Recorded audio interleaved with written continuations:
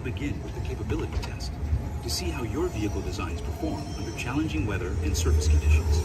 Monitoring road surface. Connecting on-bar. SIM car performance data acquired.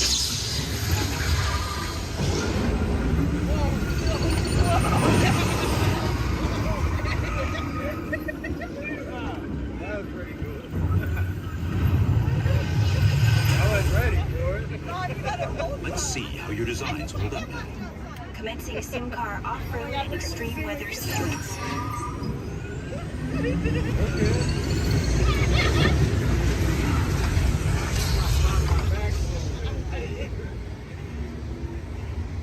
Capability test results displayed and verified. Now let's see how your vehicles compare when it comes to their efficiency. Scanning SIM card for optimal eco-efficiency.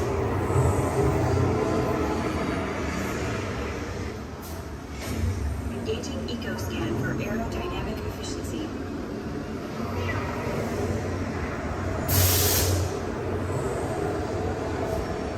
Drive systems analysis. Hyperspectral imaging in progress. Calculating total enviro impact.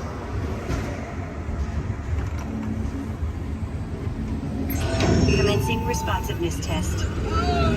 Okay, the responsiveness data is now being synchronized. Automated driving technology verified and active.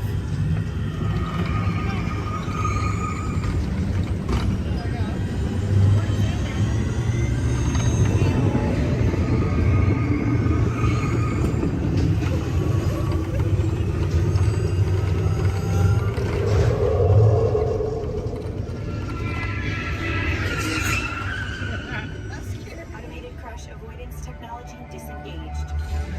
Displaying responsiveness data. Here comes the final test. Energizing performance test.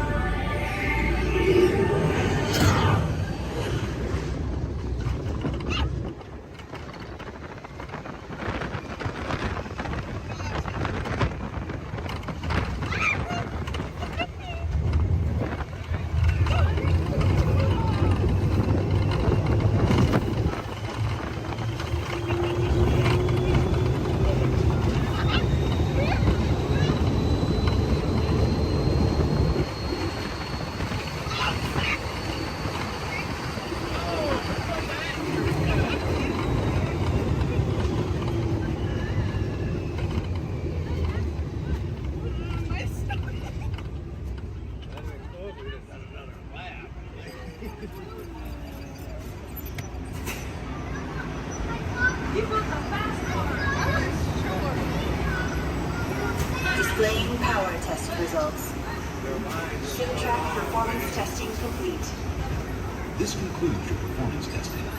You'll be able to see how your Chevrolet custom concept vehicle designs compared with the sim car after you disembark.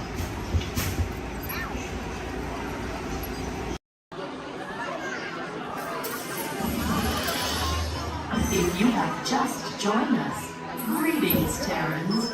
I am World Mind, the Xandarian sentient supercomputer. In my extensive database are stored the combined knowledge of every Xandarian that has ever lived. Recently, I have been learning so much more about you Terrans. We Xandarians and Terrans have much in common, including our mutual love of exploration. Xandarians have explored many celestial bodies, what you Terrans call planets, and many fascinating life forms.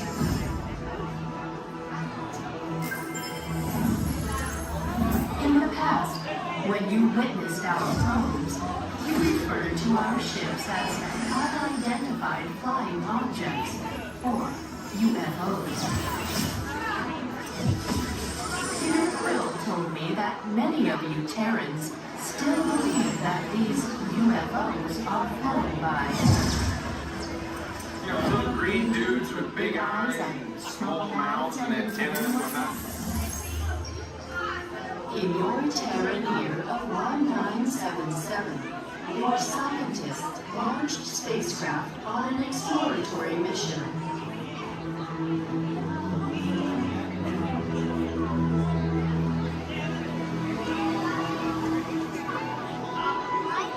In the Terran year of 2012, Voyager 1 made the historic entry into interstellar space, the outer limits of your sun's gravitational pull.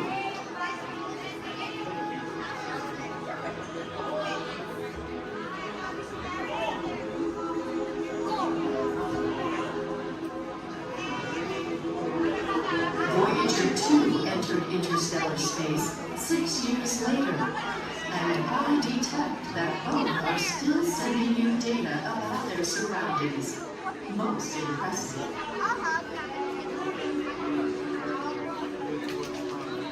What I find intriguing is that not only are your Voyagers receiving and sending data, they are also serving as ambassadors, carrying greetings from new Terrans to the universe.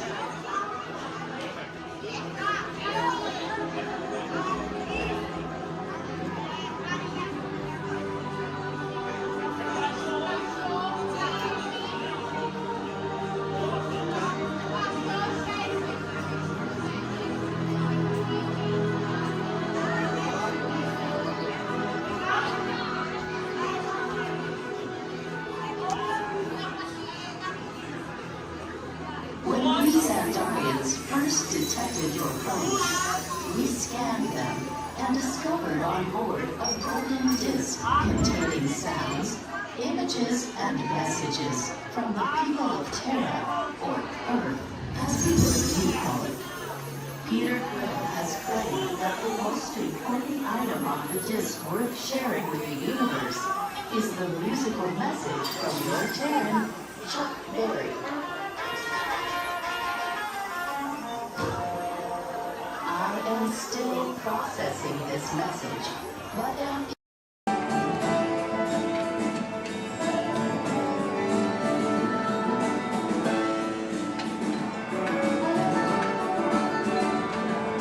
Hey, what's going on here? Where are we?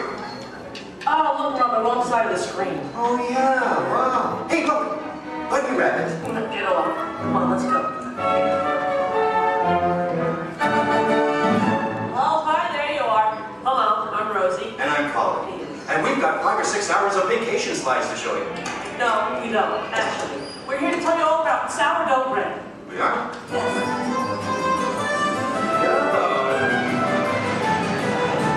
Okay, let's get started. Did you know that the traditional sourdough baking process goes back to the California Gold Rush? You're reading this, aren't you? No, of course not. I did some research. I made a few notes. So, my little encyclopedia, what exactly is sourdough? Well, it's a type of bread that doesn't use yeast as a leavening agent. These miners had agents? I don't think so. Look at them. Isn't it nice to see the guys helping with the dishes? Now, Colin, did you know to make sourdough bread you need a chunk of what's called starter or mother dough? Wouldn't you need mother dough and father dough? No, just mother dough. These guys here used to carry a chunk of it with them in their bedroll to keep it warm. Well, that's an image I'll carry with me through supper time. Well, we're not talking 5-star restaurant here, we're talking grub. They would take the dough, put it on a stick, and cook it over the campfire. Isn't it true they used to strain their coffee grounds through a sock? I hope so. Oh, I love these guys.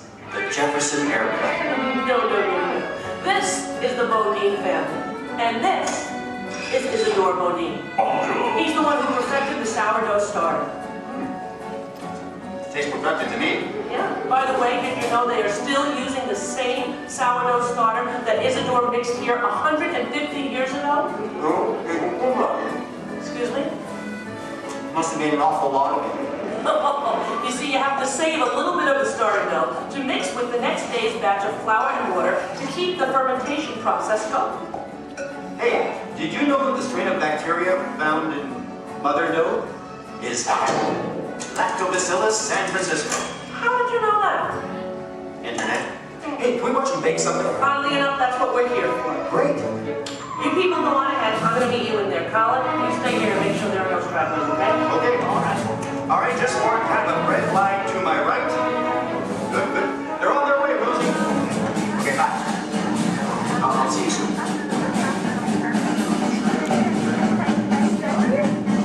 Okay, everybody, here we go. Come on in. There's plenty of room. Gather around the window right here. Make sure you can find a spot where you can see me on one of the screens. Come on, Colin. They can find their way, okay? It's not the California Trail.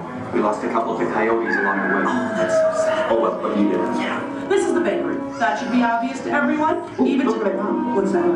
Oh, and I have one for you. Is that me? What the cutie? Okay, I'm ready to start baking. What do we do first? Okay, first you get a hunk of the mother dough and mix it with flour, add a little salt and water, and that's it. Voila, the entire list of ingredients. All right. Here's some dough. Let's bake it. Oh, not so fast. From start to finish, it takes bakers about 72 hours to make a loaf of sourdough bread. 72 hours? Yeah. Yeah, what's your hurry? What's your hurry? Relax and all the roses. Okay, so what's next? Well, you know, bakers actually think of dough as a living thing. So after it's been beaten up and kneaded by the mixer, it needs to sort of relax and calm down. Seems pretty relaxed to me. Yeah. In fact, almost catatonic. Right. I internalize all my tension. Well, what happens then? Well, then we drop it into that funnel over there, above the divider. The divider cuts it into nice, even pieces.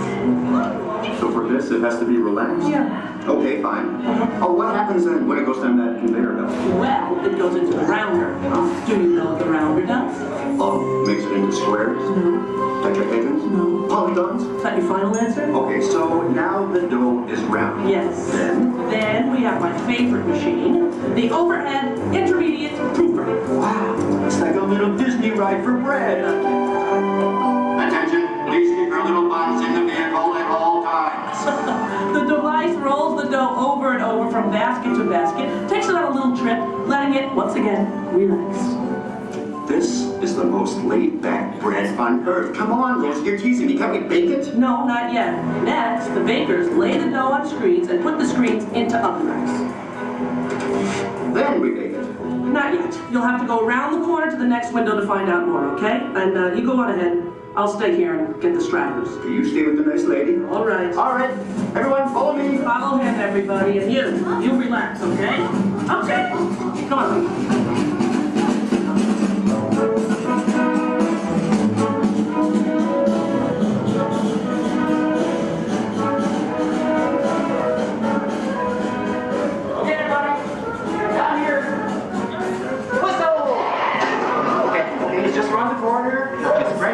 Out along this window. All right. Everyone, can you see me? Oh, nice shirt. All right. All right. Okay. Well, this, I guess, is the oven. If not, I'm having some incredible hot flashes. Slap some garlic butter on me and I'm ready to go. Hey, Colin. Okay, where were we? We were getting ready to bake some bread. No, we weren't. What, are you trying to confuse me? Let me think. I remember the racks of dough. The racks of dough are taken upstairs to a refrigerated fermentation room. Refrigerator? Yes. Look, I know a thing or two about baking bread. Well, actually I don't, but I'm pretty sure you have to have heat to bake something, right? Sounds right to me. For a technical question like that, I'm going to have to call in an expert. I'd like you to meet my friend, Tony, the baker. Tony! Hi! Are you enjoying your visit? Oh, we're having a great time. We really are. But I'm afraid I have reached my limit of baking knowledge. Tony, call it here. Give us the lowdown. Don't you think we've coddled this dough long enough? Isn't it time to turn up the heat on this baby? Well, no. The dough needs time to ferment in a refrigerated, climate-controlled room. Now that gives the bread a better flavor, texture, and color. It takes about 13 to 16 hours. You know, I like a man who can cook. Then what happens? In the proof box, the dough is slowly brought up to about 95 degrees, 90% humidity. Why not just take it to Florida? All right, so it's baking now, right? Because it's rising. No, it's still fermenting. The dough triples in size now due to the expansion of trapped gases. Hey, listen, we all have trapped gas occasionally. Well, now the bread is scored, so it won't split with its base. Oh, so now I'm almost afraid to ask. It's time to bake it, right? Or do we have to take it out to dinner first? Maybe a bit of a rub down? It's ready to bake. You're kidding.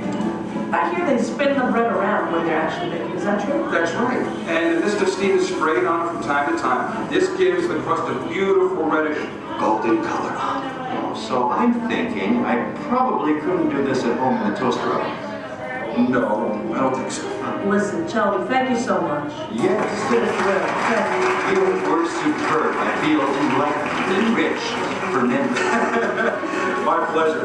Bye. Bye-bye. Cute. You know what? I'm going to spray you down because I think you could use some of that golden Okay, just a color. little on the... Okay, that's enough. All right, the hair. You know what a deep frizz. Ladies and gentlemen, the moment you've been waiting for. A masterpiece of the baker's art. What are you doing? Hey, what are you... Waiting for that. That's not yours. When he gave it to me, he looked right at me. He didn't look at you. That was ours to share, Colin. No, it's mine. It's all mine. One piece, please. One little piece? A tiny piece? I'm telling Mickey. All right, here. Yeah, you see? Here, don't tell Kiki I owe him money. You do? Well, don't even ask. I don't even want to get into that. Goodbye, everybody. Have a great time here. Bye. I'm going to go eat. Share it.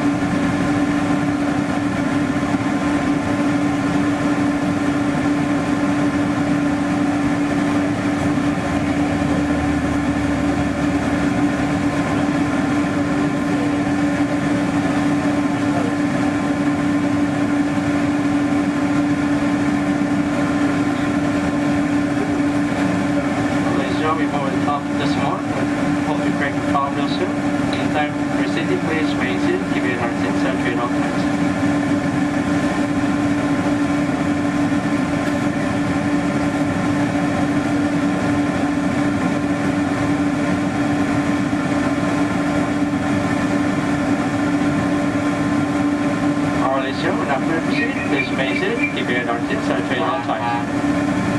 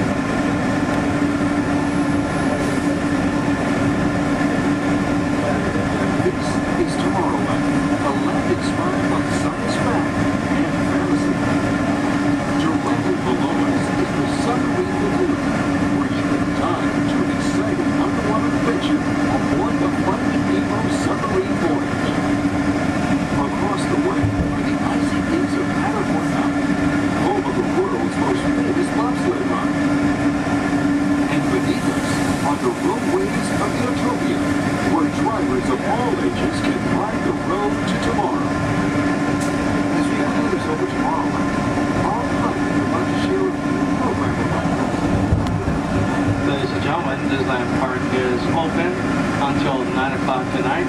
Meantime, a monorail train is departing every 5 minutes from the Tomorrowland station back to downtown Disney. If you would like to leave the park and return later today, please make sure you have with you your valid Disneyland passport ticket and a hand stamp so you can re-enter the park anytime up to 1/2 hour prior to Disneyland Park's closing. You can get your hand stamp whenever you depart today. Today here at Disneyland Park, we'll have Celebrate a Street Party down Main Street USA at 5:30 p.m. And also tonight, as part of Halloween time at the Disney Resort, we'll have Halloween Scream, a bonus surprise in the sky at 8 p.m. Thank you, and have a pleasant day here at the Disney Resort.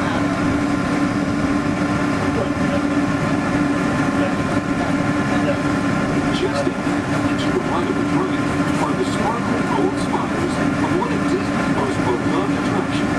It's a small world. Beyond it is the wacky world of Disney's classic cartoon characters, Mickey's Toontown. We're now riding alongside the happiest kingdom of them all, Fantasyland, home to Pinocchio, Snow White, Peter Pan, and other storybook characters.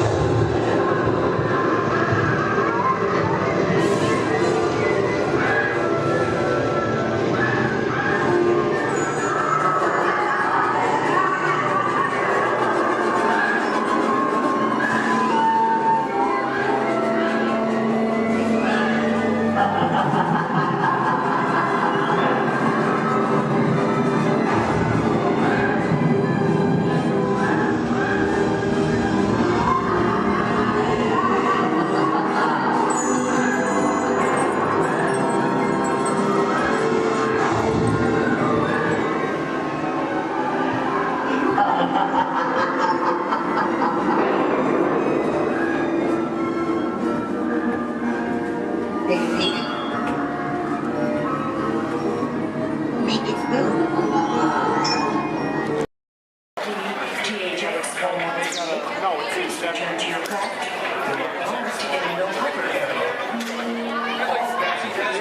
Exchange currency prior to their departure. Are invited to visit the exchange office. Open daily during regular flight hours.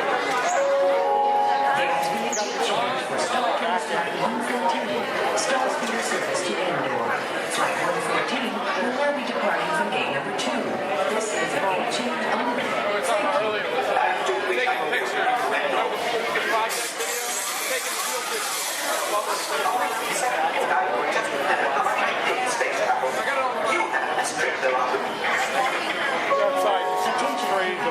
Star Tours Flight 1119, non-stop service to Endor, is now ready for boarding at gate number 1. All passengers, please proceed to the boarding area immediately.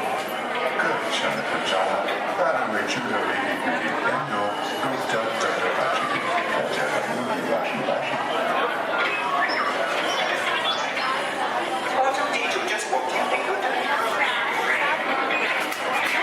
Get back to work before they deactivate you. Yes, I really would. And hurry, they'll need this console any moment now. There, I think you'll solve it.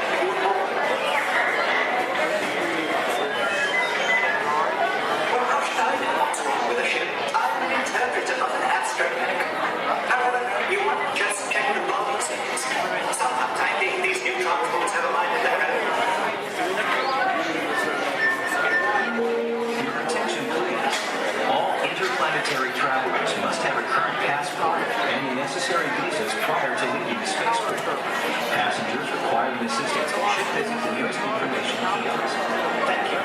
Star Tours is now offering convenient daily departures to the exotic moon of Endor. Come spend an afternoon or the entire day with the lovely Walts in their charming tribal villages. It's a fun-filled visit that you and your family will remember forever. Just ask for the Endor Express, available only from Star Tours. Non-stop flights leave every few minutes, so don't delay. Visit Endor today. Things have suddenly changed.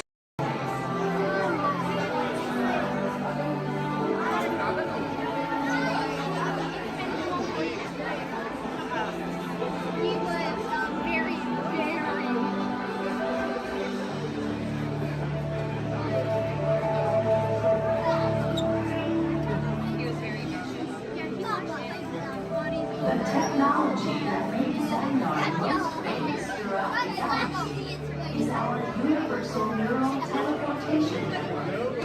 It generates artificial particles in the space-time continuum, which we call jump points.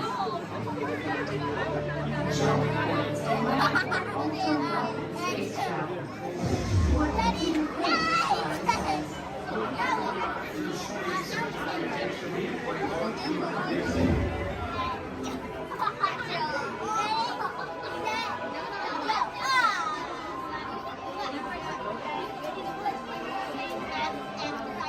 You Terrans might also find it fantastic that our planets Xenon orbit three suns. But did you know that your scientists discovered a planet with three suns in your own galaxy? Your scientists named this planet HD 13199AZ, which Peter Quinn said is a terrible name for a planet. He said that you Terrans should have called it. I am still trying to decipher exactly how a name makes a planet's temperature cooler. You may wonder what it is like to live on a planet with three suns. Observe. For much of the year, our suns appear close together in the sky, giving it a familiar Terran night and day cycle, yet with a unique triple sunset and sunrise each day. As our planet continues along its orbit, the suns grow further apart until they reach a point where the setting of one coincides with the rising of another. Xandar is in near constant daytime. Is that not wonderful? There are so many wonders in our universe. You will discover more of them as you continue your visit here in the wonders of Xandar. We welcome you, Terrans. Okay, so he was. I would love well, mommies and dads drink up with me, honey. Yo ho, yo ho, yo ho, the virus life for me. A toast to piracy and its many shiny rewards. As a career, what could be more rewarding? Drink up with me, honey. Yo ho. I humbly accept this magnificent treasure as my reward for a life of villainy, larceny, skullduggery, and lucidity. Drink up with me, honey. Yo ho. Life from me. I raise a toast to one of my many shipmates lost at sea. Salute, raise a me. Drink up with me, honey, yo ho. Rascals and scoundrels, villains and knaves, drink up with me, honey, yo ho. The devils and actually really bad eggs, drink up with me, honey, yo ho. Drink up, lads. There's treasure enough for all. I shall take this paltry sum as a stipend to cover my expenses. Riches of jewels. Drink up with me, honey, yo ho. Yo ho, yo ho, the pirate's life for me. It is true, I am a pirate, bloody good. That is bad.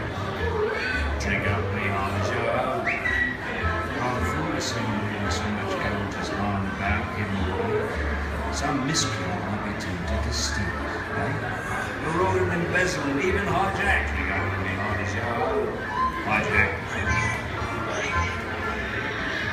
Ah, my feathery friend, you've a divine singing voice. Do help yourself for a trinket. Small one. Drink up with me, honey, yo ho. Yes, 'tis a fine treasure. Your notes have temporary chromatic weird.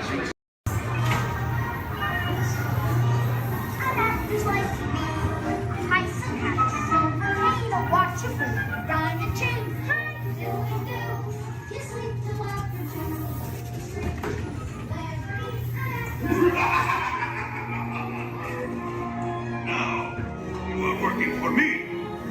Be careful.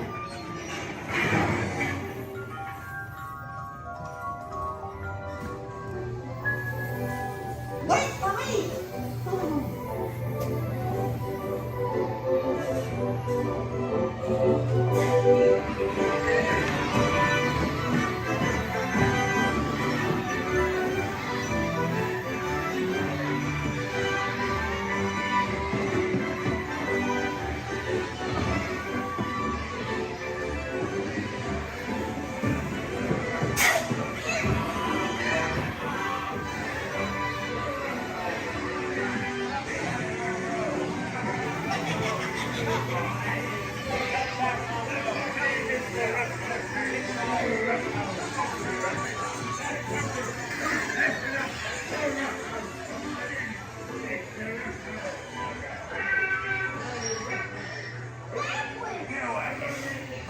Jackass out of this.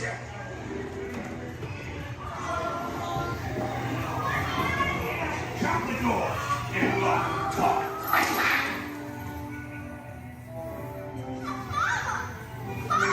Let me go, please. Quick, hurry up! You blokes going somewheres?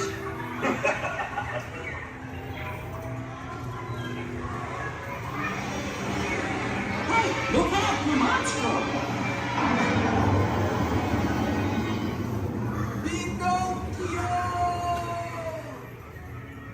You're almost there.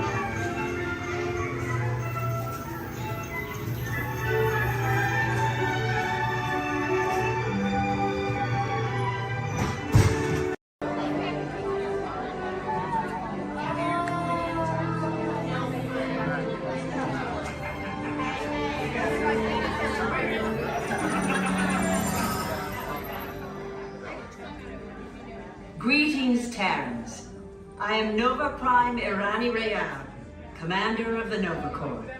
On behalf of all Xandarians, I hope you have enjoyed exploring the wonders of Xandar. As you have seen, your world and ours were born of the same moment, one which you refer to as the Big Bang. As such, we are all galactic neighbors in a vast universe which we and countless others share. For you to travel to Xandar would take 2.5 million years, assuming you had a ship that could fly at the speed of light. So we decided to come to you.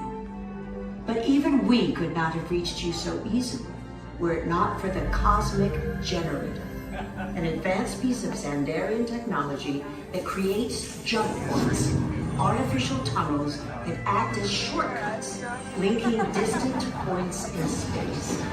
It is our desire to share this wondrous technology with your people so that together we might explore new worlds and create a brighter tomorrow. And now, as the culmination of the wonders of Xandar, you will be teleported to a Nova ship above your planet for a demonstration of the Cosmic Generator. I trust you will find it an unforgettable experience.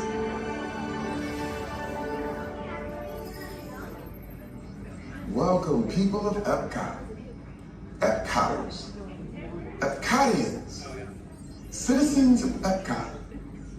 Does anyone know what they call themselves? What? Someone needs to tell me when I'm on. Welcome, Epcot Terrans. I am Centurion Tal Merrick, and we're just about ready to teleport you up to the ship for the demonstration. As you're about to enter a secure Nova area, I must ask you to put away your Terran communication devices at this time. Recording of any type is strictly prohibited. I am very serious about this. Now, please step forward into the chamber. You're gonna love this. You're on! That was the best. That was like probably highlight. You're on! Someone get that guy. I should warn you that we have never teleported Terrans before. But since your molecular structure is very similar to Xandarians, it should work. It'll work. So long as you are standing inside the lighted ring. You do not want to know what happened last time someone did not stand where I told them to, okay? Stand by the teleportation. Here we go.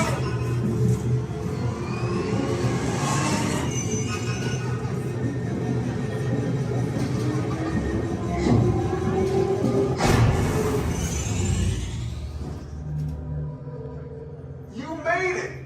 I mean, of course you did. Nova Prime, they're ready. Excellent. What you see before you is the Cosmic Generator. And in just a few moments, we'll be activating it so you can experience for yourselves what's happening. I'm not sure. Our power's out. And the Cosmic Generator is gone. Interior Mark, go to Code Red. Prepare the fleet. And call the Guardians. Now. There is no cause for alarm. Turn off that alarm. I've got an important transmission coming in. Hey, what's up, Nova Corps? Our Cosmic Generator has been stolen. What? How? Why didn't we think of that? That thing's gotta be worth a fortune. I am Groot. Good question. Yeah, who do you think took it? Perhaps that really big man outside your ship. Oh, that is a big man. I need to alert Nova Prime. I'm watching Terrans from beyond. That's not creepy at all. This species has failed. Wait, whoa. We didn't even know there was a test. He's got the Cosmic Generator. He's creating a new jump point. Jump point to where? It's some kind of mutant jump point. It's going back to the dawn of time. Dawn of time, why? To erase an error. Well, that doesn't sound good. Your time is over. Wait, what do you mean? What do you mean that's so vague? The jump point is closing. Hey, Nova Dude, you know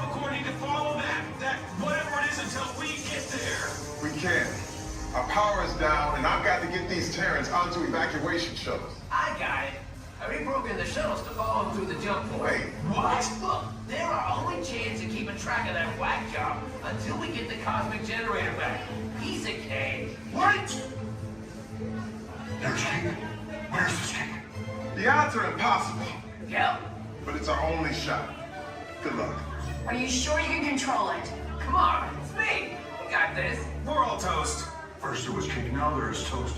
This plan is making me so hungry. Terrence, listen up. We need to make our way to the evacuation shuttles now. We're following the plane to get our power.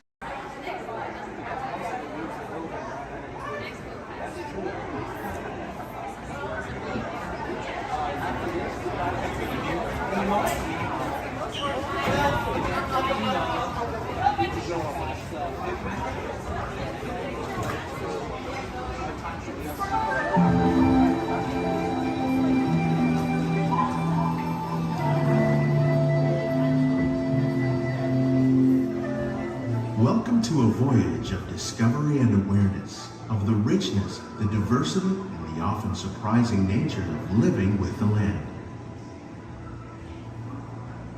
Our journey begins as dramatic and sudden changes are sweeping over the land. The approaching storm may seem violent and destructive to us, but to nature, it's a new beginning in the cycle of life.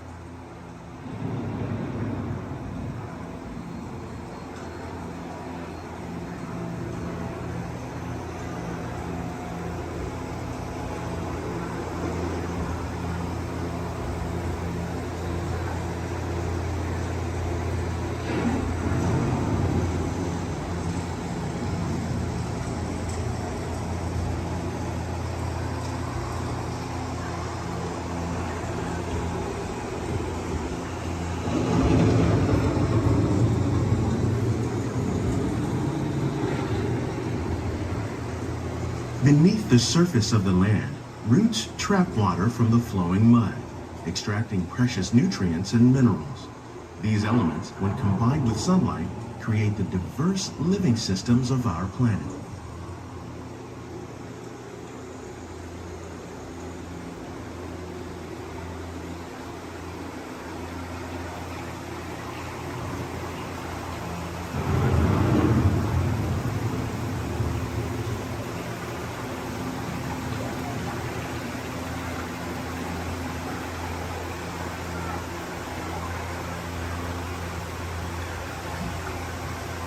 One of those living systems is the rainforest, home to the most amazing concentration of life on our planet.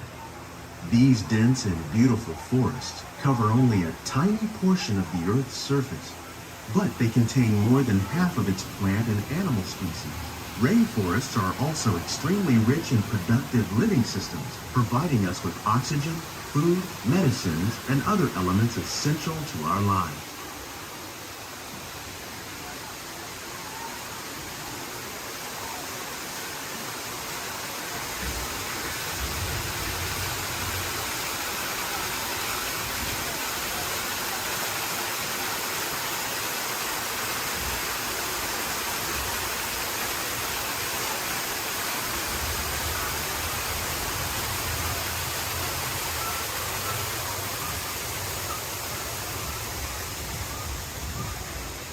In the desert, nature has created a very different, but no less beautiful living system.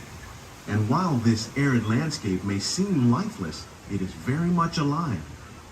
The plants and animals that have learned to survive in these harsh conditions make use of what little water they can find and avoid the scorching rays of the relentless sun.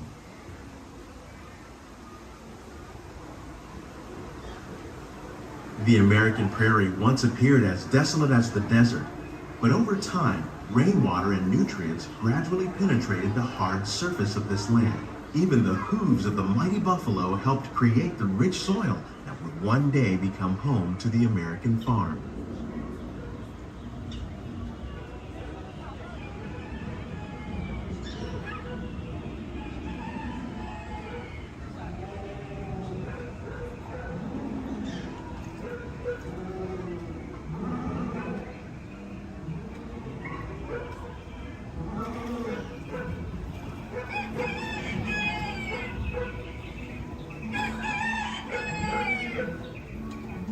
Of all the forces at work on the land, humans have had one of the most profound effects.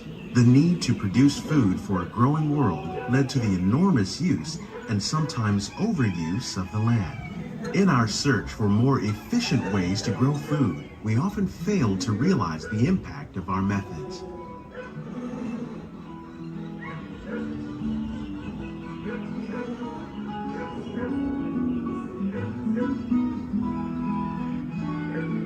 Today, we're learning to live with the land, discovering better ways to grow food that will assure both human and environmental well-being.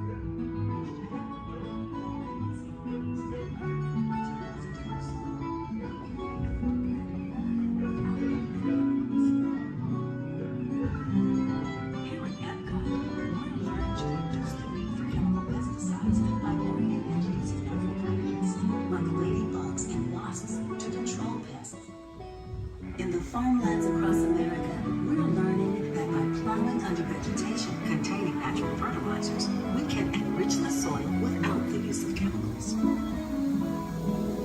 In arid regions, we're learning to produce food on desert seacoasts by developing and planting crops that thrive on salt water.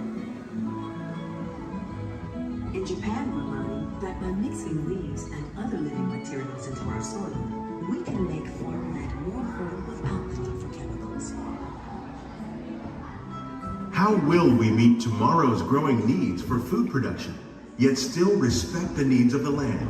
Some of the answers are being discovered just ahead. To help us maintain these carefully controlled ecosystems, and for your safety, please remain seated in your boat at all times.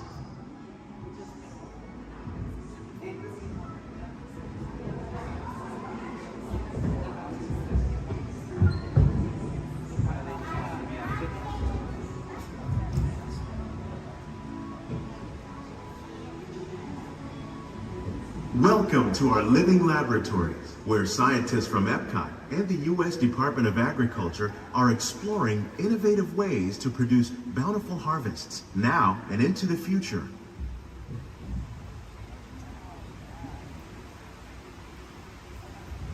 The tropics are home to the greatest diversity of plants on the planet. Many of these, like papaya, bananas, cacao, coffee, and rice, are well known around the world. These are just a few of the edible plants that have been an important source of nutrition for people living in the tropics. Many are rich in vitamins and minerals, while others are well adapted to growing in less than ideal conditions. Some, like the water lily, thrive in wet, swampy areas and waterways. All parts of this plant, even the flower petals, are edible. The starchy root of the plant has long been used to make flour for baking.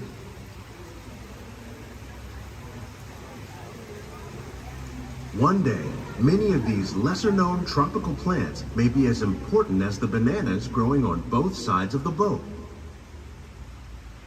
More than 28 million tons of bananas are eaten annually, making it the most popular fruit in the world.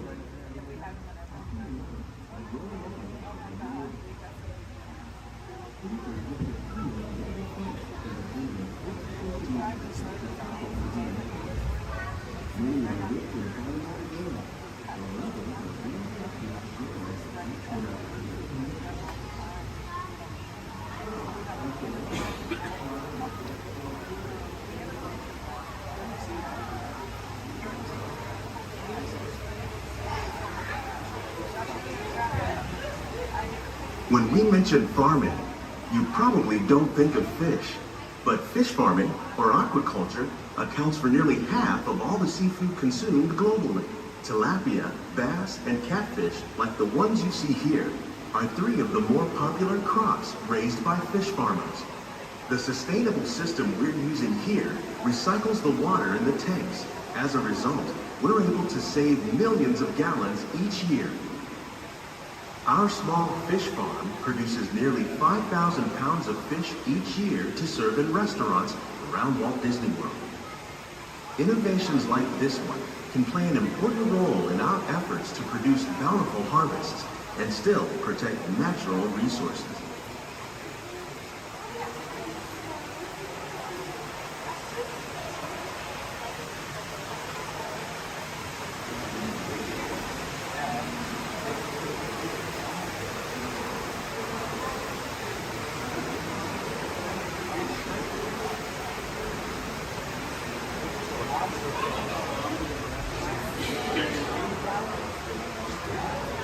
While there are more than 50,000 edible plant species in the world, most of us are only familiar with the handful that make up our everyday diet.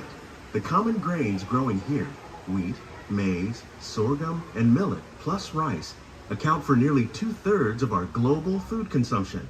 Learning how to increase yields of these staples is an important goal of research around the world.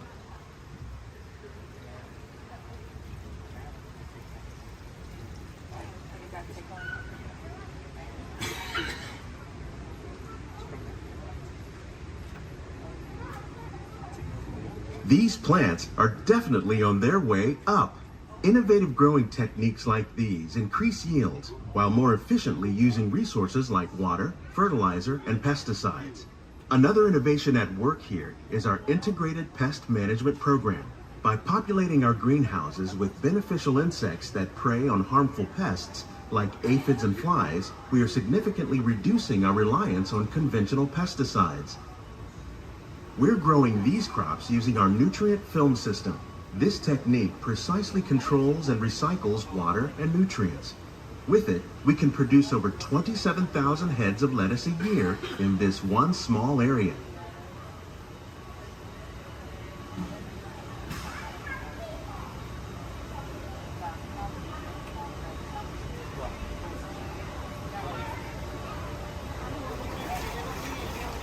Some of our best ideas have been inspired by nature, like these fruit and vegetable trees. By growing these ground plants vertically, we can increase yields and better control diseases. These crops taste as good as they look. In fact, we serve more than 15 tons of produce from our greenhouses in restaurants here at the land every year.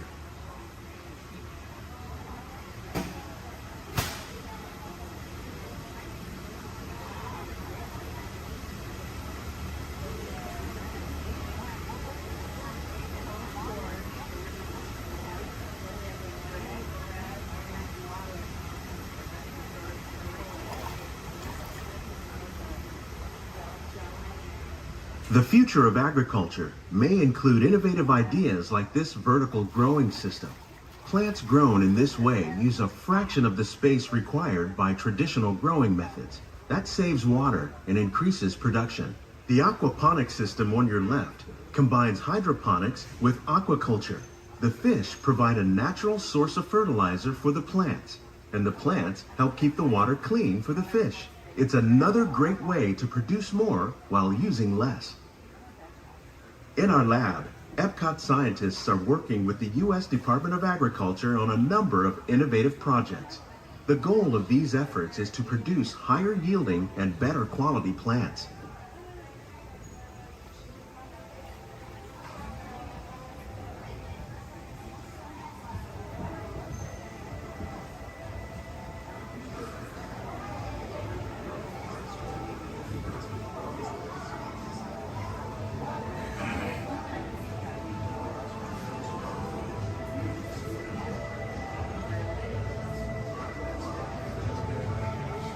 These greenhouses represent just a fraction of the work being done worldwide to produce bountiful harvests for our growing population.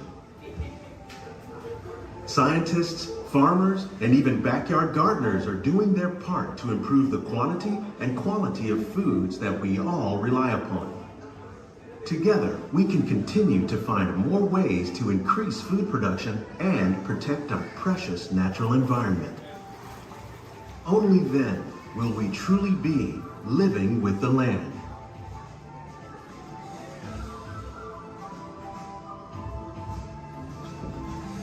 On behalf of Walt Disney World, we hope you've enjoyed this unique journey through our living laboratories. If you'd like a closer look, then check out the Behind the Seeds walking tour. It's a chance for the whole family to get up close and personal with the plants and growing techniques in our laboratories.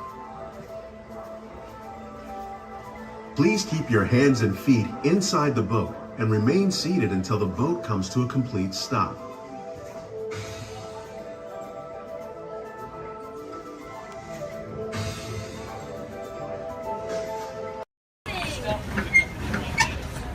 Look up above your heads, you'll see an animal identification guide. It's going to help you spot spot some of the different species we may see on our safari. We won't see all of them, but we usually have pretty good luck. First stop. Hey, Gordon, we have the off-clear twin day. That means let's go. Job over. My name is Derek. I'll be your driver today through the Harambe Wildlife Reserve. Is everyone having a good day so far? Yes. Great, that's good to hear. Hopefully it gets even better from here. If you have any loose articles like phones or cameras, make sure you hold on to them. If you drop them, I can't stop and get them. Also, if you have a camera, I recommend keeping it out and ready. We can't stop for all the animals we see, and if we do stop for them, they don't always stop for us. It's the best way of getting a clear picture of them. During our entire journey, I do ask everyone, please remain seated at all times. Keep your arms and hands inside the vehicle. This includes children. They can sit on your lap, but they can't stand out or anywhere else, just for everyone's safety. Our first stop here today will be the Little Ituri Forest. It's home to some very shy animals. I like to use the vegetation around them as kind of a natural camouflage. When I see animals, I'll point them out and talk about them. If you see any, there's a spotting guide up above you. I'll help you identify what you're looking at. We won't see everything up there, but hopefully we can see most of them. We're going to start on strong. Out to the right-hand side, there's some animals up on the hill there with striped legs. They kind of look like zebra, but they're not related to zebra at all. Actually, the only living, no relative of giraffe. They're called okapi. They're extremely shy, recluse animals. They're so shy they weren't even discovered by Westerners until 1901. Just like giraffe, they have really long tongues to help them reach their food.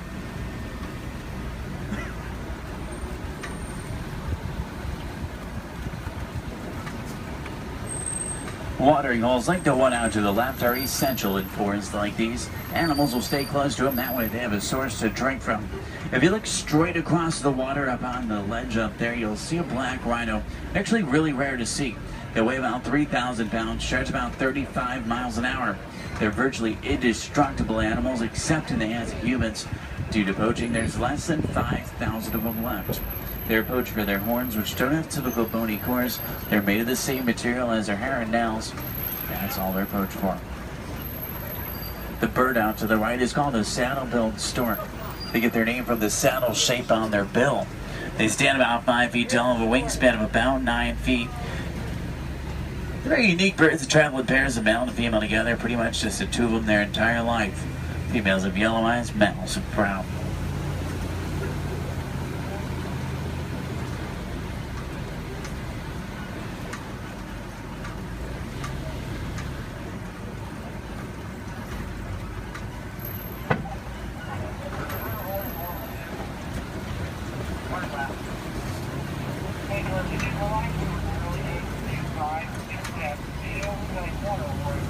To the left, you'll see some tannish animals. They're called greater kudu. The second largest antelope in Africa. Males have horns, females don't. They're shy nocturnal animals. Next to them are bongo. They're known as the ghosts of the forest because they're so shy and timid. Males and females have very uniquely shaped horns that help them run through the brush without getting tangled. There's even some babies back there. Along the edge of the Ituri Forest runs the Safi River. Sometimes we'll spot hippos there. Do we have any hippo fans? Awesome. Let's see if we can find any. Hippopotamus means river horse, but they're actually closely related to whales. They weigh about 5,500 pounds, can run about 30 miles an hour. Hippos are nocturnal. At night, they leave the water searching for food. They'll walk up to 6 miles looking for it, and once they find it, they'll consume about 90 pounds of grass each every single night. They can hold their breath for about 8 minutes, and they walk along the ground under the water, which makes it challenging to spot them. You see a blob of discoloration or bubbles in the water, it's probably a hippo. Keep in mind, you might not always see them on the surface, but that doesn't always mean they're not there. A group of hippo together is called a bloat. There's 2 in the water out to the right, you can kind of see, and there's quite a bit more in the water out to the left behind that island there.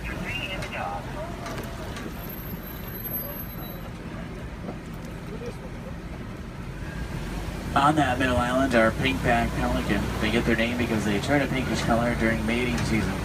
They nest up in trees. Hippos may seem cute, but they're actually one of the most dangerous animals we'll see all day. They're extremely territorial. If you get too close to a hippo or get in the water without realizing they're there, they become very, very aggressive. You don't want to mess with them.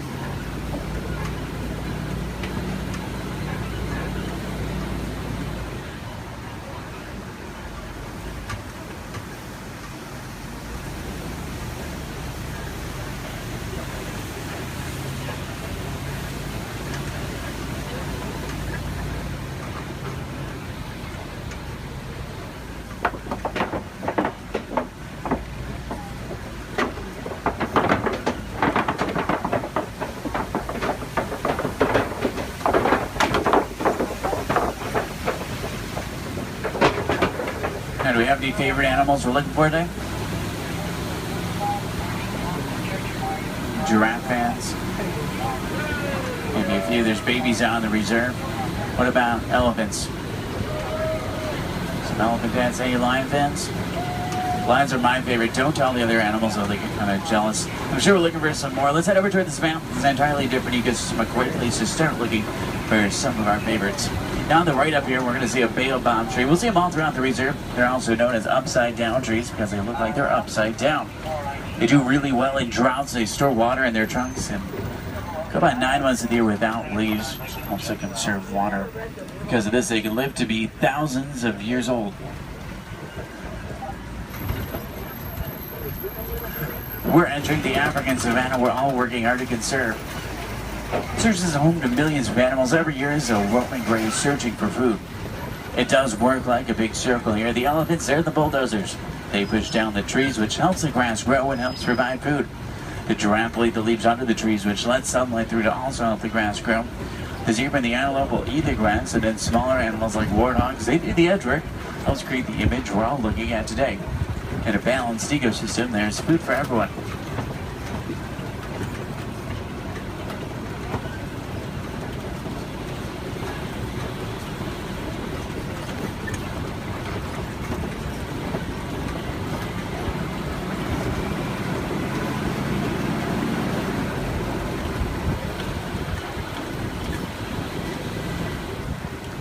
You look under the big tree out to the left, kind of in the grass there, you'll see painted dogs. They're also known as wild dogs. They're not your typical dog, though. They're actually the most successful hunters in Africa.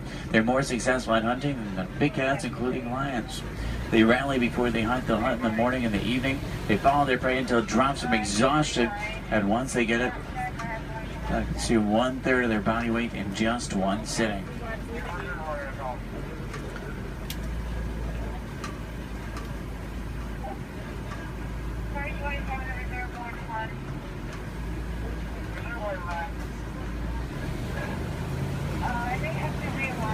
On the left, you'll see Patterson Zealand lying down by the trees back there. They're actually the largest antelope in Africa. They'll stand about 5 feet tall. Their shoulder height can weigh up to about 2,000 pounds.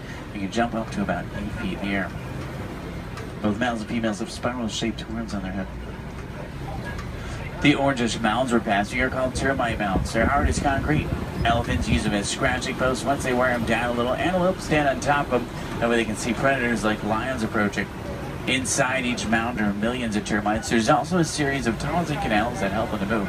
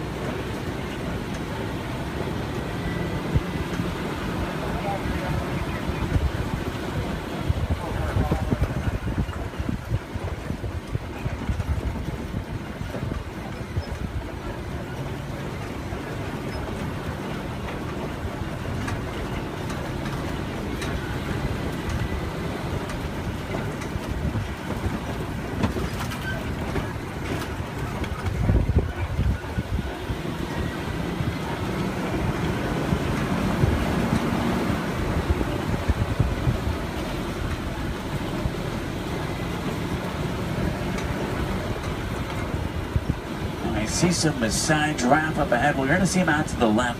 You see them about 20 feet tall. They're tallest. There are some babies on the reserve. They're born about 6 feet tall. In human world, that's pretty big, but in giraffe world, it's really not. A giraffe will spend about 18 hours of their day eating, and they sleep very little, sometimes just about 30 minutes a day. They do sleep. They typically will sleep standing up. They don't really like to lie down. They're too vulnerable to their predators. They have 7 vertebrae in their neck like humans. A giraffe can run about 30 miles an hour, and they have hearts that can reach lengths over 2 feet long. They're known for their irregular patterns. However, every giraffe's pattern is totally different and unique, like a fingerprint. A group of giraffe together is called a tower. This is a tower of giraffe. I can't stop for them. There's new animals in the area, so I have to kind of roll by them.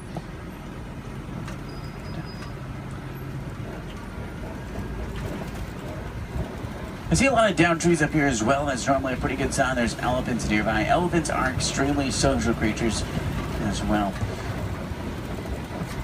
Except for adult males, though. Adult males tend to be very solitary. They really like to be alone or with only other males. They weigh about 12,000 pounds. Adult females weigh about 8,000, and each elephant consumes up to 300 pounds of food every single day. When you think about their eating, it's mostly grass and leaves, so that's pretty impressive. Start heading towards elephant country. I know the road that will take us there. It's a short drive. We should be there pretty quickly. Maybe we can see one along the way.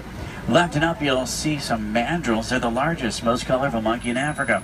Males weigh about 100 pounds. Females weigh about 30. Males will be much larger, much more colorful. The leader of the group of monkeys, which is called a troop. To the right-hand side is an African elephant. That's a male. He's alone and larger, which is what gives it away. Trying to get a better view of him.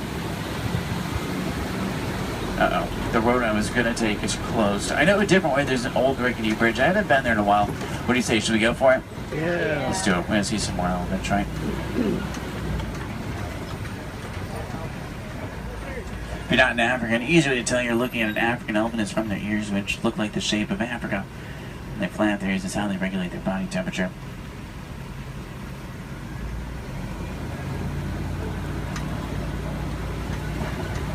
Trying to find some more. I just hope they worked on this bridge. Last time it was pretty bumpy. Almost. Everyone made it. It's a little worse than I remember.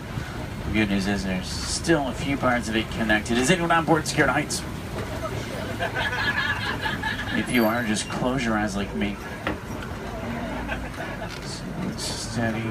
Oh, they tried to fix it. I see a new patch of duct tape. That stuff really can't fix anything.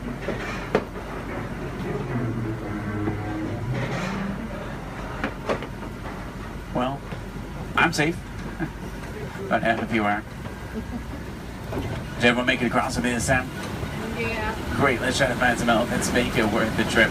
Now you see tusk marks in the clay up here. Elephants will break it off and eat it. It gives them minerals they don't get in their regular diet. It's like a vitamin for them. I think it's pretty cool. For all the moms on board, this fact will be much scarier than that bridge. Female elephants are pregnant for 22 months. I know, that's a long time. Now, young elephants have the second longest childhood to humans, about 15 years. There are young elephants out in the reserve. It's really hard to tell how old they are, though. They grow fairly quickly. I'm trying to find the best place to see them up ahead. Hopefully we can find some down by the watering hole. I'm still in that area where the new animals are, so I have to keep rolling for the elephants, too. I can't come to a complete stop, but I can slow down quite a bit. So make sure every camera's out and ready so you can get a good picture if you want one. In the meantime, I'm going to try and tune into a local Harambe radio station. I can normally get a pretty strong signal here. That way we can listen to some music while we look for elephants.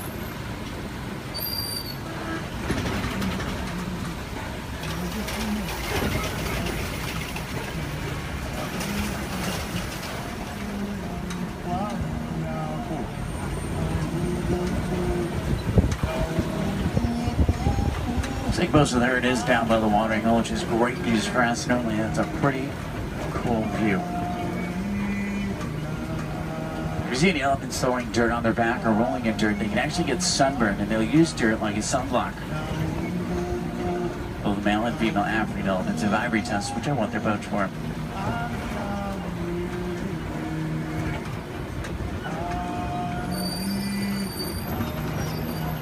Trunks might not seem stronger, but they're giving up to 100,000 muscles in just their trunk. It's actually really powerful.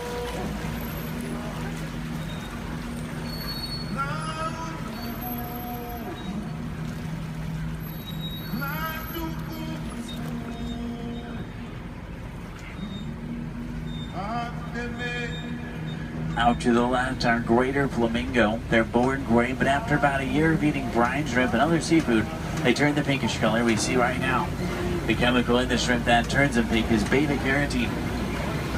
Does anyone know you call a group of flamingo together? It's called the flamboyants. It's pretty funny. They're also known as a stand. I guess flock is just too simple for flamingo.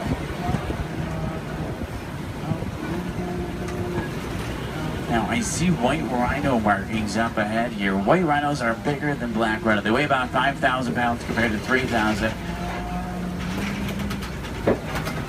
They're not named after their color. Both white and black rhinos are both actually gray. They're named after the shape of their mouth and their size. Their mouths are wider. They get their name after the African word bite, which means wide, but it's translated into white. Let's see if we can find it up ahead. Looks like they might be moving around a little bit. In the meantime, out to the left, we do see some zebra. A zebra's skin mirrors the pattern of their fur. Their hind leg is so strong that with one kick it could break a lion's jaw. Zebra are also blind runners, which means if they get scared or spooked and start running, they can't see. They'll run in any direction and hope there's nothing in front of them. The little brown animals out to the left are called bontebok. They're related to wildebeest. At one point, there was only about 17 total bontebok left. They were put on reserves and safe farms. Now they're doing much better. They're poached for their coat, which has a very unique coloring to it. They're extremely gentle animals.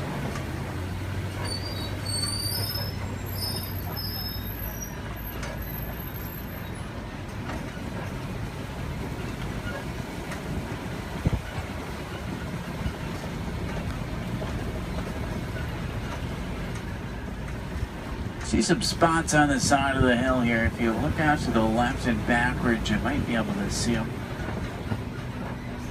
It's kind of a tough angle. There's some up ahead as well. These are a little bit easier to see. These are cheetah. Cheetah run an average speed of 60 miles an hour. They're daytime hunters, have phenomenal vision. It takes them about 3 seconds to reach that 60-mile-an-hour mark. Once they hit it, they can only run it for a short distance. If you look out to the left, you'll see them lying down. It's really hard to see them. They blend in well with the sun and shade combination. Does anyone see them over there? They're kind of, if you look out to the left and then to the right a little bit, you'll see them into the bushes.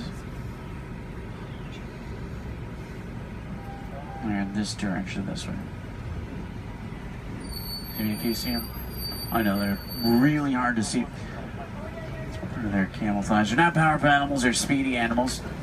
If they come across an animal that is powerful, like a lion, they'll turn around and run the other way. Speaking of lions, I see a Kobe rock formation up ahead, which is a good place to look for them. Lions are inactive about 20 hours of the day. It doesn't necessarily mean they sleep all day, it just means they really like to lay around a lot. You can hear lions roar for up to 5 miles. Females, they're the hunters. Males typically stay back and protect the pride.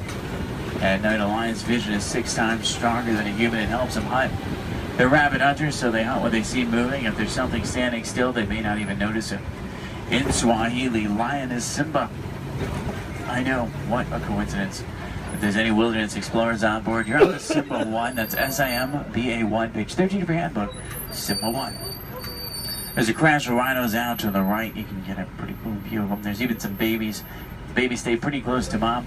Keep in mind, mom weighs 5,000 pounds, can run 35 miles an hour. So if you thought your mom was scary when she's mad, these are a little scarier. Left it up is a pride of lion. There's a male.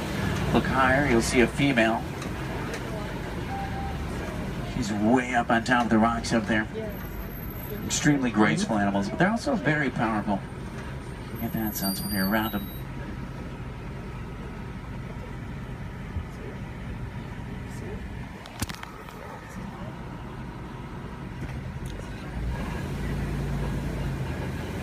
I see some burrows up ahead. Warthogs live in burrows that they typically take over from other animals and make their own. Sleep with their tusks out to protect themselves. The males do actually have warts on the side of their head, so it's not as literal as it sounds. They may seem harmless, but they can run 35 miles an hour, and their tusks are razor sharp, so you don't want to get in their way. On the left and down again up here, we're going to see some ostrich eggs in the dirt. Ostrich eggs are the largest eggs in the world. Each one will weigh around 3 pounds. You can stand on one of them and it wouldn't even crack.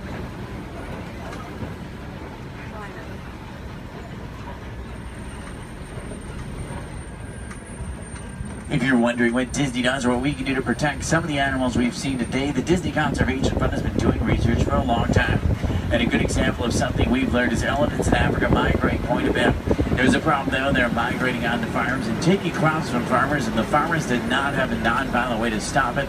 Fences don't work, elephants plow right through them. So Disney went over to try to help their conservation partners find a solution, and they found out that elephants are terrified of bees.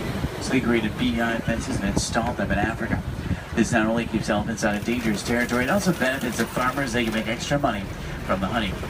What we can do is recycle old technology like cell phones, cameras, and computers. We can also just learn more about these animals, because the more we know, the more we can help, just like elephants and bees. The animals to the left and right are called scimitar horned oryx.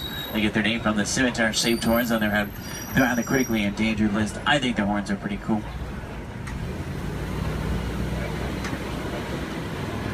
If you have any questions about anything we've seen today or anything I can help you with for the rest of your day, feel free to let me know. I would be more than happy to help. In the meantime, we're going to start to make our way back towards Harambe Village. Once we get back, if you're looking for more fun things to do, I recommend the Pangati Forest Trail. You can see gorillas, baby gorillas, naked mole rats, hissing cockroaches, underwater hippos, meerkats, and more. About a 15-minute hike, but you'll get some great pictures and make some great memories. At the end of Harambe on the right is the Festival of Lion King. It's one of the most popular shows at Disney. By far one of my favorites. It's worth the trip. Make sure you drink plenty of water today, otherwise the heat can sneak up on you. Did everybody enjoy the safari? Yeah. Great, that's good to hear. Now the best thing is no two safaris are ever the same. Whether it be a different driver, different animals, or the same animals closer, it's always unique.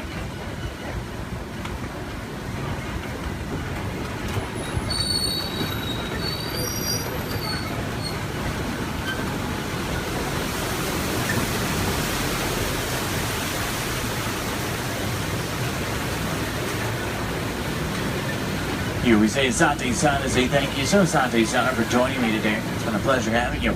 If you enjoyed it, my name is Derek. If you didn't, names really aren't that important. Hopefully you did. I think we saw some pretty cool animals. Hopefully we got to see some of their favorites. If you're looking for tigers today, check out Asia. Sometimes we'll spot them on the Maharaja Trail. If you're looking for crocodiles, head over to Dinoland. You may be able to spot them there. The American crocodile. Sometimes you'll see them there.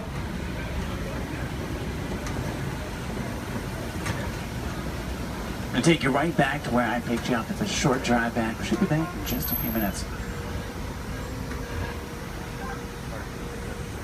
On my desk, everyone, so please remain seated throughout the show. And please keep your hands, arms, feet, and legs inside the vehicle at all times.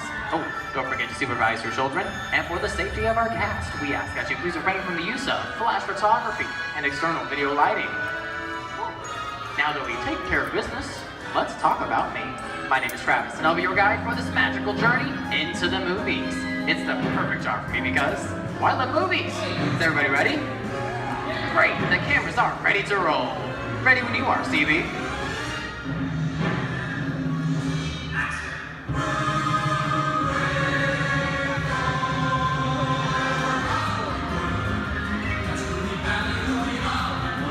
And we are rolling.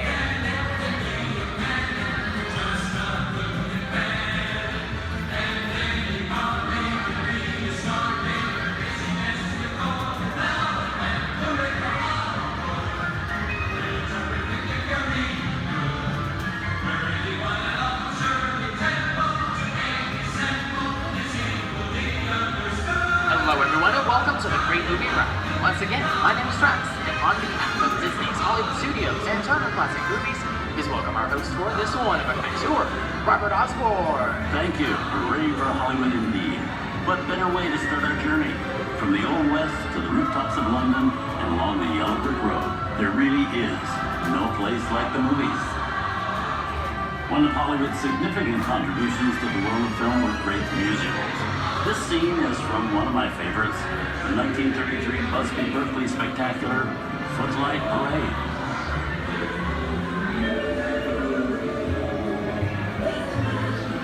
Here's one of the most famous of all dance sequences. It's from the 1952 musical classic, Singing in the Rain. Here's Chick Kelly singing in the rain. Literally.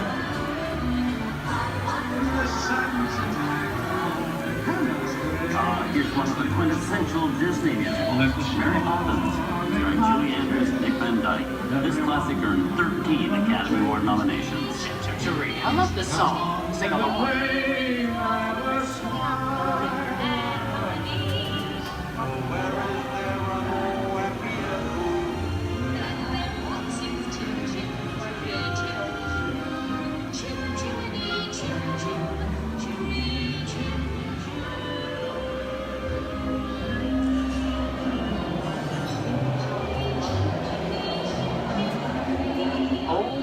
Those wallets and purses, folks. This doesn't look like a very good neighborhood. Here's the birthplace of the gangster film, the seedy underbelly of Chicago, from The Public Enemy, starring James Cagney. Released in 1931 before strict censorship rules were enforced, Public Enemy is a gritty, realistic, and violent look at the world of gangsters of the Depression era. I love this movie. In one famous scene, James Cagney shoves a grapefruit in May Clark's face. She can never look at breakfast in the same way again. These tough guys could turn anything into a weapon.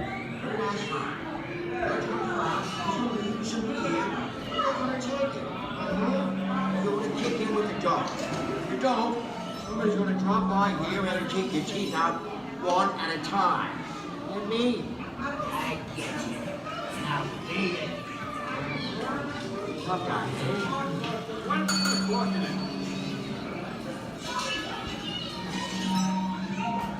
Sorry about the delay, folks. I don't want to run a red light, even in the movies.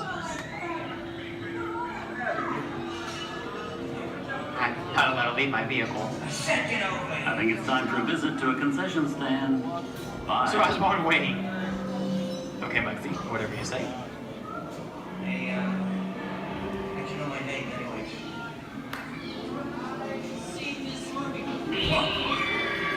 I keep on singing your fancy cars like to get out of here. So wait for it. I said square out of here or you're gonna get hurt. What makes you sad? Here they come, Bus! Get out your grinders!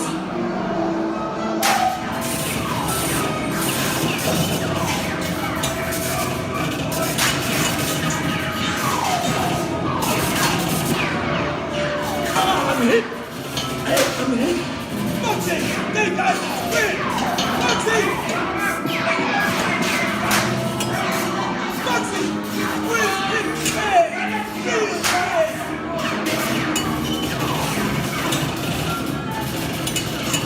Everybody just sit tight. Running my life against the law. And I will never break the law. Hey, watch this. No more red light. Foxy!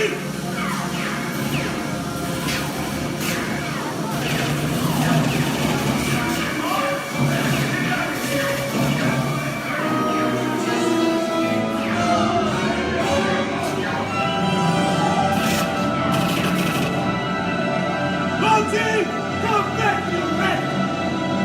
Sorry, boys. I'm making my getaway. Give my regards to the warden. Suckers. What are you looking at?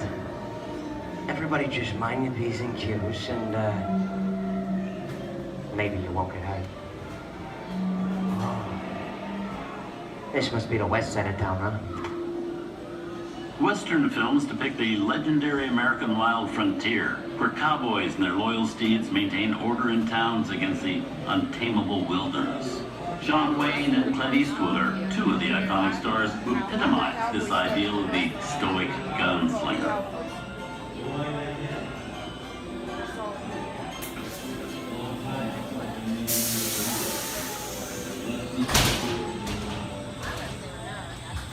Sleepy little bug, eh? That's some mighty tough territory you're heading into, Pilgrim.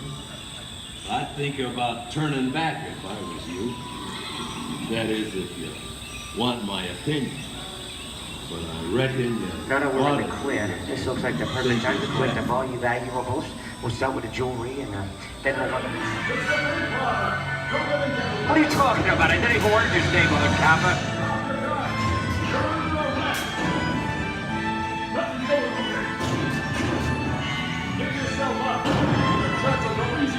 This is nuts. Nuts to this. Look at it this way. Hey, Daddy, what is it?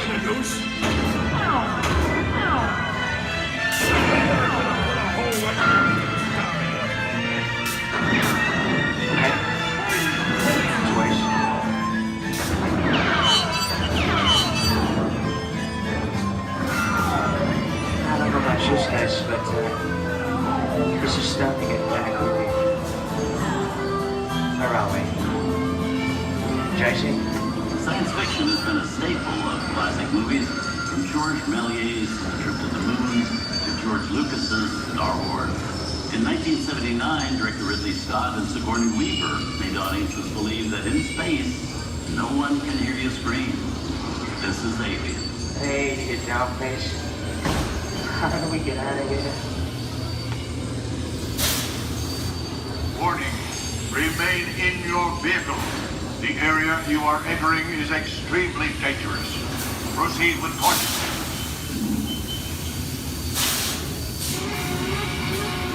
Danger. The emergency disrupt system is now activated.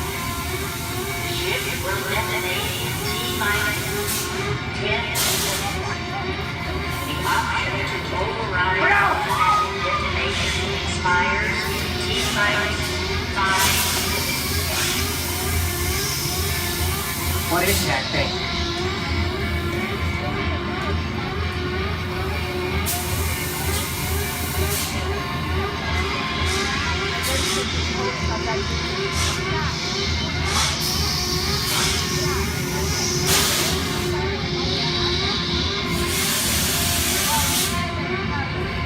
Get it together. I'm getting out of here. That's enough creepy crawly things for one day, right? Wrong.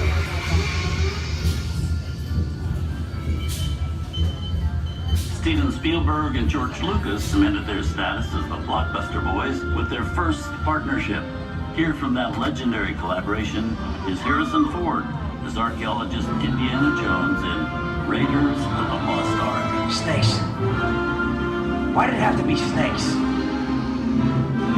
Some of the biggest horror stars of Hollywood appear in the ancient story of a cursed Egyptian temple, a priceless jewel that beckons to all, but be warned, temptation always leads to destruction. Get a load of that show, guys. Time for me to get back to work. Good thing I don't believe in ghost stories. Don't nobody move while I go get the goods. I don't think they'd notice a few extra bodies around here. If you know what I mean.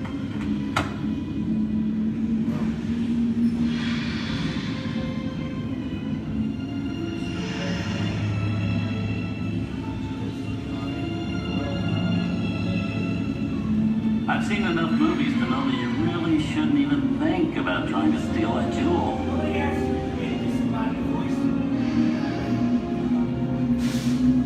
Halt, unbeliever. Disturb the treasure of the gods, and you shall all pay with your lives.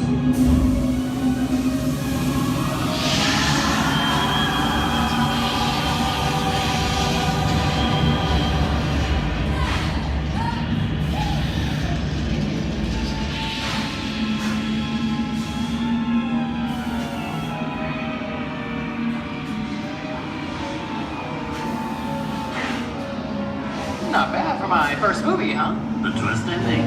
That just goes to show you anything can happen in the movies. Now, let's get on with the show. I see dead people. Things that go bump in the night have always been a staple of movies. One of the first horror films was the silent short featuring a dancing skeleton, written by the Banana Brothers in 1897. Both audiences then filmmakers felt really interested in the cop, but there was no horror was used to describe a film until the 1930s. Wow, it's really a jungle out there. Where are we?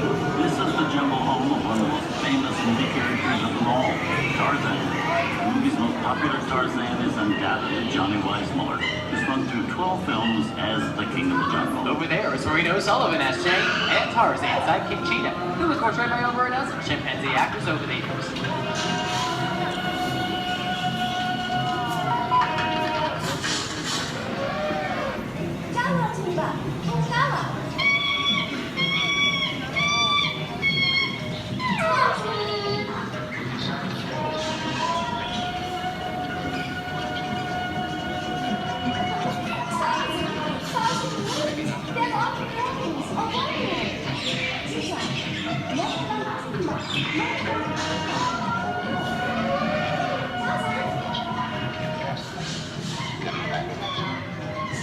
Here's Humphrey Bogart in his most famous film role. In 1942, Bogey finally got to spread his wings and romance the beautiful Ingrid Bergman in Casablanca. Look, I know that it'd be noble. It doesn't take much to see that the power of three little people don't amount to a hill of beans in this crazy world. Someday you'll understand that.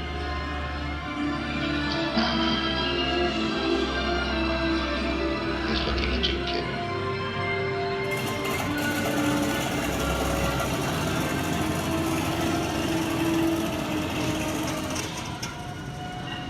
inside of us, we both know you belong to Victor.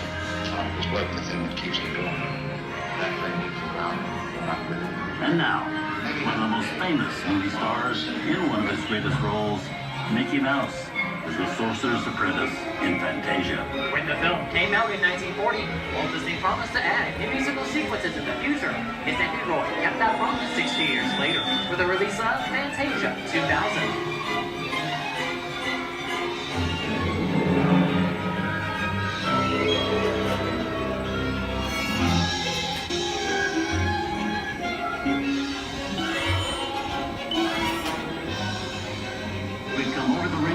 And into one of the most beloved and most watched films in movie history, The Wizard of Oz. Toto, I have a feeling we're not in Kansas anymore.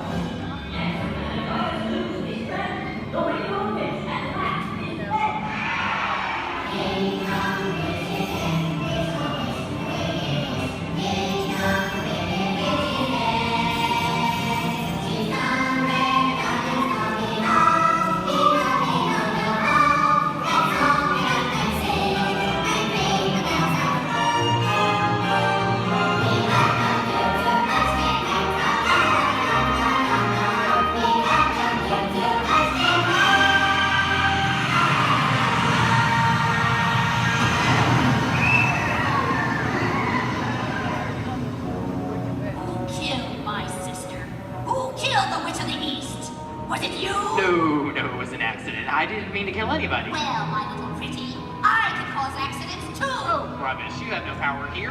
Now be gone before somebody drops a house on you too. Very well. I'll bide my time. But just try to stay out of my way. Just try. I'll get you, my pretty, and your little dog too. I wonder how we get out of here. What do you folks think? Which way do we go? Follow the yellow brick road. Follow the yellow brick road. Follow the yellow brick road? Why would I think of that? Sing along, folks. You know the words.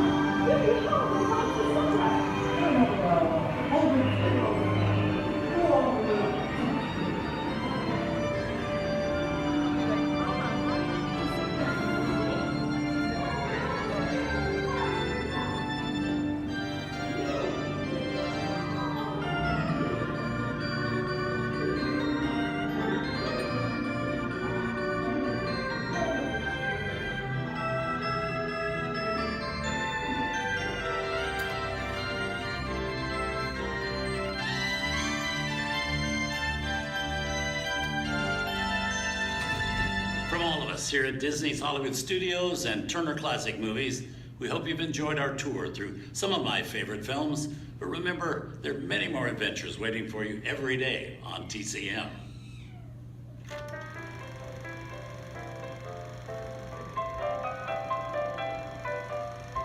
We didn't need dialogue. We had faces. Wait a minute. You ain't heard nothing yet. Step in time!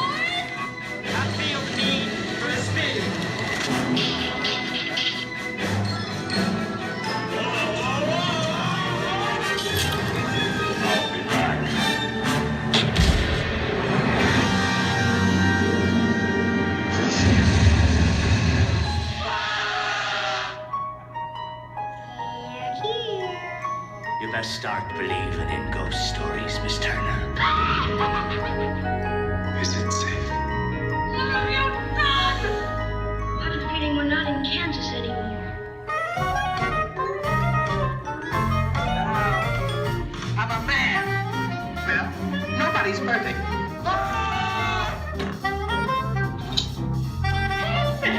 Shut up.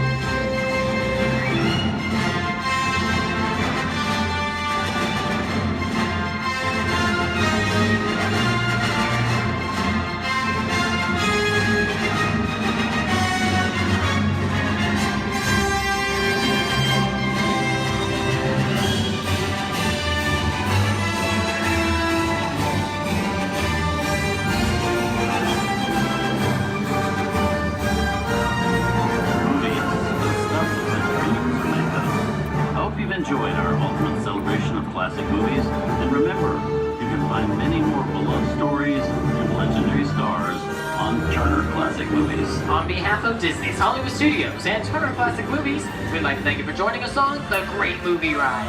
Now please remain seated until the vehicle comes to a complete stop.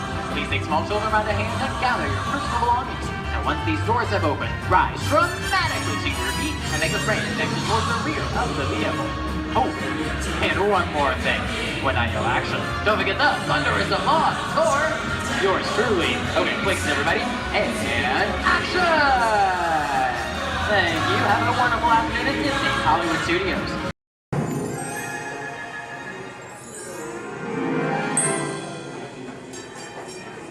Ready? What card is that?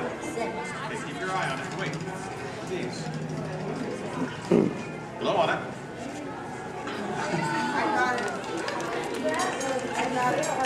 Hello and welcome to Disneyland's 50th anniversary celebration. For this truly historic event, no ordinary host would do. No, the Disney folks wanted someone who's been here from the beginning. They wanted a household name. A name that means family entertainment. Donald, calm down. You're just too animated. I'm referring, of course, to me, Steve Martin. Oh, really?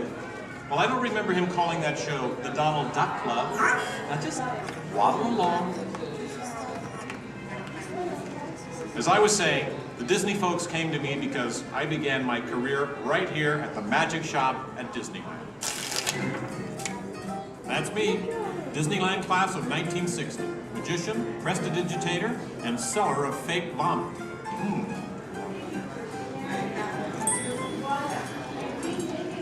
So young Steve Martin starts performing magic here, and lo and behold, they start calling the place the Magic Kingdom. Coincidence? I don't think so. But right now, I'd like to introduce you to the man who started it all, Walt Disney. Walt, tell us how it all began. Now this is the original, so we get from the original show here at Disneyland. And then, So we start out. yes, it was Walt planning him, and then when they Taking the merry-go-round and let's go to different places.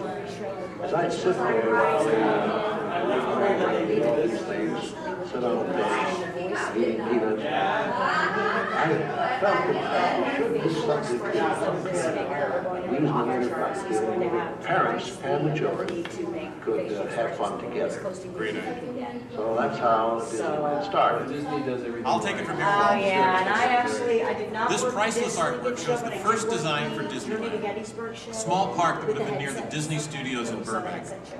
It's sweet, isn't it? But he couldn't stop there. Not Walt.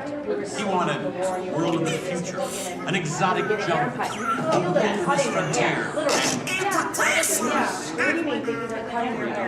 This is just the most rare and valuable piece of art for Disney archives. It's the painting that sold the concept of Disneyland to the bakers. It was a painting. You guys really... Thank you, and just get this lobby just open this morning, so you were here day one. It's just open today. Then Walt heard about an orange grove in Anaheim. Thank you. An hour away from any major city, at the end of a dirt road. Talk about impossible dreams. If I could take you back in time. Wait a minute. What am I saying? I'm a magician.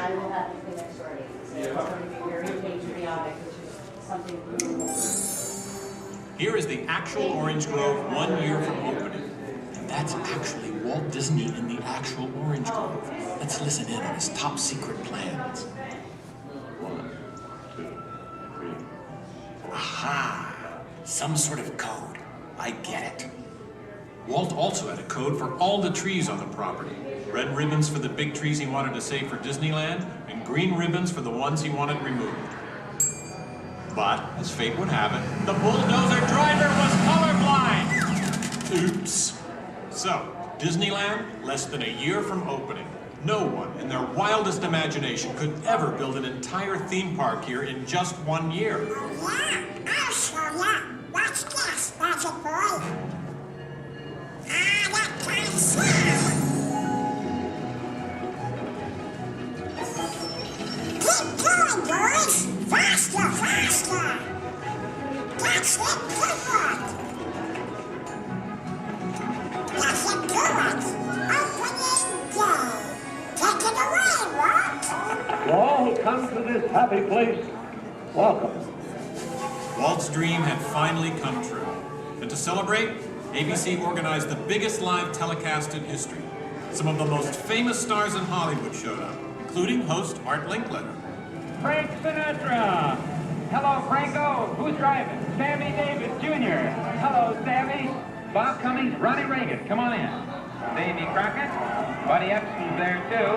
But right now, it's my pleasure to introduce the famous star whom Mr. Disney has asked to christen the Mark Twain. Ladies and gentlemen, Mr. Disney.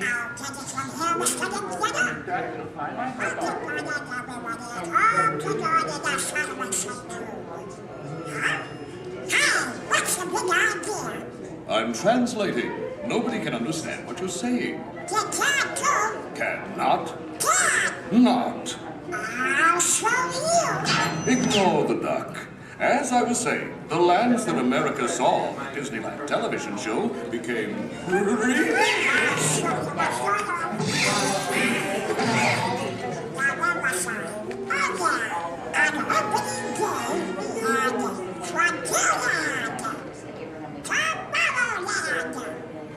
Fantasyland. And Adventureland.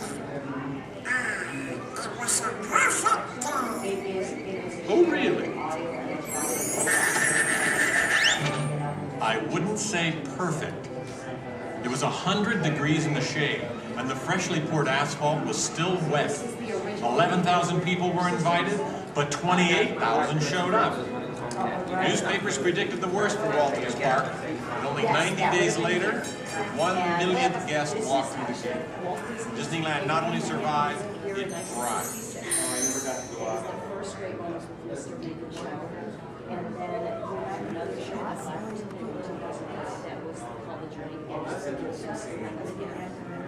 We've been down since 2005. We've been doing the Steve Martin show. This is honoring Disneyland's 50th year. So this film is what's left. So it's going to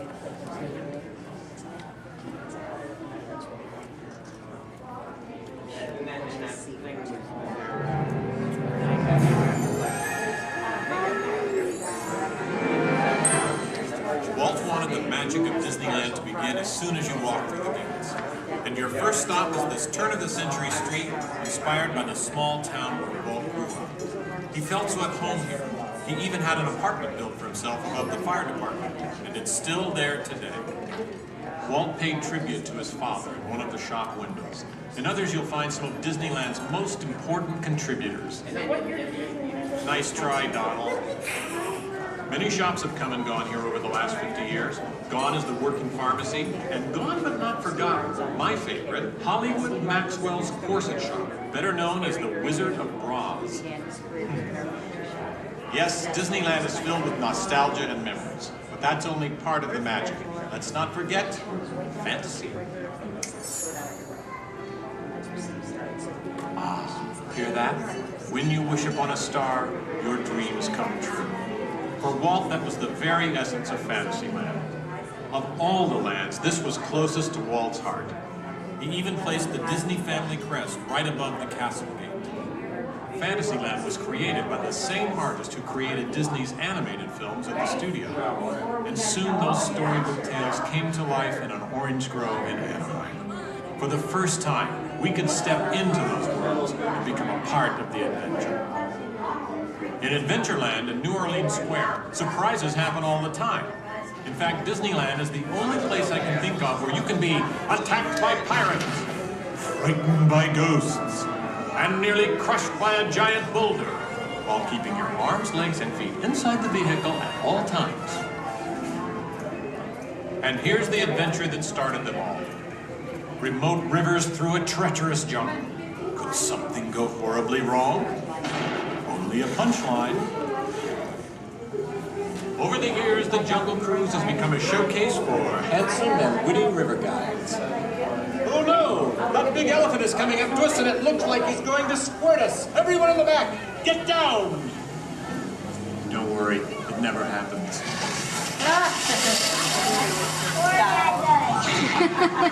Yeah, Donald. It was the duck, right? The duck? You know, every time I get all dressed up in my cowboy hat and pearl-handled pistols, I think about the heroes of Frontierland. Sorry. You see, Walt believed it was important to pay tribute to the pioneers who blazed a trail across frontier America. And I agree. Especially when it involves saloon girls and blazing six-guns! In Frontierland, you could meet popular Disney heroes of the day, like Davy Crockett and Zorro. For a while, there was an authentic American Indian village. And in the little mining town called Rainbow Ridge, you can board a mine train or pack mule to explore nature's wonderland. And then the West got a whole lot wilder. Big Thunder Mountain Railroad was a thrilling addition to Disneyland's growing mountain range. The first peak was the Matterhorn, one of Disneyland's first e-ticket attractions. But the most out-of-this-world mountain of them all is right here in Tomorrowland. When Disneyland first opened, Tomorrowland gave us a preview of the amazing, futuristic world of 1986. Okay, so the 1980s didn't turn out that way. But Tomorrowland is really about imagining the possibilities of the future. So we got to go to the moon before real astronauts did.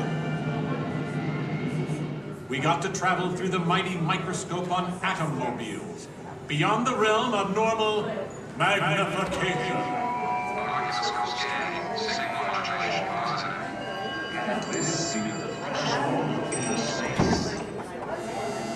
Tomorrowland has always been a showcase for new ideas and new inventions, including one of Walt's most famous. Audio and electronics? Right, audio and electronics. And this technology wasn't just for the birds. Walt's idea got better and, as always, bigger. With my new wash day marvel, it takes only 5 hours. Not only could these robotic performers talk and act, they could jam. Hit it, boys!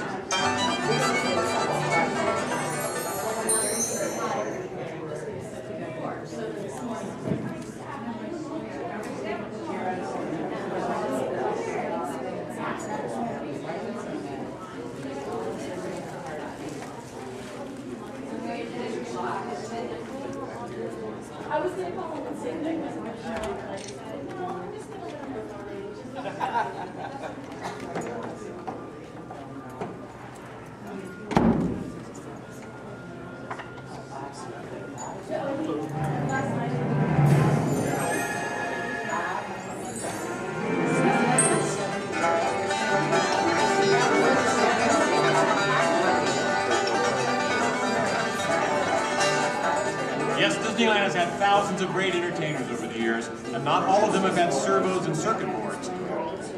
I learned a lot about comedy by watching Wally Boat, star of over 47,000 shows at the Golden Horseshoe Revue. And he was only one of the great homegrown acts that brought their unique magic to Disneyland over the years.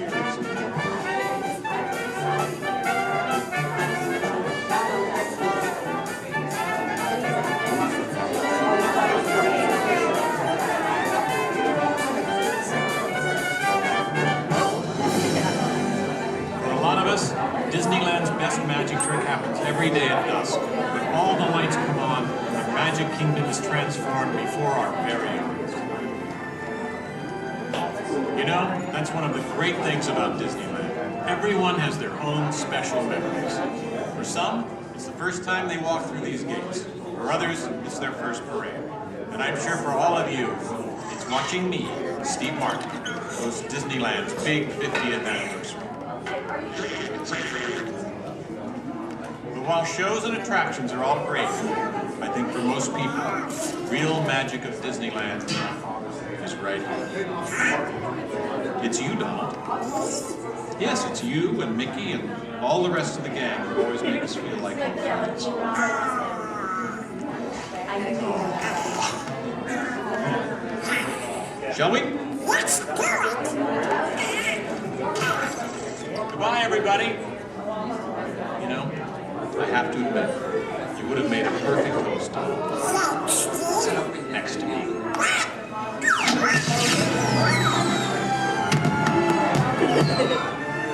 All come to this happy place. Welcome. Disneyland is your land. Here age relives fond memories of the past. And here youth may savor the challenge and promise of the future. Disneyland is dedicated to the ideals, the dreams, and the hard facts that have created America, with the hope that it will be a source of joy and inspiration to all the world.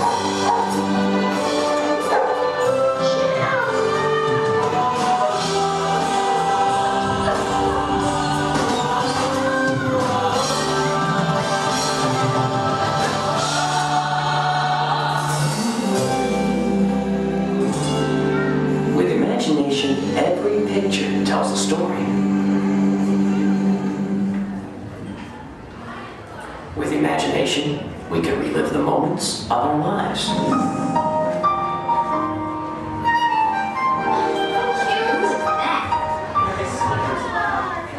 Sand monster. Look, I snagged into a tiger. Here's my little shortstop.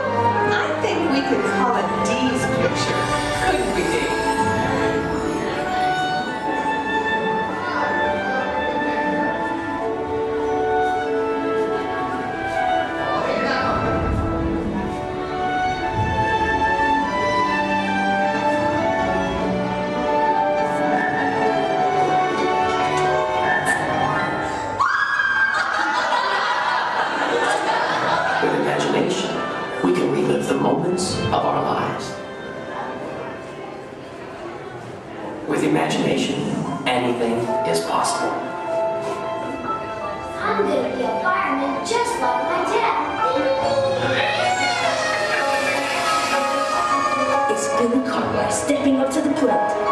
Bases are rolled on with a One, two, three, fresh to everything.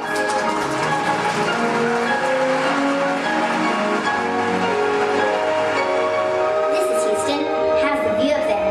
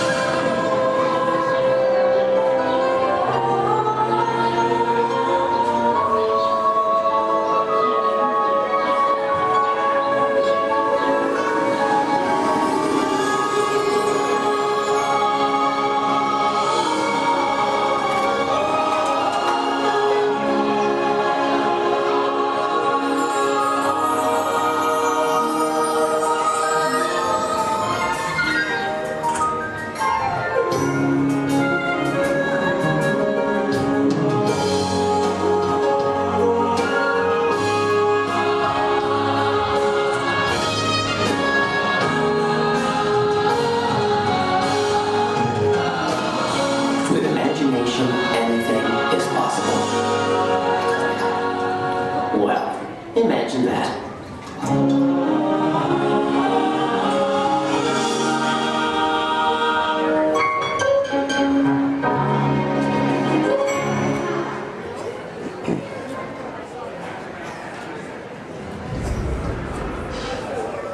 Testing. 1, 2, 3. I don't think this. Is this thing on? I don't think this thing is on. Can anyone hear me? Good, you can hear me. Hi everyone. I'm Christy Smithers, an assistant here at the Institute. We're just about ready for you next door. But before we go in to see today's presentation, here's a message from my boss, the head of the Imagination Institute. Hello, Dr. Nigel Kemp here. Welcome to our annual open house. It is my pleasure to have you here, just as it is your pleasure to be here. For over 100 years, the Imagination Institute has honored the world's leading thinkers, dreamers, and innovators with the Inventor of the Year Award.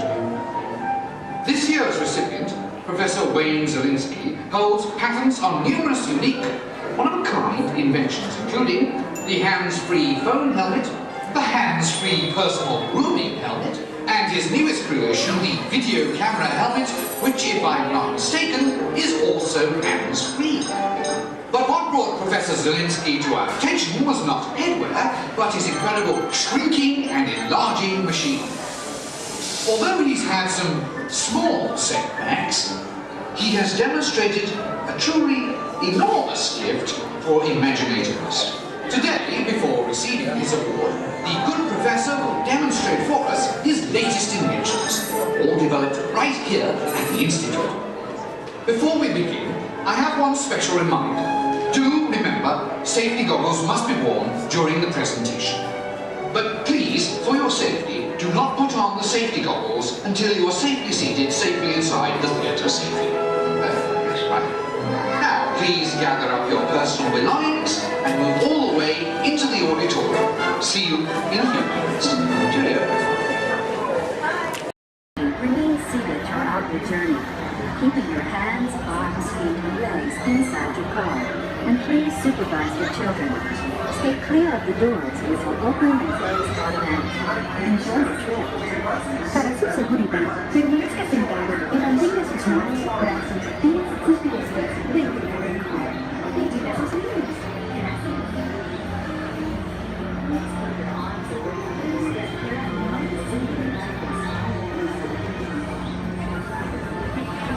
Welcome aboard the Tomorrowland Transit Authority People Mover. Your quiet and carefree highway in the sky. We invite you to sit back, relax, and enjoy your next journey. Along the way, you can preview many of the exciting places you'll want to be sure to enjoy today while visiting this land of tomorrow.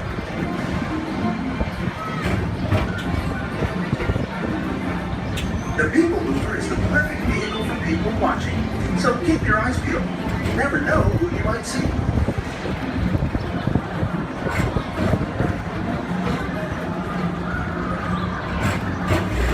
Coming up, Stitch's Great Escape, where you can report for duty as a security agent for the Galactic Federation.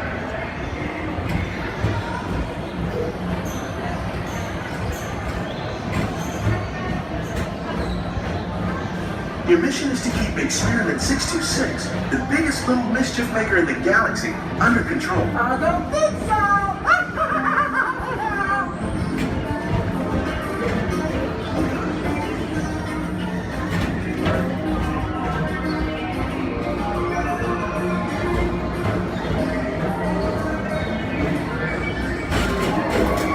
And now, Tomorrowland Transit Authority proudly presents Progress City, Walt Disney's dream for an experimental prototype radiant tomorrow. Progress City was the inspiration for everything leading toward the line.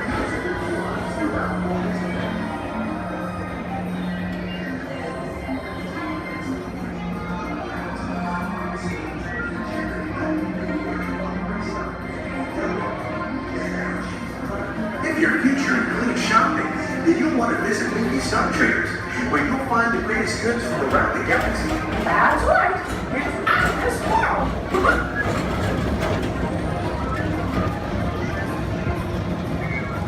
At the Tomorrowland Speedway, put the pedal to the metal and speed towards the checkered flag in your very own race car.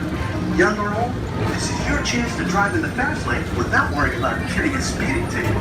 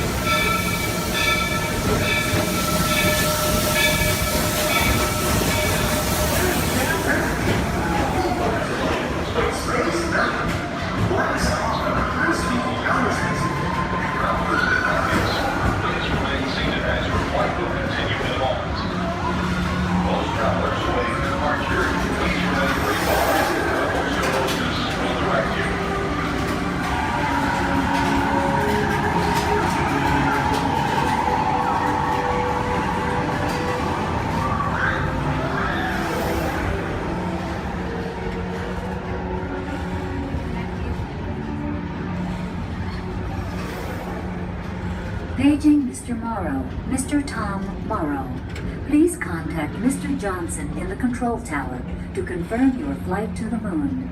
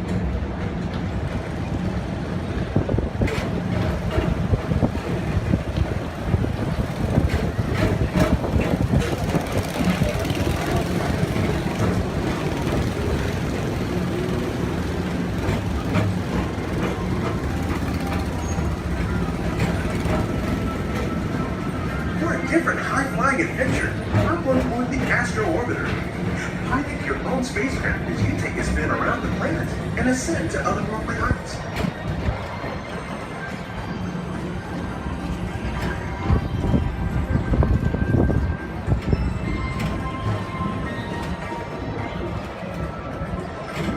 We're now approaching Walt Disney's Carousel of Progress.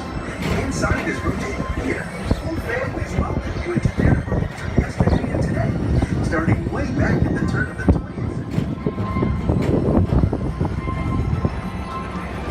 First presented at the New York World's Fair, this legendary circular theater celebrates the progress that has made our lives better. It's a perfect reminder that there's always a great, big, beautiful tomorrow shining at the end of every day.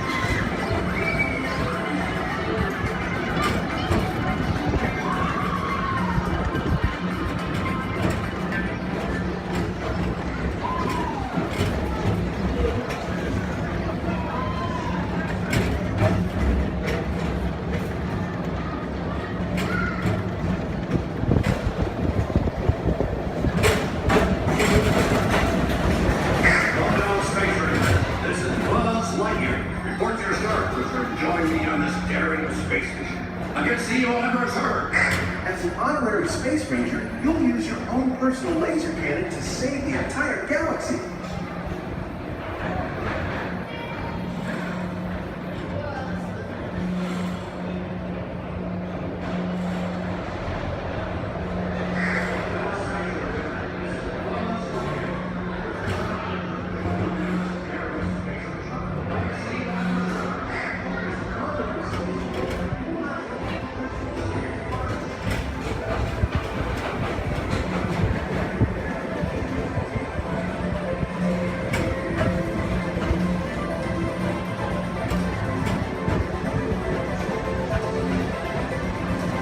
This time it's laughter they're after at Monsters Incorporated. So drop in and join Mike Wazowski and all his pals at Monsters Incorporated. Laugh more. Share more. Yeah, very good. Keep it moving. We're on a tight schedule here.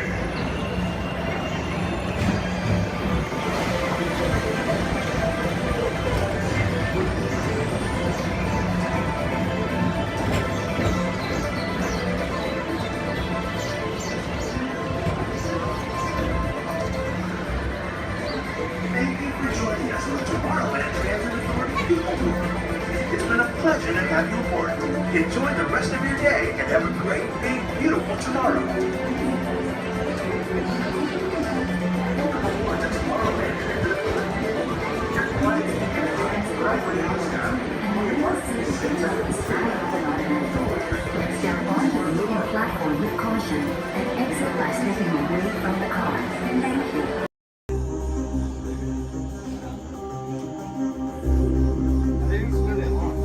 Alligators on this ride?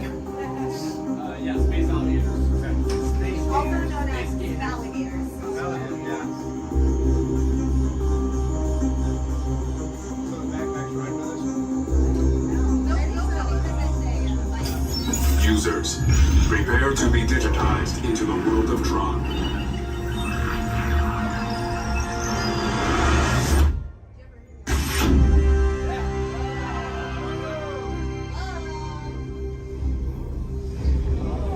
Team Blue, welcome to the grid. Proceed to gates.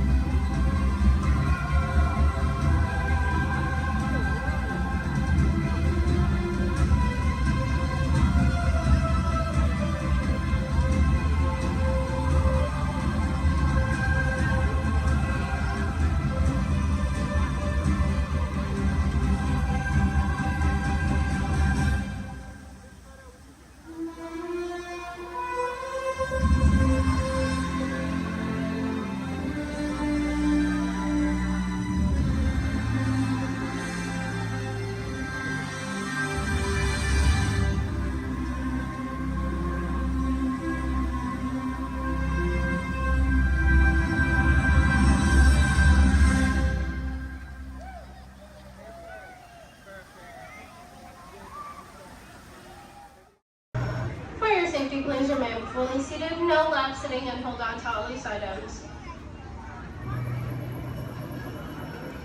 From the outside.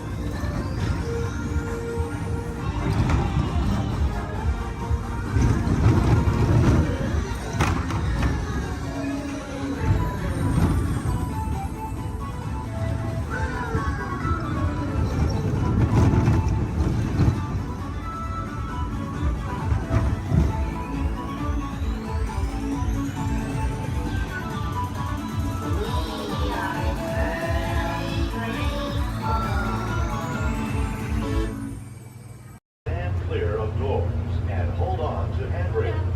The shuttle will be departing momentarily for gates 100 through 129.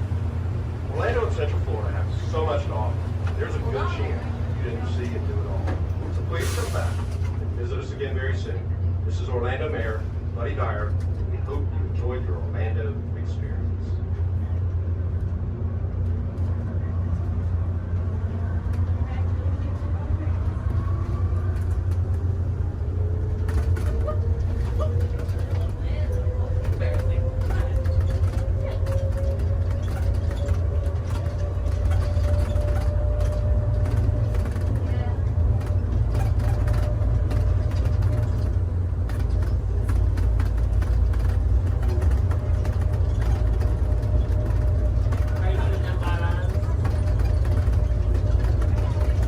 Please hold on to the handrail. When the shuttle stops, please exit for gate 100 through 129.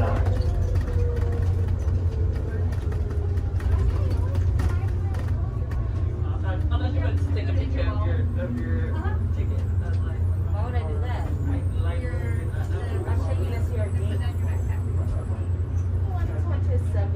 I told you about 7 times, but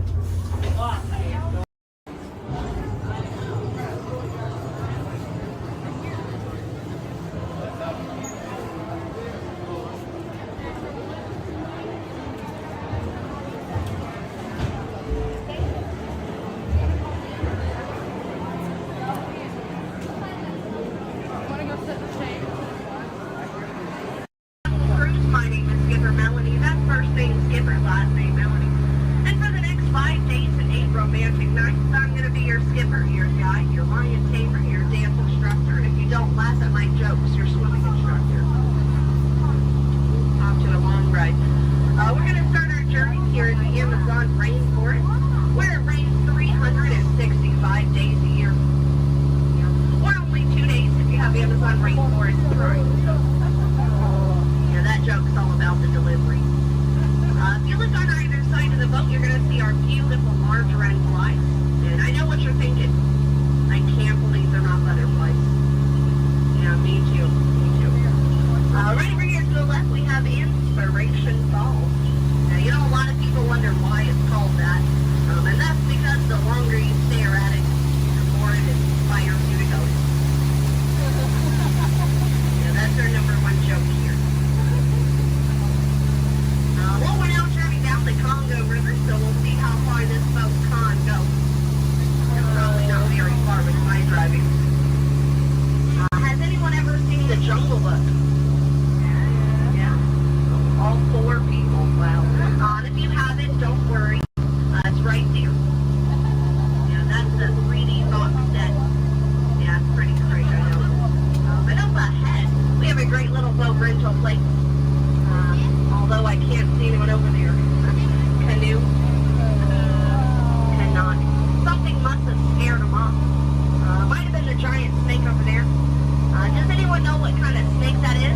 starts with a P. Plastic. It's a good guess. It's actually plastic. Sorry, kid. Oh no. Looks like I have some uninvited house guests. But you know, it's not all bad. I could not get that Jeep started this morning. Yeah, looks like they got it to turn over. Yeah, probably called AAA. I should have thought of that. Yeah, or used a monkey wrench, I don't know. But we're now turning down the Nile River. It's the longest river in the world. It goes on for miles and miles and miles and miles and miles and miles and miles. And if you don't believe me, you're in disbelief. Right over there we have an African bull elephant.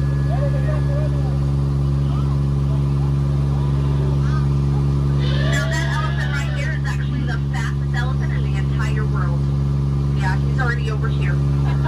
Wow, Disney magic, right?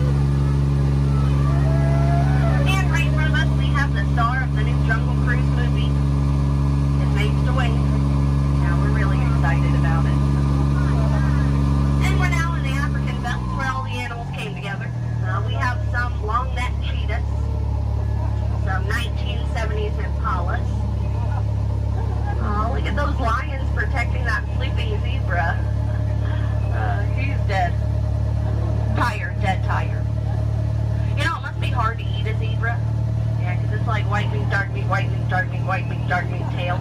You know? Oh, but there's the lost safari everyone's been looking for. You know, I tried to tell them that they could not outrun the animals here in the jungle, but what a rhino, right?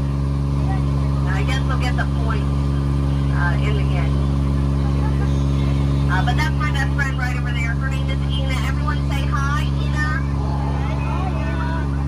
The jokes do not get better from here. But now is a great time to point out some of my favorite plants, so I'll go ahead and get started.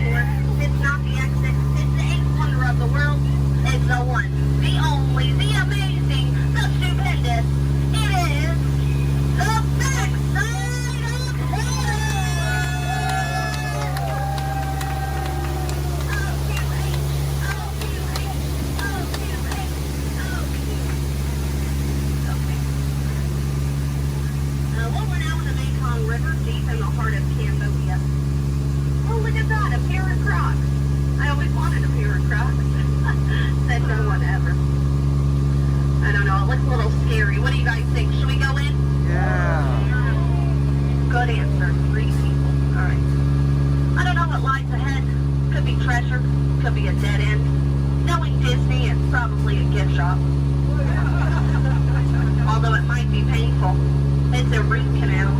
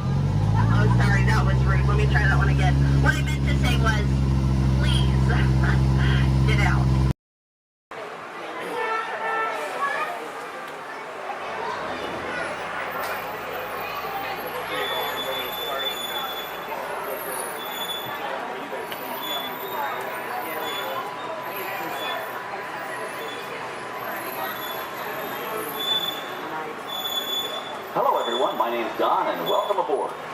We're heading into the backlot of Disney's Hollywood Studios. This production area was built in 1988 as a Florida counterpart to the Walt Disney Studios in Burbank, California. We included sound stages, recording studios, high-tech editing rooms, all the tools needed to create movies, TV shows, and radio broadcasts. We've even got our very own water tower, too. It's up ahead on the left side of our shuttle. We call it the Earful Tower. It's inspired by the water tower Walt Disney had built for his Burbank studio in 1939. Our Florida tower stands a lucky 13 stories high, and we added our own creative touch, a giant set of Mickey Mouse ears. If you wanted to wear those ears, you'd have to have a hat size of 342 3/8. Up ahead, after the next bend in the road, you'll have a perfect opportunity to take a picture of this famous icon. In the world of entertainment, every project starts with a screenplay and a lot of creative ideas. A production studio is where the ideas of writers, producers, and directors are transformed into an on-screen reality. Within these huge spaces, filmmakers can literally create their own worlds. Our Florida sound stages are soundproof, weatherproof, and most importantly, air-conditioned. All vitally important for the cast, crew, and equipment. Many of the crafts needed for filmmaking are located right here on the lot. On the left, we have our own greens department. It grows flowers, trees, shrubs, and topiaries. A few well-placed plants can cover up empty spots in the set and add a touch of natural beauty to a scene. On the right are two of the aircraft from the 2001 blockbuster hit Pearl Harbor. These exact full-scale replicas of P-40 fighters were used in the special effect fight sequences. Of course, many of the planes we saw flying through the aerial battles or sitting on the ground weren't real at all. They were created entirely within a computer. Oh, keep your cameras focused to the right. We're coming up on that perfect angle of the Eiffel Tower I told you about. It's a true masterpiece.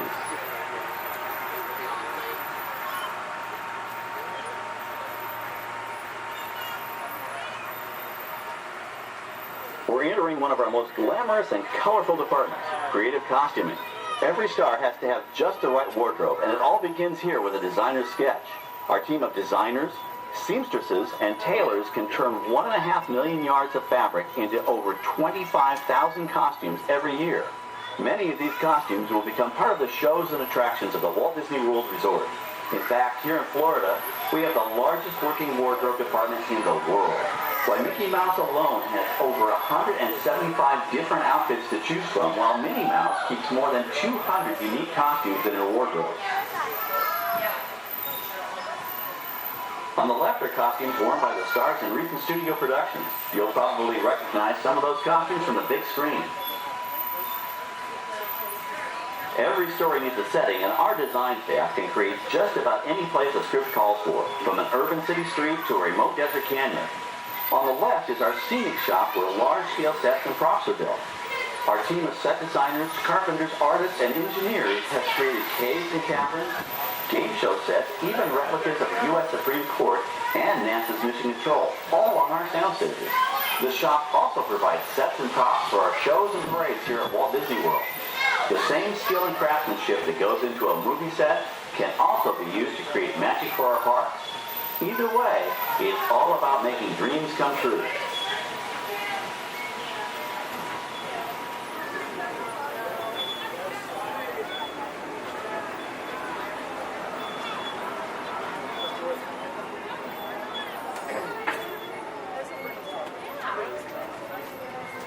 Now we're entering a zone we call the Boneyard. It's an outdoor storage area for oversized props and vehicles. Cars, trucks, boats, planes, we often save these props in case we need them for future productions. In this backlot collection, you may find real working vehicles, non-working mock-ups, and even large-scale miniatures used in special effects shots. Large-scale models create a more convincing illusion on camera. We even place small cutout passengers in the windows of the plane.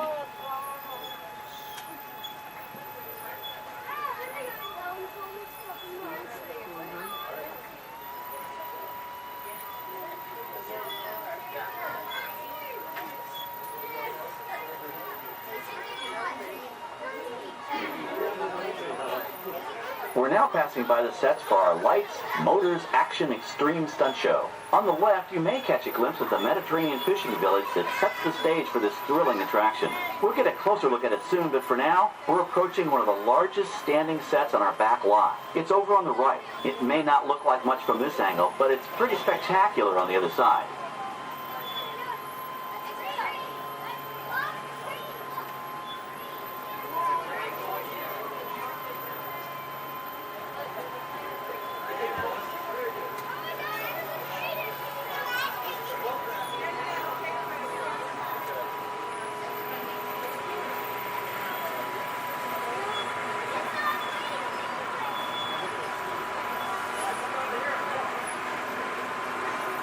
This is great, folks. The production crew has just given us clearance to enter the set. Hello, Backlot Tour. I'm Amy, a production coordinator here at the studios. I can see your shuttle heading toward our canyon set. I've given your driver permission to come in and take a look around. I'm up here with our effects crew, and we're getting ready to shoot a test sequence. Oh, on the way in, you're going to be crossing a wooden bridge, and things may get a little bumpy, so please, hold on to your belongings, especially hats, cameras, and glasses, and keep an eye on any small children in your party. And of course, please remain seated at all times. Welcome to the set. As you can see, we brought the bare, dry deserts of Southern California to green, typically humid Central Florida. This set is based on real locations that our production designer took pictures of. Our set crew spent about 6 months building the canyon, but we've used it for a number of TV shows and specials over the years. For our upcoming production, the script called for a tanker truck. We found this one in our boneyard, but it was too big to drive into place. So we picked it up with a crane and set it down here. We're up on the overhead platforms, and I see our director has arrived. As soon as the rain effect is ready, we'll begin the sequence. This set and shower is really just a special effect. We've rigged up a series of water nozzles just above your tram.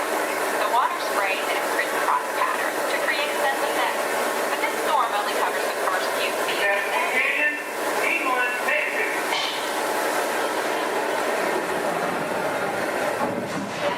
Okay, it's showtime. Everybody stay seated. Hang on to your belongings and watch your children.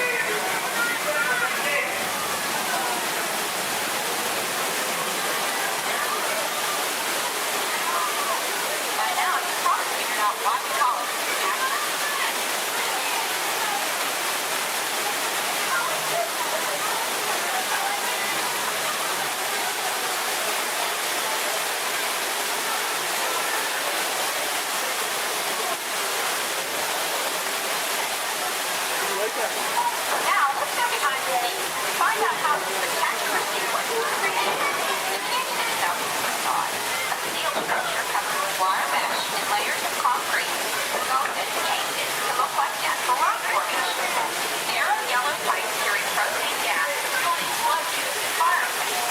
For the flash flood, we used 100% real water, about 70,000 gallons of it, dumped from overhead tanks. Oh, but don't worry, we recycle. All of that water will be pumped right back up to the top for the next take. We shoot some of the water through air cannons for an extra dynamic effect. Those air cannons are powerful enough to shoot a basketball over the top of a skyscraper the size of the Empire State Building. To top it off, our shuttle was sitting on hydraulic shaker tables. They provided the shaking, rattling, and rolling sensations for the scene. The entire sequence can be reset in 3.5 minutes. That's just enough time to bring in the next shuttle. Well, I've got to get ready for our next take. Thank you all for being part of the action. Hey, I'm needed back on the set, so enjoy the rest of your tour. Okay, well, thanks, Amy, for giving us access to the set.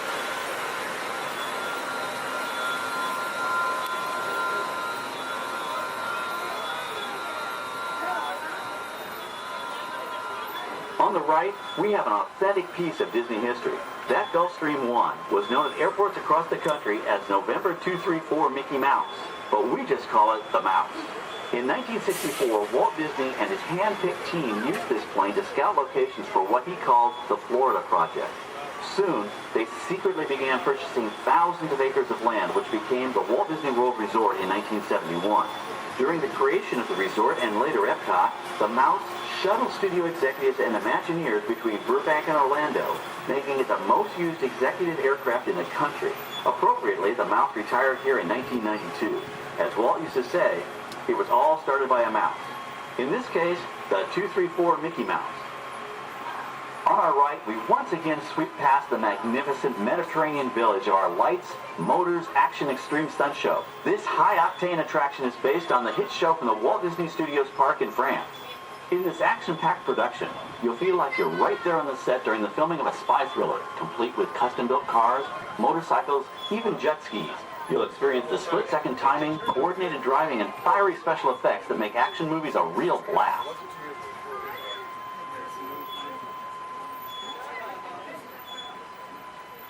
The staging area to our right is known as Acceleration Alley.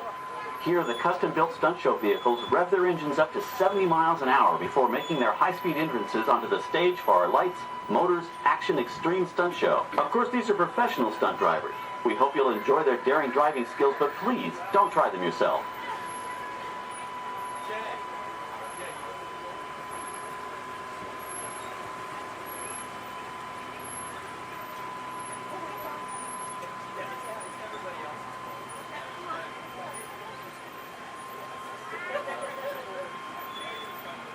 On the left, we've reached our second boneyard with more historic props and vehicles. When we reuse older props in a new production, they're often refitted with custom parts and given a whole new color scheme. You might not even recognize them the next time you see them on screen. For instance, coming up is our friend Herbie the Love Bug. He went through a special demolition derby makeover. Those dents and dings were added on purpose, but he can be polished up as good as new for his next starring role.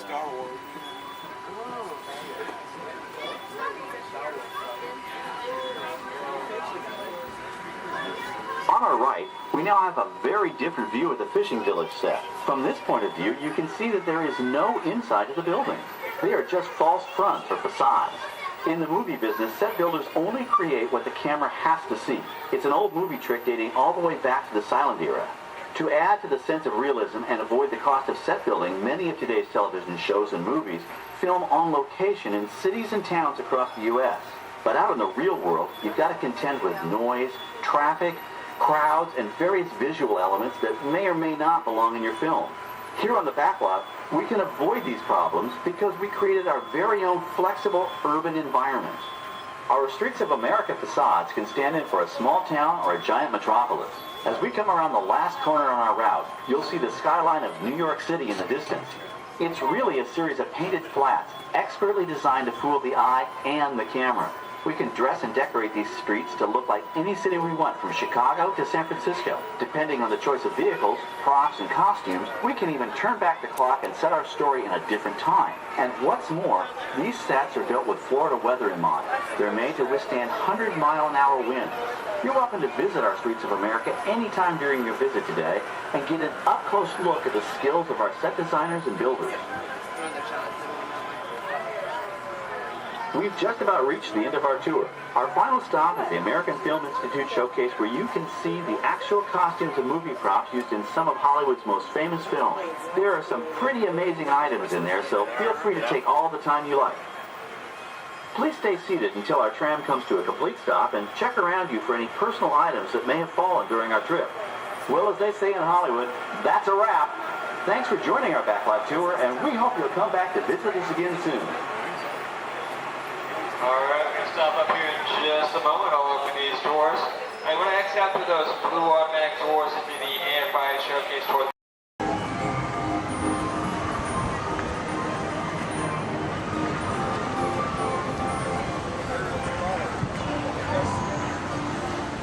rest all the rest them all up.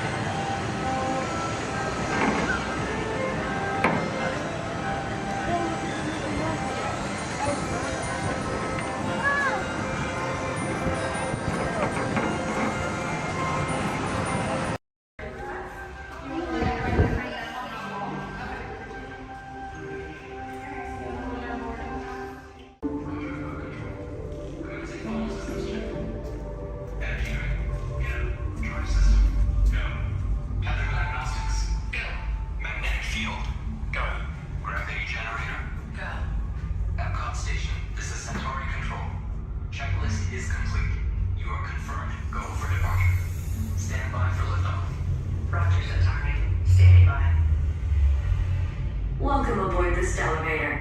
In just a few moments, you'll be on your way up to Space 220 aboard the Centauri space station. Enjoy the ride. SV1, you are clear for departure. Initiating in 3, 2, 1, liftoff. You're riding aboard the Mark V Stellarator, the latest in space elevator design and technology. Today, you'll have a spectacular view of Florida and the Eastern Seaboard. Enjoy the ride. I'll be back in a bit with arrival information.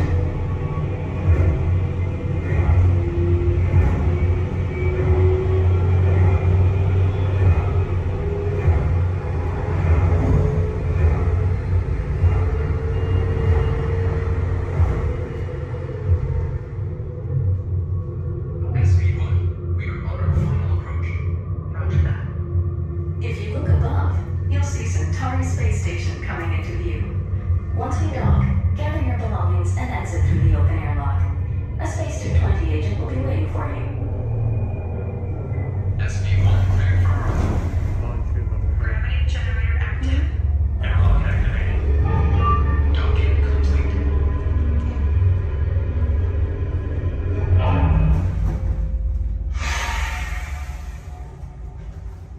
Welcome aboard.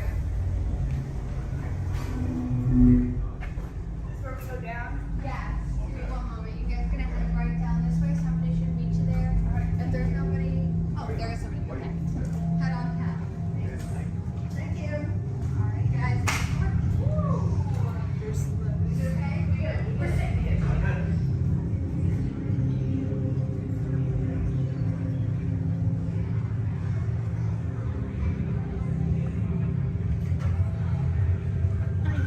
Hello, guys. I'll Hello. take that boarding pass. And what's the last name? Niece?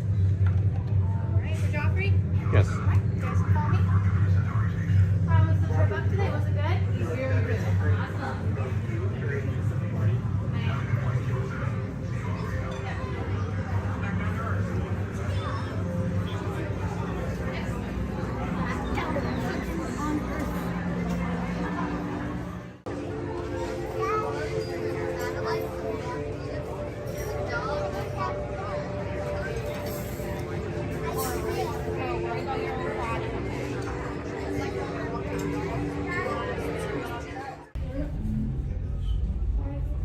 SV2, you are cleared for departure. Initiating descent in 3, 2, 1.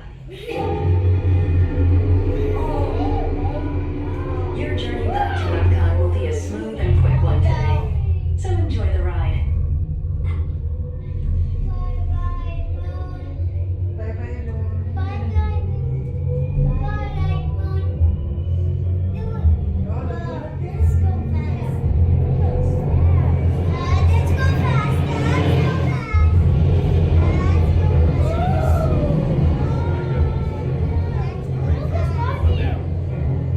Epcot is now coming into view. Gather your belongings, exit through the open airlock, and watch your younger travelers. Yeah, it's way back. SV2 cleared.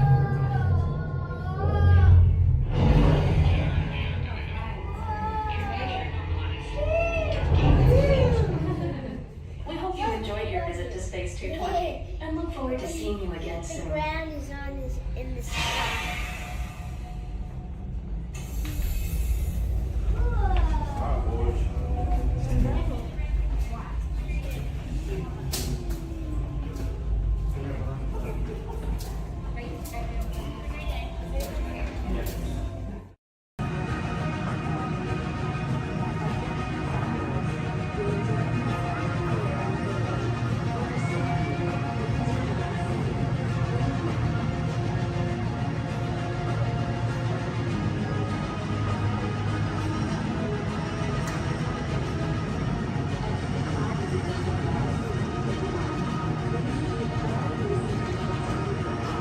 Much last night, so bear with me. Tej left me alone today, so yeah, that's pretty much it, you guys. In just a moment, these doors will be closing, and moment.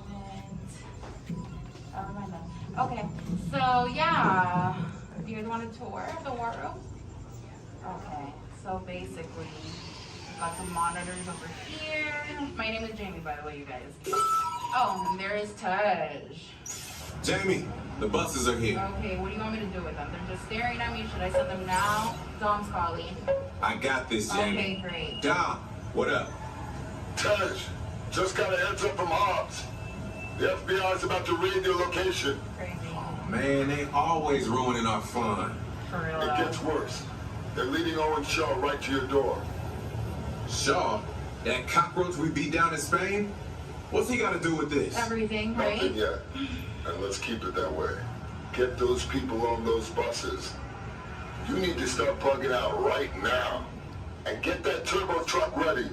I'm sending Letty there to pick it up. I'll call Letty. I'm on it. Never mind then. Hobbs needs our help. He needs our team. Spread the word. Spread the word, you guys. But keep it in our family. Never mind. Don't listen to me. And keep it quiet. Just keep it in the room. Oh, the other bald guy's calling. Hobbs, my man. What up? Sorry, Brother Taj, no time for chit-chat. I just sent you a brief on FBI agent Novak. Has Toretto filled you in? Yeah. He wants us to get everybody over to the party at Sullivan's. Sounds like a plan. That party is a ready-made diversion. Keep it going. We need to discuss how you're going to get all those civilians out of there without tipping off the FBI. Crazy. Okay, hold on. Let me get everybody squared away, and we'll talk offline. Copy that, Taj, and let everybody know. Shut off your cell phones. Don't listen We to don't him. want Shaw tracking your He's locations. overreacting. Just put it on silent. Okay, Jamie, Yeah. you heard the man. I heard him. It's about to go to a whole nother level. Crazy. Send everybody to the loading dock. All right, you guys. We heard him. Have fun. If anything happens, my name isn't Jamie. Okay? Peace. In the life cycle, there are winners and there are losers. Who are you?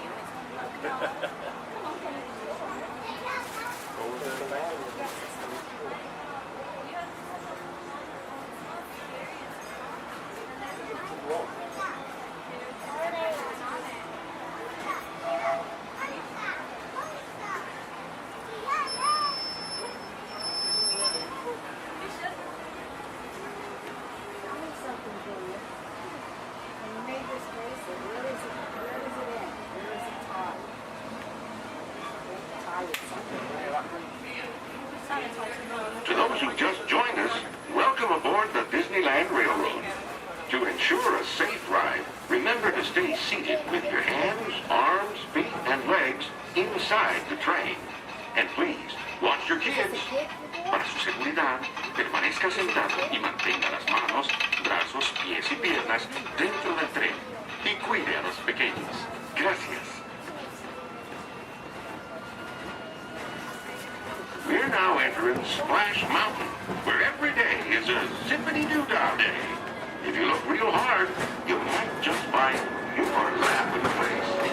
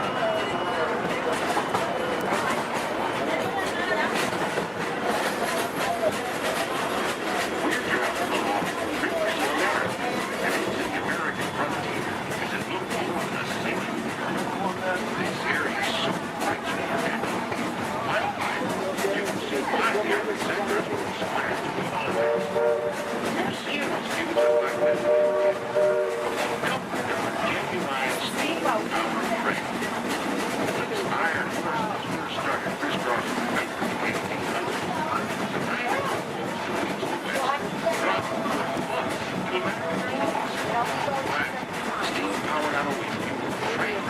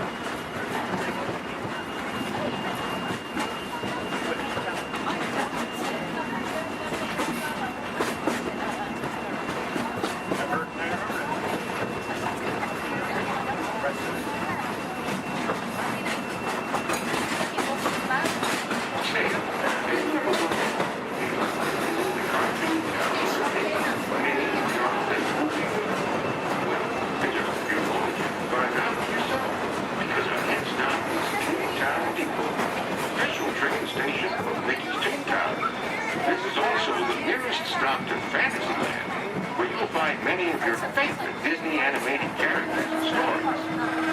If you'll be leaving us here, please wait until the train comes to a full stop. Remember your personal belongings, then step carefully from the train. You all have fun and say hi to Mickey for me. For those of you continuing on with us, we'll be resuming our trip in just a moment. This is Toontown Depot. You see some car chases. Now I've got some very cool people I'd like you to meet. They're here for me. They're going to help us get things started off. Please welcome the Clayton family. And we're going to get everybody in the mood by showing you a few gags from some soon-to-be classic action movies. So cue, Clayton family. Nice. Action. Perfect.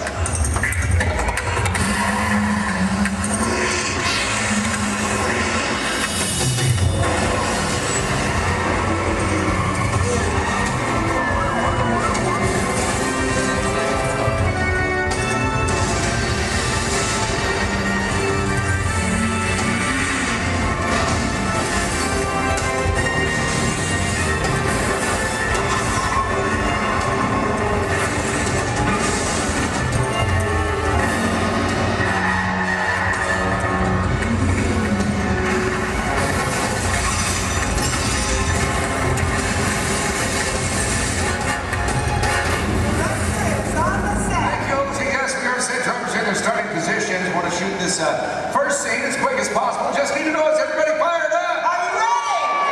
Yes, got a lot of action coming your way. Bobby, let's check in with drivers, make sure we're good. All right, today, ladies and gentlemen, we're shooting a big chase sequence similar to the ones you've just seen on the big screen, only we're shooting a brand new action-adventure film set in the south of France. All you need to know right now is that our hero is in a red car and he has this top secret envelope with him. Now everybody else is just trying to prevent him from leaving town with it. That's the scenario. Look, you drivers ready? Good to go. All right, let's do it. Slate it, please. Rolling, ballet train, sequence 7A, take one more. All right, drivers ready on my countdown. In 3, 2, 1, action!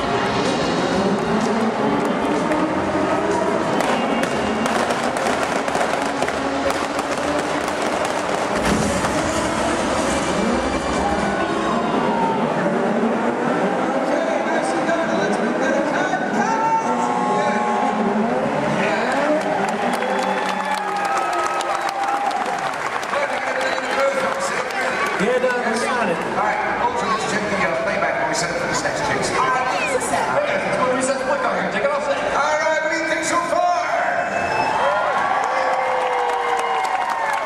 Terrific, thank you so much. I love hearing that. My name is Don Lamplin, the director for today's shoot. Today we're going to show you what goes into creating complex vehicle stunts, just like what you just saw. One of the most important things I've learned, got to hire the best stunt coordinator you can find. So member of the creative team, our lead stunt coordinator, Logan Hill. Hey, good afternoon, everybody! Thank you very much. All right, off to a good start. Terrific. See right there. It's good stuff. Love that for Chase Mills. Tell our guests what you do for us. Yes, good thing, Don. Folks, basically my job out here is to choreograph some of this action and bring these scenes together with our stunt team, our director here, but biggest responsibility is safety. Absolutely. We talk safety every single day here with these extreme stunts. It's our number one priority. Well, it's critical. As drivers make it look easy on here. There's a lot of planning that goes into everything we do. In fact, I better get on. And your playback's ready. Great, let's do video assist camera one. Video assist is coming out. You're going to see some black and white images up here on the screen. This just helps us preview what we've shot before the film gets developed. It's called video assist. We have cameras all over the set. Most of this one is now taken from my two cameramen. Again, already down here in the slab chair. We have the camera truck. But I just want you to notice how we're framing the action in some of these shots. Keeping the camera low actually makes it look like these cars going faster than they really are. And the short distance already getting upwards of 50 to 70 miles per hour at times, but keeping that camera low really keeps it exciting for a chase film. In fact, it's a technique used in almost every car chase you've seen on film. Oh, it's great footage. Let's just get right to the height of the chase. Rams, Lloyd, all of it. Heard a lot of cheering, a lot of excitement when this was happening. There it is, that high performance machine, the hero car. Look at this reverse jump. Slow-mo for you so you can really capture that detail. Ernie, my main cameraman, right underneath those cars, and then zooming right in on the driver. There it is right there. Main man, Ernie. Here's a look from inside one of the vehicles, give you a perspective what the drivers are looking at. I do want to talk about the hero cars, so let's bring up camera 4 and let's freeze that jump, okay? All right, Lloyd, I'm going to need you to roll into camera 4. Yeah, go straight on. And then freeze it at the top of the jump. There you go. Cha-ching. Right there. There you go. All right, this is a very special car for us. Yeah, sure is. Ladies and gentlemen, this hero car out here was designed and built specifically for our film. It is built with 4 forward gears, but unlike the cars we drive every day, it also has 4 gears in reverse. Now, obviously, we can go a lot faster that way going backwards. Something else a little bit different than the vehicle is where we put the motor. It's not in the front or in the back. It's actually mounted right behind the driver. And the reason we do this, it balances out the car, gives it better overall stability, and of course, maneuverability on all these tight turns out here. That's right. And speaking of time, it's not really a luxury ride for the drivers. They are around today's vehicle. Don, we're still setting up here. Let's just bring out the hero truck. You know, let's do that. Let's introduce it tomorrow. All right, let's do it. Here to set. Thank you. Oh yeah, there he is, speaking into place. Ladies and gentlemen, how about a nice warm welcome for your hero from Brazil, Mr. Eduardo.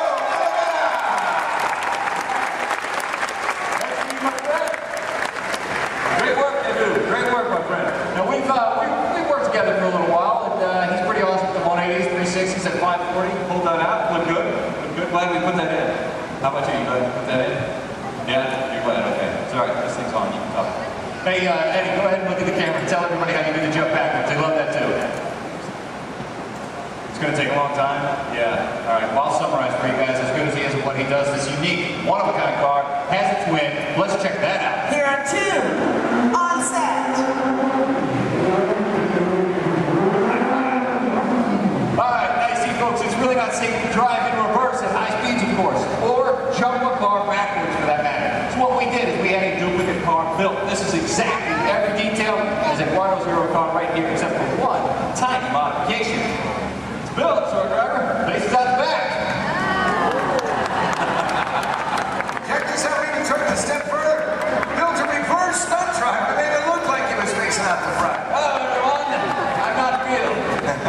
So reverse hero. Let's hear for Ron Fox.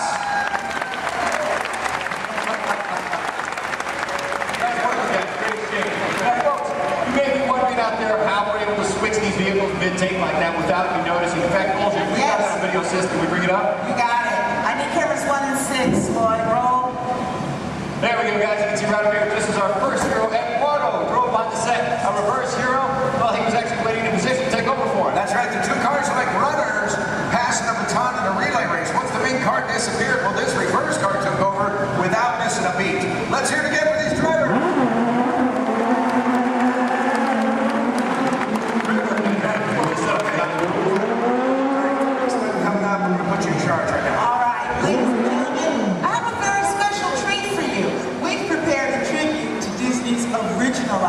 movie star. He's made a lot of films for the studio. He's lovable, cute as a bug, and I understand he does all of his own stunts. Do you know what I'm talking about? Yeah, so let's check him out in action. Roll film for me, Lloyd. Thank you.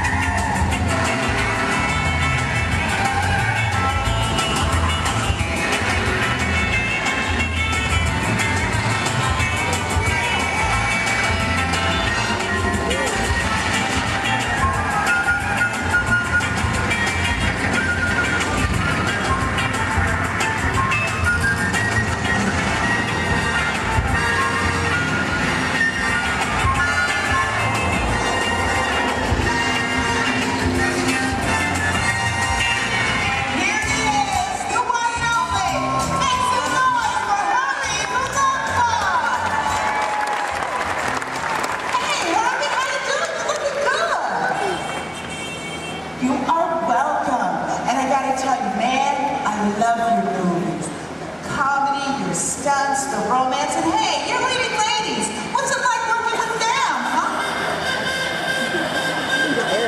Okay, down boy. You know what?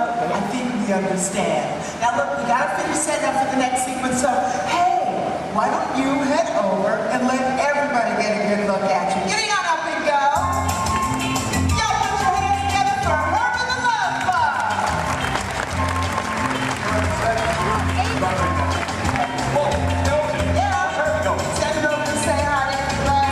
I've got to look to the title of the telephone. Hurry, go now!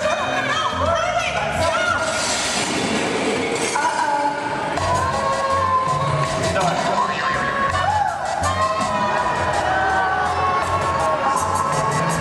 Alright, let's do this. Let's get ready for stage 2 loading. Let's check in with Eduardo. Olga, let me get on the camera track. We're going to say goodbye to, where's Herbie? He had to split. What's this one? Let me get on the camera track. Go ahead and set this scene up for everybody, okay? Okay, cool.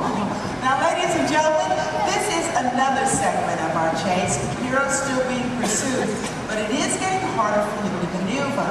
Our marketplace is now a whole lot smaller thanks to the addition of the big trucks and the market carts. So the questions now become, how's our hero going to spin or go backwards? Where's he going to go? What's he gonna do? Let's find out. Got them all set up for you. All right, good. 10 everybody set. Yes, good. Logan, drivers ready? Oh, yeah. That's good. Slate it, please. Rolling, block 8, sequence 8, take one more. All right, guys, here we go. One more countdown. In 3, 2, 1. Action.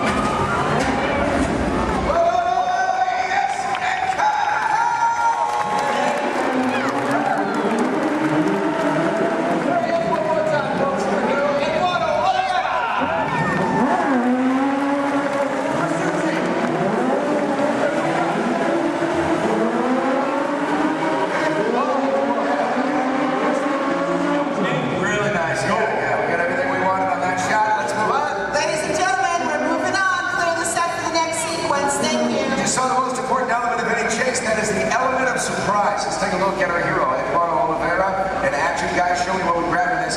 Anyway, He's got to calculate his speeds, though. We've carefully measured everything out here. Up to him to make this work. That right there is a airbag. Slows Eddie up just a little bit. He is still at an accelerated speed. Look at this, pulling the 180. Otherwise, he's liable to hit the building. Not a lot of braking room. Not a lot of room to play with.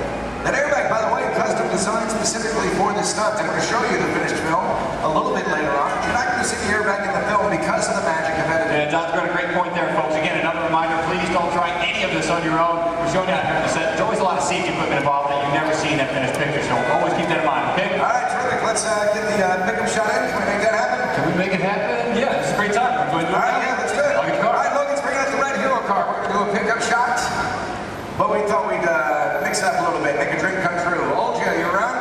Yeah, I'm in the air conditioning. Well, come on out here, okay? Yeah, we can't be in the air conditioning when we're all suffering out here. Yeah, well. But let's make a dream come true. I want you to head out to this crowd. I want you to find me one driver to get behind the wheel of that hero car. You actually drive the vehicle for us. Okay, what are you looking for in a driver? Gotta have quick reflexes, okay? Great hand-eye coordination. Yeah. If you play a lot of video games, you should volunteer. Wait a minute. Video games, that sounds like you're talking about like a kid. That's what I'm talking about. Give me a kid. Really? You really want a kid? Okay, how about Shade's boy? Yeah.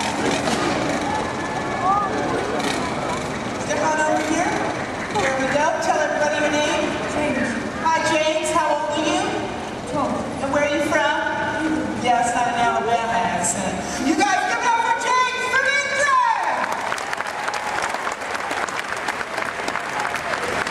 James, you're stepping onto the set. You're going to star in a scene in an action movie. Is that cool?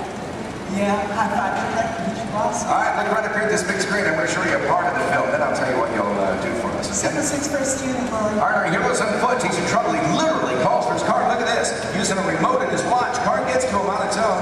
Hero makes his escape. I need a longer shot of the car. You're going to drive it for us, and there it is. Do you know what's so special about that car?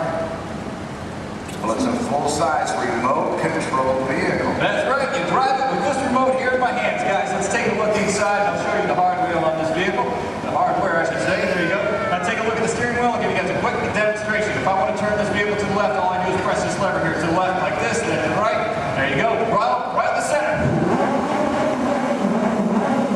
Oh, that's a fun little toy. Now, guys, this is just like any other remote control car that you find in the store, except it's a little bit bigger, obviously. It is custom built, bumper, all our safety features inside. The great advantage of having a remote car out here on set is that we can operate safely from a distance, especially when the scene requires explosion.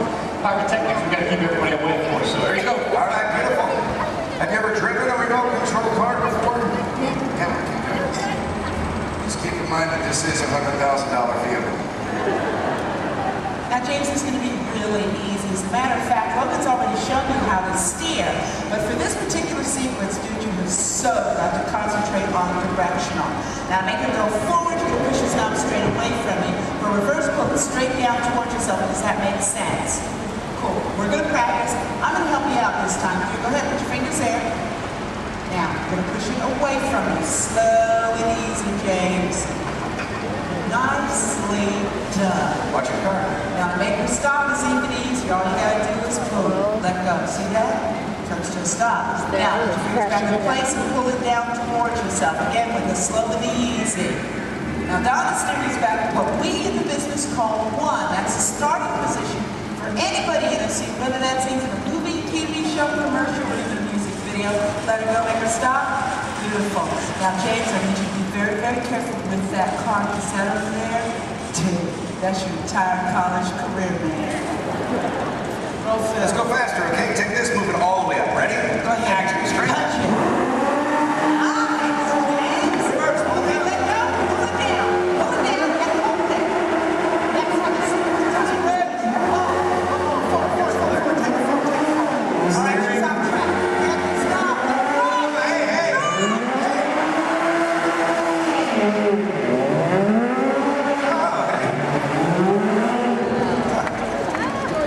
Drive on the side of the... They do special. Are you released?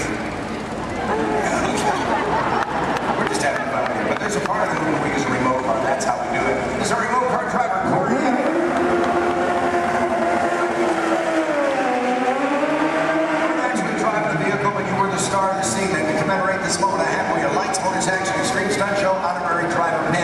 Can't get this pin anywhere in the world except for starring in the role you just did. That's how exclusive this is. All yours.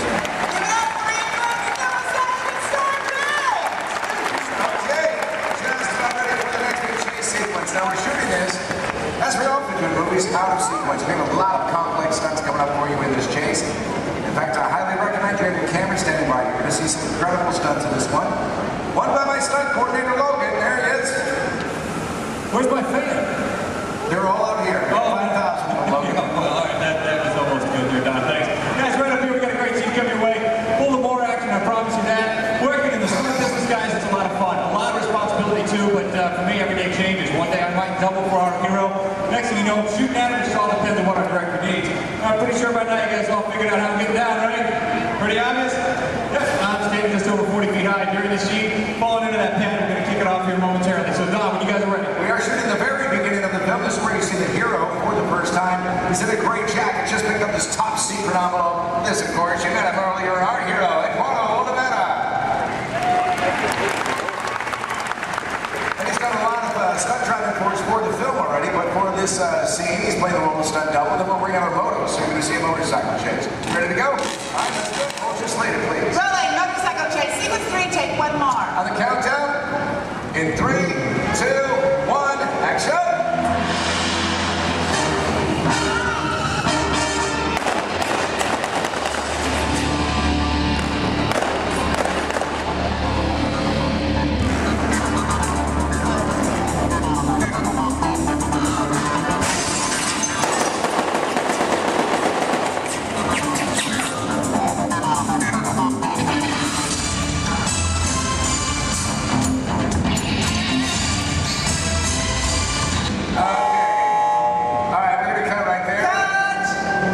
Such a good job. I think hero down. That's not what we want, Logan. So the hero actually stays on the bike. So we're going to change out the bike, check the surface, make sure there's no oil spills or brake fluid, and then we'll link up this scene probably right from the top again. Okay. All right. So this is Bill Ortiz. He's calling shots for this while Logan was doing the stunt for us, but we'll get the high fall in there. So let's just go to BGM for a moment, and we'll get this started as soon as we can.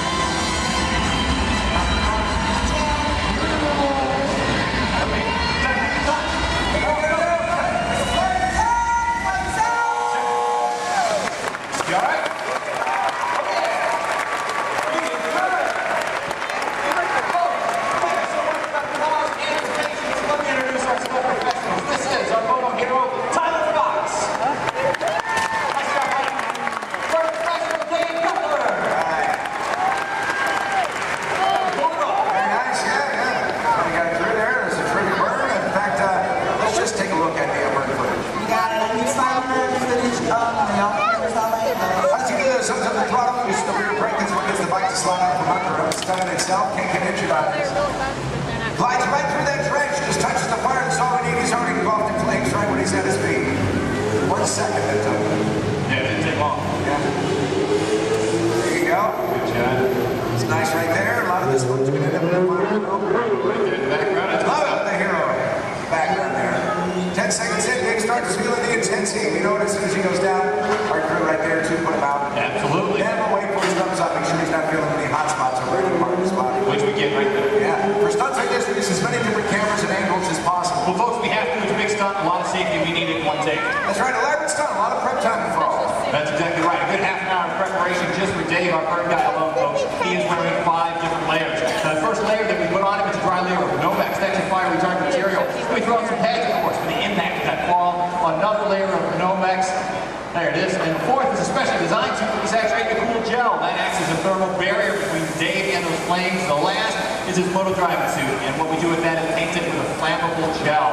Now, ladies and gentlemen, it is the flammable gel that you know is burning and not Dave's moto driving suit itself. Now, one can do amazing things with digital effects, but nothing beats capturing fire stunts live. Yeah, that's where I like it. That's right. Good. Hey, you know what? This is what I want to do. I know we're set up for the final race. Let's get a pursuit car to camera out. Let's go inside and show just how much we modified these vehicles. I got you. Let's do it, guys. Let's get V2 out to camera out. V2 set, camera out. V2 is on set.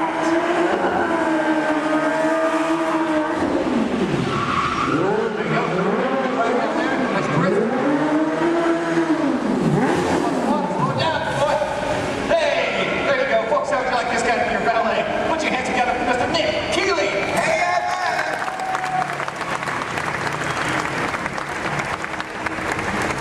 Alright, because the set is village in the south of France, that means we have to make everything match, and then we're going to glue the cars. These are local courses. We had them shipped directly to us from Europe, and then we literally gutted them out. We modified them to suit every need that we have. Yeah, absolutely. Which basically included losing a lot of weight on these cars. We wanted to make them lighter. We rebuilt these cars from the ground up. Let me show you how we reinforced that interior. We did it by installing this rally car crash cage that is fused throughout the entire vehicle there.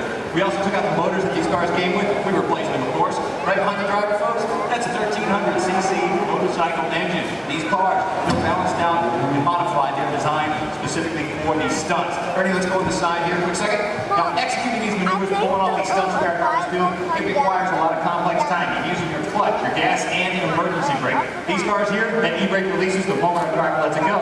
The cars we drive every day, it locks in position until we release it manually ourselves. These guys are pulling off all these maneuvers and they have to keep going. So that's why we release. Something else a bit different, the gear shift. Second, third, fourth gear just requires a little push forward. It's called the bump shift in our business. You want reverse, you just turn the handle on top and you've got 4 gears of reverse at your command, just like that. And we are ready. Final shot. Thanks a lot, Nick. All right, let's do it.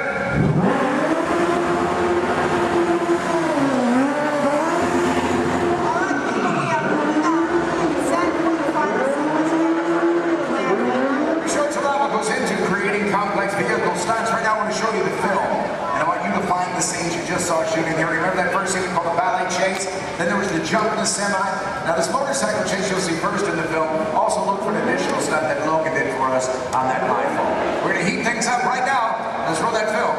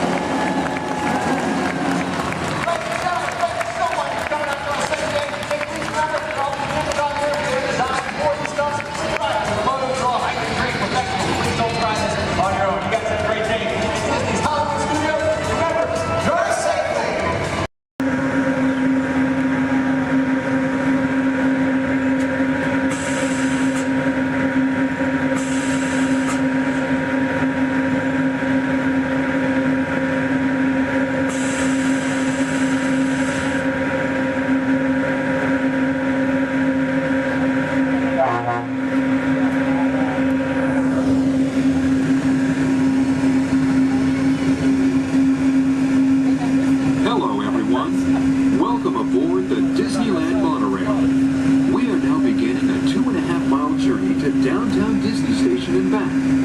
For a safe trip, remain seated, keeping your hands, arms, feet, and legs inside the cabin. Be sure to watch your children, and no smoking, please. Bienvenidos.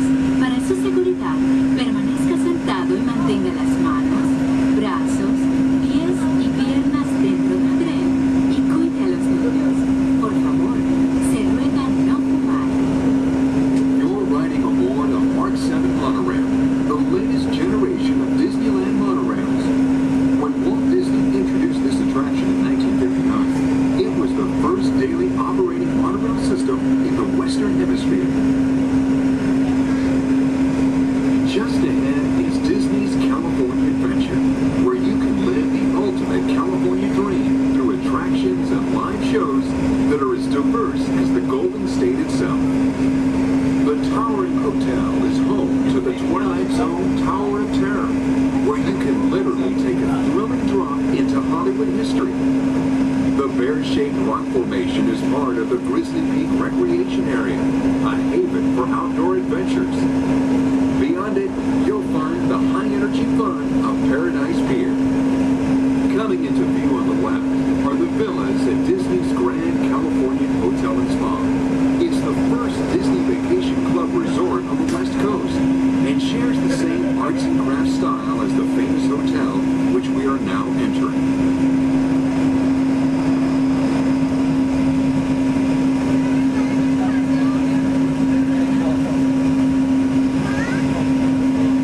Arriving at Downtown Disney Station, gateway to the Downtown Disney District and the Disneyland Resort Hotels. If you will be leaving us here and returning later today, please hold on to your park ticket and have your hand stamped as you leave the station. You may reboard the monorail for a return trip to Tomorrowland up until 1/2 hour prior to Disneyland closing. Please remain seated until the monorail comes to a complete stop and the doors have opened. Then, gather your belongings, lower your head, watch your step, and exit to the left of the monorail. Thanks for traveling with us today, and we hope you enjoy your visit to the Disneyland Resort. For those of you continuing with us, we'll begin our return trip to Tomorrowland in just a few minutes. Thank you.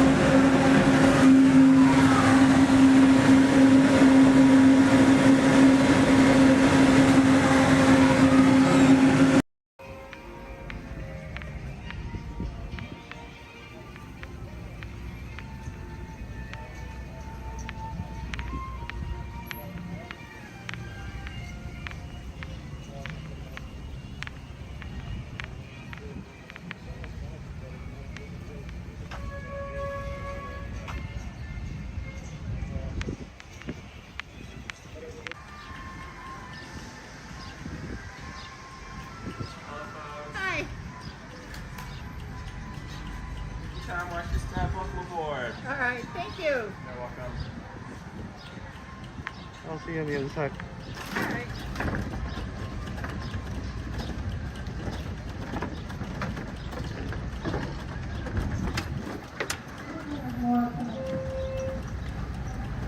I believe there's some more coming. Oh, okay. I'm going to fill my water bottle in the bottle.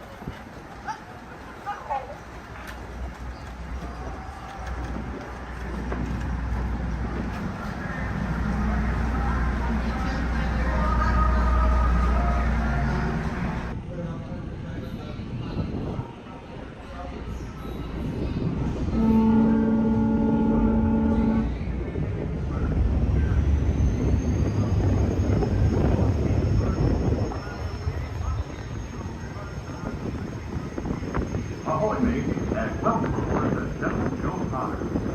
We will be arriving at our destination in just a few moments. On our way, travel 1 mile on the Van Wave 7-seat ship, which took over 3 years to activate. We do ask that while on board, the stairs remain clear while the load is in motion. Once again, welcome aboard.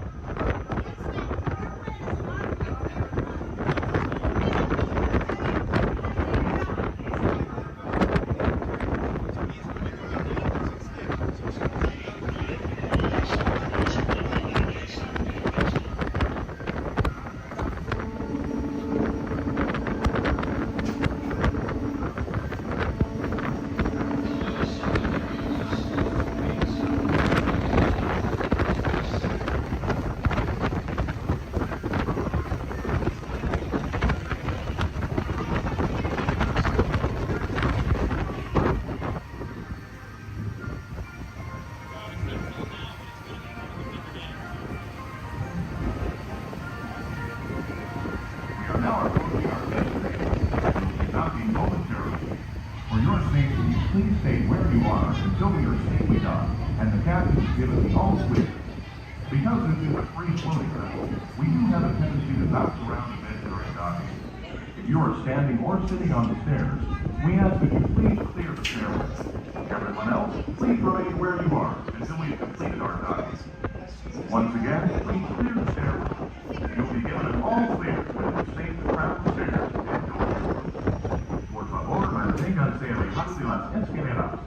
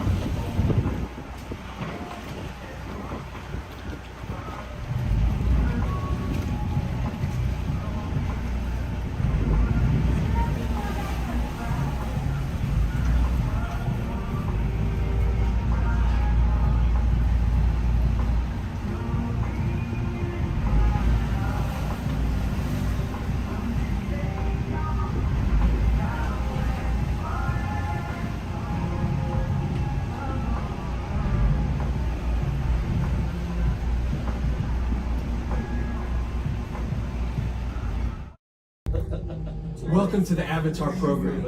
Soon, you're going to have a chance to undertake an amazing Navi rite of passage, flying on the back of this powerful animal called an Ikron, or as we call it, a Banshee.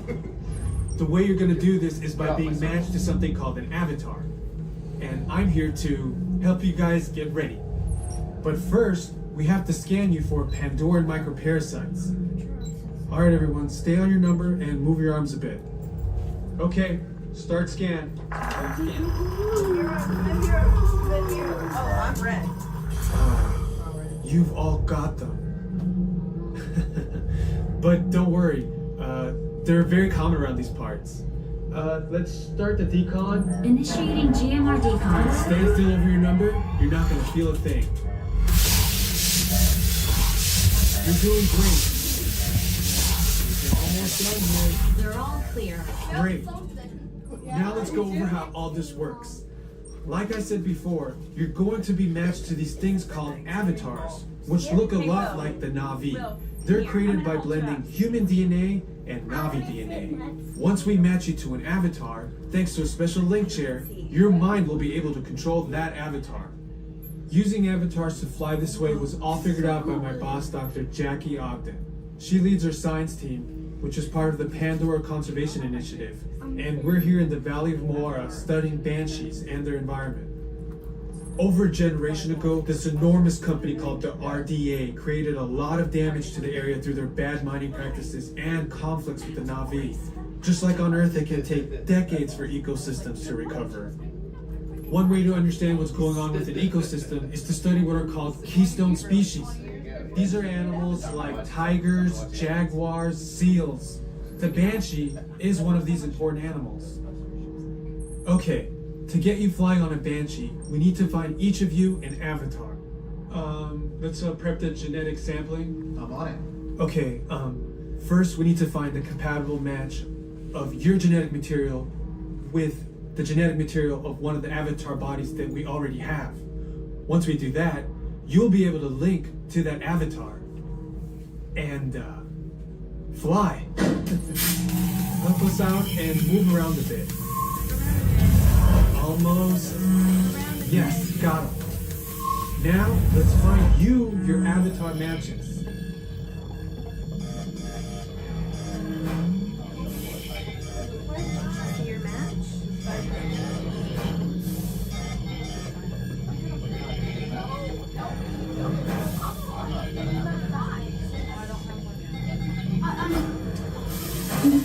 Right. You've all been matched with avatars. Looks like they're ready for you in the next room. When the door opens, please go inside, all the way in, and stand over the same number that you're standing over now. And I'll see you in there. I'll be for Ladies and gentlemen, the voices of liberty. Strike up the band, strike up the band, strike up the band, strike up the band, strike up the band, strike up the band, strike up the band. Let the drums roll out, let the trumpets call, while the people shout, strike up the band. Hear the cymbals ring, calling one and all to the martial swing. Strike up the band. There's a prize to be won. Come, you son of a god. Take your stand, come on and take your stand. On the nightingale boat, come along, let's go. Hey leader, strike up the band, strike up the band. Come on and hear, come on and hear. Alexander's ragtime band. Come on and hear, come on and hear. It's the best band in the land. They can play bugle call like you've never heard before. So natural that you want to go to war.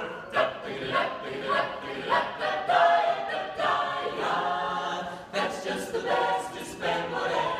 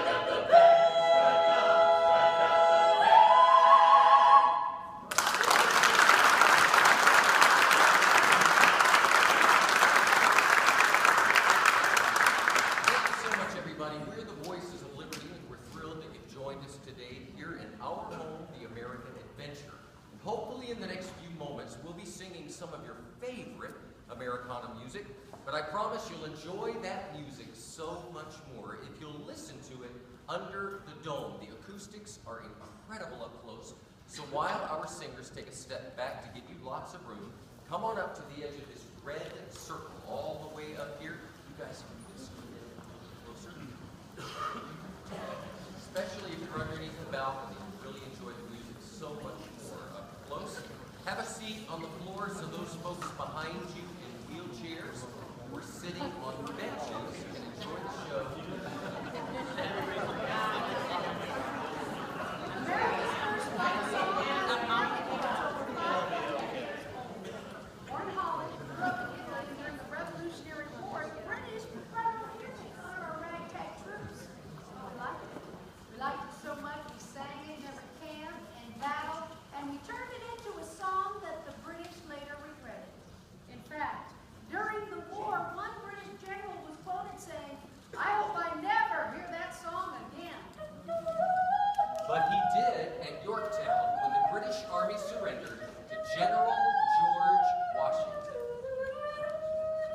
Yankee Doodle, keep it up. Yankee Doodle dandy. Mind the music and the step, and with the girls be handy. Yankee Doodle, keep it up. Yankee Doodle dandy. Mind the music and the step, and with the girls be handy. Mind the music and the step, and with the girls be handy. Yankee Doodle went to London just to buy a pony.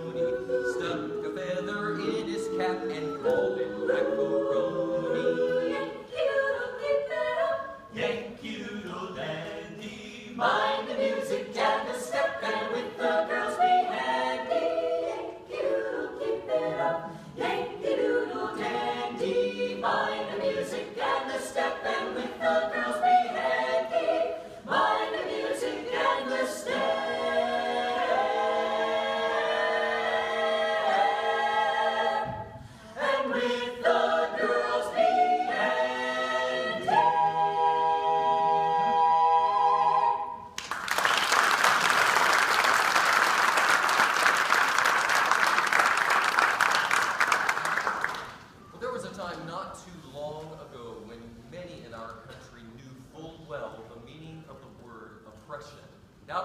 depression were born songs of hope, songs of a better day.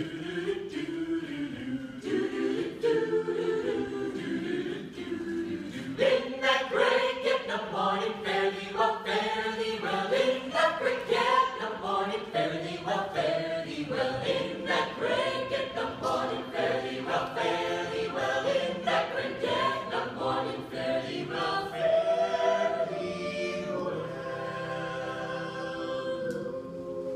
Sometimes I feel like a motherless child. Sometimes I feel like a motherless child.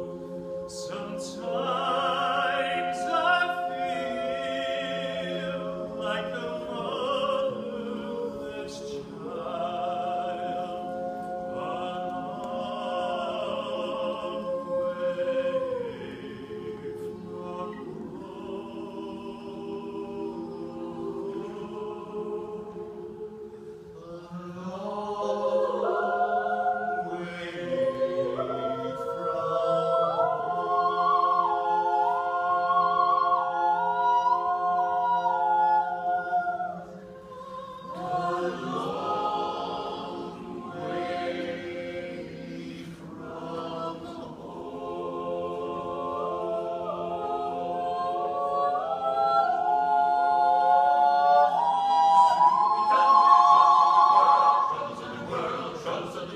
Sooner we'll be done with the troubles of the world. Going to live with God. To live with God. No more reaping and away. No more reaping and away. No more reaping and away. I'm going to live with God. To live with Sooner we'll be done with the troubles of the world. Troubles of the world. Troubles of the world. Sooner we'll be done with the troubles of the world. I'm going to live with God. Going to live with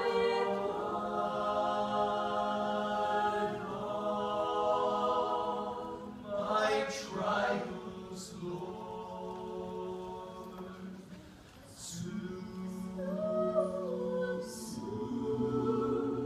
be over. If religion were a thing that money could buy, the rich religions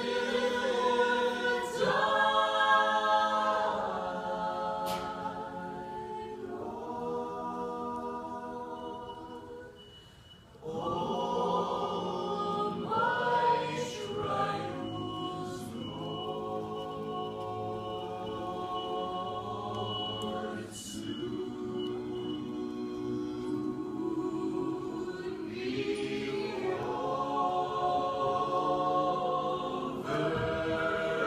In that great get up morning, fare thee well, fare thee well. In that great get up morning, fare thee well, fare thee well. Nobody knows the trouble I see. Nobody knows my sorrow. Nobody knows the trouble I see.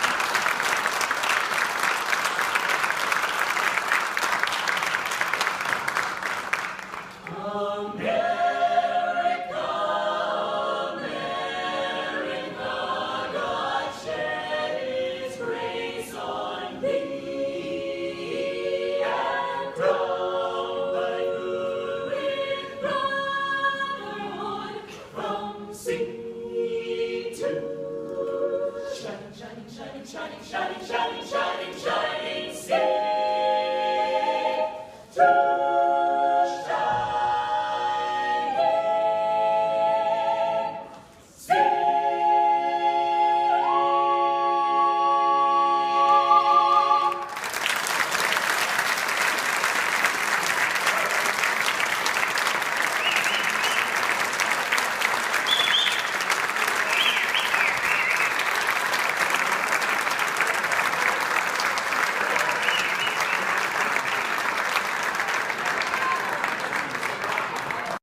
I'm supervising you. Now everyone pick up your favorite hand and wave goodbye to those people on that dock. Goodbye. Goodbye. Yeah, you're never going to see them again. But you don't know them, so why would you see them again, right? Unless that was your family up there, then you know what? You're welcome. I just got you a 10-minute break from them. You probably need it. You've been at Disney World all day with them. But now let's see. Is this anyone's first time on the Jungle Cruise? Can I see a raise of hands? Perfect. Me too. Is this anyone returning to the Jungle Cruise? Can I see a raise of hands? Perfect. I can't wait to be a sore disappointment for all of you and exchange a lot of awkward eye contact has already started. How beautiful. But hello everybody, welcome in. My name is Skipper Kevin. First name Skipper, last name Kevin. I'm going to be your best friend, guidance counselor, dance instructor, tour guide, dragon slayer. And if you don't laugh at my jokes, I'm going to be your swimming instructor. I said that just for you. I said that just for you because I knew you were going to interrupt me. Yeah, thank you so much. I really do appreciate it. Wow. But now here we are in the Amazon rainforest. If you look over to your left-hand side, you're going to see what I like to call an inspiration ball. I call it that because the longer you stare into it, the more it's going to inspire you to go. Oh, deeper into the jungle, of course. Yeah, I don't know about you guys, but that certainly does look like inspiration to me. So much that I now feel inspired to take you guys into the Congo River. So why don't we see how far this boat can go? Okay, I'm glad of you if you did not like that. Don't worry, my jokes, they don't get any better yet. So buckle up, we're going to have an amazing time together. And if any of you have not seen the Jungle Book or you'd like to see it again, don't worry, it's right over there in 3D and the box set edition. Yeah, it really was the bare necessities here in the jungle. Oh wow, this is awkward. I'm sorry guys, I was trying to throw you a surprise party, but it looks like no one's here. I can't see anyone. Canoe? Yeah, I cannot. It really is an either or situation if you get what I'm trying to say. I even brought out that giant python snake. I just would not recommend getting too close to him. He will develop quite a crush on you. It's what I like to call a constricting relationship. It never ends well. What in the jungle? Oh, sorry. I hope that did not alarm anyone. Those are just my roommates. Yeah, looks like they got into the explosives, but I'm sure they were just trying to find the bananas. They do find them very appealing.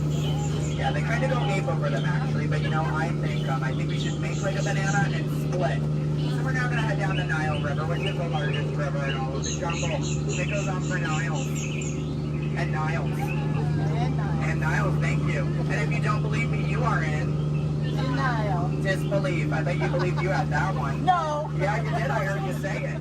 But if you look right there, everybody pay attention. This is super cool, super rare. It's honestly an African bull elephant. You could even say it is a once-in-a-lifetime opportunity. You will never see one of those again in your entire life. A twice-in-a-lifetime opportunity. You will never see one of those again. How majestic that is, the common African elephant. Okay, but now here we are on our African belt, which has some of my favorite animals on it. If you look up behind those boulders, you're going to see those tall-necked cheetahs. Right here in the front, those are the ones that killed Mufasa. Over there, we have the scary-looking chickens. Look at all those chickens. And then we have that beautiful pride of lions protecting that sleeping zebra. Yeah, who am I kidding? I can't lie to you guys. That zebra's dead. Those lions are chowing down on some lunch right now. But kids, don't worry. I like to call that zebra plastics. There's lots of trust issues here in the jungle, I know. Wow. Okay, this is not something you see every day. Wow, all right. So, why are you all looking like that's what you normally see on a Saturday afternoon? That's concerning, you guys. I'm a little nervous now. I don't know about you guys. I don't think I have ever seen that many rocks on the beach before. Yeah, there's like, what, 200 rocks up there? Maybe 300 rocks, but then again, I'm not a geologist, so what do I know? Yeah, but what I do know is we're not going to look up above the rocks. That just sounds like a lot of paperwork, and I hate paperwork, so instead we'll ignore it and hope it goes away. Yeah. Oh my goodness, there they are. Those are my friends who are going to go to that surprise party. We have Old, Smiley, and Ginger. Just be careful, Ginger snaps. Yeah, she is one tough cookie, and I'm not sure why, but my jokes, they kind of get crummier from here. I guess it's just the way the cookie crumbles. I don't really understand. It's unfortunate. But hold straight ahead, we do have Schweitzer Falls, named after a famous and beloved founder of the Jungle Navigation Company, Dr. Albert. Yeah, don't worry if you didn't get that, we're going over it later. So I really hope you know how to swim, and if you don't know how to swim, stop being dramatic. Stand up, the water's only 3 feet deep. That really is not that difficult. But if you guys are starting to wonder, Skipper Kevin, how on earth did you land your job here? I'd like to say it's plain to see. Yeah, I took a crash course, which was half off, and you know, I've been winging it ever since, but that's kind of the tail end of that story. There's not much to it. And now it does look like we are entering a hippo pool, and I need everyone to be very careful. These do look like some dangerous animals. In fact, you could even say they are some hungry hippos. So if you guys could do me a favor and hold on to your marble. I lost mine a long time ago, that's why that boat's halfway underwater. Oh no, I'm just kidding. The legal team tonight keep saying that. That's gonna get me fired. Yeah, the last time I took a boat out, I went to a volcano and everybody came back without eyebrows. But lucky for you guys, I took a wrong turn this time. But this is probably the point in the cruise where people start thinking my job is so easy, I'd let a monkey do it. But I promise you, that's not true. Those are chimpanzees. Yeah, there's a very clear difference between the two. Just don't ask me what it is. I have no idea, and I didn't think we'd actually see any, so that's kind of crazy. But lucky for you, I do have a very fun fact about monkeys. So apparently, humans eat more bananas than monkeys. But I don't know if I believe that, because I don't know the last time I ate a monkey, do you? Yeah, that's bananas. And don't worry, if you don't get that joke, I'll give you about 10 seconds. I get it. You're a late bloomer, you just need a moment to digest that one. You're welcome. Yeah, so please take your time. And it is now the moment that we have all been waiting for. It is the amazing, the colossal, it is the eighth wonder of the world. The backside of water! O2H! O2H! Alright, I got a few chemistry notes on board. That was the reaction I was hoping for. Everyone else, don't worry, I only tell those jokes periodically. It just gets me in my element sometimes, you know. I did have a joke about oxygen and potassium. You could say it's okay. Yeah. I also had one about sodium, but no, you guys don't look interested. So instead, we're gonna head down the Mekong River into the ancient Cambodian shrine. If you've never been in there before, be careful. There is a 10-foot drop. So make sure your seatbelts are buckled left to right and tug on that yellow strap. Yeah, if you're looking for your seatbelt, you can't find one, hold on tight. Let me know how that goes for you.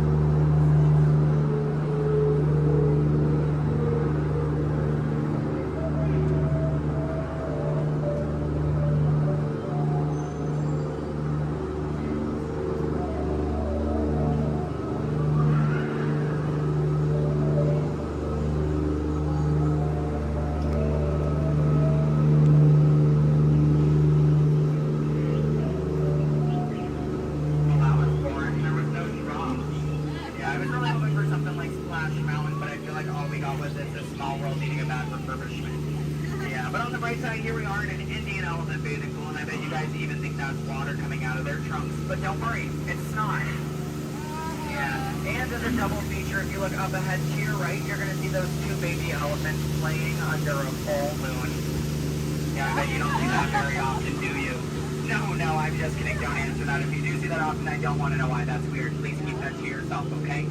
But you know, since we are here in the jungle and there are plants everywhere, I'd really like to take a moment and show you guys some of my favorites. So, that one.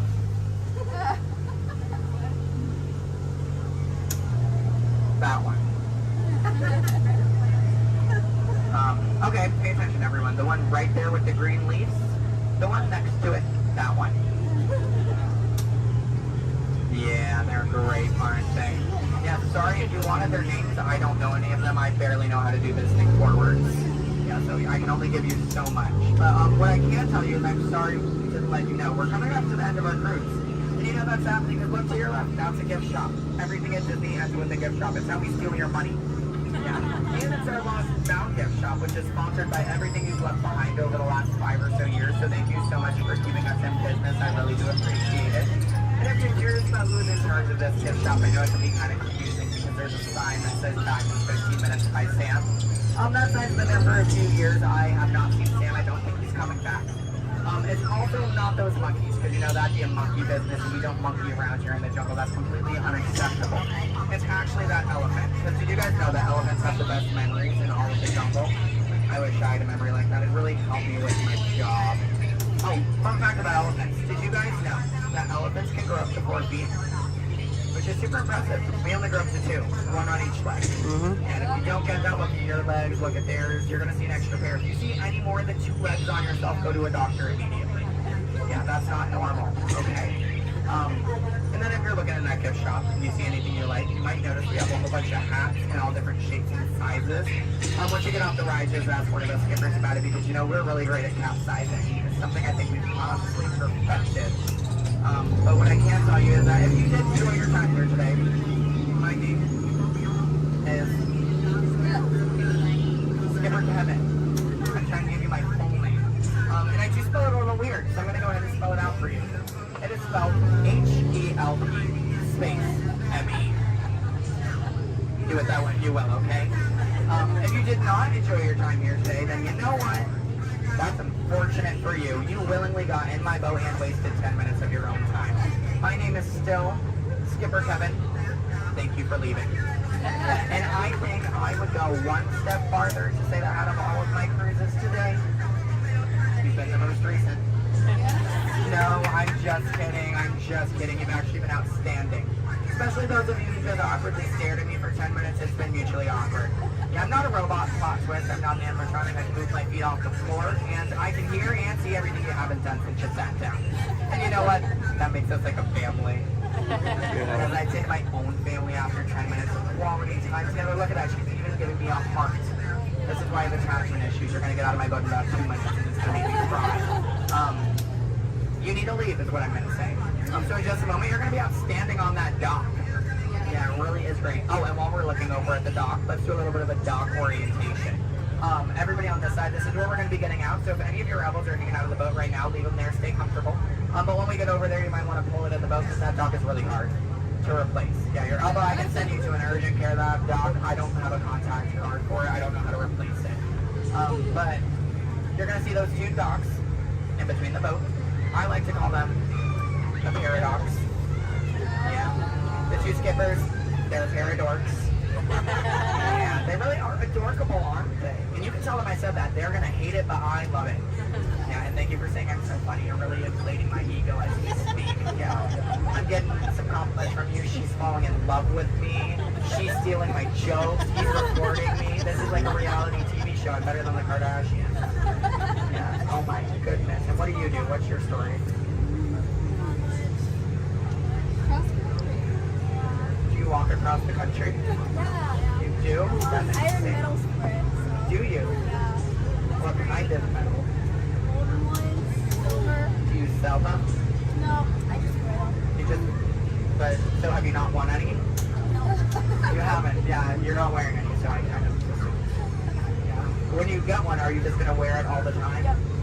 Oh, are you going to name it? No, not. Why not? If it's going to be that important to you, I think it deserves a name. Why do you think your mother named you? I'm just saying. Okay, your story's boring me now. What is your story? Talk to me, Miss Epcot Center. She's wearing a shirt that says Epcot. Is that your story? Yeah. That's it? Yeah, and that was, sticking to it. That was a pretty short story. Yeah, it's been a long life. Short story for a long life. Something about that doesn't make sense. Oh, goodness gracious. My friend in the middle with the Leia shirt. Hello. Are you a Star Wars fan? Good to know. What's your story? Alabama? My friend's from Alabama. He's bald. He normally works here, but he's not. His name's similar to mine. It's Brevin. I'm Kevin. We also have a Devin and a Heaven. If you can, yeah. How do you think we feel? You hear us on the microphone, you just hear a name, all you hear is Evan. We all come flocking too. Yeah, it's great. Okay, my friends in the back, why are you so quiet? You're so quiet. Are you having fun back there? Just making sure you're not asleep. Your bucket has a little no. You're wearing sunglasses. You're wearing sunglasses. He's behind my engine. Can't see any of you. And then what about you two over there with the extra set of ears? How you doing? Thank you are the nicest one here. No one asked me how I'm doing. Thank you. You are all horrible people. Just know that. Just know that, please. Except, well, no, you can love me all you want, but that doesn't mean you ask me how I'm doing. You know what? I think I'm ready to cut our time a little short together. So, now this is a word for legal. Make sure your hands, arms, legs, and feet are inside the boat. Parents, supervise your children. I don't have any. I don't want yours. Children, supervise your parents. I don't trust them. Neither should you. And that number 2 they're holding, that means that we have to do this 2 more times because you guys just didn't make me feel good enough about myself. So hello everybody, welcome aboard the Walt famous Jungle Cruise. My name is Skipper Kevin and I would never do that again. That's treacherous. The only thing I'm going to do is make you 2 times farther from the exit for your inconvenience. You're welcome. And I really would like to tell you what my parents told me on my 18th birthday. They looked at me and they didn't say, Skipper Kevin, happy birthday. Are you staring at me? That's all they said. Okay, well now that you guys are just doing weird things, get out. Goodbye. Yay. Stop. Okay, don't stop. I need it. Yeah, guys, give me a standing ovation. I am a middle child. I love validation. Yeah, thank you. I might be a classic, but I still got a spring in my step. Let's go.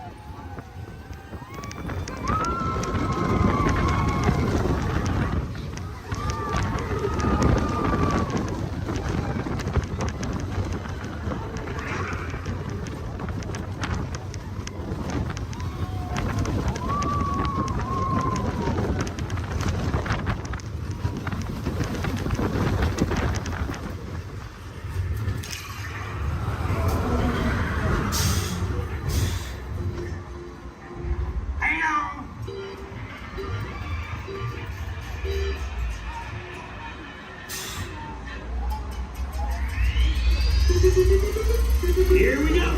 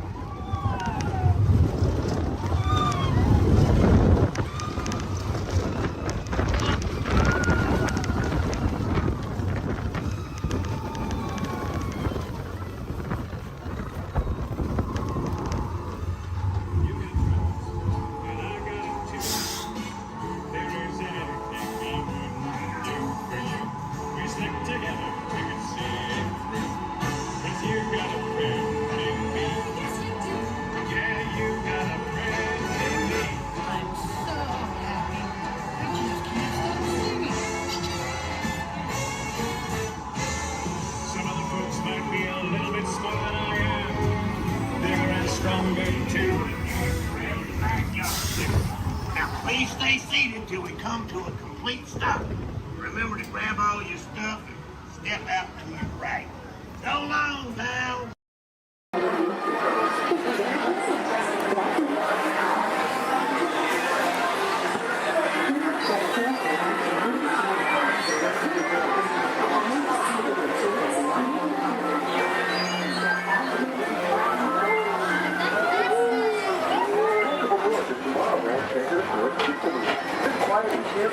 Highway in the sky. We invite you to sit back, relax, and enjoy your grand tour tomorrow. Along the way, you can preview many of the exciting places you want to be sure to enjoy today while visiting Disneyland of tomorrow.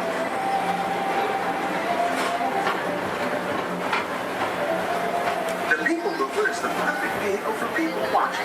So keep your eyes peeled. You never know who you might see.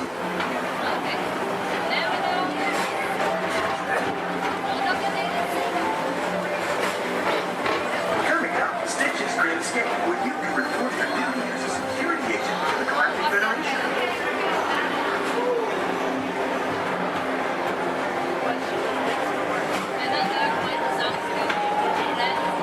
Your missions to keep Big 366, the biggest little mischief maker in the galaxy, under control.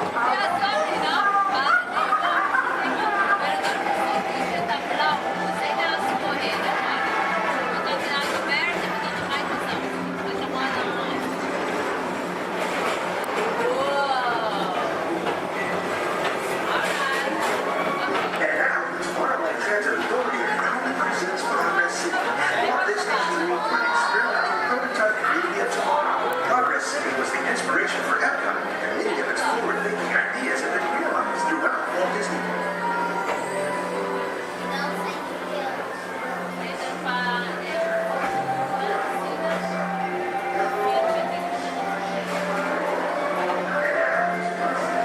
If your future includes shopping, then you'll want to visit Mickey Star Traders, where you'll find the greatest goods from around the galaxy.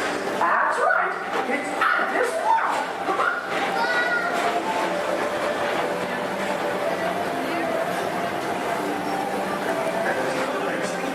Put the pedal to the metal and speed towards the checkered flag in your very own race car. Young or old, this is your chance to drive in the fast lane without worrying about getting a speeding ticket.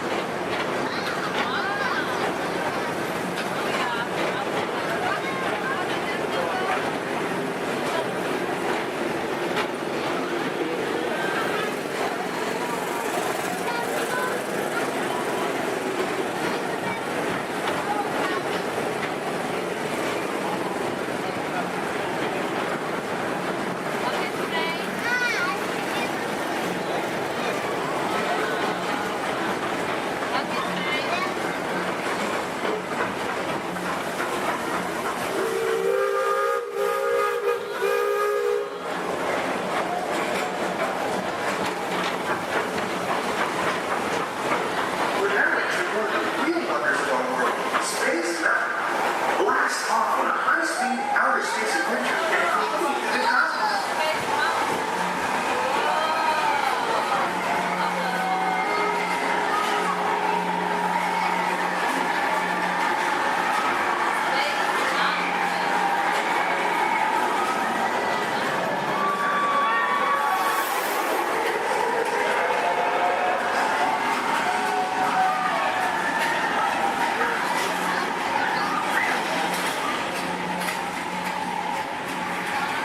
Paging Mr. Morrow, Mr. Tom Morrow. Please contact Mr. Johnson in the control tower to confirm your flight to the moon.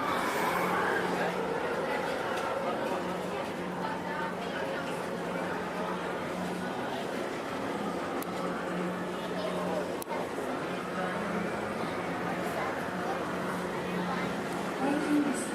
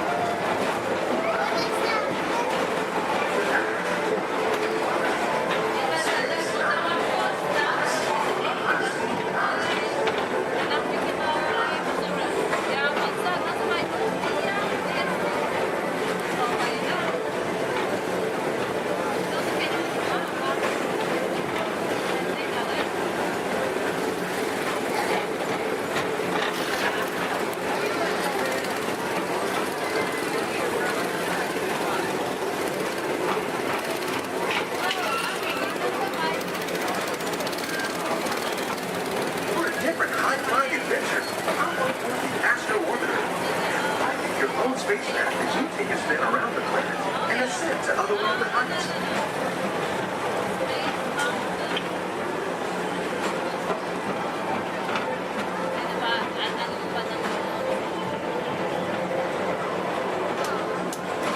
We're now approaching Walt Disney's Carousel Progress. Inside this rotating theater, 4 families welcome you into their homes of yesterday and today, starting way back at the turn of the 20th century. First presented at the New York World's Fair, this legendary circular theater celebrates the progress that has made our lives better. It's a perfect reminder that there's always a great, big, beautiful tomorrow shining at the end of every day.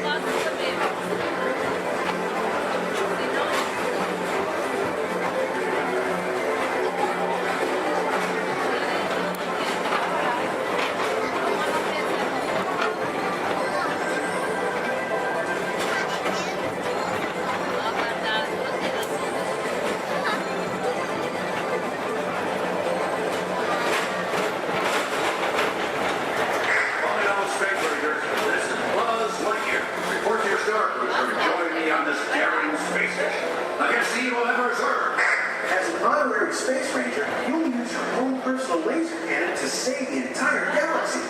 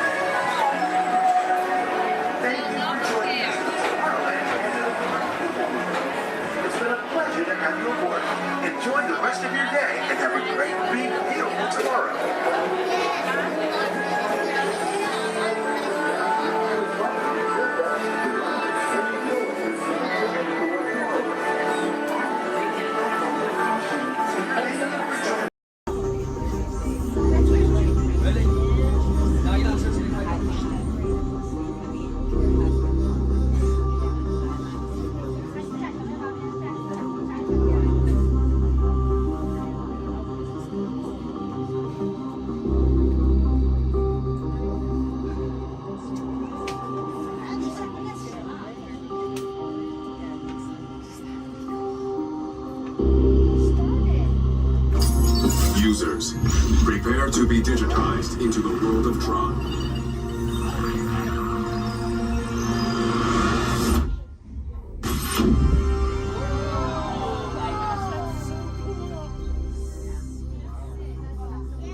Team Blue, welcome to the grid. Proceed to gates.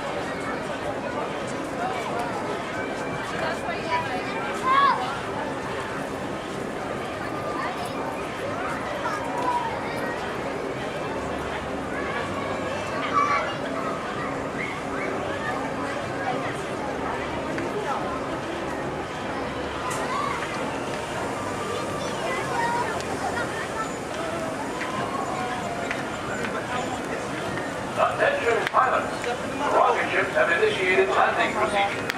Please remain seated until your rocket ship comes to a complete stop.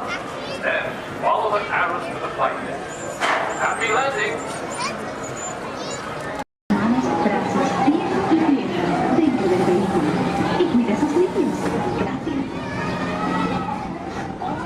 Step carefully onto the moving platform, then step in.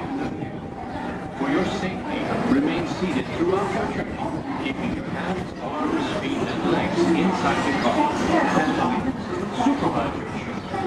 Remember to stay clear of the doors, but open and close automatically. Enjoy your trip aboard the Metroliner.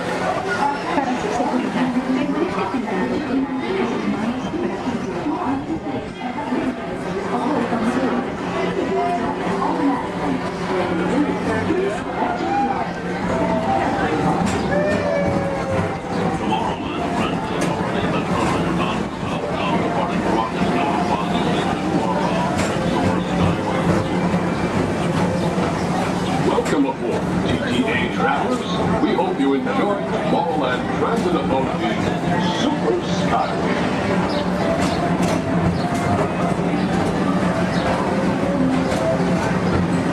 Now approaching Tomorrowland Interplanetary Convention Center. The convention center is home to a galaxy of wonders from faraway.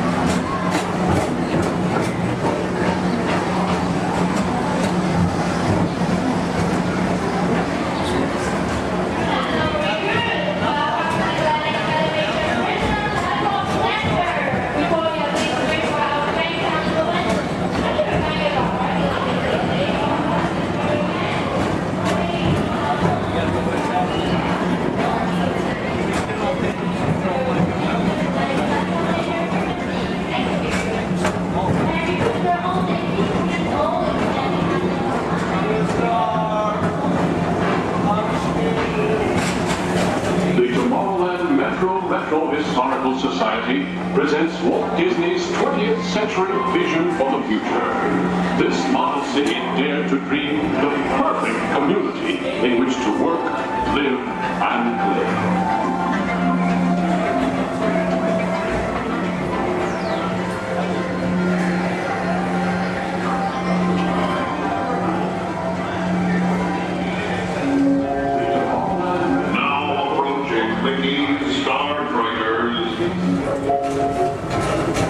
For your convenience, the ground crew and Mickey Star Triggers will be glad to rocket ship to many planets in the galaxy. Hi there, Tomorrowland travelers. This is Mr. Johnson and Sky Eagle Hovercraft One, bringing you the latest Tomorrowland traffic report. As usual, everything is perfect on Tomorrowland Superhighway. Back to you at DTA Center.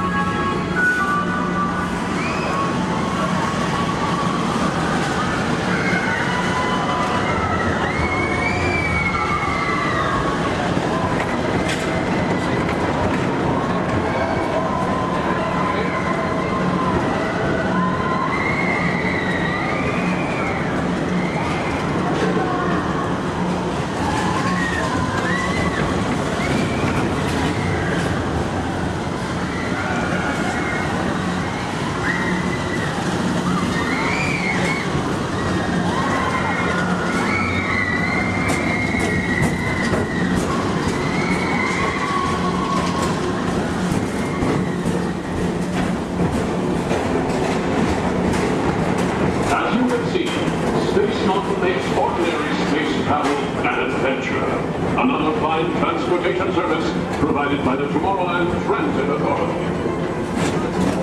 Attention, all visitors from Galaxy M31. Please keep forward-facing tentacles clear of oncoming Metroliner vehicles. Thank you.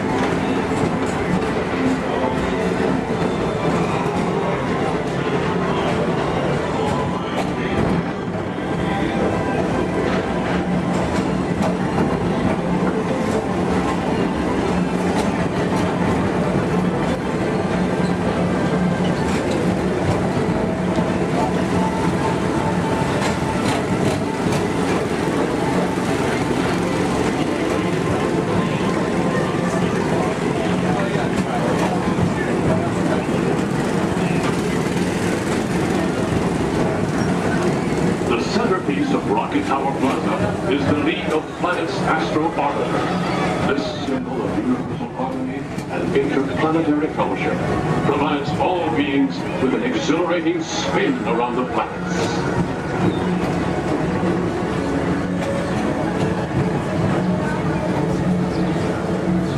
Remember, Blue Line passengers, for all your future travel needs, the TTA services all of Tomorrowland's outlying areas, including the personal rocket ship docking lot, and of course, Perfect Park Acres. Paging Mr. Morrow, Mr. Tom Morrow. Your party for the Saturn has arrived. Please give them a ring. Now approaching Walt Disney's Carousel of Progress.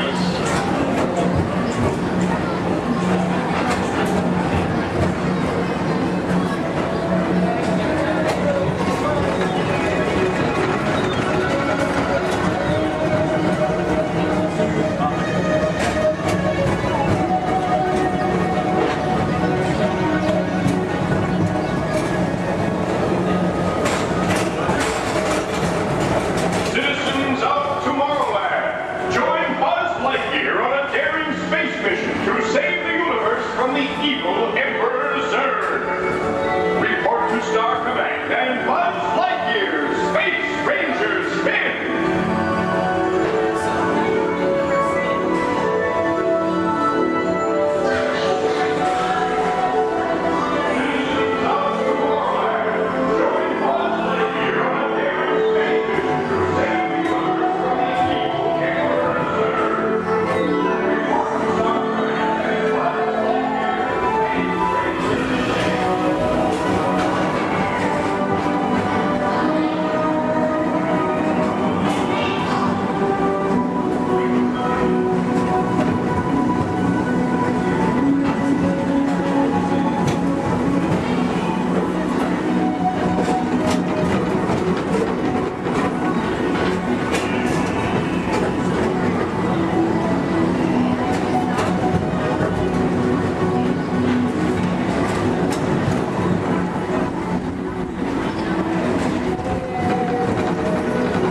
Welcome back to Rocket Tower Plaza at the heart of Tomorrowland. Come now, rejoin us and believe in the promise of tomorrow.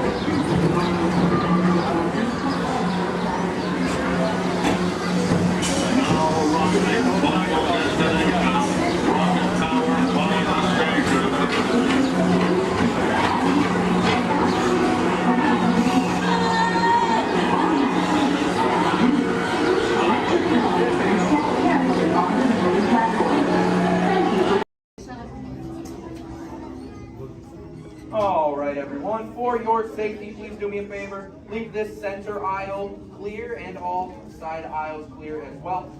If for any reason you need to leave the theater, you can do so through these two right rear exit doors. That's if you're looking to leave. Please do so through these two right rear exit doors. They're a little bit heavy. Just give them a big old push and they'll open right up for you.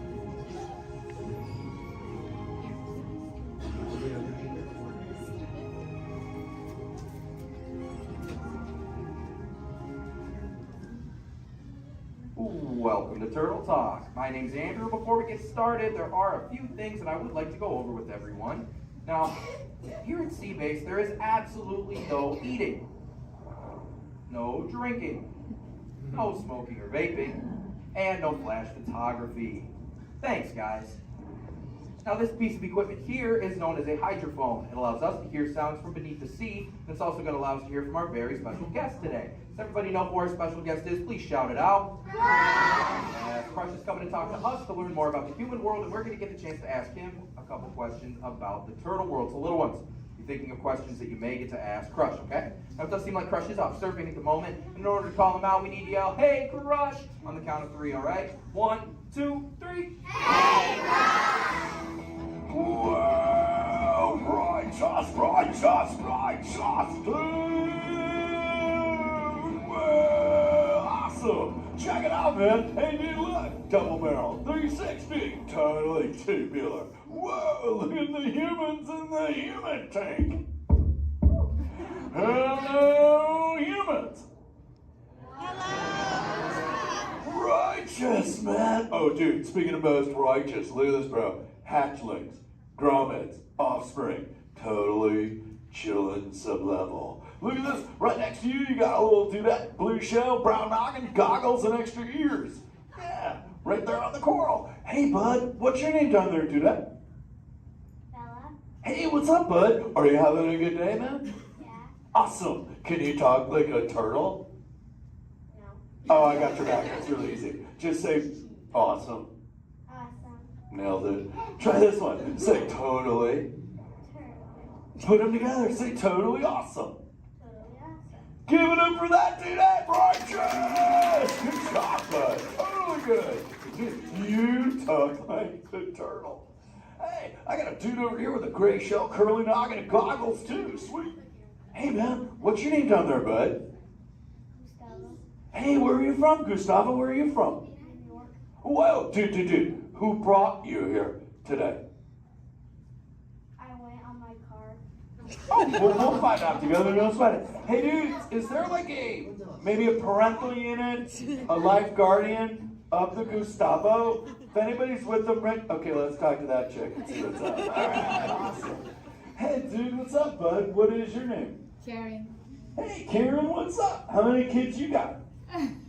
My English is not good. I'm from Brazil. Oh, I don't speak English either. I talk turtle. Karen, does it freak you out? Gustavo has no clue you're here. Don't worry, Karen. They come back when they get hungry. Karen, did you feel it, bud? Did you feel it? We're sharing a moment. Look at you, Karen. Awesome. Dude, my son's short. He's like this. He goes, Dad,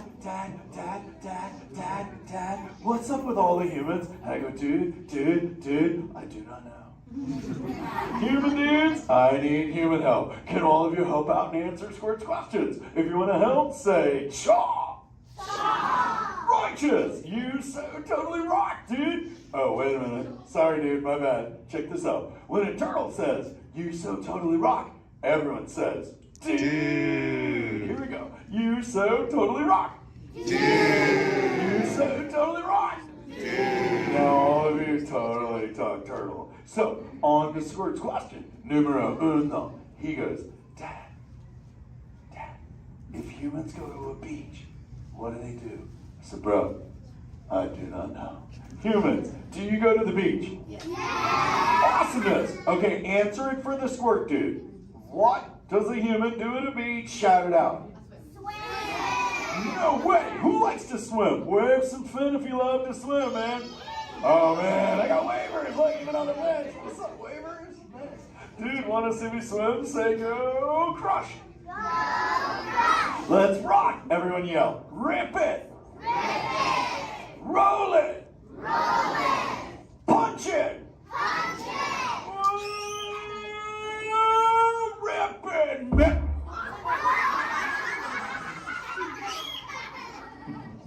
Hey, Crush, watch out for the glass. Hey, dude, thanks, Hank. How long has that dude been there? Oh, no, man. My bad, bro, my bad. Where are the manners? I've been asking the questions. Dudes, do any humans have a question about being a turtle? Raise a fin.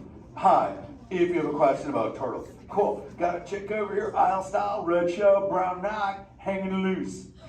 Hello, bud. What's your name? Hey, bud, what's your question? What turtles eat?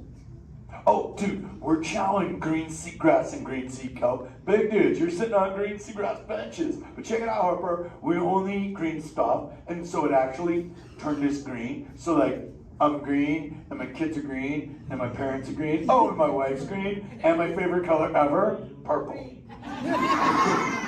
He's pulling your fin. It's green. Hey, there's a purple chick over here with like a jellyfish lid. Let's talk to this one on this side. Hey, bud, what's your name down low? Hey, cool name, Scarlett. What's your question? My name's not Scarlett. Oh, wait, what's your name? It's Charlotte.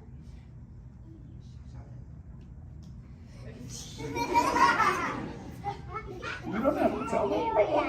Okay, what's your question, little bud? My name's not bad. Okay. Hey, let's head over here. We got like a little friend on this side. Looks like a light blue shell brown noggin. Let's talk to this bud. Hey, what's your name, dude? My name's Marley. Hey, Marley, what's up? What's your question? What's your favorite food? Oh, dude, besides eating green seagrass and green sea kelp, we totally chow on the jellies. Yeah, they're like so tasty. Hey, wait, Marley, do you eat food and sleep and stuff? Yeah. Do you know how to swim? Yeah. You're a turtle. Because all we do every day is eat, sleep, and surf. Hey, we got a bud by the bench. He's got a red shell curly noggin. Let's talk to that guy. Sweet. Hey, big man. What's your name, dude? Ezekiel. Hey, Ezekiel. What's your question, friend? How do turtles breathe? Okay, here's the deal. We have to go up every 15 minutes, bud, because I'm like you. I breathe oxygen. But here's the deal. We have to go up every 15. But when I sleep, Ezekiel, we can go in this little cave right there. See the green shell sticking out over there? We got to tuck under, and we can sleep 5 hours straight and absorb oxygen out of water when we're underwater. Who else has a question? This is kind of cool. Oh, whoa, dude, check it out. We got like a little friend chilling on this side by the bench. Looks like a grayish blue shell brown rock sitting on her own flips. Dude, what's your name over there, bud? Abby. Hey, Abs, what's your question, Abby? How many babies can a turtle have? Well, mommy turtles, man, they go to a beach, but it's the same beach every time. And they drop off like 90 to 100 eggs. But here's the cool part. When the sand is really warm, Abby, everybody is a dudette. And when it's cold, they're all dudes. So we say, dudes are cool and chicks are hot. Yeah. This is awesome, humans. Hey, the Jelly Man. I was talking about you, buddy. Oh, Crush. Hey, man. I'm trying to get away from a turtle pile. Marlin, turtle piles are a celebration. Everyone yell, turtle pile!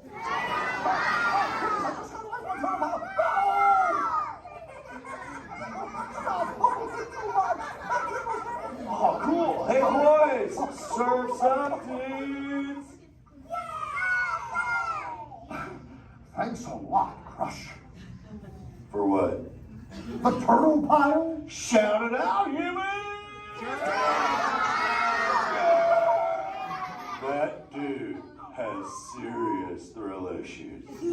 Humans, you rocked it! You so totally rock!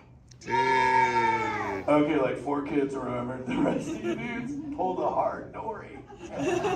Dudes, don't space out! Remember, Turtle says you so totally rock. Everyone screams! You so totally rock! There you go, you're back again. Oh, bummer. Hey, bro, the frequency thing is not working. Whoa, it's Bailey. Call him back with your fins. Put your both fins up. Yeah, put your both fins up. Go.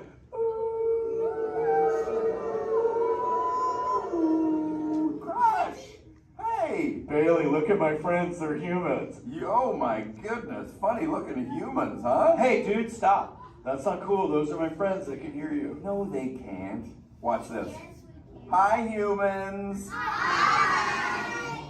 Oh, okay. Why didn't you tell me? Dude, I tried, man. You got stoked out. Wait. Ooh. Yeah, that thing. I'm getting something. Ooh, wow. Some of you have 4 ears. Weird. I'm not judging. Humans. Later, Crush. Later, Bailey. Everyone say, later, Bailey, dude.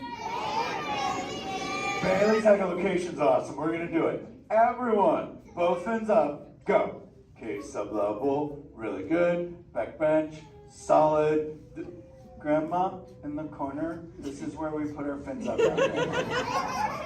Good job, Grandma. Good job. Fins up, eyes closed, go. How many fins am I holding up now? No, you gotta go.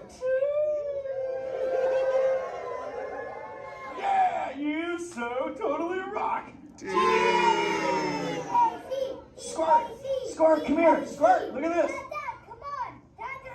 Squirt, I just taught humans your ultimate favorite. Sweet. Dude, go for it, they'll blast you. You so totally rock! Yeah! Rock on, human dude! Rock on, Squirt. That's my son, I'm in a jam. Oh wait, remember this thing. You gotta be good to the oceans. And the oceans will be good to you. And slap the fins together for my man Andrew. Rockin' the mic, man. Oh, righteous. Little dude. Use the word dude all day long because your parents will love you. Hey, Karen. You're welcome, Karen. Let's go. You so totally rock. Let's give it up for Frog. If you would like to learn more about Frog and his friends like green sea turtles, manatees, or sharks, you can do so up on the second floor of Sea Base. Now, little ones, don't move until your adult comes to get you. Adults, please collect your belongings, collect your children, head on up to those two right there exit doors. Or if you're safety, please don't stand up. Star Tours announces the arrival of the Indoor Express. Once we've had a chance to service the Star Speeder, we'll begin our boarding procedures. Thank you.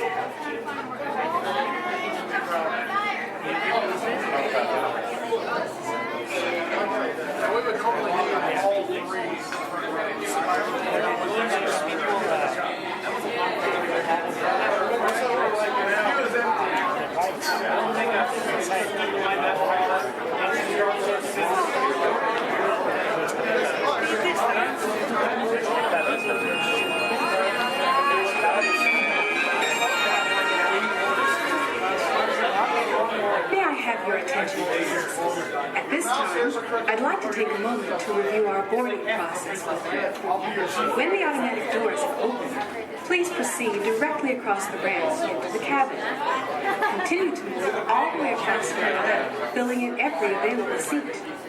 For your safety, all passengers are required to wear safety restraints throughout the flight. To fasten the restraint, pull the strap out from the right side of the seat and snap it into the console on your left. Galactic regulations require that all carry-on items be safely stowed beneath your seat. While on board, flash photography is not permitted. And please, no smoking at any time. If you have any questions, feel free to ask an attendant. You'll be boarding in just a few moments. Thank you, and have a pleasant time.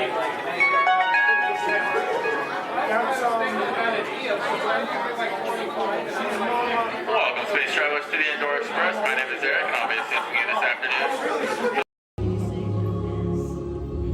In 1923, a young man from the American Midwest, along with his older brother Roy, started a cartoon studio in the back rooms of a small real estate office in Hollywood, California.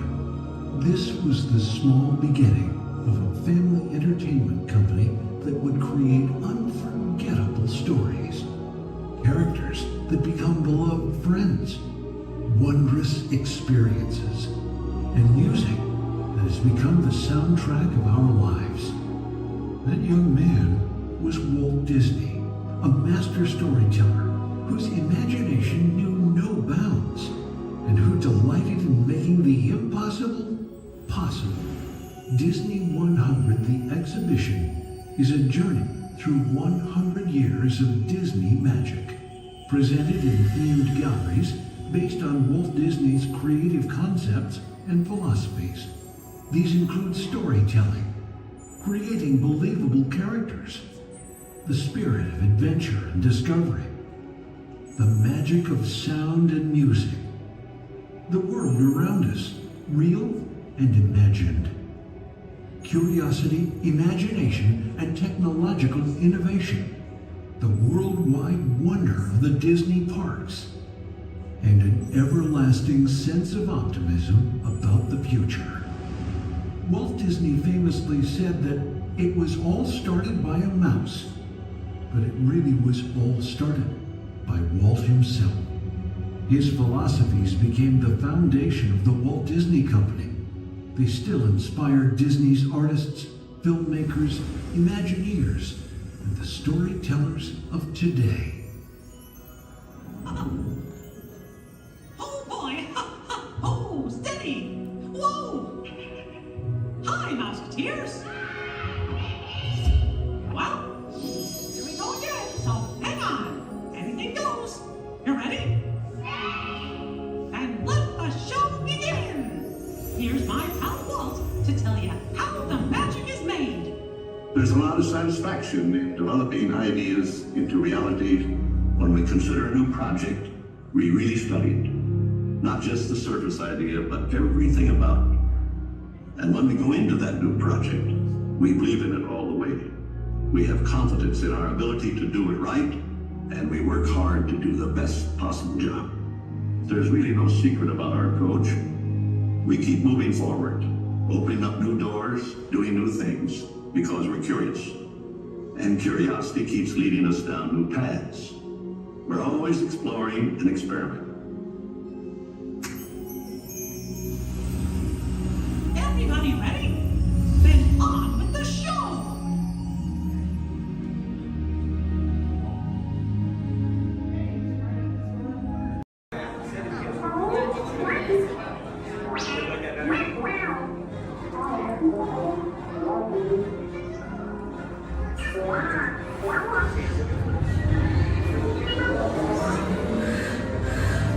Incoming transmission from Ray.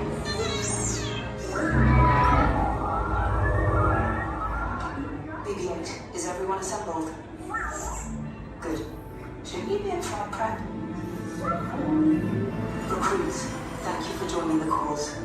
A covert resistance team led by my friend Finn has infiltrated a First-Order Star Destroyer that is now headed to this system. Your outpost on Batu is no longer safe.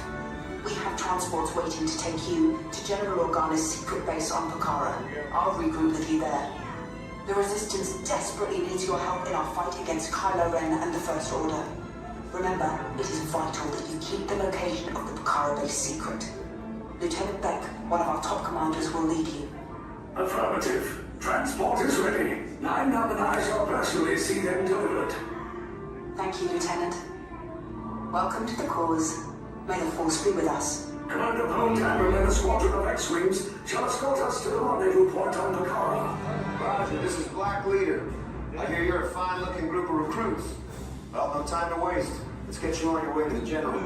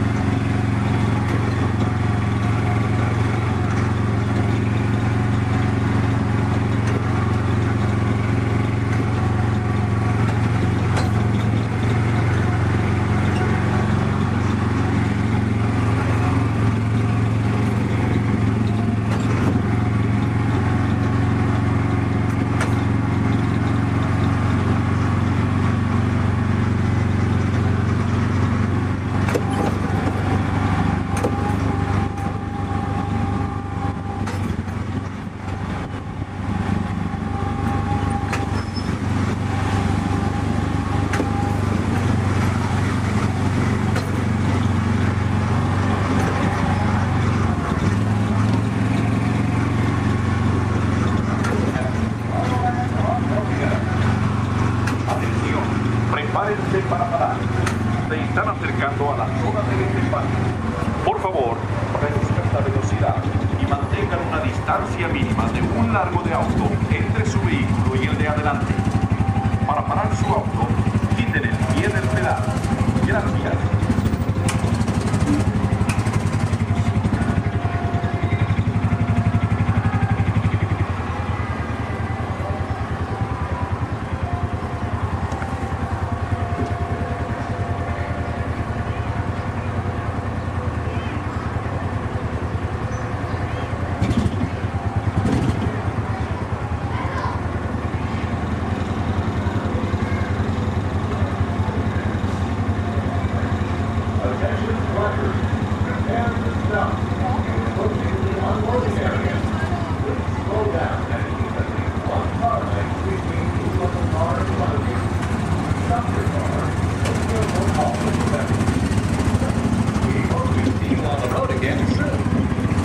Atención, prepárense para parar. Se están acercando a la zona del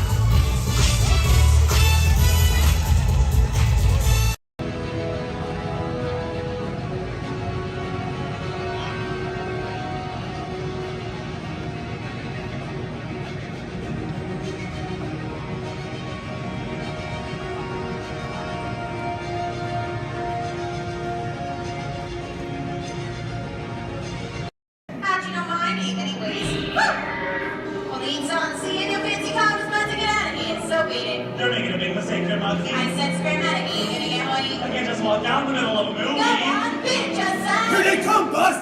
Get out your grinders! I'm gonna go by Mr. Osborne.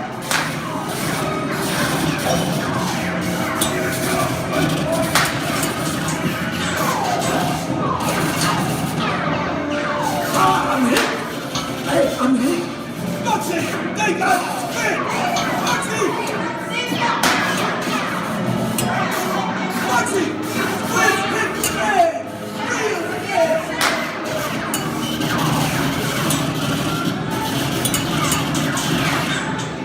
Hey, everybody, just sit tight. Run the red lights against the law, and I would never break the law. Hey, watch this. No more red light. Right here in our very own special effects water tank. Now, water tanks just like this one continue to play a major role in action films. Here, the explosive, out-of-control mayhem that you see in movies like Crimson Tide, The Rock, and Pearl Harbor can all be created using large-scale mechanical and physical effects. The action is then filmed as a carefully planned sequence of events. And today you guys are in luck because we are in pre-production for our very own action sequence that we like to call Harbor Attack. We're going to be using some of the same special effects that directors like Michael Bay use in their films. Now, if you'll turn your attention to those overhead monitors, here's Michael to set the scene. In this scene, Provo is on a surveillance mission, searching the skies for enemy aircraft. The crew is caught off guard when the real danger surfaces from beneath the sea. This is going to require a full range of physical effects, split-second timing, and careful direction. We have the lights, we have the cameras. All we need now is the action. And if anybody knows about serious action, it's certainly Michael Bay. Some of the effects that we'll be using in this scene include water cannons, which have been pressurized up to 100 pounds per square inch. We also have bullet hits, which have to be carefully timed and programmed to match the sequence of the visuals as well as the pattern of our sound effects. And the last but probably the most important physical effect in a scene like this is fire, which must be ignited at a precise moment, because it takes a lot of timing and work to reset the charges for an explosion. Of course, the number one consideration in the timing of all these effects is the safety of our actors here on the set, and that's where you come in. Everyone, please give Mitchell a big round of applause! Yay! Mitchell, you have been cast as a mechanic in our scene today. Your scene is going to take place way down here in the engine room of our PT boat. Now, you don't have to swim. You can follow Stephanie and she'll show you right where to go. Alright, we're going to be filming 2 scenes today, but not in the order in which they appear in the script. Many movies today are shot out of sequence, which means that actors have to react to a situation which may not have yet been filmed. This can be difficult, so it's up to the director to provide the motivation for the scene. Alright, Mitchell, here's the setup. The phone next to you is going to buzz as 800 gallons of water are going to dump out of those tanks, fly down that chute, and slam into you like a freight train. Are you feeling motivated to hang on? Good. It's actually 1,000 gallons of water, but we find there's a fine line between motivation and fear. Alright, roll, playback, and action! Pick up the phone and talk to your captain. Let him know you've just lost your engine. Keep talking. Keep talking.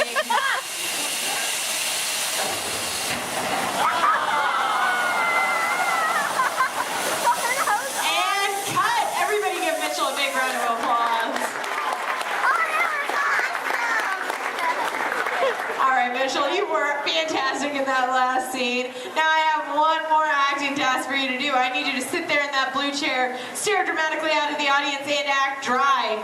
We're going to give you a couple minutes to work on that. Well, let's add that shot into our next scene, see how it all ties together in the final sequence. Our next scene takes place on the deck of our PT boat, and here's Stephanie to introduce the rest of our brave crew. Hello, ladies and gentlemen. Can I get a big round of applause for our Captain Jeffrey and his wild and wacky deck crew, Julie and Brandon, the cast on set and the crew is standing by. Well, thank you so much, Stephanie. All right, roll playback. Remember, you guys are on a surveillance mission. And action. All right, Captain, pick up those binoculars. Start scanning the skies for enemy fighters. Crew, I want to see that deck nice and clean. You're going to see an enemy fighter coming in from 10 o'clock. You're surprised. You're stunned. You're terrified. You're running around screaming because you see that plane is coming in for another round. Captain, spin the wheel. Try to get the PG going out of there. Now, it's too late. They've just shut out your engine. So, Captain, you're going to pick up the phone, call your mechanic. What's that, crew? You see something getting coming in fast off the starboard side of the boat? Give them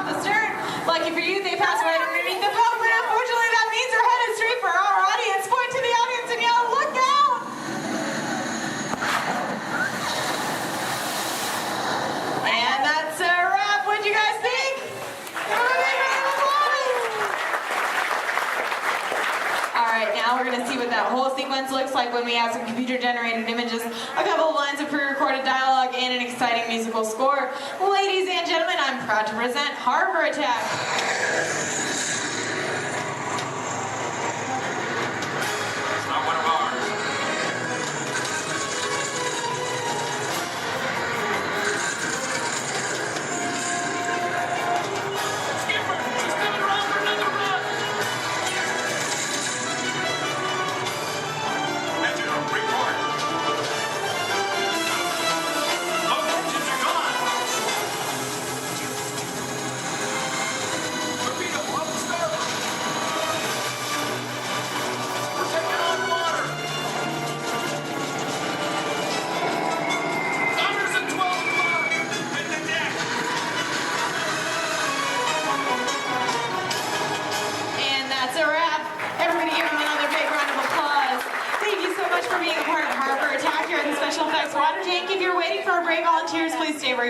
The rest of you, please turn to your left, head straight down those ramps through the props warehouse. Shuttles will take you on the rest of your behind-the-scenes tour. On behalf of Stephanie, myself, and our brave volunteers.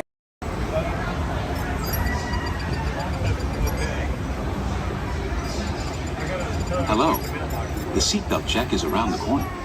For your safety, remain seated with your seatbelt fastened and your hands, arms, feet, and legs inside the vehicle at all times. And please supervise children. Thank you. La estación de control de cinturones de seguridad está a la vuelta de la esquina. Por su seguridad, mantenga sus manos, brazos, pies y piernas dentro del vehículo y cuide a los niños.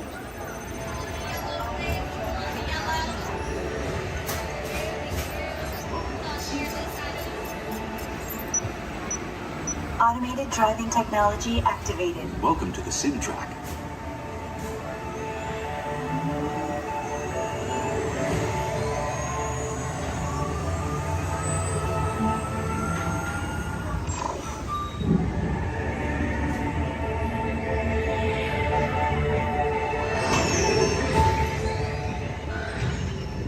We'll begin with the capability test to see how your vehicle designs perform under challenging weather and surface conditions. Monitoring road surface. Connecting to OnStar. SIM-car performance data acquired.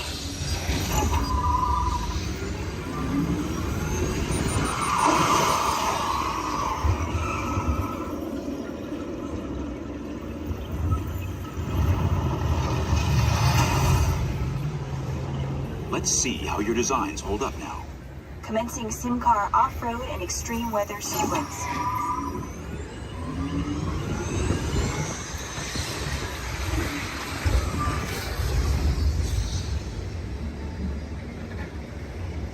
Capability test results displayed and verified.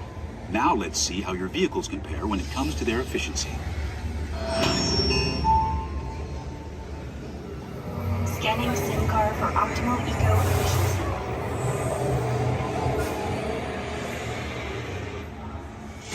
Engaging EcoScan for aerodynamic efficiency.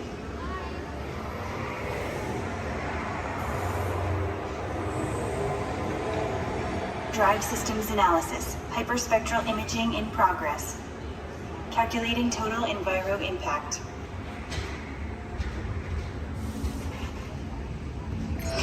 Commencing responsiveness test. Okay, the responsiveness data is now being synchronized.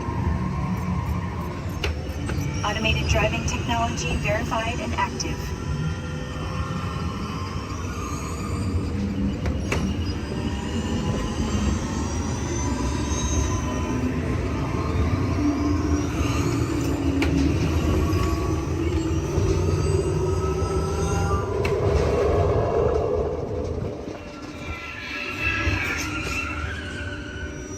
Automated crash avoidance technology disengaged. Displaying responsiveness data. Here comes the final test. Energizing for power test.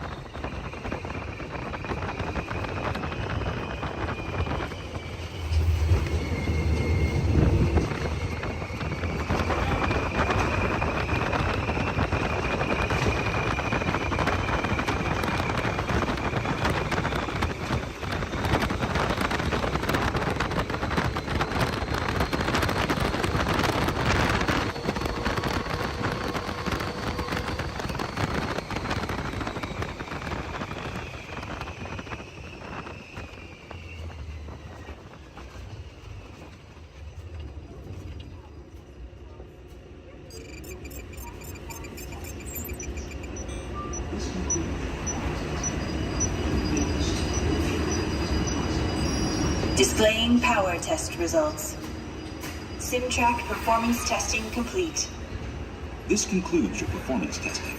You'll be able to see how your Chevrolet custom concept vehicle designs compared with the sim car after you disembark.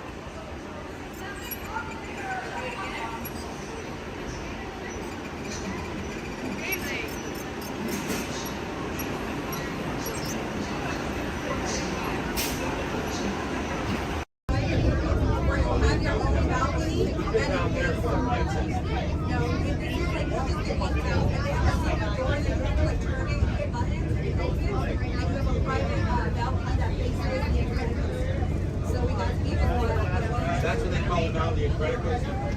Yeah, it's not Screaming California. When I went out, I remember the first time I ran, I went on it, there was a guy who had a cigarette in his mouth and he came in, he was so proud that he had it lit the whole time. That's like, I remember the first time I ran, I was like, yeah, glad. I went on that ride 5 times with the kid. He was at the time. My shoulder. Yeah, it's fun. That's a good one. It is. I grew up in Santa Clara and did Marriott's in America. California after that. He's from Redondo. So we're like 30 minutes.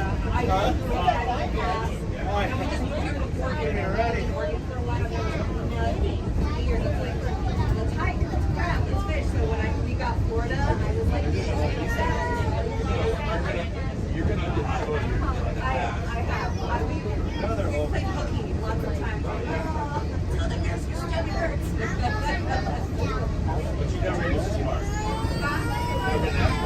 This is our second time coming. We just got our pass. We got our pass maybe a month ago. Let's go. We've been here like 6 months. But it's hard to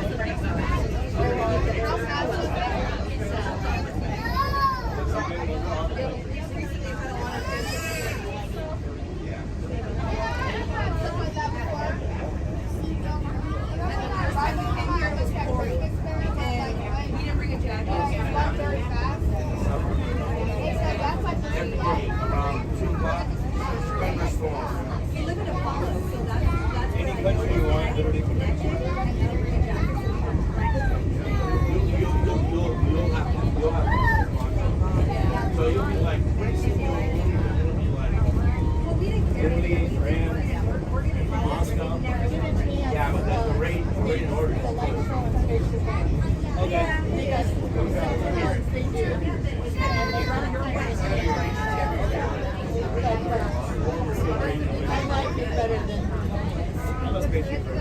The building is right here, That's Moana? Moana's water. That's super.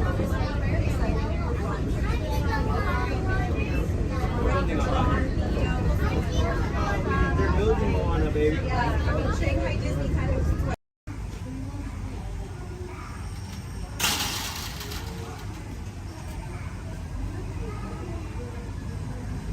Oh boy! For those of you just joining us, welcome aboard Excursion 3 on the Disneyland Railroad. For your safety, please remain seated at all times, keeping your hands, arms, feet, and legs inside the train. Please supervise all children, making sure they are seated away from the train openings, either fully on a lap or on a bench. Our next stop will be Main Street, but before that, we will travel into the tunnel ahead and journey through the Grand Canyon and Primeval World. While you are more than welcome to take as many photos and videos as you'd like, we do ask that you please turn off all flash photography, video lighting, lighted toys, and accessories, including any lightsabers, light up ears, bubble wands, balloons, and many more.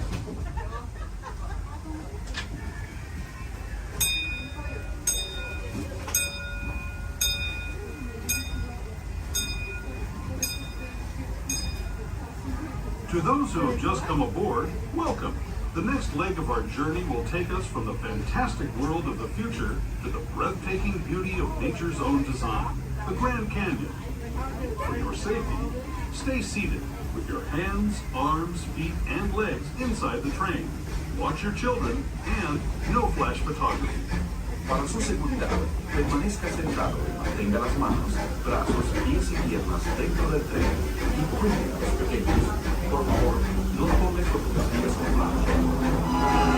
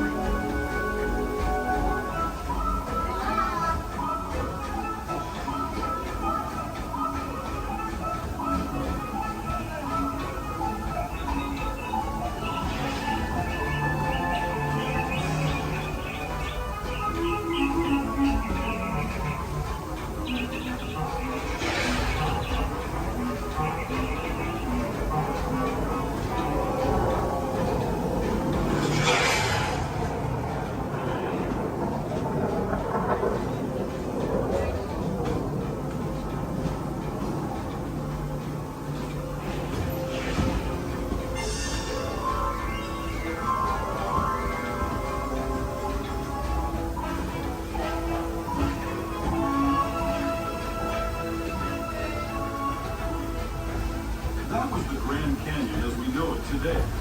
But it wasn't always this way.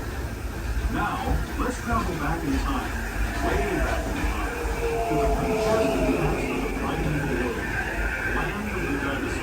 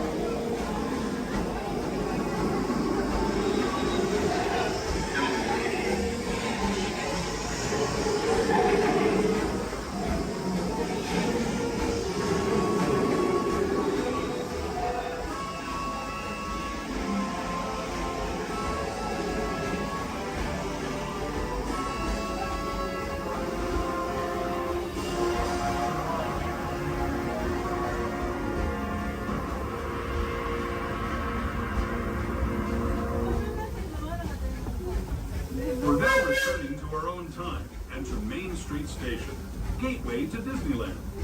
If you're leaving us here, stay in your seat until we come to a full stop. Remember to gather all your personal belongings and step carefully from the train. I'd especially like to thank those of you who've been with me.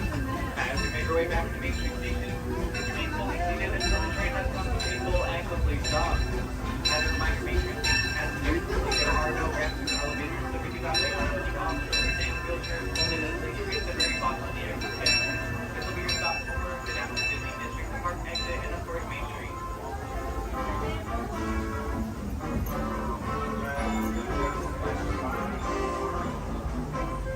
Stop at Frontierland, bringing you to town and Tomorrowland.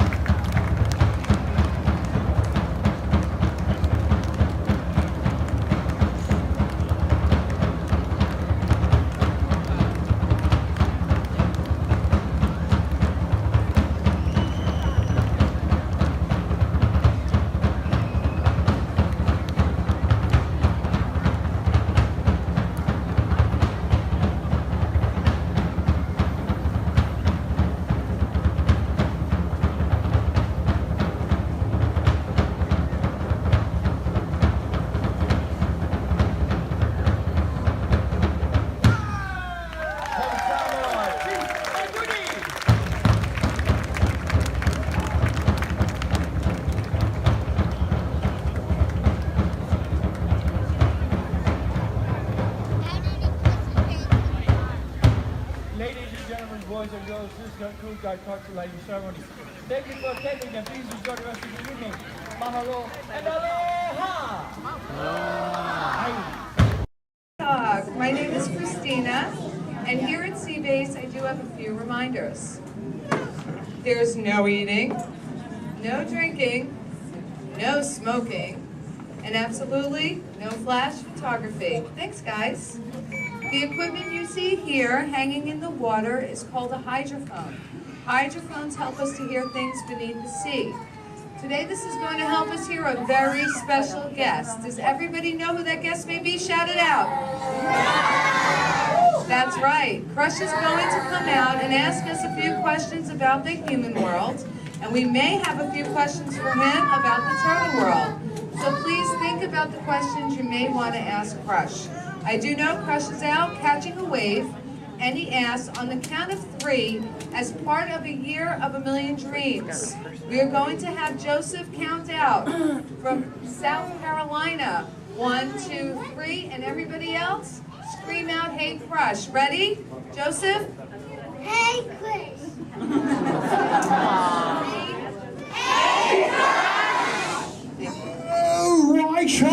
Righteous, dude! Oh, dude, I totally heard my name while I was catching that totally tasty wave, and I was just totally, whoa.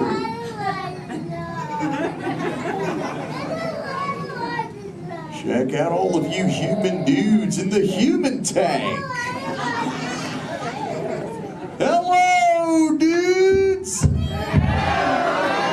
Oh, they live. Hey, dudes!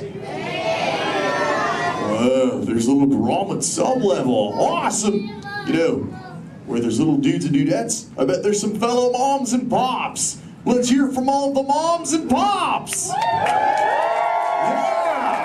Awesome! Let's meet some humans up close. Hey, there's a dude here with a light lid and a gray shell. Hey, dude. What's your name, man? Mitchell. Mitchell. Mighty Mitchell, dude. Where are you from, dude? Kansas. Whoa. Never heard of it. That's cool, though, Mitchell. Do you think any of your friends back home knew you'd be talking to a turtle? Not really, no. Yeah. Well, dude, if you told me earlier I'd be talking to a human, I'd have been like, no way. Hey, Mitchell, dude, it's really nice to meet you. I'll just assume the feeling is mutual, dude.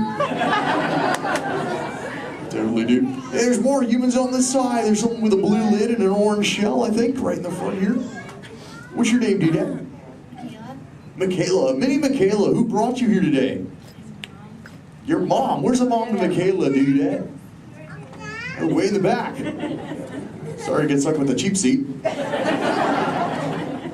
Standing room only, dude. Sorry. Hi, name's Crush. What's your name? Shelly. Shelly. Oh, that's the name of my wife. Shelly. Yes. That's your little offspring, Michaela. Do you have multiple offspring? Yes, I have 3. Awesome, dude. Did they ever ask you questions? Yes, I do. They never stop, do they? No. I bet some days you're like, am I right, dude? You are very right. Sure. You know what, Shelly? What?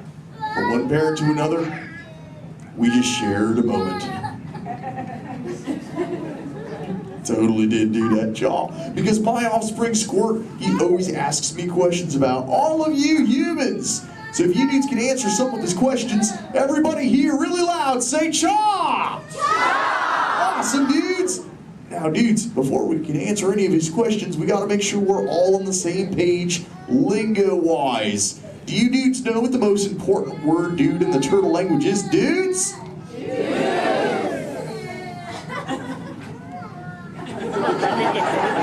That's right, it's totally dude! Because dude can be used in so many different ways. Example, if something is totally awesome, you say dude like this. Dude! Let's try that, dudes, really loud on 3. Here we go. Uno, dos, 3.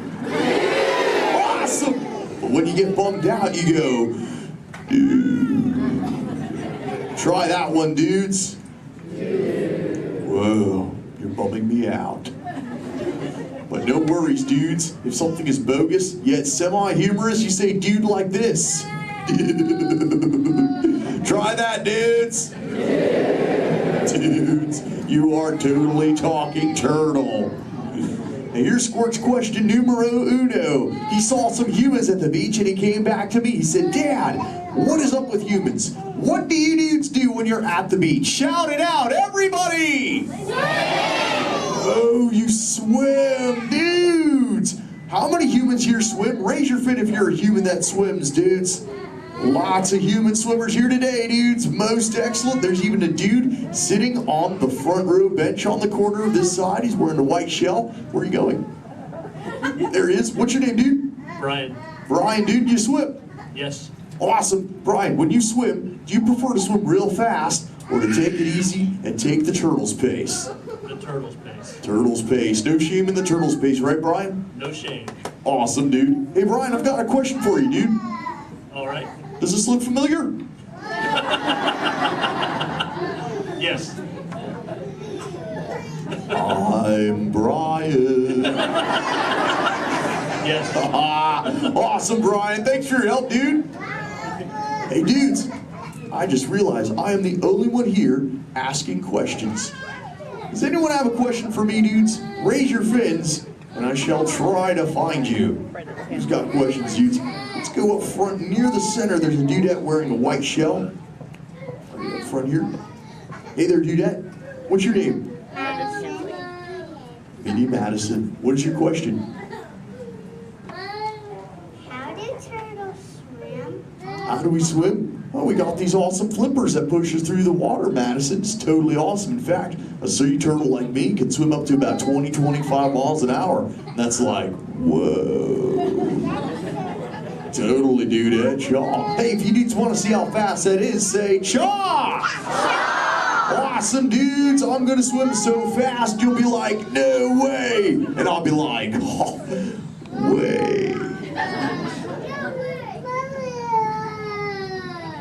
All right, dudes. I'm building up the speed now. Here we go, dudes.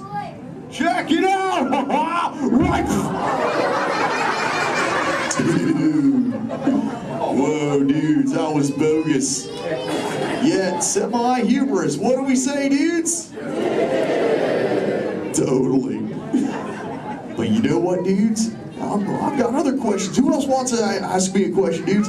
Oh, let's go back to the center. Right in that second row, she's got the red shell here. She's got a question for me. Right there in the center with the red shell. What's your name, dudette? Cameron, what is your question?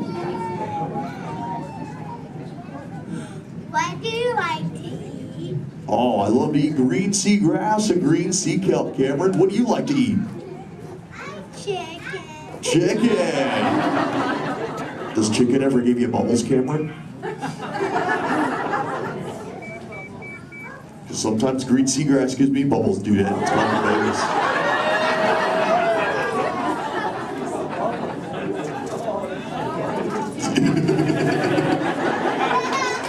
Sorry about that, dudes. Who else has a question for me?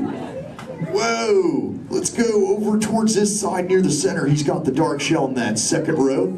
Really dark shell in the second row, sub-level. What's your name, dude? Cameron. Another Cameron? Interesting. Guess they're running out of names in the human world. Well, Cameron, dude, what is your question? What is it like in the water? Oh, wet. Cameron, have you ever, what? How do you ever feel in it? How do I, wet. What? Have you ever been in the water, dude? Yeah. How do you feel in it? Good. Good. Oh, awesome. Well, oh, and wet. Well, that makes sense. Cameron, dude, what do you wear in the water? What you're wearing now? No, I wear a swimsuit. Oh, a swimsuit, Cameron, dude. Check it out, dude. Squirt said this is called a swimsuit right here. Check it out, dude. This is what Cameron wears. Awesome, dude. That's what you wear, right, Cam? No, it's a boy wear. It's what? It's a boy wear. This isn't for boys?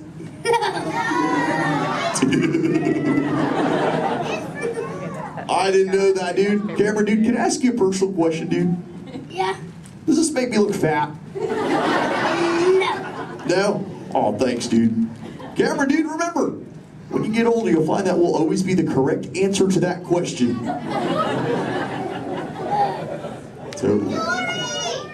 What, dudes? No, dudes, the name's Crush. Where you see Little Blue? On the other side? No way, dudes. That'd be awesome if she were here, dudes, but she's totally not. Hey. Whoa, Little Blue. I know you. Jaw. Hi, I'm Dory. Totally. I remember you. You're Mush. Little Blue, the name's Crush. But what brings you here on this fine day? What brings me here? Oh. My fin, silly. Watch. Woo, ha, chee, ha, woo. Ow, ow, yeah. Ow, ow, ow. Wow, that really clocked me there. Am I bleeding? Little Blue, I hope not, but... Look. It's a people tank. Hi. Hola. Ooh, bonjour. Welcome. Ni hao. Ohio. Hi. You're like a little linguist, Little Blue. You know, I just taught these human dudes how to talk turtle. It'd be so awesome if someone could teach us all how to speak whale. I can speak whale. Awesome. Okay, everyone, repeat after me. Hello.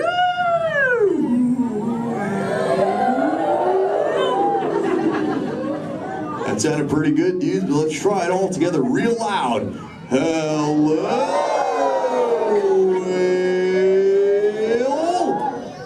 Awesome. You know, sometimes you speak whale and there are like 80 whales swimming around you. Not today. What do you mean, dude? No whale. Where? You see one behind me? Whoa! Little Blue! Oh! Conversation. There's totally a whale, Little Blue. Swim, Little Blue!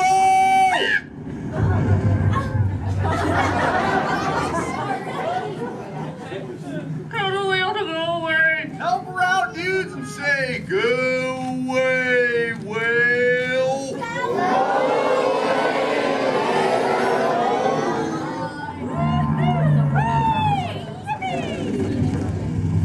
You did it, dudes. You saved Little Blue. Put your fins together. That was awesome. You so totally rock, dudes. You know, I could hang out with you all day, but I have to make sure Little Blue is okay. So before I go, remember, do not fight the current, learn to ride it, and it will totally take you where you're meant to go. And little dudes and dudettes, do the Crush Men a big favor. Keep using that word dude for the rest of the day. Your parents will love it. Bye-bye, dudes. Let's give it up for Crush!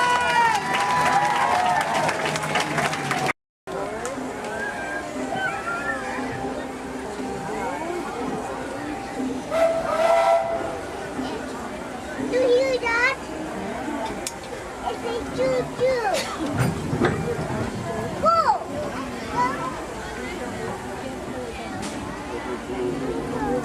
What? We're almost back. We're almost back and we want to get from the trains to Montreal. Hello, everyone. Thanks for joining us on the Disneyland Railroad. For a safe ride, remember to stay seated with your hands, feet, and legs inside the train. And please, watch your kids. ¿Qué tal, amigos? Y bienvenidos a bordo. Para su seguridad, permanezca sentado y mantenga las manos, brazos, pies y piernas dentro del tren. Y cuide a los pequeños. Gracias. As we steam on through granite, one more look at the majestic Matterhorn Mountain and the happiest cruise of ever sailed. It's a small world.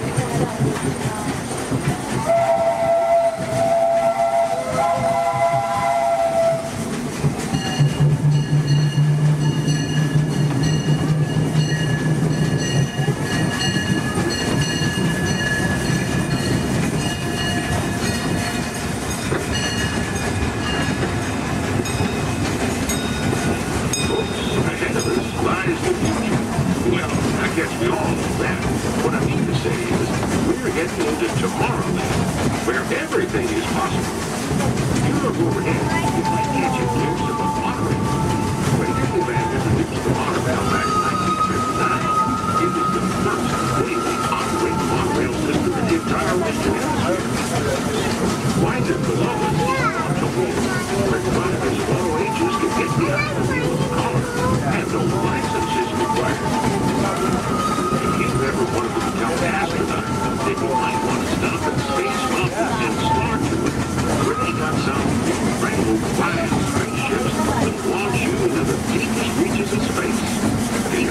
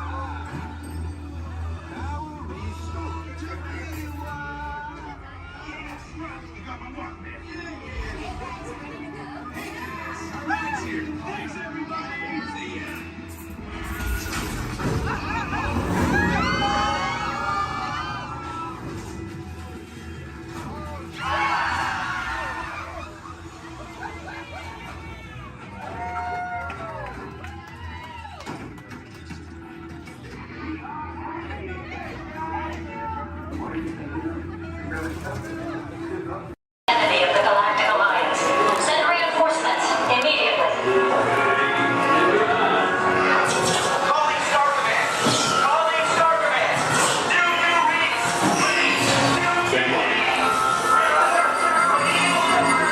Scan is detecting no trouble in Sector 9.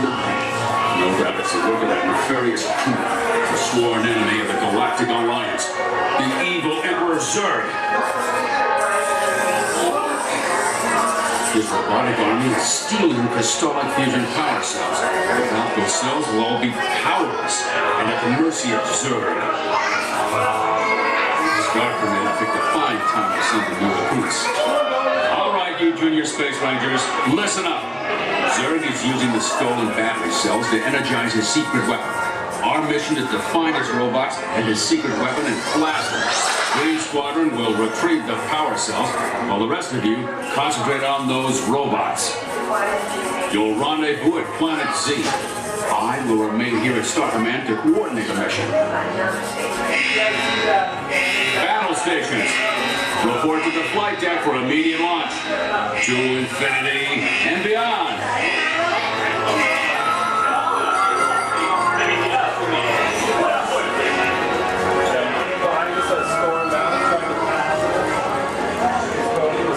Attention, Space Rangers. This is Star Command. Prepare for immediate launch. Flight safety requires that you remain seated in your cabin while you be in the way.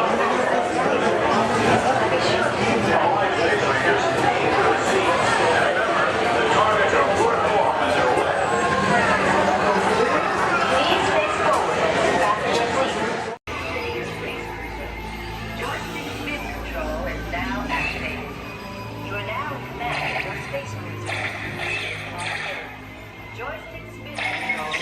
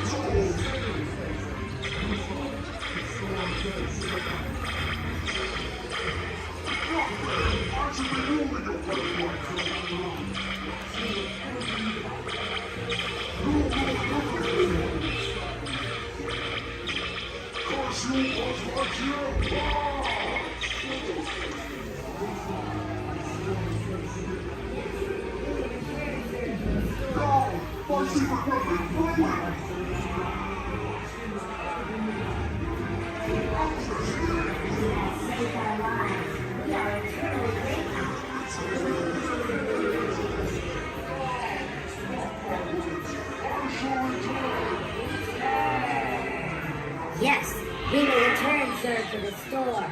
He is a bad toy.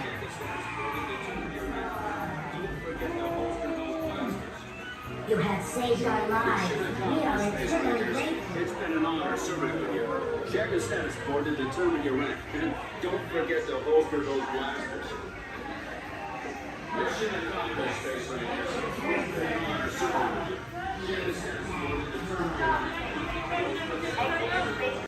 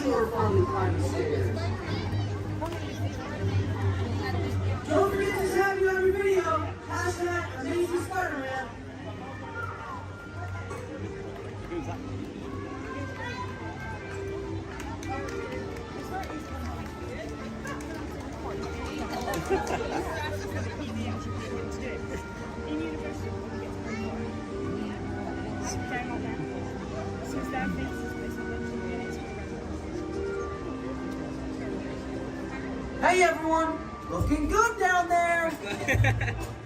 Wow, this is a friendly neighborhood. Welcome to Avengers Campus. Hey, what's going on, guys? Oh, me? Ah, you know, just spider stuff. Okay, time to run some tests. Spider-Man, Oh, hey, Sharon. shall we conduct an altitude test? Yeah, I guess I should do some work. Always good to have the data. On my way. Just need to find a clear path and something to swing from. Oh yeah, it's go time. Field testing, here I come.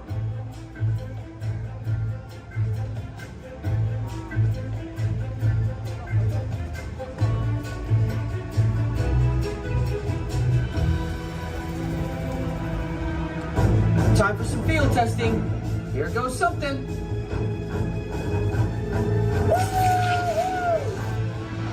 Brace for impact.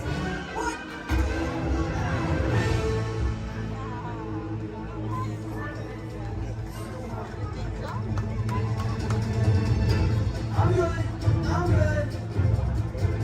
That was less amazing than I thought. Sharon, did you get that? I got the data. Okay, let's run the test. Check. Hang on, I'll be right down. That's the rule.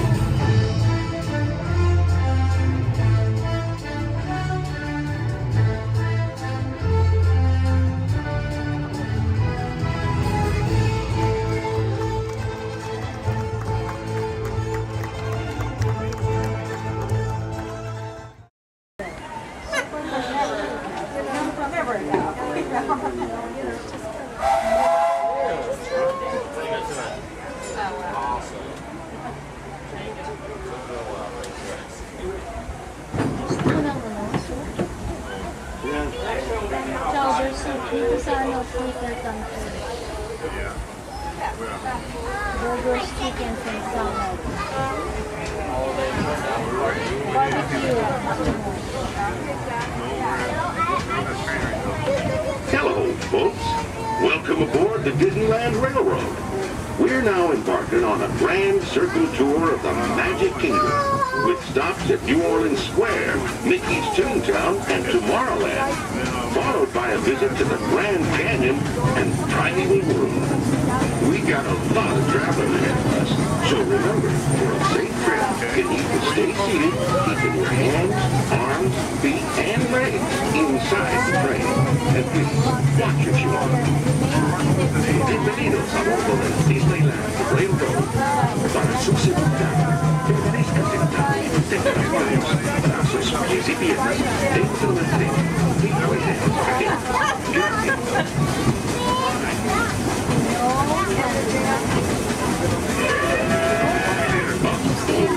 Did you folks hear that? Sounds to me like we've reached the wilds of Adventureland. You just might run into a lot of savage critters out there, including lions and tigers and tiki birds. Everybody best be on the lookout. You never know just what could show up.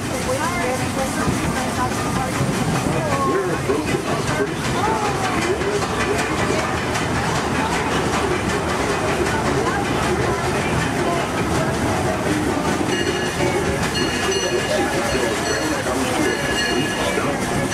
watch your step, don't get lost. Have a good time in the frontier, you hear? For those of you continuing on with us, we'll be resuming our trip in just a moment. This is New Orleans Square. Take a drink.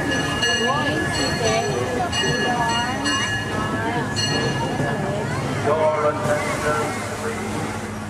The Disney.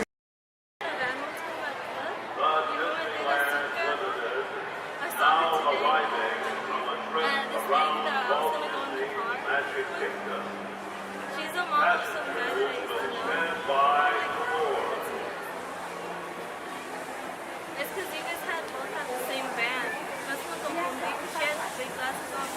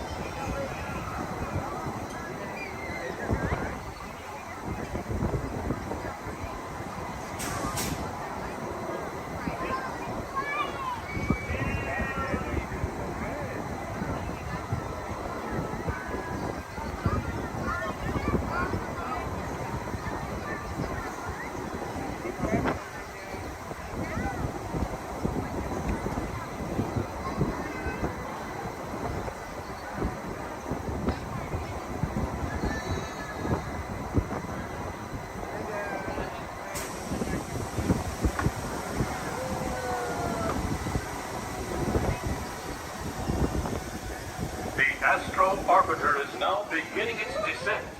Please remain seated until your rocket ship stops. Then follow the arrows to the flight. Welcome back, pilot.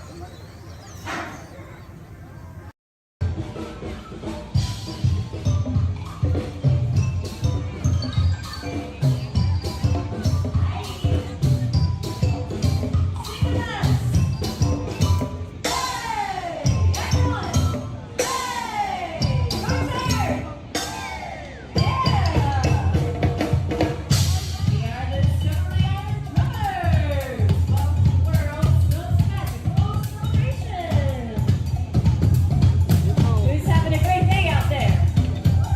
Yeah! Thank you!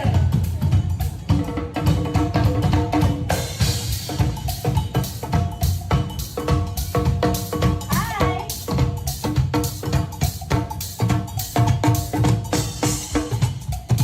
Hi! Oh!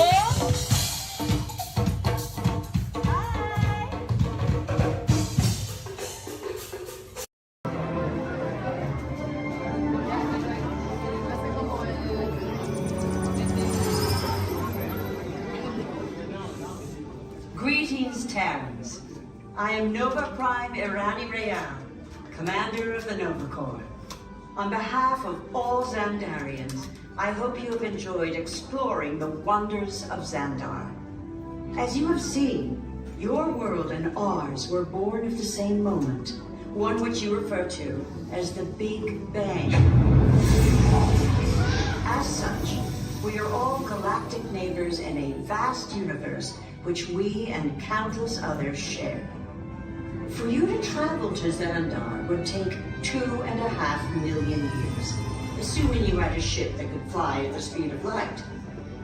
So we decided to come to you. But even we could not have reached you so easily were it not for the Cosmic Generator, an advanced piece of Xandarian technology that creates jump points, artificial tunnels that act as shortcuts, linking distant points in space. It is our desire to share this wondrous technology with your people so that together we might explore new worlds and create a brighter tomorrow.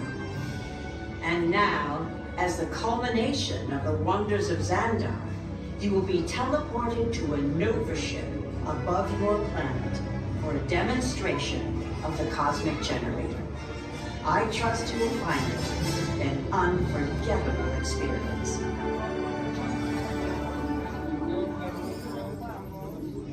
Welcome, people of Epcot, Epcoters, Epcotians, citizens of Epcot. Does anyone know what they call themselves? What? I'm on? Someone needs to tell me what I'm on. Welcome, Epcot-tarians. I am Centurion Tal Merrick, and we're just about ready to teleport you up to the ship for the demonstration. As you're about to enter a secure Nova area, I must ask you to put away your Terran communication devices at this time. Recording of any type is strictly prohibited. I am very serious about this. Now, please step forward into the chamber. You're gonna love this.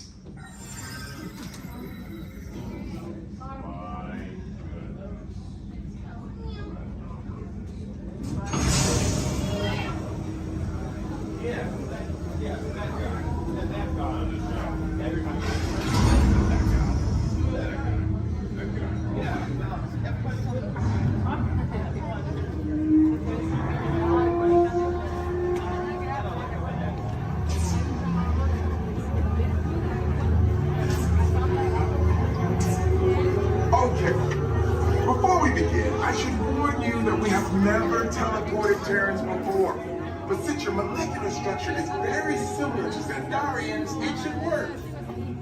It'll work. So long as you are standing inside the lighted ring. You do not want to know what happened last time someone did not stand where I told them to, okay? Please make sure you're all the way inside that lighted ring on the floor. We must teleport you till you're all the way inside that lighted ring.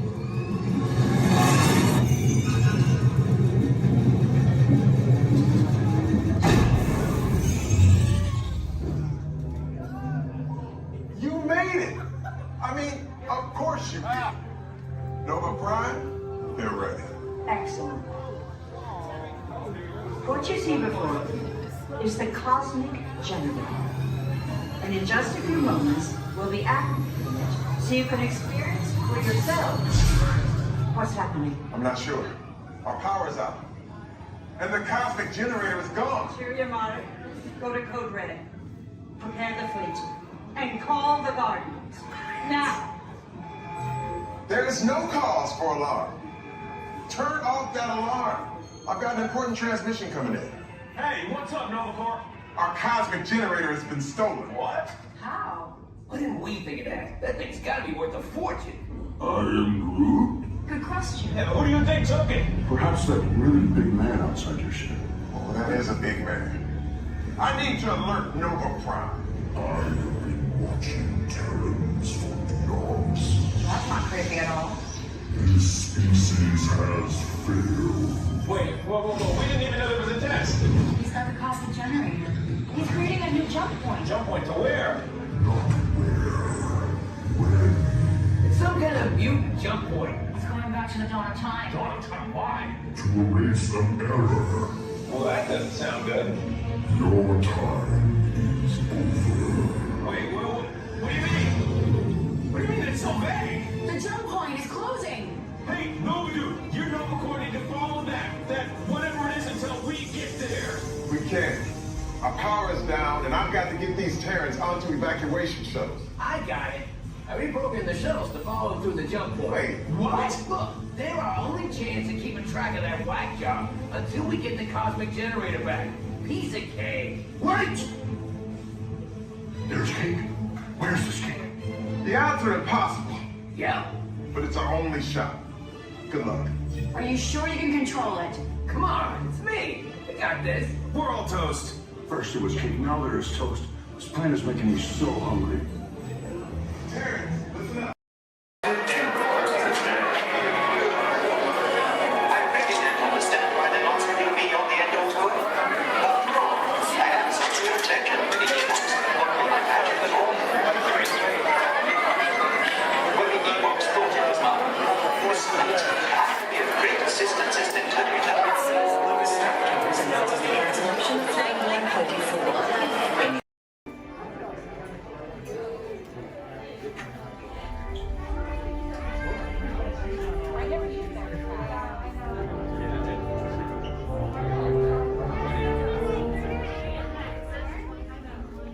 Hello and welcome to Soarin'.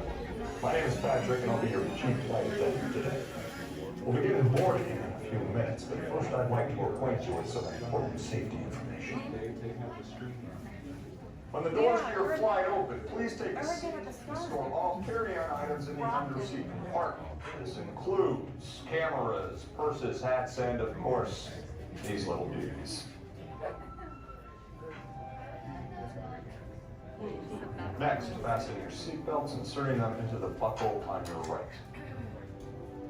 If smaller aviators don't measure up to the height indicator on the seat, just put the belt through the loop in the center strap before buckling it.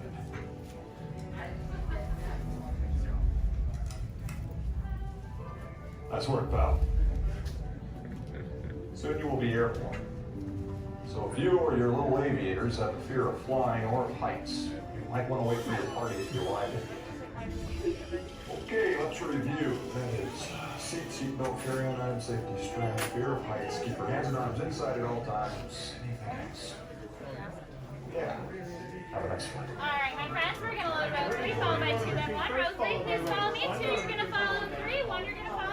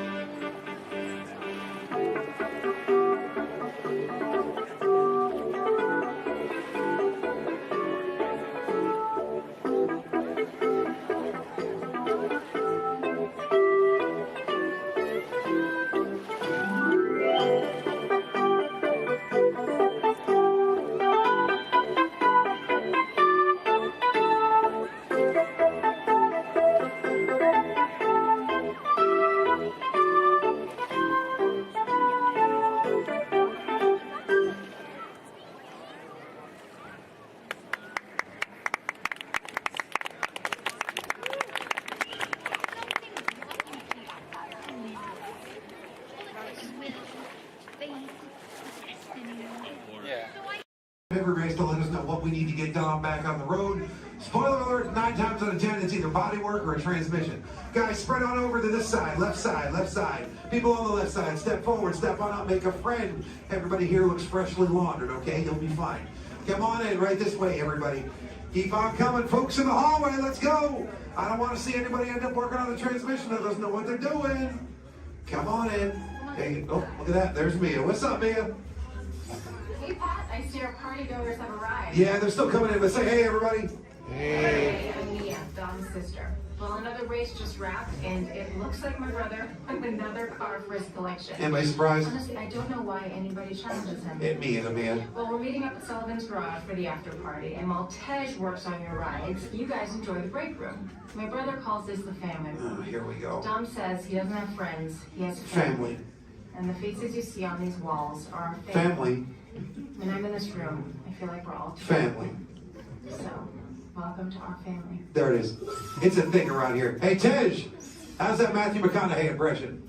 All right. What's up, Mia? Get better. It's just welcoming these good people to our family. Family. How are their rides coming along? The rides are ready to roll out and roll out inside. Perfect. Let's get the show on the road. I'll let Dom know. You guys have fun at the party. Bye, Mia. Bye. She just called. Okay. All right, Pat. Yeah. Let's get these people on their way. Send them over to the war room. Sounds like a plan. Are you sure, though, Jamie's kind of a piece of work? Right. And he hung up.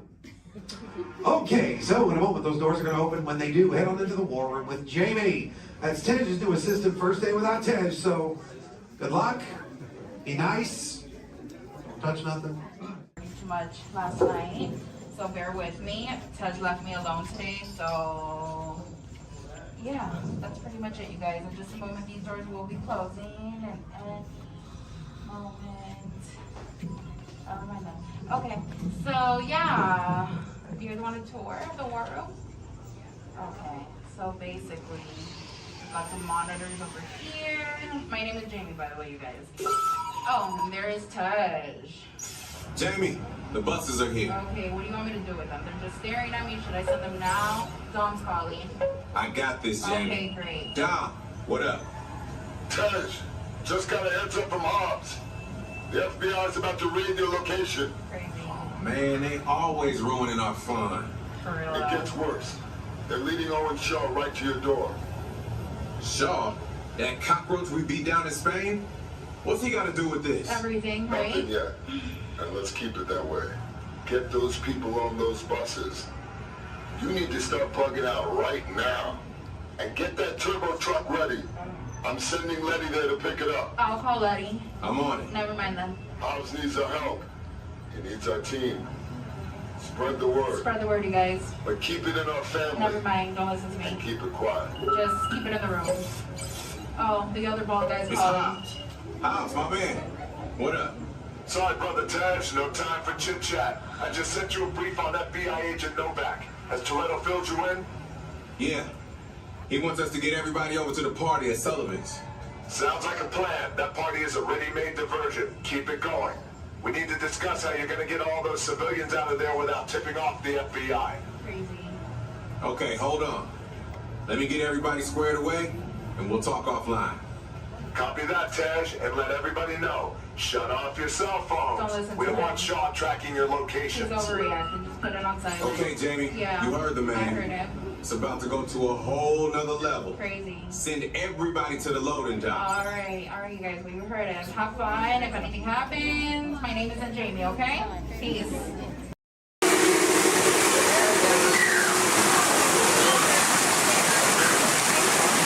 Hey, what are you doing here, William? What are you doing here, Morris? I just flew in from Hollywood. My client's the new owner of this birthday. What? Are you cuckoo? My client's the new owner. Disney gave me an exclusive. Co-exclusive. Didn't you read your contract? I gave it a bird's-eye glance. And you call yourself a talent agent? I negotiated my tail feathers off for this deal.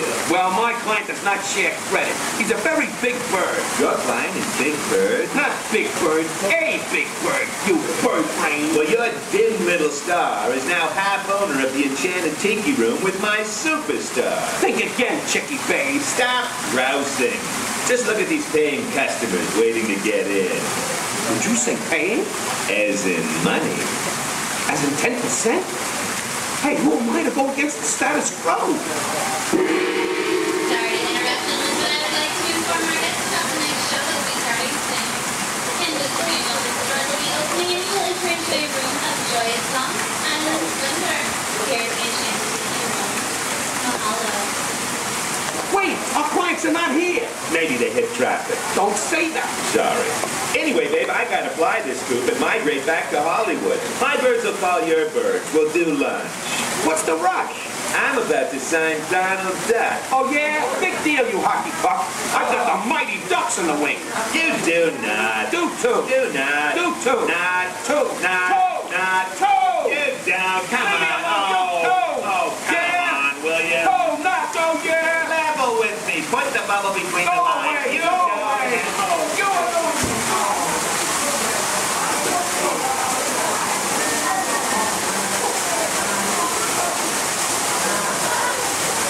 On top of your head, hats, ears, sunglasses. Go ahead and take those off. You want them flying off in a first order ship. Who knows what they would do with them, but they're not going to give them back. This is R5. He's going to help get you guys out of here. We're just waiting for a transmission from Finn. Okay. Good luck. Take this corridor to the turbo lift. Then head down to the escape pod base. Those droids are programmed to return you to Batu. Hurry and don't get caught. Lieutenant Beck will guide you. Recruits, for your safety, stay seated with seatbelts securely fastened. Keep hands, arms, feet, and legs inside the transport and supervise your children. Tell them it's a prisoner transfer. Did it work? Good. Now get a move on. There's a clear path to the turbo lifts at the end of the hallway. Turn right. Probe droid. You're lucky it didn't spot you. Take those turbo lifts and stay out of trouble. Hey, you're not authorized. Wait, go to the prisoner. Your cover is blown. Find an alternate route. Who picked these two droids anyway? Detention approach. Users will see identity. Add on! Fire!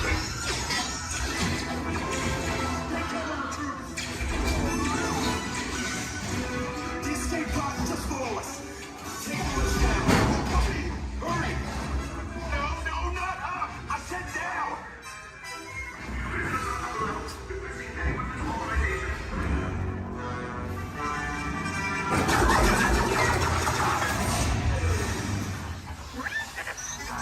This does not look good. Try to find another way down to the escape pods. The Resistance will attempt to rescue the prisoners. They have neither the resources nor the courage to engage us. You underestimate their conviction. Raise the shields! Shields? I see no evidence. Now! Sound the alarm! All personnel to their stations! Sir, the prisoners have escaped. How brave, but ultimately hopeless. There's nowhere to run.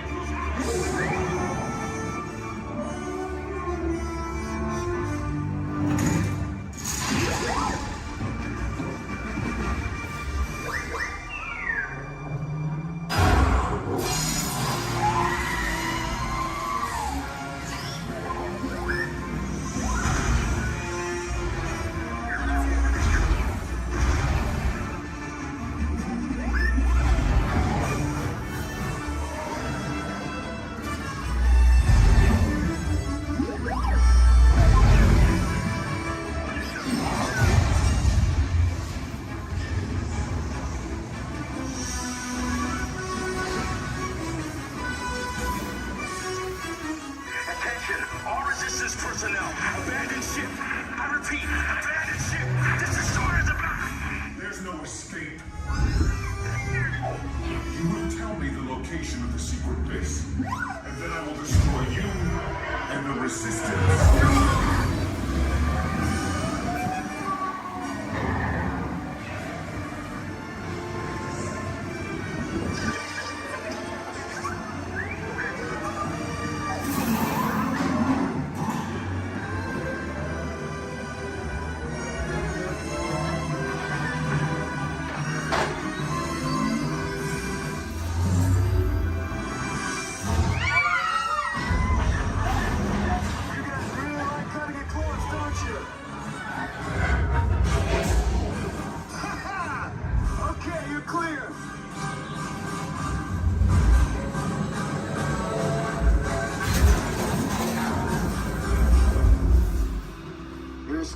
shots came in a little off target.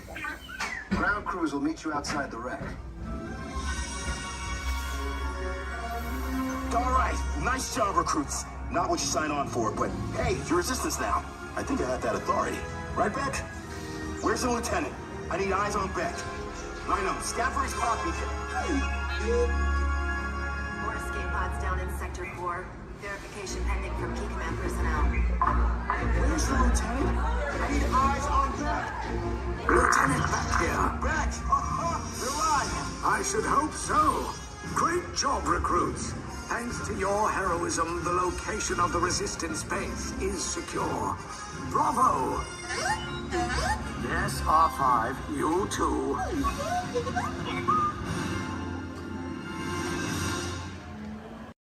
Engineers, repair next with your flashing button. It's better be faster when we get into real trouble. Right, pilot? Push the flashing button to take off. Pilot on the left. Move your stick to fly right and left. Pilot on the right. Go back on the stick to fly up.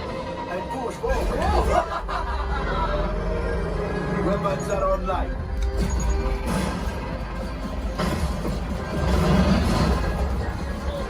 Left pilot, hit the boosters. Now let's go get that coaxium. Right pilot, make the jump to light speed.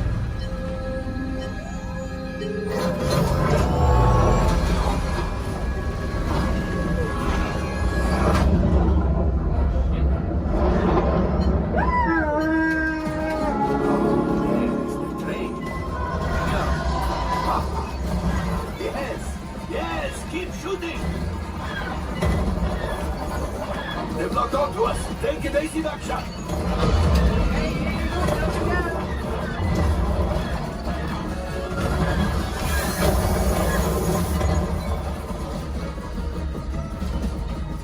There it is. After that train. Flight engineers, fire the harpoon. Now, shoot the cargo free. Left pilot, brakes. Well, my friends, that could have been much worse. Okay, it's much worse.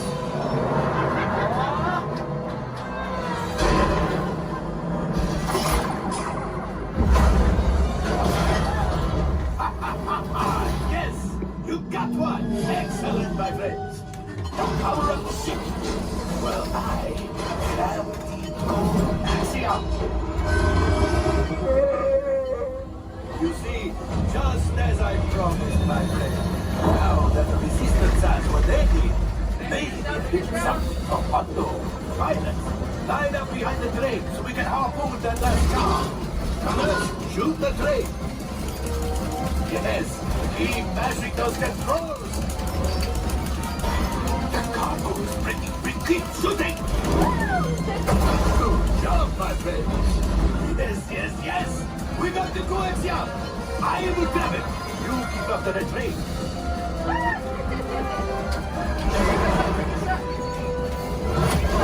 Gunship. Oh, gunship. Things are getting too hot. We've got to get out of here. Yes, a distraction. Fire the missiles at the train. Hurry.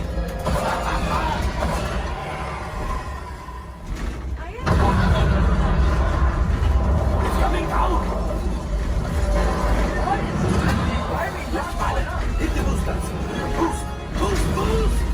Look, we did not die. Let's get out of here.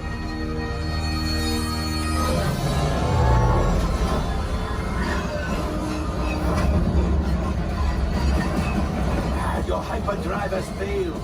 Pilots, evasive maneuvers. We've got company. Drew is right. If we leave them back, they may find the resistance. You did it. Watch out! Oh, that's going to be a lot.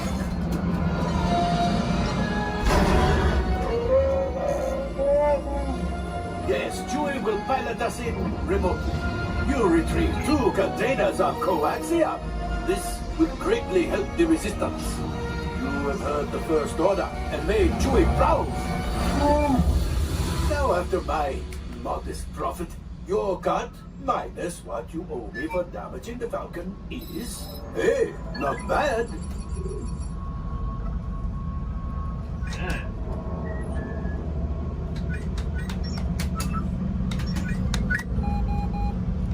R5, damage report. Engine failure, alright. Hyperdrive leak, that is not too good. Have a fire over here. Multiple hull ruptures, well, it could be worse. Life support failure, that? Okay, that's something. I'm just going to cut you off there. It might be fun. Time for you to go. And don't worry, the payment is on the way.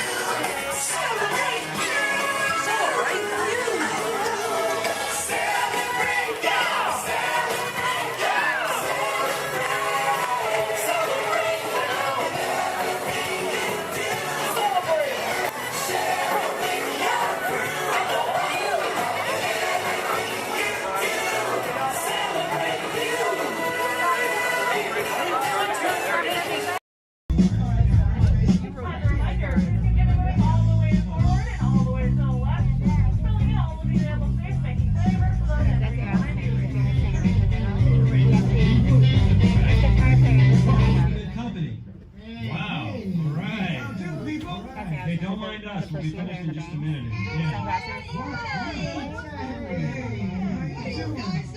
You're supposed to be at a show. Work now. I'd like to introduce our local manager. A really high-speed roller coaster type ride that includes sharp turns, upside down maneuvers, Okay, come on, guys. Please, get in the car. Sorry, folks. We gotta go. Chris, can you grab my blacklist, Paul? Hey, wait a minute. We can't leave these people here like this. We can't? No. Come on, you know how we feel about our fans. Yeah, that's right. Well, guys, what do you expect me to do? Is send them all with you? Yeah. Wait a minute. I love that idea. How about some backstage passes? Yeah. Come on. Make it happen. Okay. I'll make it happen. Now get out of here. I hate all of you. Have a nice ride. Hi, Sal, it's me. Listen, I'm gonna need a bigger car. Make it a stretch. In fact, make it a super stretch. Right. Okay, folks, the show is all the way across town, but I got you a really fast car. Okay, wait, it's out the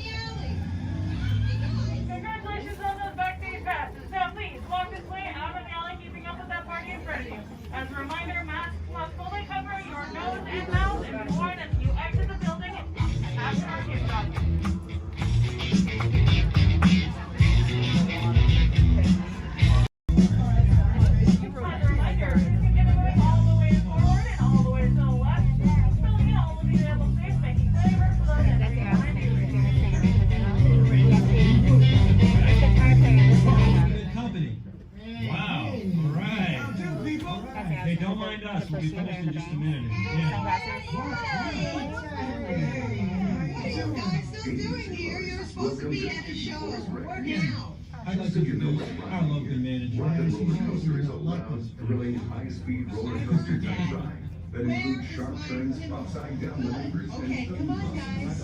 Please, get in the car. Sorry, folks, we gotta go. Chris, can you grab my blacklist, Paul? Hey, wait a minute. We can't leave these people here like this. We can't? No. Come on, you know how we feel about our fans. Yeah, that's right. Well, guys, what do you expect me to do? Is send them all with you? Yeah. Wait a minute. I love that idea. How about some backstage passes? Yeah. Come on. Make it happen. Give us some. Okay, I'll make it happen. Now get out of here. I hate all of you. Have a nice ride. Hi, Sal, it's me. Listen, I'm gonna need a bigger car. Make it a stretch. In fact, make it a super stretch. Right. Okay, folks, the show is all the way across town, but I got you a really fast car. Okay, wait, it's out in the alley. Congratulations on those backstage passes. Now please, walk this way out of the alley, keeping up with that party in front of you. As a reminder, masks must fully cover your nose and mouth and be worn as you exit the building after our kickoff.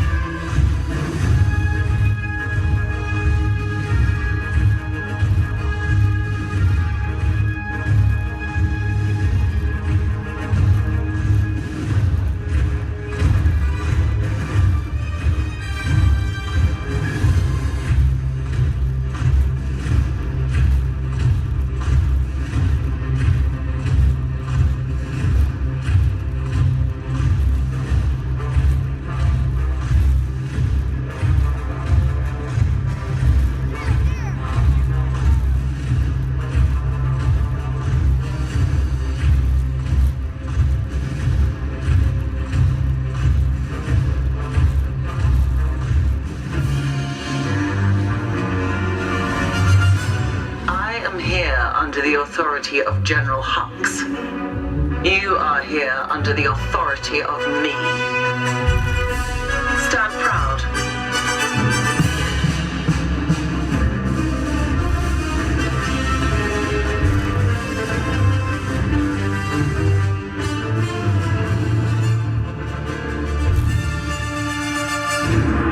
Troops in this division are held to the highest standard. Mine. Show me fearless.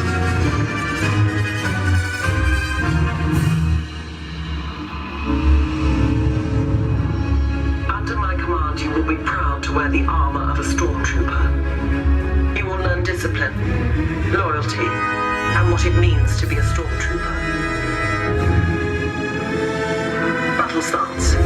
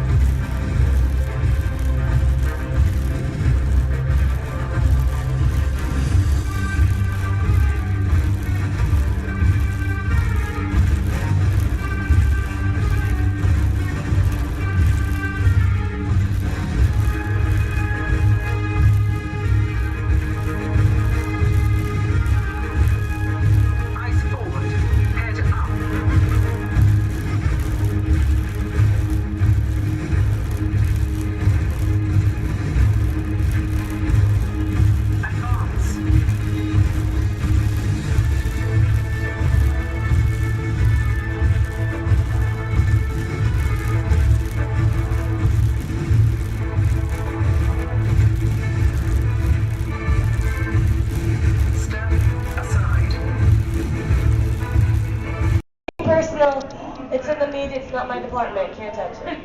Just saying. Anyway, let's get this game going. You ready, contestants? Our first question from a show called Dancing with the Stars. Here we go, everyone. This is Dancing with the Stars.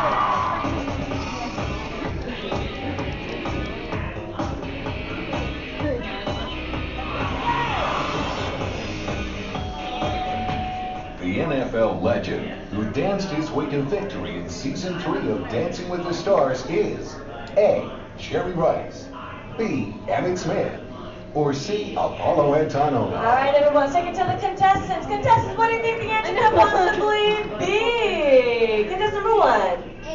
You sure they're gonna be a better answer? Like maybe like change it B? Maybe you'd like to change it to something different? Like maybe you see something. B, Emmett Smith. Okay, how about you, Team 2? What do we think? You sure you don't want to change it to what contestant 1 said? Like, because I think there could be a better answer. Like maybe if you change it. B. Okay, you sure? Last chance. You're sure? All right, contestant 3, what do you think then? B, Emmett Smith. Well, let's find out what we've got. Sure enough, that's gonna be Emmett Smith. Good job, contestant 1 and 2, getting a shiny start up on your board. Don't worry, still 2 questions left to go. And this one's from a long-time running show. It's called America's Funniest Home Videos. Here we go.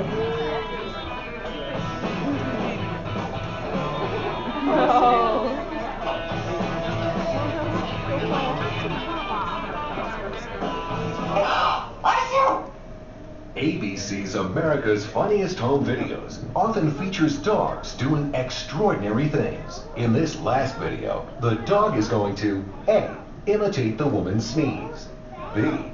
Lick the woman's nose, or C. Fetch the woman a tissue. All right, contestants, you might see a subtle hint up there to help you out with this answer. So who wants to answer first? Hit that button. Here we go. Team number 2. B. B. Lick the woman's nose. You don't see something up there that might change your answer? C. Fetch woman a tissue. Okay, here we go. Contestant 3, what do you think? C. And contestant number 1? C as well. Let's find out, everyone. We've got a sneeze. And we got a tissue. Good job giving all of you a shining star. Anyway, folks, commercial break time. Here we go. If any of you missed your favorite ABC show or just want to start watching new one, log on to the website. It's abc.com. Up there you can see their motto is Start Here, and that's because our multi-platform network, which means you can watch your shows not only on your big screen, but your computers and now even your handheld devices. Anyway, everybody, take the focus off me. I'm back up here on the screen because we're moving on to our final question. Are you ready, contestants? It's from Extreme Makeover Home Edition.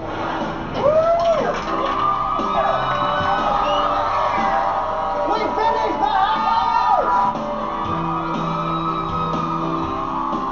When you want to say with me, bus driver! On ABC's award-winning Extreme Makeover Home Edition, Ty Pennington is famous for saying these words before every new home is revealed. A. Bus driver, take it away. B. Bus driver, move that bus. Or C. Bus driver, hit it. Here we go, contestants. Here we go, team number 2.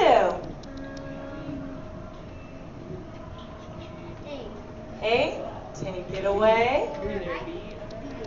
B, move that bus. All right, guess number 3. And guess number 1. B as well. Audience, if you know the answer, say it with us then. Bus driver, move that bus. Yeah. Anyone wants to show? Your parent that you want to do? It's okay. Anyway, audience, if you're going right this way, we've got ourselves a tie with guess number 1 and 3, which means they watch way too much television. But how about a round of applause for all our contestants for coming on back? Folks, I hope you had fun here with me, but we have reached our destination. The Elias Extreme Home is there behind you. So everyone, jump onto their front yard and party.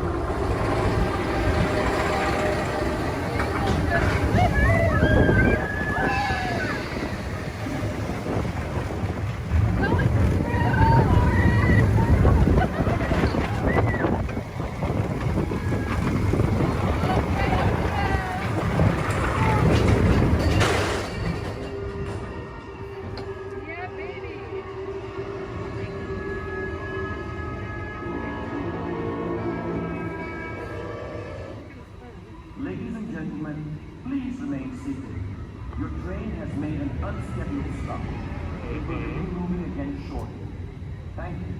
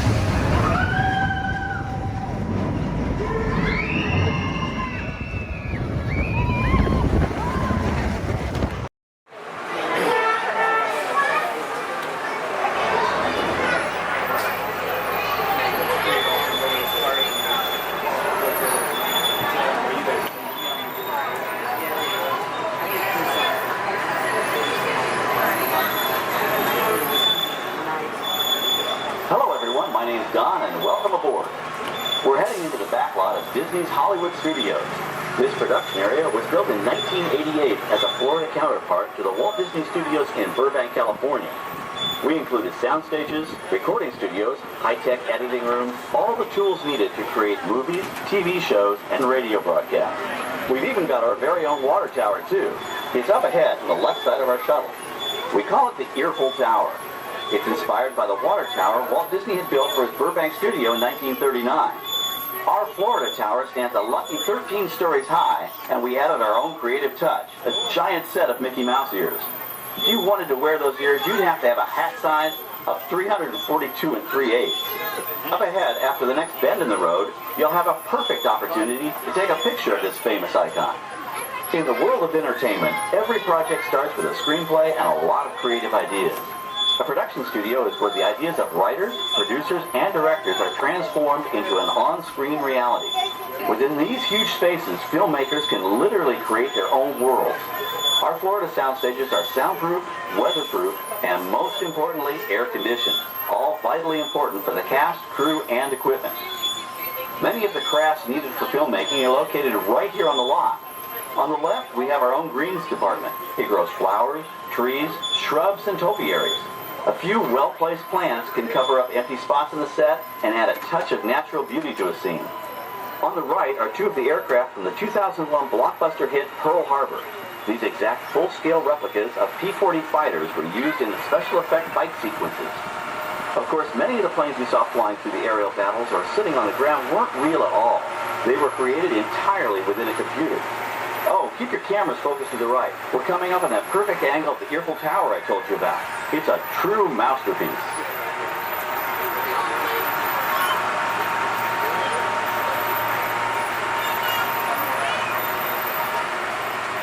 We're entering one of our most glamorous and colorful departments, creative costuming. Every star has to have just the right wardrobe, and it all begins here with a designer's sketch. Our team of designers, seamstresses, and tailors can turn 1.5 million yards of fabric into over 25,000 costumes every year. Many of these costumes will become part of the shows and attractions of the Walt Disney World Resort. In fact, here in Florida, we have the largest working wardrobe department in the world. Why, Mickey Mouse alone has over 175 different outfits to choose from, while Minnie Mouse keeps more than 200 unique costumes in her wardrobe. On the left are costumes worn by the stars in recent studio productions. You'll probably recognize some of those costumes from the big screen. Every story needs a setting, and our design staff can create just about any place a script calls for, from an urban city street to a remote desert canyon. On the left is our scenic shop where large-scale sets and props are built. Our team of set designers, carpenters, artists, and engineers has created caves and caverns, game show sets, even replicas of the U.S. Supreme Court and NASA's Mission Control, all on our sound stages. The shop also provides sets and props for our shows and parades here at Walt Disney World. The same skill and craftsmanship that goes into a movie set can also be used to create magic for our parks. Either way, it's all about making dreams come true.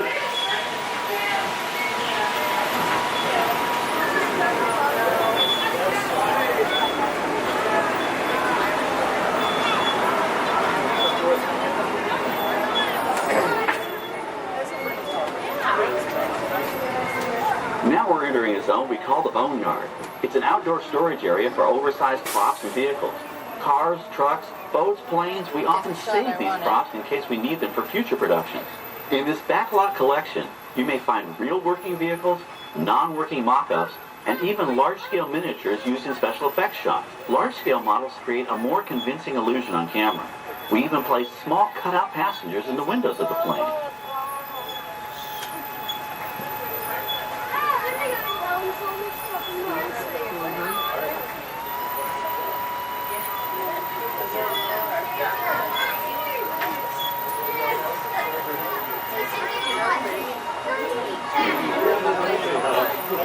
We're now passing by the sets for our Lights, Motors, Action Extreme Stunt Show. On the left, you may catch a glimpse of the Mediterranean fishing village that sets the stage for this thrilling attraction.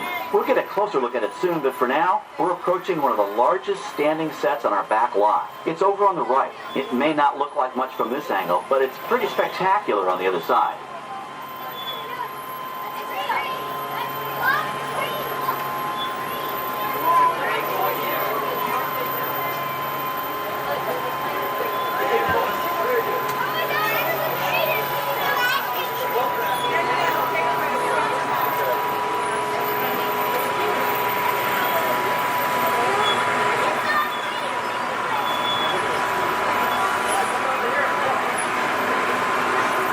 This is great, folks. The production crew has just given us clearance to enter the set. Hello, Backlot Tour. I'm Amy, a production coordinator here at the studios. I can see your shuttle heading toward our canyon set. I've given your driver permission to come in and take a look around. I'm up here with our effects crew, and we're getting ready to shoot a test sequence.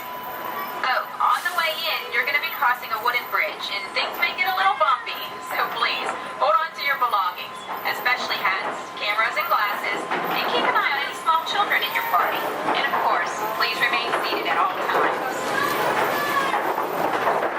Welcome to the set. As you can see, we brought the bare, dry deserts of Southern California to green, typically humid Central Florida. This set is based on real locations that our production designer took pictures of. Our set crew spent about 6 months building the canyon, but we've used it for a number of TV shows and specials over the years. For our upcoming production, the script called for a tanker truck. We found this one in our backyard, but it was too big to drive into place. So we picked it up with a crane and set it down here. We're up on the overhead platforms, and I see our director has arrived. As soon as the rain effect is ready, we'll begin the sequence. This set and shower is really just a special effect. We rigged up a series of water nozzles just above your tram. The water sprays in a crisscross pattern to create a sense of depth. But this storm only covers the first few feet.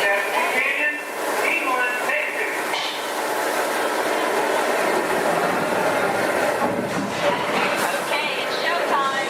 Everybody stay seated. Hang on to your belongings and watch your children.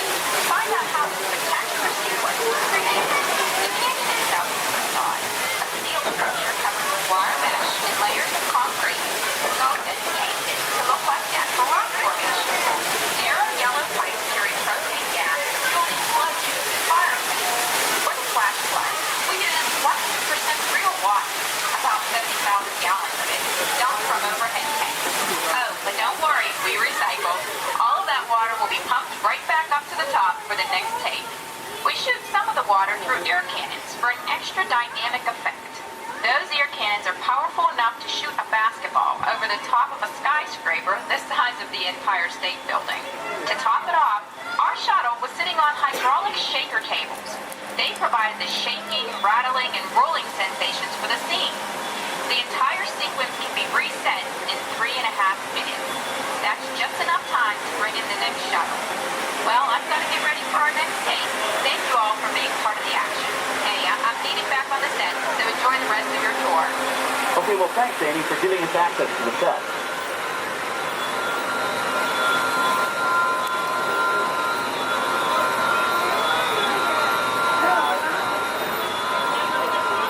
On the right, we have an authentic piece of Disney history.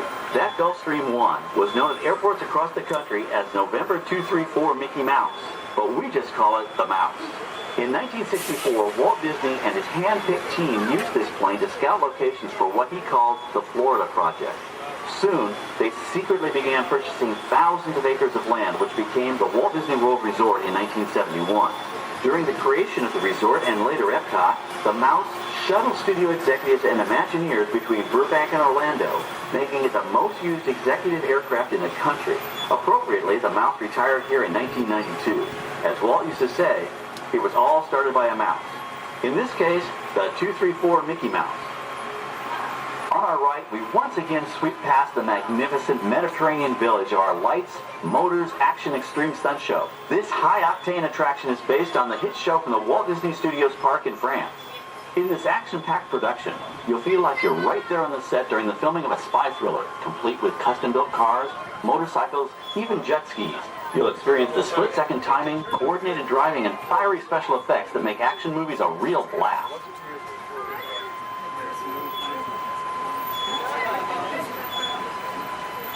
The staging area to our right is known as Acceleration Alley. Here, the custom-built stunt show vehicles rev their engines up to 70 miles an hour before making their high-speed entrances onto the stage for our lights, motors, action extreme stunt show. Of course, these are professional stunt drivers. We hope you'll enjoy their daring driving skills, but please, don't try them yourself.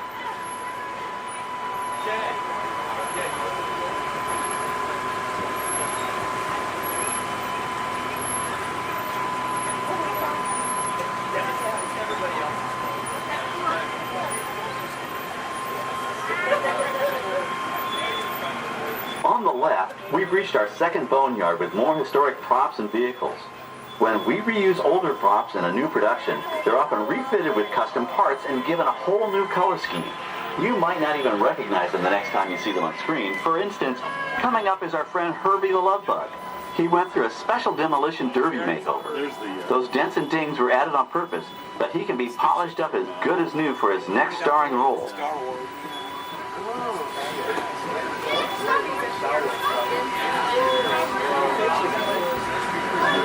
On our right, we now have a very different view of the fishing village set. From this point of view, you can see that there is no inside to the buildings.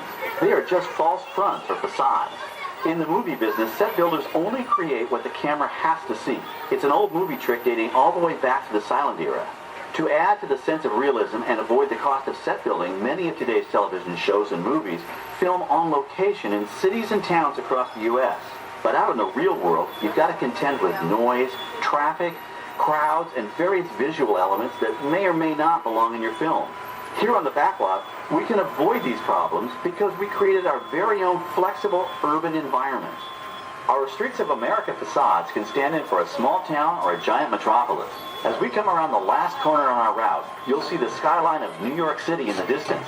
It's really a series of painted flats, expertly designed to fool the eye and the camera. We can dress and decorate these streets to look like any city we want, from Chicago to San Francisco. Depending on the choice of vehicles, props, and costumes, we can even turn back the clock and set our story in a different time. And what's more, these sets are built with Florida weather in mind. They're made to withstand 100-mile-an-hour winds. You're welcome to visit our Streets of America anytime during your visit today and get an up-close look at the skills of our set designers and builders. We've just about reached the end of our tour. Our final stop is the American Film Institute Showcase, where you can see the actual costumes and movie props used in some of Hollywood's most famous films. There are some pretty amazing items in there, so feel free to take all the time you like. Please stay seated until our tram comes to a complete stop and check around you for any personal items that may have fallen during our trip. Well, as they say in Hollywood, that's a wrap. Thanks for joining our backlot tour, and we hope you'll come back to visit us again soon. All right, we're going to stop up here in just a moment. I'll open these doors. I'm going to exit out through those blue automatic doors into the AFI showcase tour.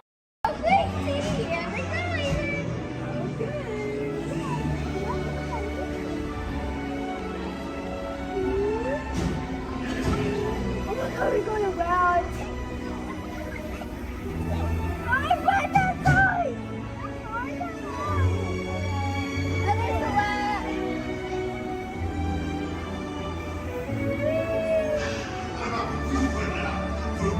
Venez, suivez-moi, je vous prie. The chef Happy is waiting for you. This one. Qu'attendez-vous? What the heck?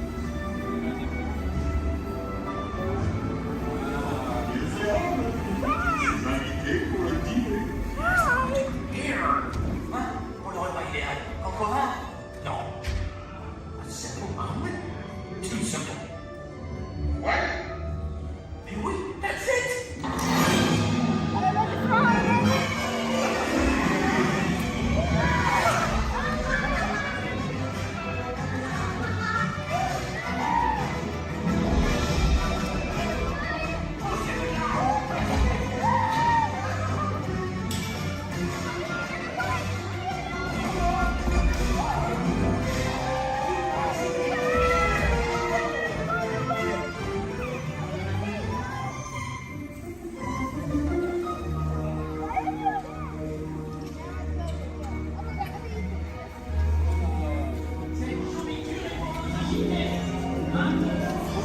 Hey guys, the food is for them, not you.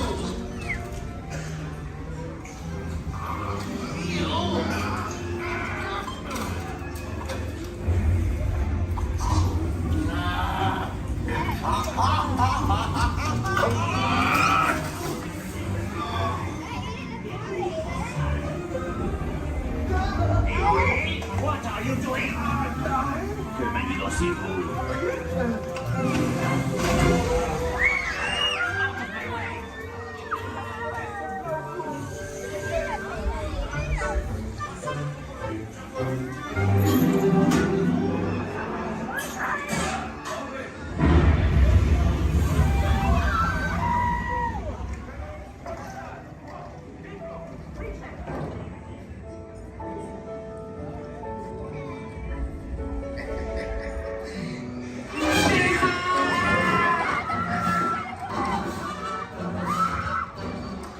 Dépêchez-vous!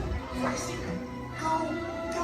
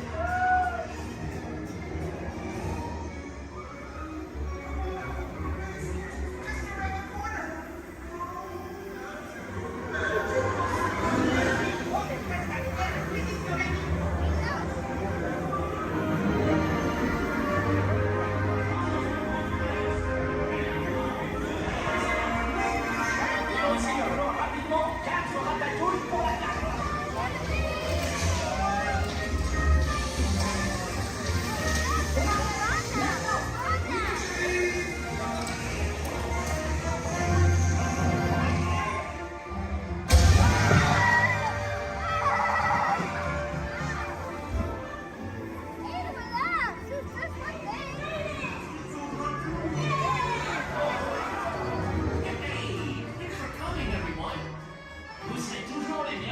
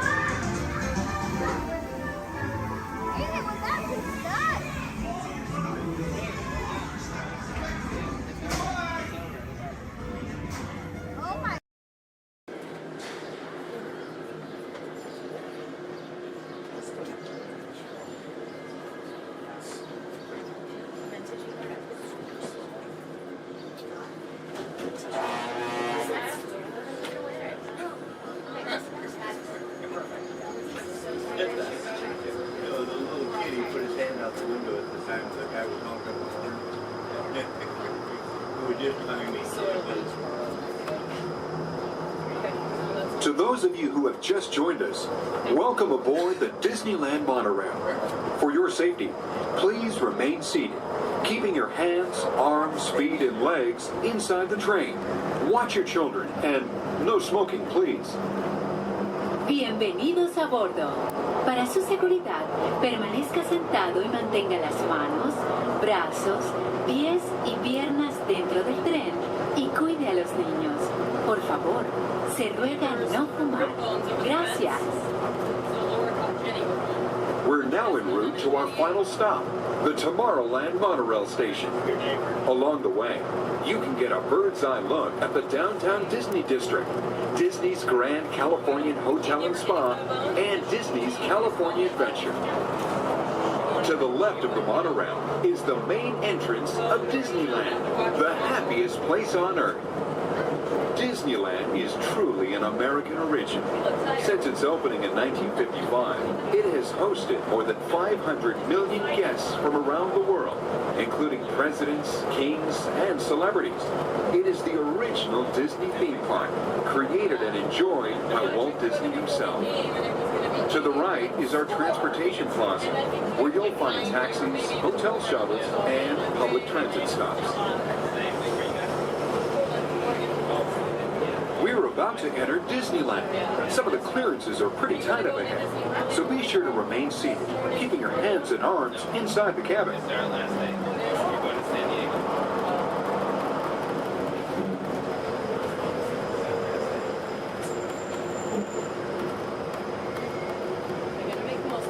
This is Tomorrowland, a land inspired by science fact and fantasy. Directly below us is the Submarine Lagoon, where you can dive into an exciting underwater adventure aboard the Finding Nemo submarine voyage. Across the way are the icy peaks of Matterhorn Mountain, home of the world's most famous bobsled run. And beneath us are the roadways of the Utopia, where drivers of all ages can ride the road to tomorrow. As we cruise over Tomorrowland, our pilot would like to share a few program reminders. Alrighty folks, thanks for flying aboard Monorail Red, your highway in the sky. Just a few reminders. Disneyland will remain open today until 12 o'clock midnight. All passengers are required to be on board this monorail at approximately 12 o'clock midnight to catch that final flight. Walt's going to be having Celebrate a Street Party along Main Street at 6:30 p.m. today. Fantastic along the Rivers of America at 9:05 and 10:30 p.m. and then Magical Art Fireworks Spectacular at approximately 9:30 p.m. So once again, for all passengers wishing to exit Disneyland via the monorail, please remember that the last flight will be at approximately 12 o'clock midnight. We thank you for flying aboard your highway in the sky and enjoy the rest of your stay here at Disneyland. Thank you.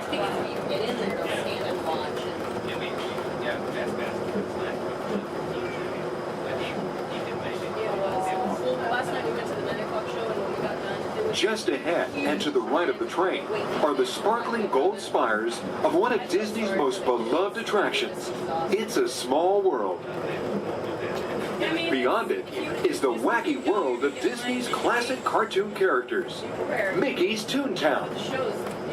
We're now riding alongside the happiest kingdom of them all, Fantasyland, home to Pinocchio, Snow White, Peter Pan, and other storybook characters.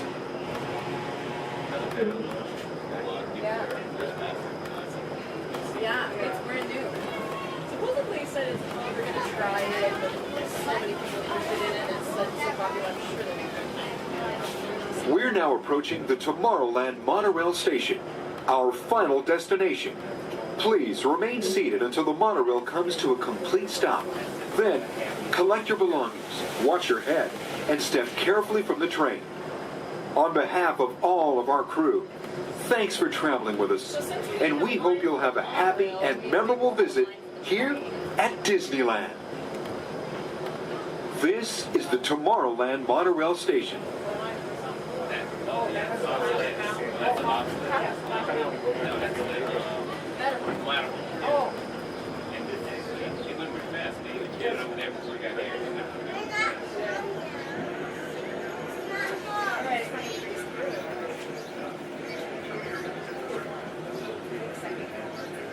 backpack. We did?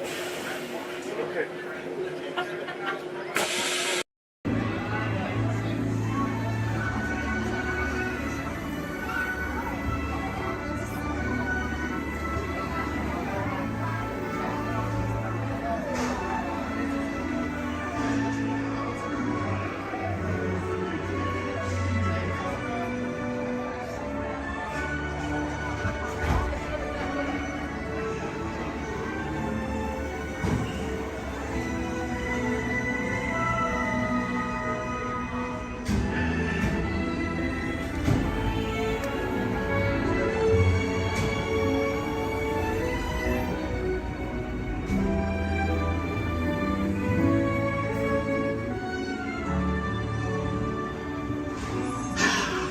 Vous voilà. Venez, venez, venez. Suivez-moi, je vous prie.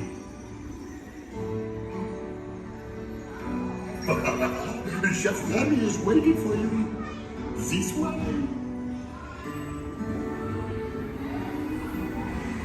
Déroulez-vous.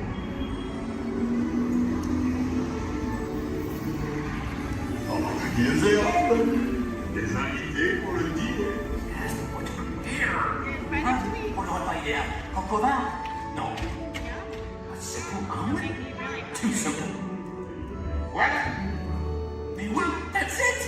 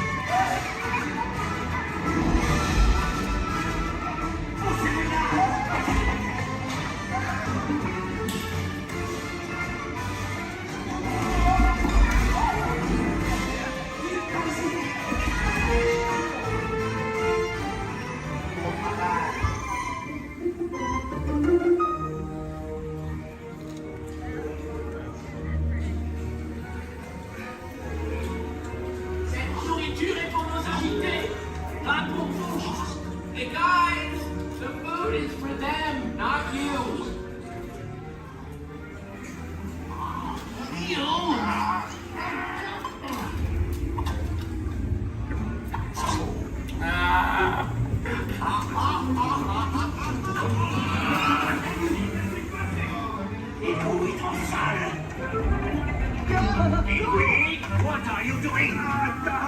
Que manigancez-vous? Out of my way!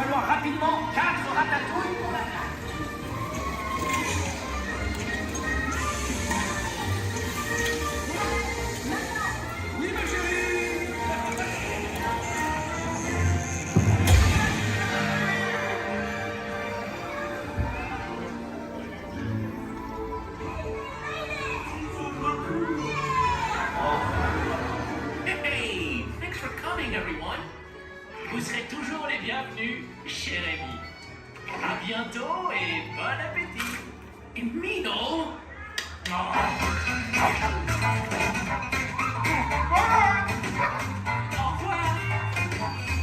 for you, right this way. You are always welcome and bistro chez Ravi.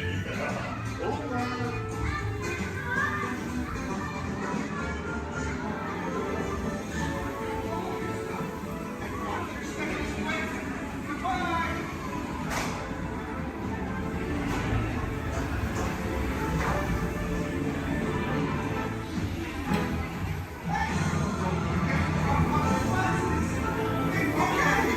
Be sure to grab all your stuff and watch your step as you exit. Goodbye!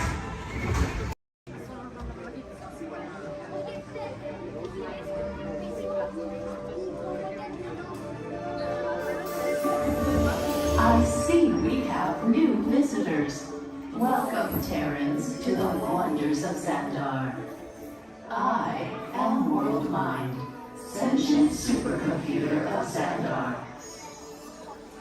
I hold the knowledge, memory, and experiences of all Xandarian citizens, past and present.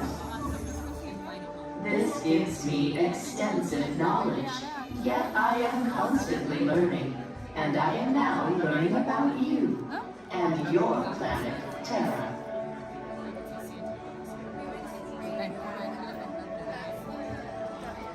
Much of my knowledge of your world came from your great scholar, Peter Quill. However, many of his facts have yet to be confirmed, such as the incredible importance of a legend called Footloose.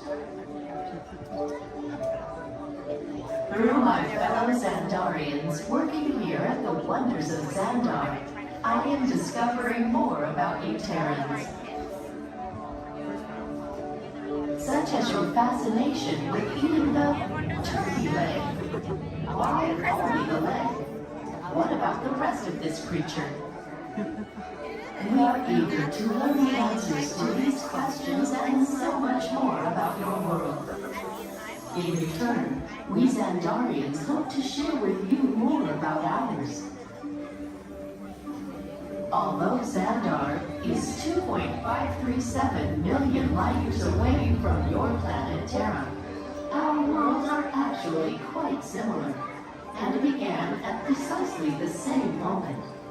We refer to this as Time Zero, before the existence of anything.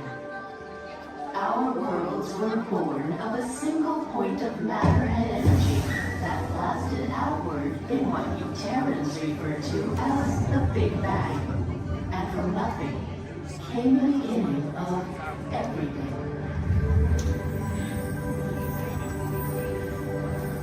Incredibly hot and extraordinarily powerful, this explosion filled the cosmos with a cloud of rapidly moving particles. Over the next 100 million years, space continued to expand, and the particles cooled and slowed. As they coalesced into huge swirling clouds, gravity pulled them into larger, denser clusters.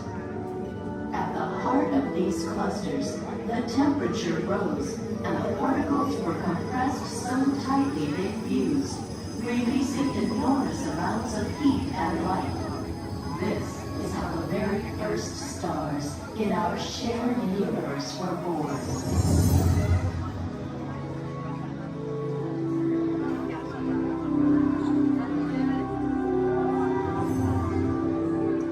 The singularity is just one of the commonalities between our two worlds that we will explore today. Welcome, Terrans, to the wonders of Xandar.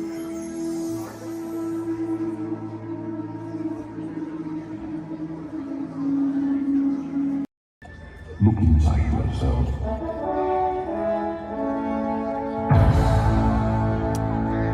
You are more than what you have become.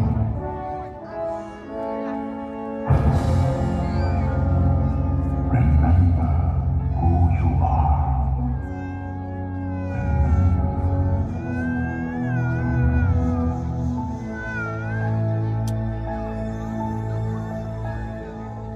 I have all dreamed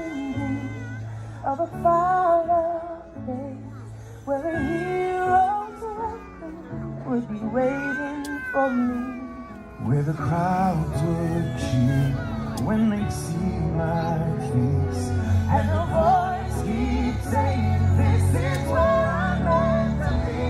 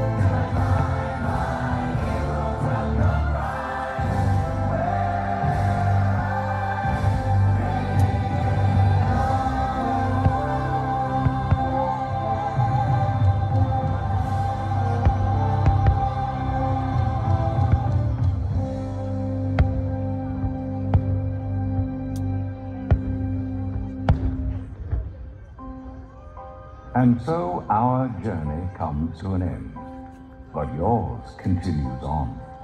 Grab hold of your dreams and make them come true. For you are the key to unlocking your own magic. Now go, let your dreams guide you. Reach out and find your happily ever after. The battles, the stories, the losses, and all the glory were changed by the way we live every day. Just look up and reach to the sky. We all have the courage to fly.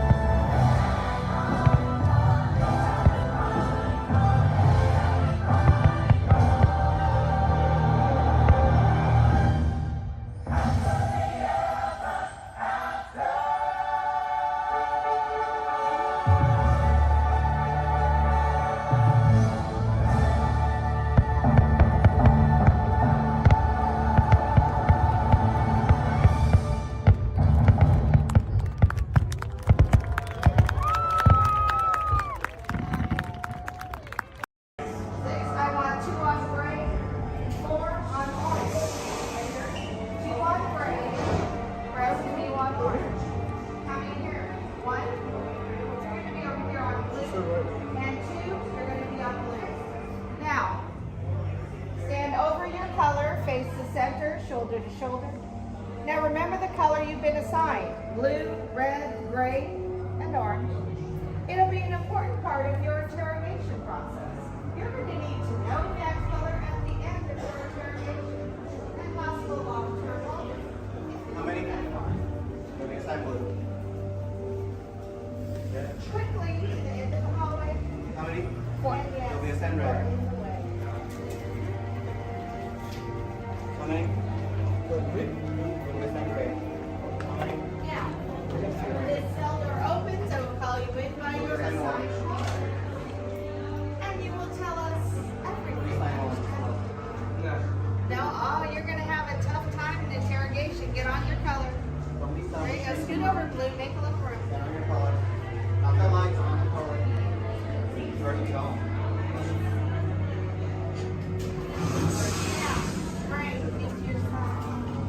Everyone has been assigned a color. Look down and memorize it. Now forget it. This was for interrogation. Which will be a color. Now, is that your only speed? so let's move it along.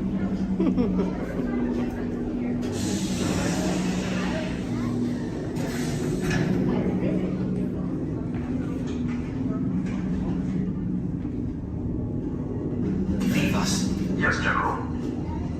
Enemies of the First Order, we will soon snuff out your meager resistance. You chose the wrong side, and now you will pay. The resistance prisoners. You have what I want. You know the location of the secret base, and I will take it from you. We are needed on the bridge. Keep the prisoners here. I will return to finish this personally.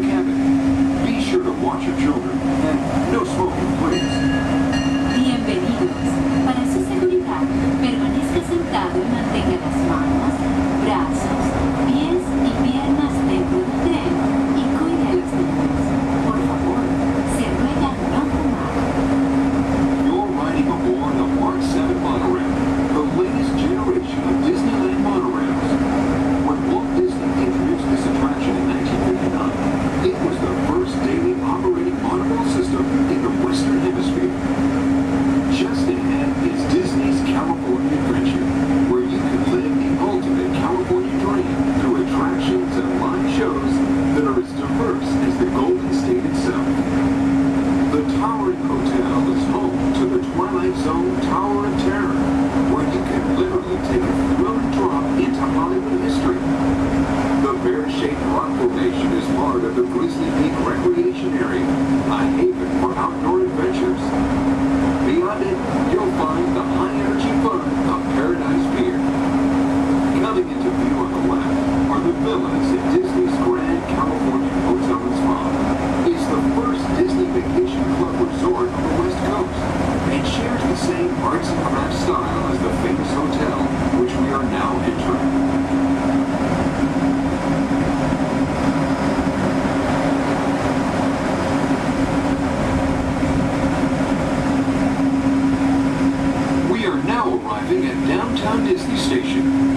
way to the downtown Disney District and the Disneyland Resort Hotels.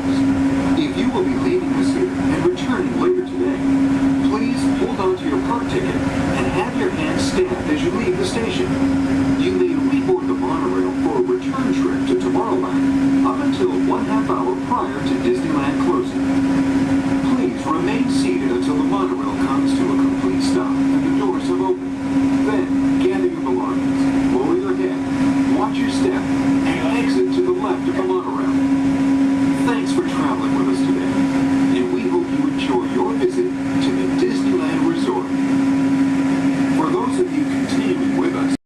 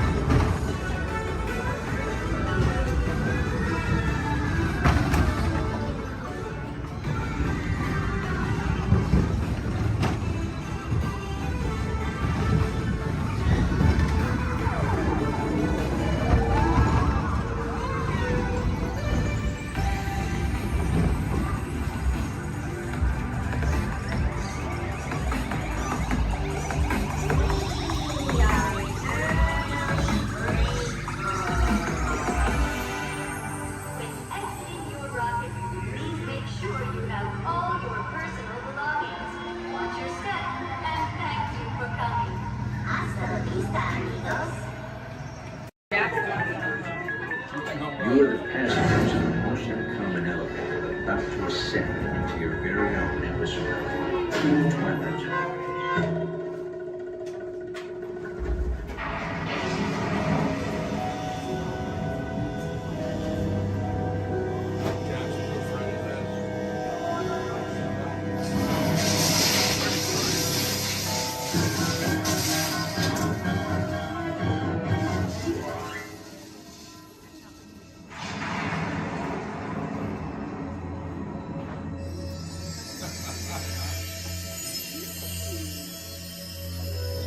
It takes you in somewhere before you have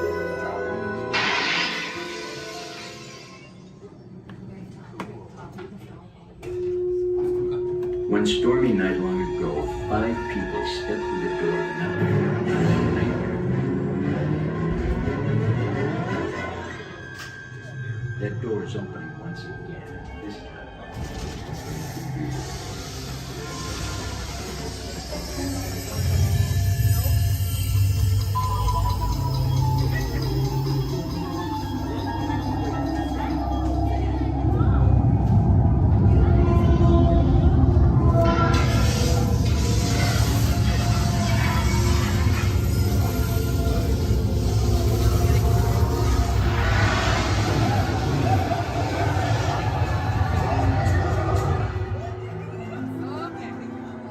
You are about to discover what lies beyond the 5th dimension, beyond the deepest, darkest corner of the imagination, in the Tower of Terror.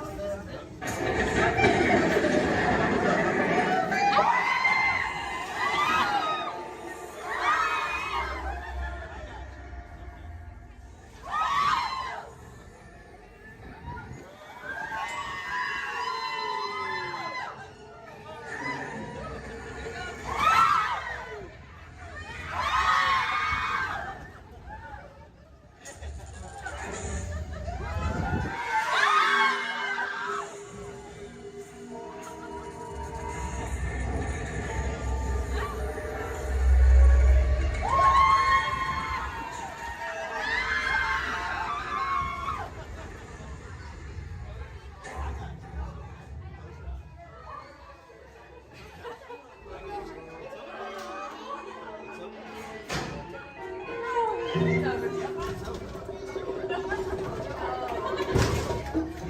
like it? A warm welcome back for those of you who made it, and a friendly word of warning. Something you won't find in any guide. The next time you check into a deserted hotel on the dark side of Hollywood, make sure you know just what kind of vacancy you're filling, or you may find yourself a permanent resident of the Twilight Zone.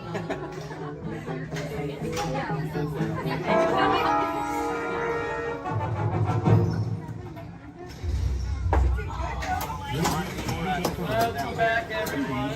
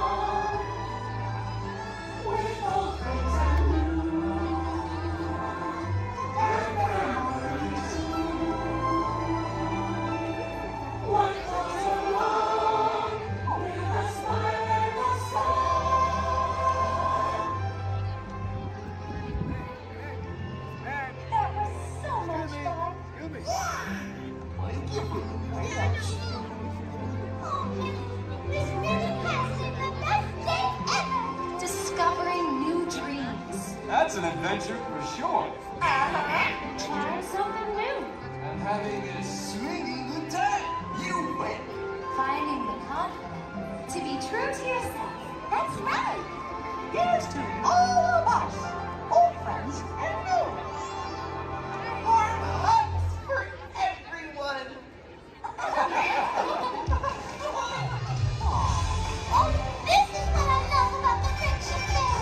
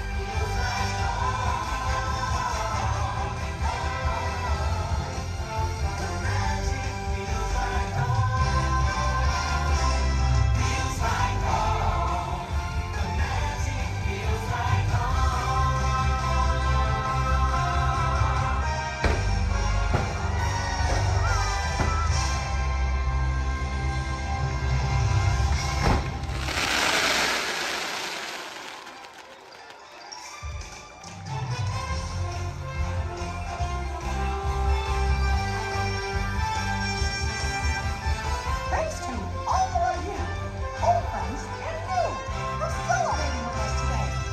See y'all real soon.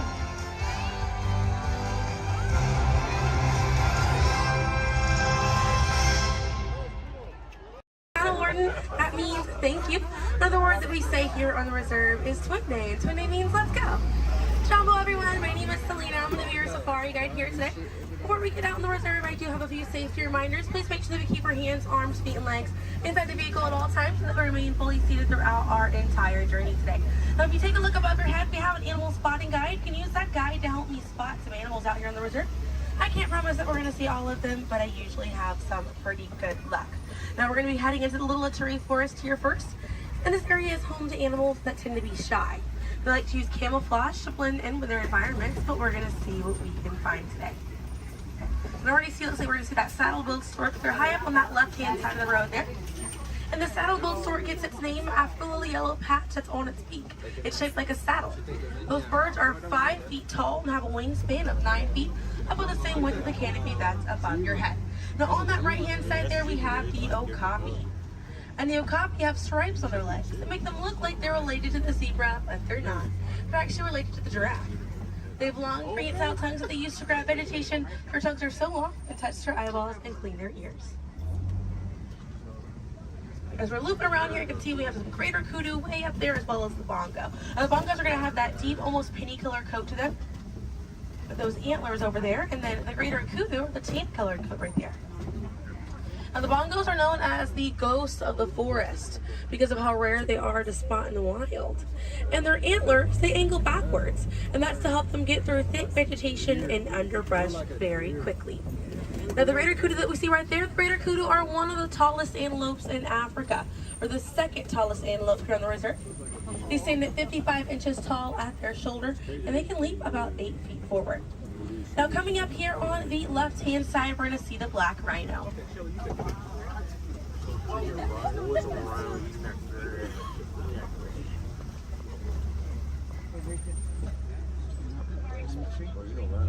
Now, black rhinos are the smallest rhino in Africa.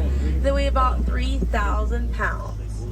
Rhinos are poached or hunted for their horns. Some people believe that they have medicinal value, but they do not. Their horns are not valuable at all, made out of keratin. And that's the same thing that our fingernails are made out of. Really good view of that bongo there on the right-hand side as we're passing by here.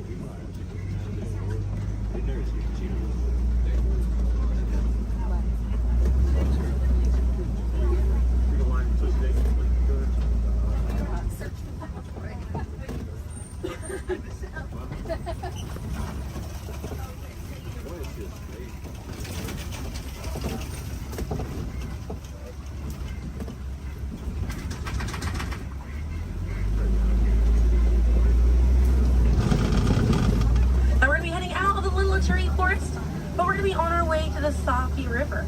And animals in this area like to hang out in and around the water.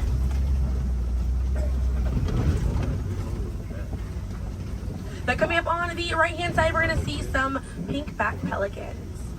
And the pink-backed pelicans get their name for the pink skin that occurs on their back during mating season.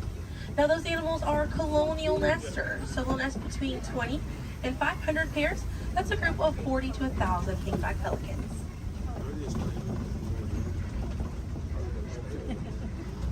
A view of the Savi River coming up on the left, and we have some Nile hippopotamuses. Now, a group of hippos is called a bloat, and they spend most of their time submerged in that water to avoid overheating, but they will come out to graze. And they can stay submerged in that water up to 8 minutes at a time. And instead of swimming through the water, hippos will actually walk or run along the bottom of the riverbank, helps them glide through that water right there. One of the ways you can help out your waterways is by checking your sunscreen to see if it's reef safe. Another way is just being aware of how much water that you use and trying to conserve as much as possible.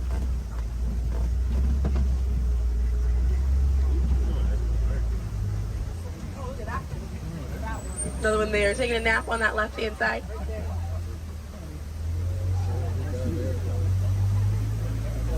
Yeah, coming up on the left, we're going to see the Nile crocodiles.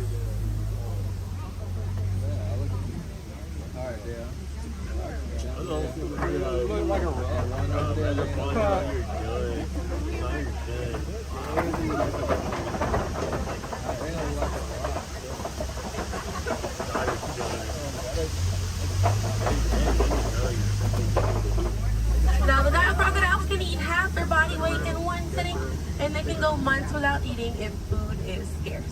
Now, mother and father crocodiles are great parents, and they'll gently roll their eggs in their mouth.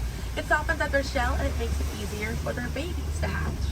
But we're going to be heading into the savannah now, and the savannah hosts millions of migrating animals every year. And it's home to Africa's most well-known animals, such as zebras and giraffes. I'm hoping that we'll be able to spot some today, but as we're getting out here, we have a pretty good chance to identify some animals with that animal spotting guide. We have lots of wide open spaces. So already see, looks like I can see the elands are out there. Wondering what other animals. I'm hoping it'll be a pretty busy day out there.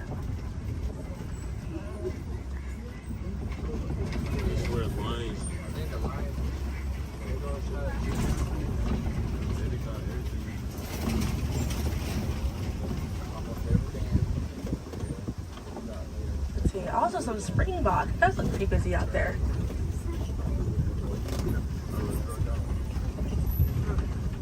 So we're still looking around here. Keep an eye on the right. They're going to be past this kind of rocky area. It's a herd of wildebeest way back there in that pathway. And the name wildebeest means wild beast in Afrikaans. And they'll travel in groups of 1.5 million, and they'll go about 500 to 1,000 miles every year. That's roughly the distance between here and New York. And during a wildebeest great migration, they can kick up so much dust that their dust cloud can sometimes be seen from space. Now, wildebeest are very impressive animals. They're able to run about 15 minutes after they're born. But this group of trees there on the right-hand side, they're all kind of pruned underneath to the same height, and that's about as far as those giraffes can reach. Lucky the vegetation on these trees all around this area here. Now that's going to be the Maasai giraffe, and the Maasai giraffes have an irregular coat pattern. They don't have those clean lines around their spots like the reticulated giraffe that's on your animal spotting guide does.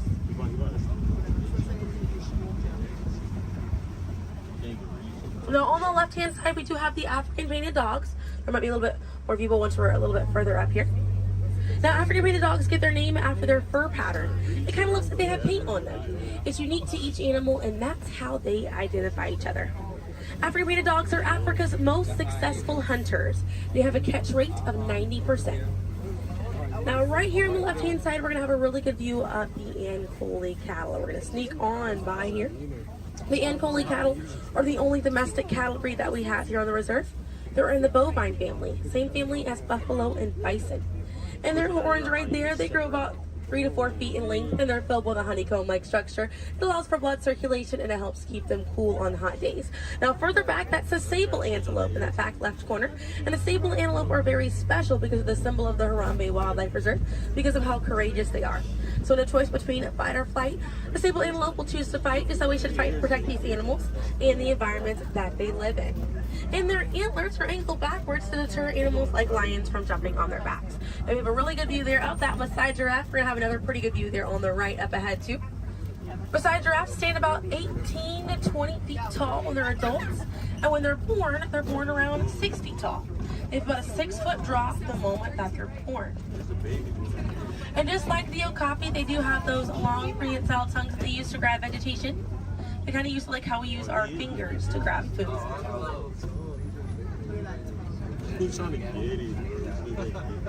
Really good view of them right there. They actually have the same number of neck bones or vertebrae in their neck as we do in ours. Theirs is just bigger.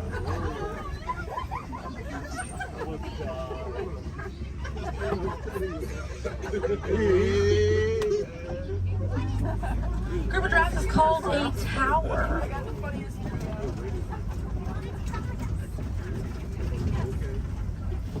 Now we're going to see on the left-hand side we have the elands. Now the elands are right next to the springbok. The elands are the tallest antelope on the reserve. They stand at 6 feet tall at their shoulder. One of my favorite eland facts is they'll make a flower crown with their antlers to impress the females during mating season. Now it's not a perfect flower crown. They'll kind of root up at plants and bushes, but it's the thought that counts.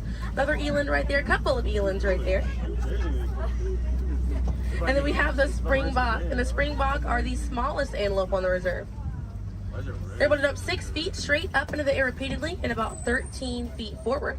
And they're a symbol of a lot of sports teams over in South Africa. Now those elands right there, they can weigh up to 2,000 pounds.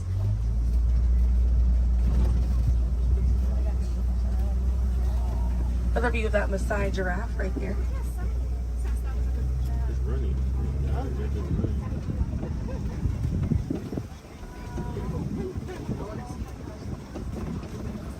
See what else we have waiting around the corner for us. Another Maasai giraffe there. But a bit big to these giraffes.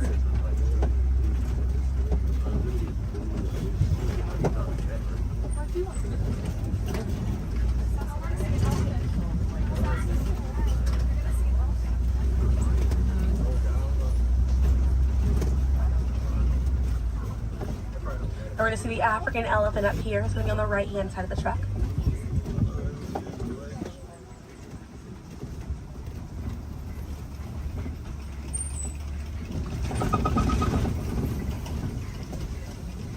Really good view of that African elephant there on the right-hand side.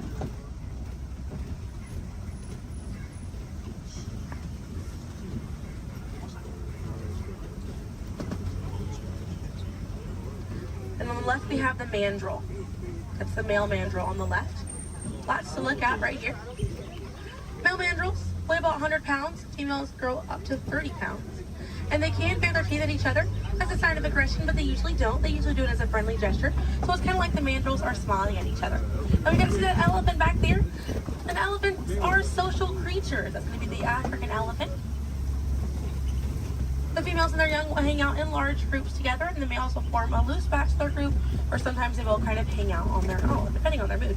And the way that African elephants stay cool is by flapping their ears. It runs air over the blood vessels that are dispersed all throughout their ears, and it helps bring their body temperature down.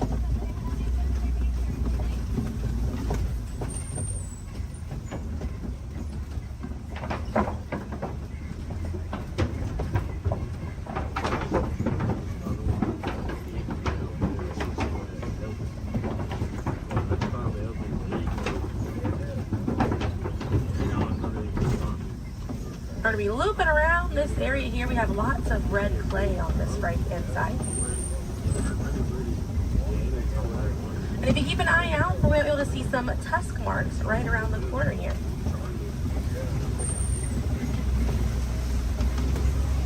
So those tusk marks on the right were caused by African elephants. And they'll scrape up against that clay and they'll eat it. More elephants there on the left hand side. And they eat it because it contains the minerals that they need, sort of like how we take vitamins.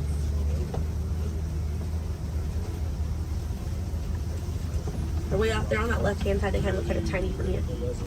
We'll see if we can get another view of them a little bit further up.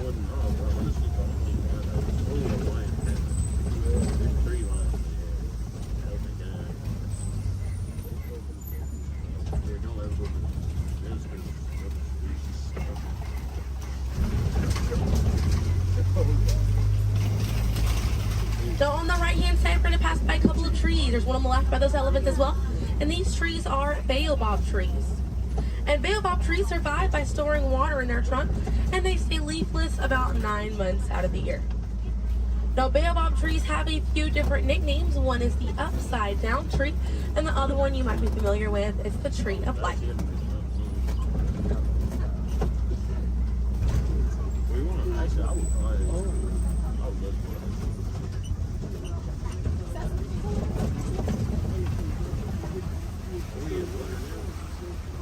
And we're coming up here on a group of flamingos. Group of flamingos is called a flamboyant. So here we have that flamboyant of flamingos. Now this particular species is the greater flamingo species, and they're the lightest colored flamingo in their family. They get their color from the brine shrimp that they eat, and over time it turns their feathers pink. It takes about 1 to 2 years to get that full pink coloring right there. When they're born all gray and fluffy.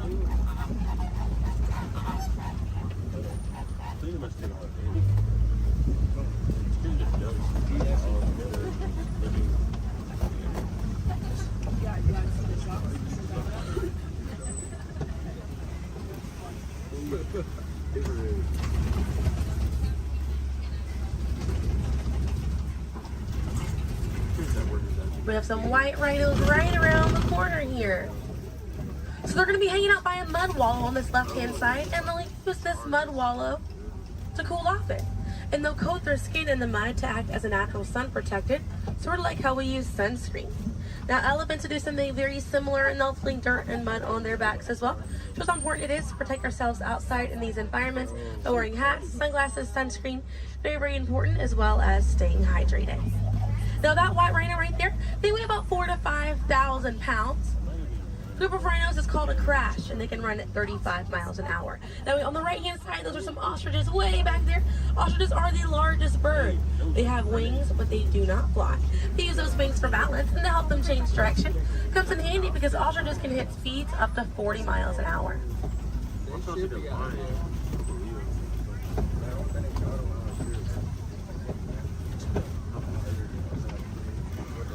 You see some cheetahs right around the bend here.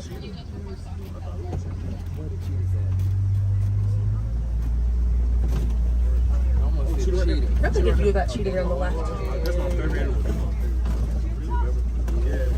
Now, cheetahs are the fastest land animal. They run a little over 60 miles an hour. And they have 2 black lines on their face. Those black lines are called tear marks. And they help reflect the sun. Benefits cheetahs because cheetahs are daytime hunters. Now, cheetahs do not roar. Instead of roaring, they'll meow and they'll purr. And their claws are not retractable, so they're out all the time. Now we're coming up here on some Kopi rocks. And Kopi rocks are rocks that jut out from the savannah. And a lot of times animals like lions will use these Kopi rocks as a vantage point to kind of scope out their territory and their prey. Really beautiful view of that male lion right there. Now at full volume, their roar can be heard up to 5 miles away.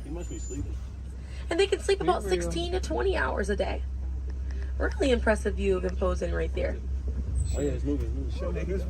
Now, female lions will do most of the hunting for the group, and the male lions will stay back and kind of guard the territory and guard their cubs. And the Swahili word for lion you're probably already familiar with. The way that you say lion in Swahili is Simba. Now we're going to see some more ostriches. We have some white rhinos over here too, and the lioness is there on the left. Looks like she's posing for us as well. Really cute view of that white rhino as well on the left here. Excuse me, yeah, right hand side. That's why they have it like that. I think that's why they have like round rocks and they can't even get up. Yes, they can. They really try. I can see some warthogs right around the corner because it wouldn't be a safari without them. Few of them over here. Warthogs are in the same family as domestic pigs. They're really intelligent animals and are the largest burrowing animal as well. And oftentimes they'll reuse burrows made by other animals and they'll back themselves into it with their tusks spacing out for protection.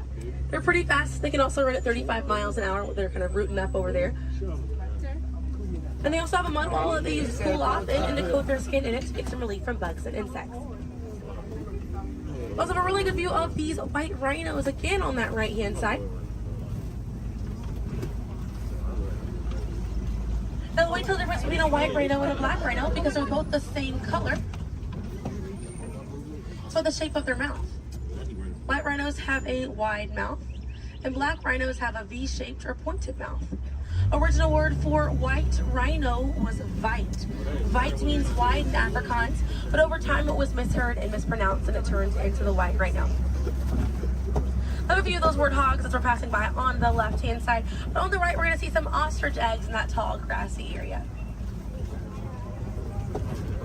And each one of those eggs right there weigh 3 pounds, and it's the equivalent of 2 dozen chicken eggs. Now, those shells are so strong that the average man can stand on them and they will not break.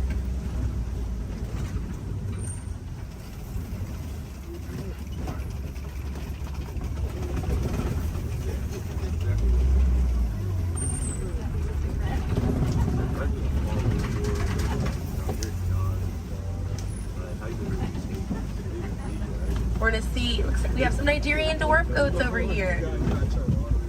And these goats are used for their dairy products, such as milk and cheese. So they take up a lot less land than cattle, so they're a bit easier on the environment, and they're very cute. Now their milk is considered high value, so selling that milk helps take away the need to rely on wildlife. Now if you do want to see some more goats today, you can head over to Rafiki's Planet Watch. They have a petting zoo area, an animators area, and a kind of behind the scenes look at Disney's Animal Kingdom. Very, very cool. Definitely check it out if you have the time. They have a conservation station over there, and inside that they do have an animal hospital as well. Pretty cool. It's going to be a train right away through the Wildlife Express. Those trains are going to start running at 9:30. The last train leaves at 4:30 today. The petting zoo is going to close at 5 o'clock once you're over there, and the animators experience is going to close at 4:45. But we got to see a lot of really cool animals today. If you'd like to learn some more information, you can check out DisneyAnimals.com, or National Geographic is a really good resource. Some ways to help out these animals at home include volunteering at your local nature center, or a conservation organization, or even joining a local beach or river cleanup. Some more simple ways to help out at home include turning off the water while you brush your teeth, or using reusable water bottles instead of disposable ones. Now, those small changes really add up to make a big difference. And on behalf of Kilimanjaro Safaris, my name is Selena. I'm from Pensacola, Florida, and it was an honor to be your safari guide here today. I hope that you were able to see the importance of these animals and the environment that they live in. Now, here in the reserve, we don't like to say goodbye because goodbyes are far too sad and far too final. So I will leave you with the Swahili word, kwaherini. And kwaherini means to go well, with the intentions of seeing each other again one day. So kwaherini, my friends. Another word that we say here on the reserve is asante sana. And again, that means thank you. So thank you for joining me here at Kilimanjaro Safaris. I'll be dropping you off right around the bend here, right where I picked you up, so we still have a bit more of a journey together.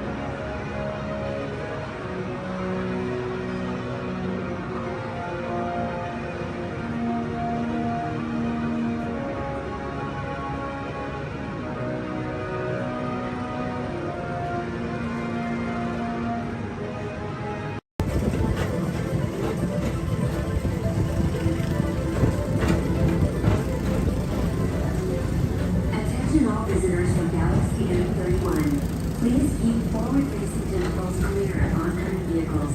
Thank you.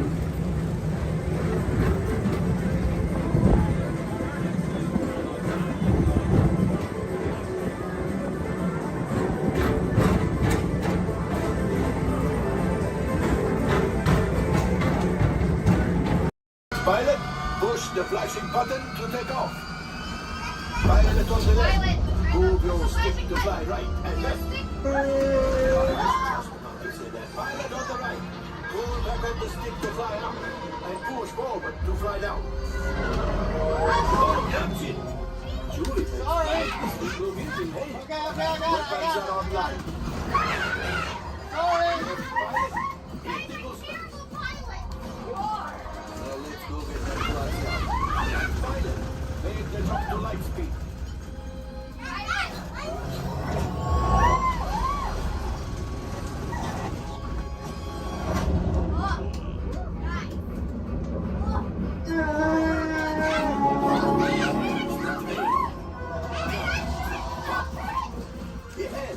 Yes, keep shooting.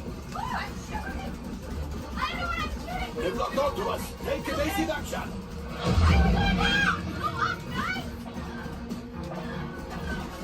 Gunners, we need to defend ourselves. Open fire. Gunners, blast away. Blast. Ah, there it is. After that train.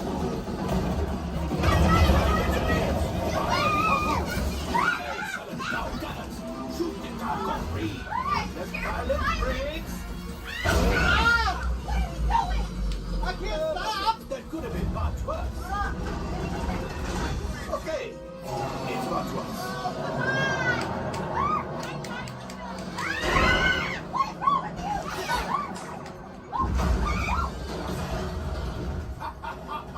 Yes, you got one. Excellent, my friends. Now power up the ship. Well, gravity you see, just as I promised, my friend. Now that the resistance has what they need something from Hundo. Pilots, line up behind the train so we can harpoon that last car. Gunners, shoot the train. Engineers, realize closer. Cargo's pretty.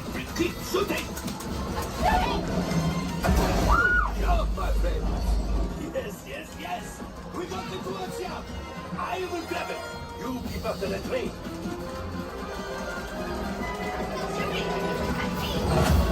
gunship? Oh, that's ridiculous. It's getting too hot. Distraction! Come on, this was at the train. Hurry!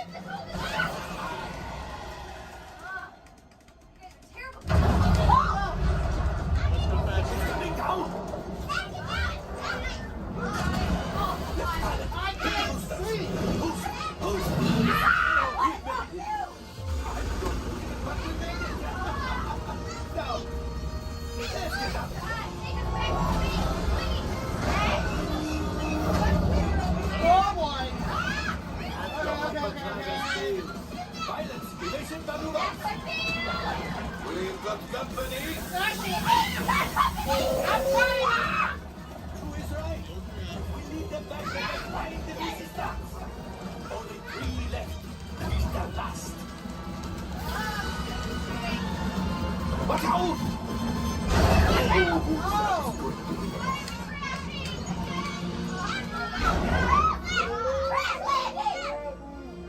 Yes, Chewie will pilot us. This would greatly help the resistance. You will earn the First Order and made Chewie proud. Now, after my modest profit, your cut minus what you owe me for damaging the Falcon. Not bad. You are 35%. This thing doesn't work well. Awful. Fired. That's not too bad. R5, damage report. I'm driving next Engine time. failure. All right. Hyperdrive leak. That is not too good. Multiple hull ruptures. Well, it could be worse. Life support failure. Okay, that's something. I'm just going to cut you off there. It might be faster if you list the parts that are not damaged. You know, the ones that help us to breathe. All right, my friends. You brought the Falcon back in one piece, and I guess that is something. Not a lot, but something. Welcome back to Batu.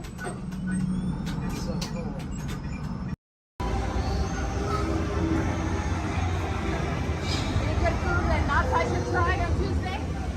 Hey, stay there.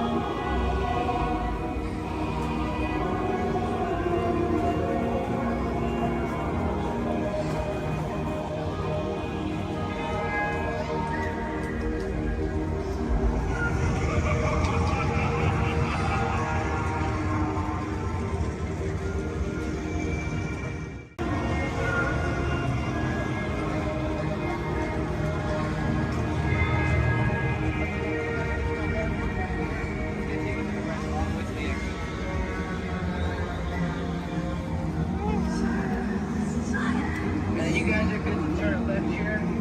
It's gonna take you all the way through the rest of the trail.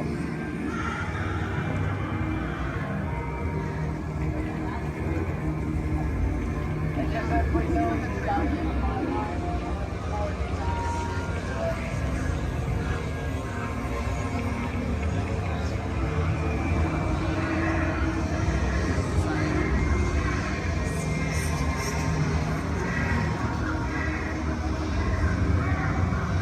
Oh, because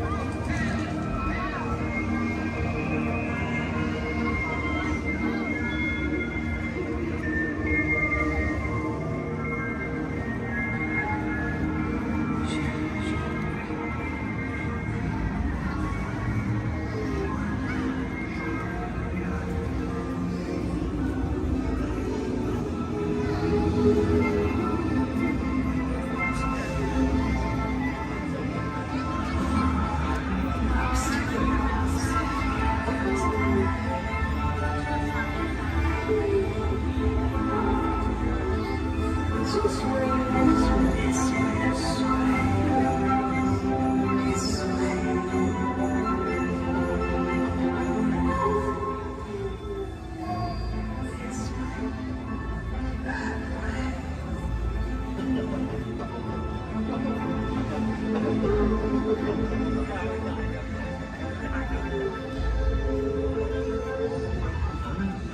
guys, please be mindful of the people behind you. If you are taking photos, please stand to your right-hand side. If you aren't taking photos, please keep to your left-hand side. Like as a kid, I was like, I want to be in a world where I'm like,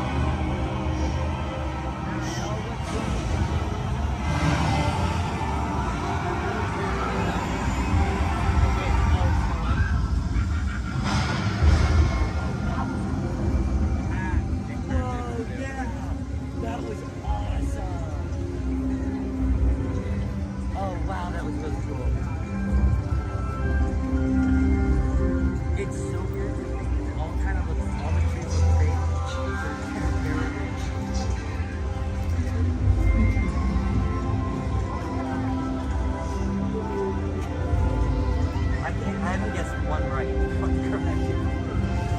Projecting that over their eyes, like they put them on the stage. Well, things they could do with projecting.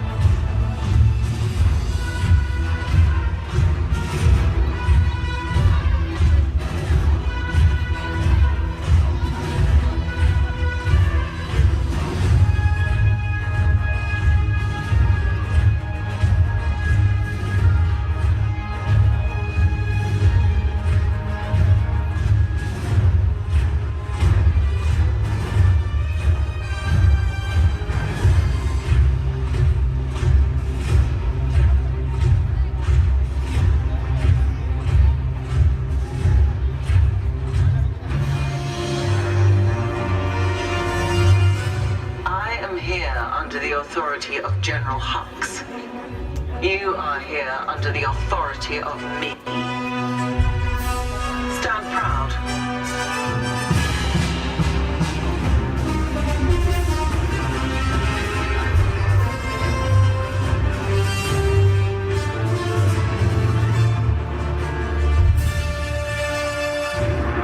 Troops in this division are held to the highest standard. Mine. Show me fearless.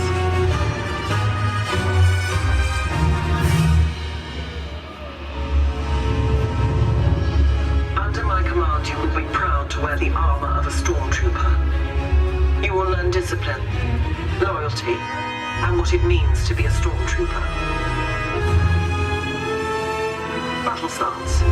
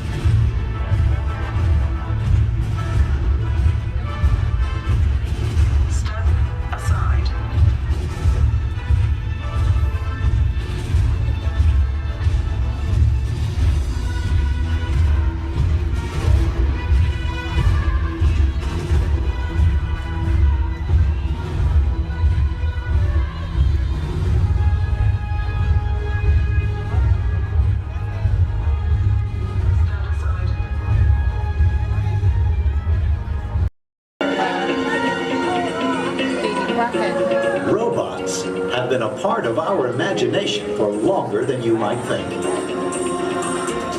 The idea dates back to ancient times, when Egyptians created talking statues to serve and protect people. And Greek engineers built water clocks with moving mechanical figures. As centuries passed, inventors built many mechanisms to imitate human movement. These early robots captured everyone's imagination. Who knew? Perhaps one day, a mechanical being might really be able to walk, talk. And here he comes, ladies and gentlemen, walking up to greet you under his own power. Even help people. In 1920, a Czechoslovakian writer was the first to call these automatic helpers robots.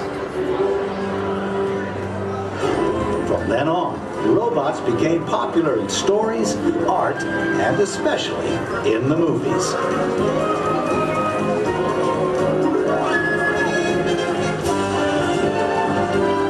Movie robots often had fantastic abilities. And not all were helpful. Some were downright scary. Like most 20th century kids, Walt Disney grew up fascinated by robots. They quickly found their way into classic Disney cartoons.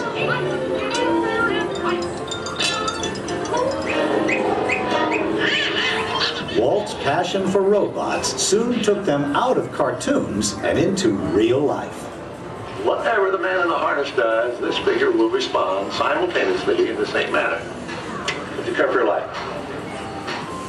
I don't think we better go smoking on the stage. His magic kingdom became a welcome home for mechanical creatures of all kinds.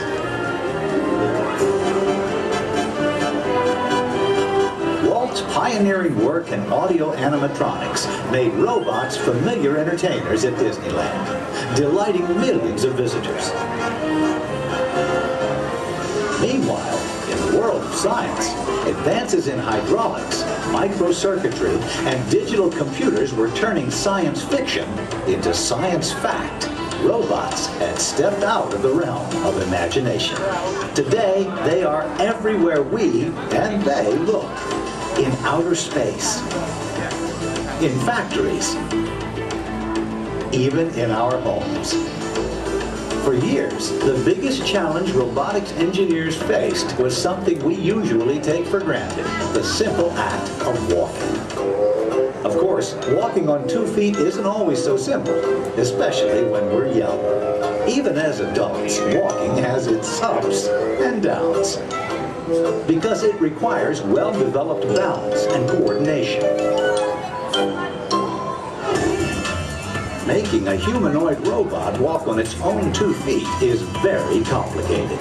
Yet this is the challenge that Honda, the mobility company, took on almost 20 years ago. Honda's first prototypes walked in a straight line only, and falling down was a big part of learning. The next prototypes had better balance, but turning was a very slow process. Step by step, the engineers persisted. They built more and more capable models, and finally succeeded in making the most sophisticated humanoid robot the world has ever seen. A machine designed to help people. Honda's advanced step in innovative mobility. Asimo.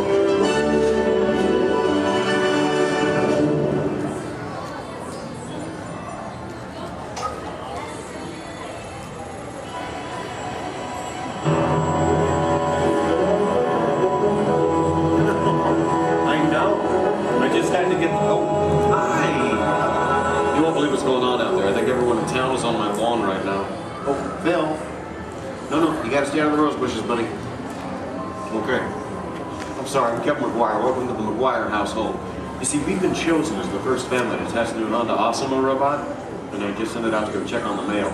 It was so much fun watching the neighbors' faces when they first see Asimo. Like, they all... No, you can't borrow the robot. Just... Okay. Now, if you're not familiar with Asimo, you're going to be amazed at the way it... You know what? You're just going to have to see it to believe it. Of course, when we first met Asimo a couple of weeks ago, we learned that its name stands for Advanced Step in Innovative Mobility. Oh, here it comes now. Everyone, say hello to Asimo.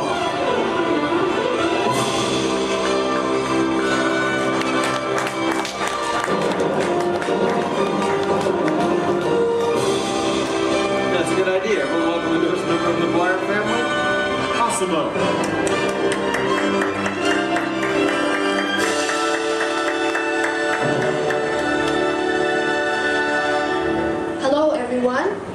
Oh, Asimo. Did we have any mail? No, but her neighbor gave this to me. Ooh, I wonder if it's from Phil. Oh no, it's an invitation to Cassidy's birthday party. My kids will be very excited, Asimo. Thank you, that was great. Well, I'm an amazingly capable humanoid robot. Yes. How can I help you? Well, actually, my parents are coming over later because my wife and I... Oh my goodness, I completely forgot. I was supposed to call my wife as soon as you got here. I was just having so much fun with the neighbors, but... You know what? We should probably call her right now. Come on, I've got her on speed dial.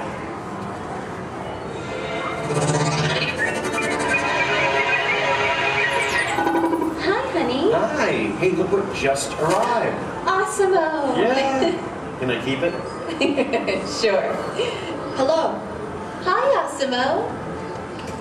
I'm leaving work early today, and I'll pick up the kids. Okay. They are so excited. So I'll see you in a while.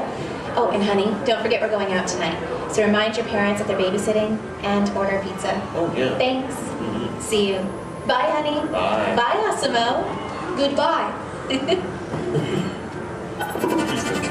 Well, Osmo, welcome to the family.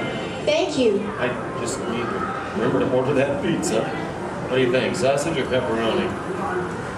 What am I talking about? Now, developing the world's most advanced humanoid robot didn't happen overnight. It took teams of Honda experts over 20 years to create this amazing piece of technology. And we're talking about experts in the fields of physics, anatomy, mathematics, computer sciences, chemistry, mechanical, and electrical engineering. Oh, check this out. Osimo? Come this way, please. Now, if I'm sitting down, or in a wheelchair like my wife, Osimo's camera eyes are at about the same level as my eyes, and this makes communication very simple. In fact, if you take a look at the screen, you can see Osimo looking at me. Hello, Osimo. Hello, Kevin. Oh, Osimo, please turn out to all of our new friends. And everyone, wave and say, hello, Osimo. Hello, everybody. And there you are. Now, you might be wondering why Osimo isn't on wheels or treads or something like that. Well, Osimo is designed to help people, and to be a helper in our world, a world where we need to reach for things and pick things up, or to navigate along floors and sidewalks, even just to climb a set of stairs. What better design than that of a humanoid robot? One that has 2 arms and 2 legs. And Osimo, how tall are you? I'm 4 feet and 3 inches tall. Which is the perfect height for opening and closing doors, or turning lights on and off, even working at table services, or just moving things around the inside of a house. And Osimo, how much do you weigh? I weigh 119 pounds. And I wonder what all that would be in metric. Carry the one. I'm 130 centimeters tall and weigh 54 kilograms. All right. Oh, and how fast can you walk?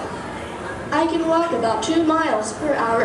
And in metric, that would be about... That would be about 3 kilometers per hour. Yeah, that's great, Osimo. Thank you, Kevin. Now, in order for a robot to operate in our world, it must have the ability to walk. And walking can be very complicated. Follow me on this. You see, with each step that I take, my brain sends thousands of signals at lightning fast speed throughout my nervous system. Now, these signals travel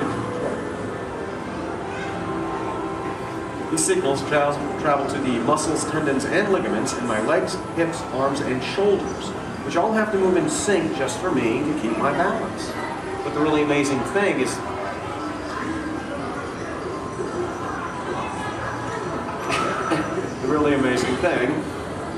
that Osimo does something very similar to this. It uses motors, sensors, and computers to keep its balance and walk like a human. Now, Osimo can also sidestep in a straight line or on a curve. And this makes navigating through a house with all of its constantly changing obstacles very simple. And believe me, Osimo, that move's going to come in very handy with my kids and all of their constantly changing obstacles. But what's even more impressive, not only can Osimo walk forward, but Osimo can also walk backward as well, constantly adjusting its center of gravity with each step, just like us. And Osimo's balance is so good, you know what? Let's just show them. Osimo, please balance on one foot, like this. Yeah. Now Osimo makes it look easy. How about the other foot? All right. And Osimo must constantly analyze the data from all of its sensors and 34 separate servo motors. Well, Osimo, I guess it's true. There's really nothing you can't do, except fly, right? But I could play soccer. Yes, you can. You know, I think Molly left her soccer ball here, so yeah. Why not show everyone?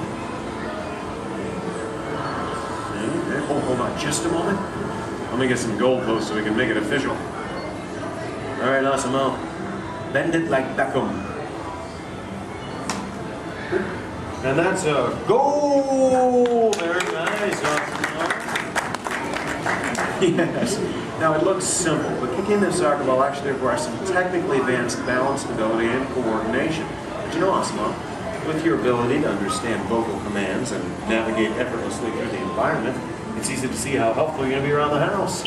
Oh, telephone. Okay, Osimo. I'll get it. Hey, is Osimo there? Yeah, right here. Hello. That is so cool. Osimo, we'll be home in like 5 minutes. Osimo, I told everyone in school they can come over and meet you. And I invited everyone in the neighborhood. Hold on. Also your video. Yeah, Osimo, you're a star. Bye, Osimo. Okay, my kids. I know. How about a bye, Dad? Bye, Dad. Love you. You're cool. Well, Osimo, looks like you're pretty popular with my kids. Oh, come on, you know what I'm talking about. Actually, what my kids are talking about is Osimo's DVD, Step to Safety with Osimo, in which it shows how we can use Osimo's unique walking ability to help teach young children safe ways of crossing the street. But Osimo can be helpful in many different ways. In fact, Osimo, did you use your wireless networking capabilities to go online and look for tonight's weather forecast? Yes, I will go online. Great. My wife and I are going out for our anniversary tonight, so good. Yeah. Partly cloudy, with a high in the mid-60s. Perfect. I'll just remind her to bring a sweater. We can have dinner on the patio. Now, even though Osimo's current role is to help her in the home today, someday Osimo might be able to work in dangerous situations, like fighting fires or working in unhealthy environments, cleaning up toxic spills. And there's even the possibility... But I'm not only designed to help, I can also have fun. I think I know what you're talking about. Everyone, would you like to see Osimo dance? Yeah? All right, how about this, Osimo? You lead, I'll try to follow. Go ahead and kick it.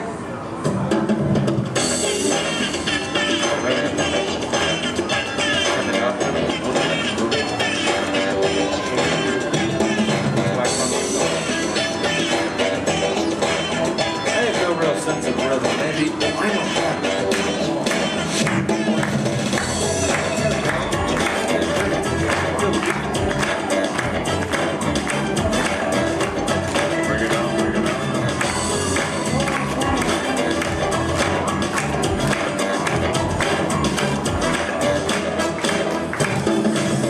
Very nice, Osimo. Take a bit. Hey guys. It's on, Dorothy. Hello. Oh, hi dear. Hi, Mom. What are you doing? Trying to keep the rhythm. Tell them we'll be over in a while. Oh, your father says to tell you we'll be over in a while to watch the kids. Okay. That's about the robot. Oh, did that cute little robot arrive? Yes, Mom. Osimo's right here. Oh, good. Well, we'll see you soon. Okay. Make sure our room is ready. Make sure our room is ready. Dad, I can hear you. We can all hear you. So. You can hear your girl. We're good. Okay, honey. Bye. Bye. How do I turn this thing off, girl? Use the remote. Use the button on the right. My parents and technology don't always mesh well. There you go. Although, you know, this is the first time in a long time my parents have actually volunteered to watch the kids. I wonder why. It's a mystery. Anyway, if you'll excuse me a moment, I need to go check on them. A second. Osimo, could you do me a favor? Yes, Kevin. Could you go upstairs and look into the room on the right to see if it's ready for my parents? Of course. Great. Now, what you're about to see is one of Osimo's most challenging maneuvers, made possible by combining all of its onboard technology. The ability to climb a set of stairs with balance and precision is a culmination of over 2 decades of research and development. Now, first, Osimo stops momentarily at the foot of the stairs and adjusts its position by reading a mark on the floor using the sensor in its torso. Oh, are you all ready, Osimo?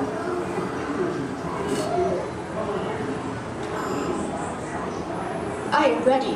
Okay then, go for it.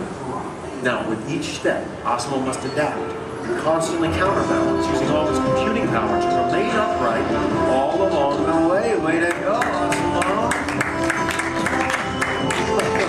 Now that is truly a historic step forward in human technological progress. Okay, Osimo, go ahead and take a look into the room. And see if it's ready for my mom and dad, please. And... Woo! That looks perfect. Thank you, Osimo. You're welcome. Now, if you thought going up the stairs was difficult, it takes even more balance and coordination to make it back down whenever you're ready, Osimo. Once again, Osimo will find its position by reading a mark on the floor using the sensor in its torso. And when it's ready, it will descend the stairs, constantly adjusting with each step.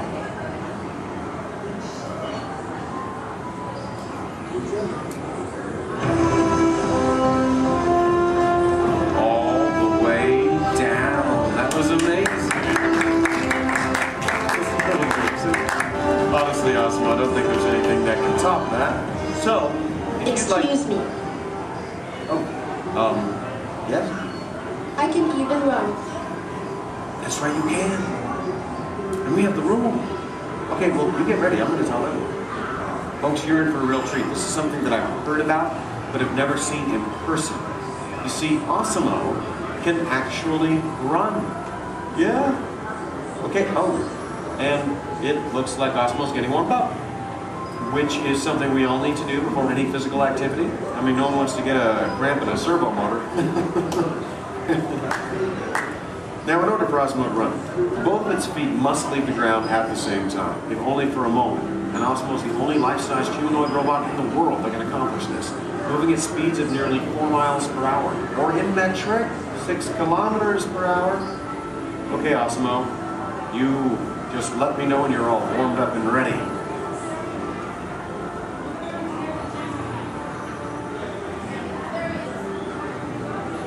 I am ready. Alrighty then.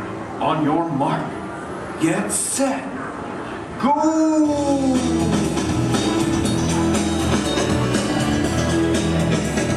That was incredible. Watch me turn around. I want to show this to you in slow motion. Now this is truly an amazing accomplishment. Osimo's airborne, meaning both of its feet leave the ground for about 0.08 seconds, running very similar to that of a human. Very impressive, Osimo. Thank you, Kevin. Now, if you'd like to learn more about Osimo, please visit the website, osimo.honda.com. As for you, I think it's time to get you ready to meet the rest of the family. So, why don't we say goodbye to all of our new friends? Excuse me. Yes? Please do not forget to order the pizza. Pizza for the... That's right. Thank you, Osimo. You're welcome. You know what, Osimo? I think this is going to be the beginning of a beautiful friendship. All right. And the kids are home. I hope you're ready to meet them. But before we go, let's say goodbye to all of our new friends. Goodbye, everybody. And everyone, let's hear one more time for Osimo.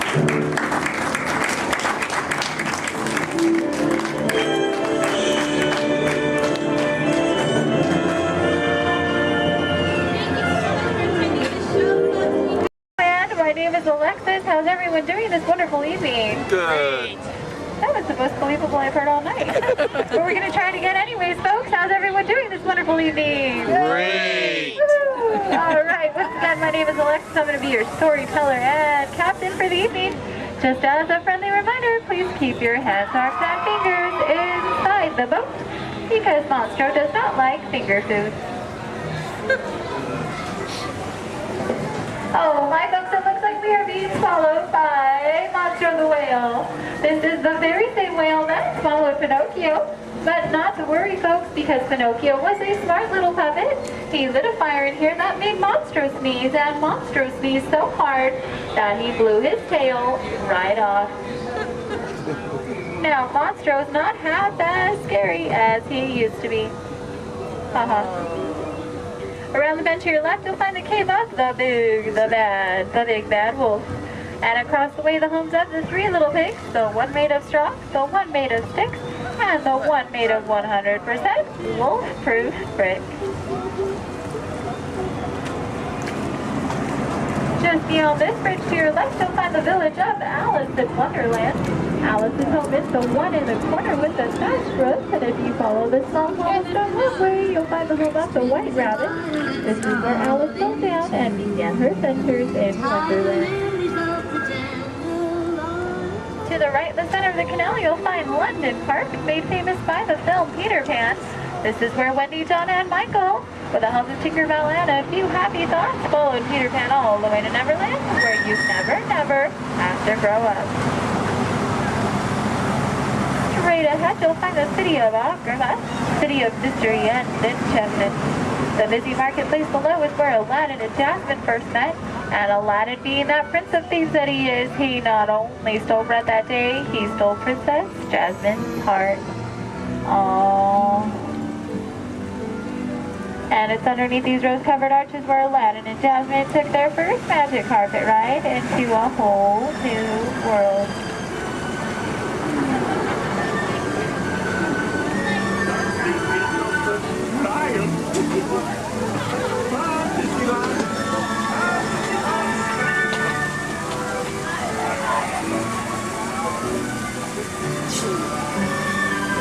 Now folks, please be careful and please do not touch anything because we are entering the Cave of Wonders. As Aladdin and Abu discovered, this cave holds one treasure more important than all the others. A magic lamp complete with its very own genie.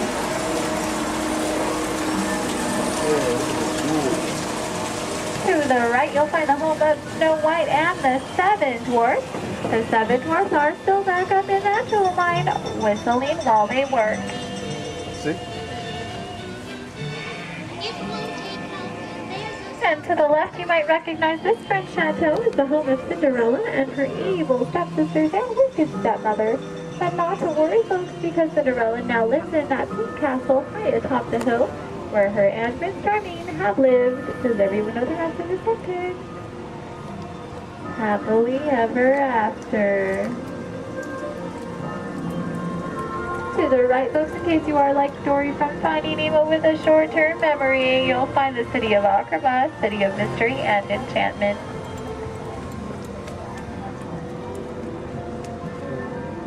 To the left, you'll find the world-famous patchwork quilt. This patchwork quilt is comprised completely out of desert flowers, and it, along with every other plant and tree here in Storybook Land, are 100% real. They have just been miniaturized by a process known only by Tinkerbell and a few of our Disneyland gardeners.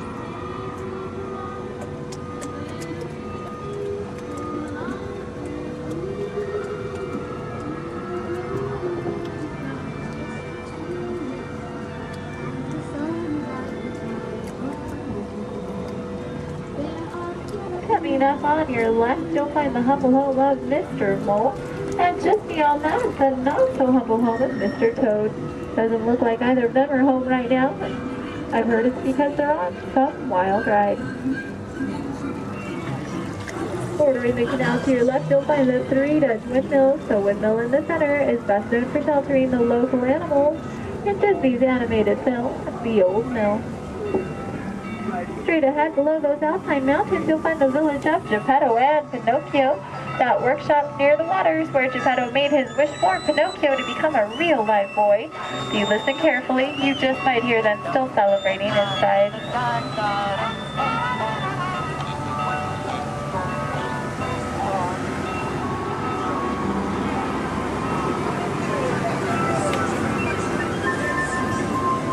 Coming up on your right, you'll see the ship of Prince Eric.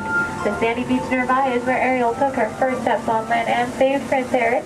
That castle on top of the beach is where her and, you guessed it, Prince Eric, now lives happily ever after. And it is behind this waterfall that you'll find the Kingdom of Kingdom.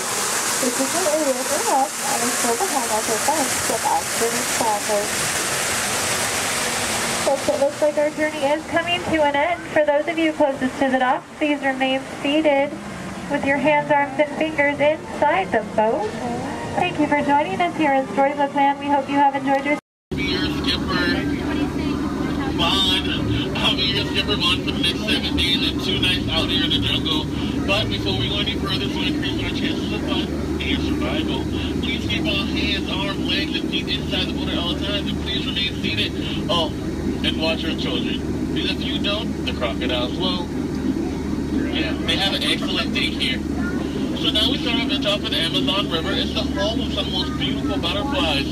Did you guys know that their wingspan can grow from 12 inches to a whopping 1 foot? Yeah, we call them the rulers of the jungle. True monarchs for you. And now we come upon Inspiration Falls. We call this Inspiration Falls because the longer you stare at it, the more it inspires you to go. Like deeper and deeper into the jungle that is. Can everyone say ooh? Everyone say well, that sounds like inspiration means that we're going to keep on traveling. Well, we're not just crossing different rivers, we're actually crossing into another continent. We're now on the Congo River in the deepest, darkest part of Central Africa. Ooh. I didn't think so. Now, if you guys have not seen it before, there's a Jungle Book. You might get it because it's like a book in the jungle. Never mind. So now up ahead, we have a baby welcoming party just for you guys. Everything's in full swing. Everyone should hear, as you tell from the music, that no one is here. I cannot see anyone. Canoe? No? Okay. Don't worry. My pet python is here, but don't look him in the eye. He can develop quite a crush on you. The relationship can be a little restricting, but we're not going to get wrapped up in that, okay? We're going to stop at my base camp just to grab a couple of things we need for this journey that would happen. Oh, great. They do this all the time. They throw all my stuff everywhere, they break my dishes, and now they even flip my Jeep. I really wish they would have flipped my house. I would get a better return on it. Well, anyway, we're in the Nile River. The Nile River goes on for Niles and Niles. You make a left, it goes on for a couple more Niles. But if you don't believe me, then you must be into... No. Disbelief or disagreement. Come on, guys. Anyway, this is the African elephant. One way you can tell it's an African elephant is because of its big floppy ears. So you guys get the second way you can tell they're African elephants.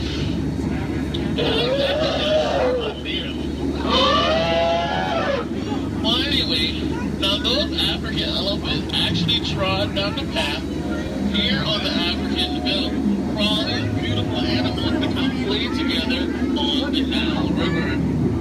Yeah, some zebras, some wildebeest, some tall cheetahs. But look, and now Mia's family of lions are playing so nicely with that zebra that he is dead. Tiger. We're just gonna let him rest in peace, sis. Now see, this is a sight to see. I told these guys that a rider can outrun a horse. Did they listen? No. Well, I guess they'll get the point in the end. Oh look, that's my friend Ina. Everyone say hi, Ina.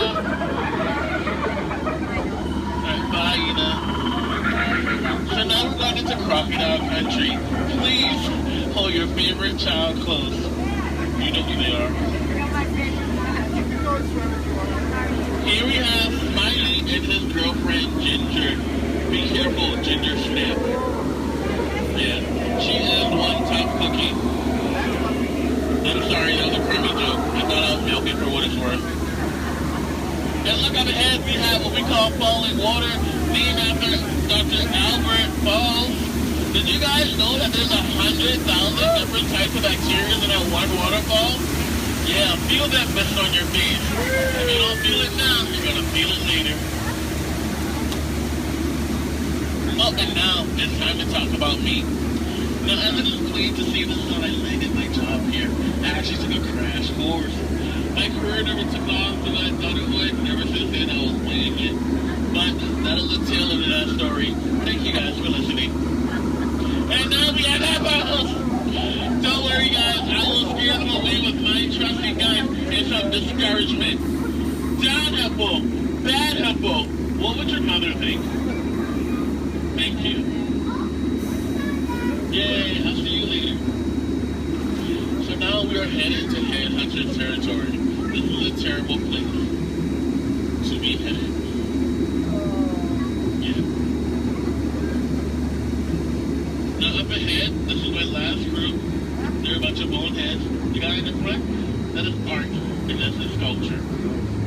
So these guys are dancing in a circle only for one reason. They forgot how to dance. And they're attacking. Everyone, get down! Use your children as shields. I mean, shield your children. Shield your children. They're the future.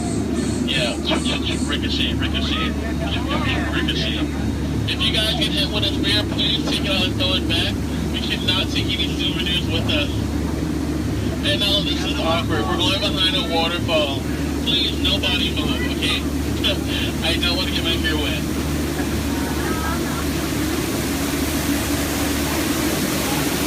Now that bacteria. That is actually the backside of water, also known as O2H. So now we're on the heart of Cambodia, on the Mekong River. Apparently, there was an earthquake, because now this temple looks a little... They do have their trunks on, and a lot of you guys may think that's water coming out of their nose. Well, it's not. And this guy here, if you guys can make practical jokes, sometimes he sprays your boat. So I think we're going to miss him this time, so if we go back really, really fast, we can miss him. Maybe not. You might want to duck, duck, duck, duck, duck, duck. Goose is a very fun game to play. I'm actually a two-time world champion of Duck Duck Goose. Ooh, so now this is my favorite part of the cruise. I want to point out some of my favorite plants. Pay attention, please. That one. That one over there. The green leafy one right there. And then the tall one in the back. Did you see that? Okay. And here we have Trader Sam. Everyone say hi, Sam. Hi, Sam. Hi, guys. So, Sam is actually the head salesman of the jungle, but recently his sales have been shrinking. So he's got a great offer going on for you guys. 2 of his heads for 1 of yours. So no matter which one you guys place it or dice it, you always come out ahead. So now we're returning back to civilization. Please keep your hands, arms, legs, and feet inside the water all the time. And please remain seated. This is kind of awkward. I'm horrible with goodbyes. So I'll leave you guys with these parting words. The same thing my mom told me when I turned 9 3/4. She said, "You're a skipper, Bond. Now get out." Oh, please watch ahead and watch your step. If you miss your step,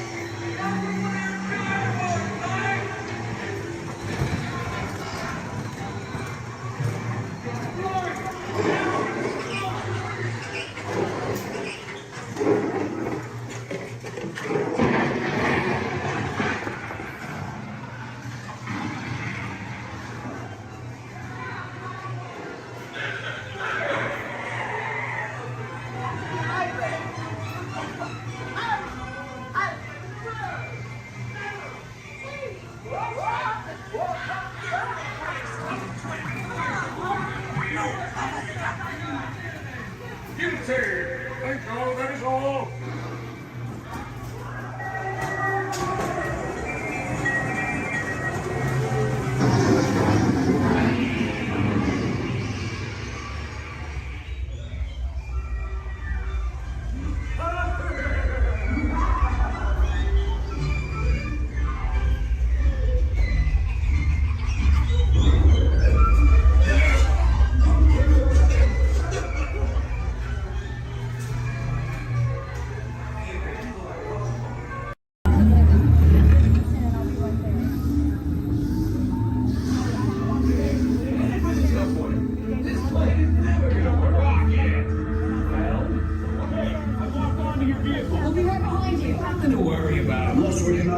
this unusually large man, then you're likely doomed. You're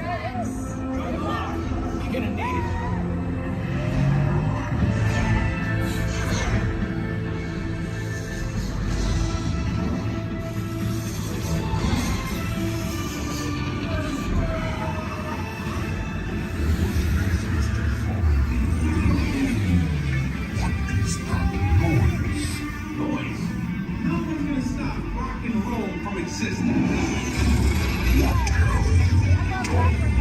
What have we done? I think we jumped back. All the way. Oh, Christ. With just the fingers, the big bang. Let's see, bigger. We gotta get that generator. It's the only way back. We got the generator. We're ready. Oh, yeah? See you out there. Rocket down.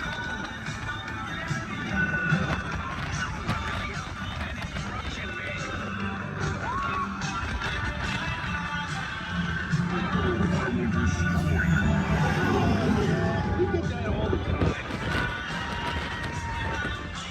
Rocket, anytime. Okay. Let me try this. We'll be waiting.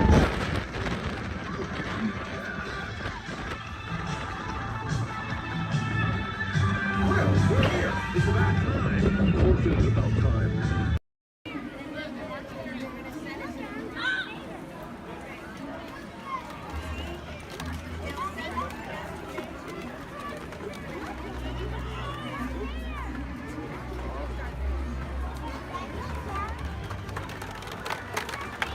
Go Empire! Yay!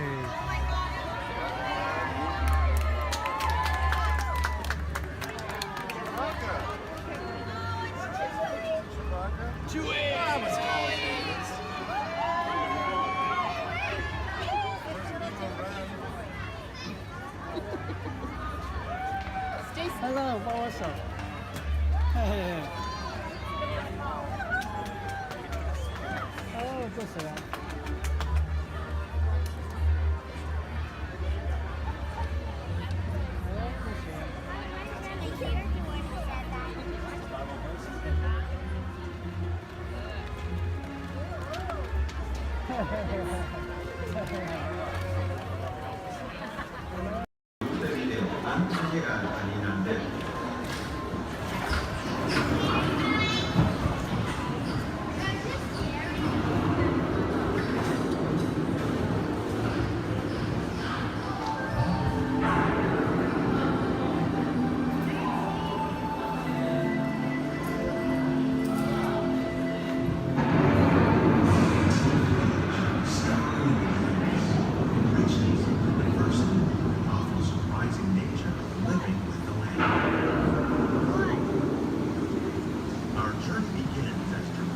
Sudden change in slightly by the way. Projects are simple, climate and destructive to us, but to nature, it's a complicated cycle of life.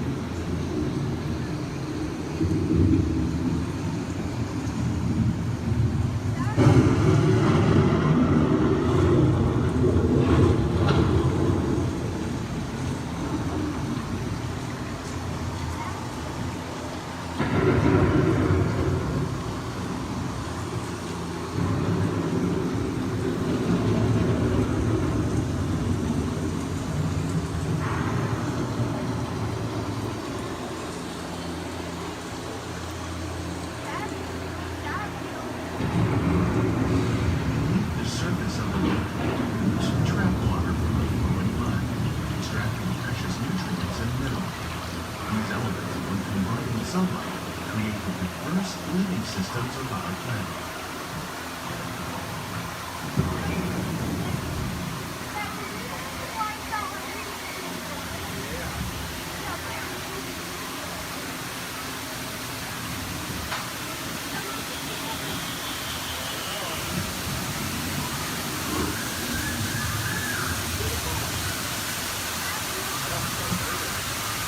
One of those living systems is the rainforest, home to the most amazing concentration of life on our planet. These dense and beautiful forests cover only a tiny portion of the Earth's surface. Plus, they contain more than half of its planet of animals. Rainforests are also extremely rich in synthetic living systems for analyzing oxygen, food, medicine, and other forms of essential life.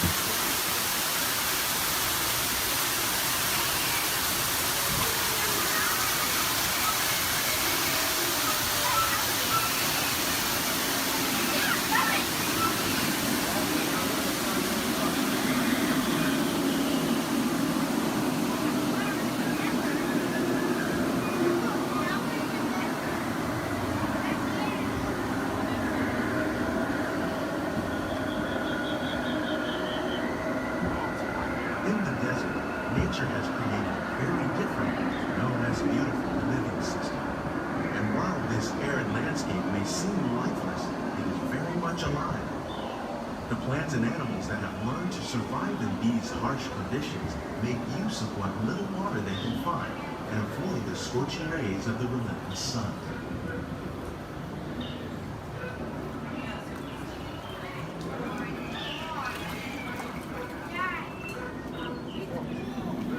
The American prairie once appeared as desolate as the desert, but over time, rainwater and nutrients gradually penetrated the hard surface of this land. Even the hooves of the mighty buffalo helped create the rich soil that one day become home to the American farm.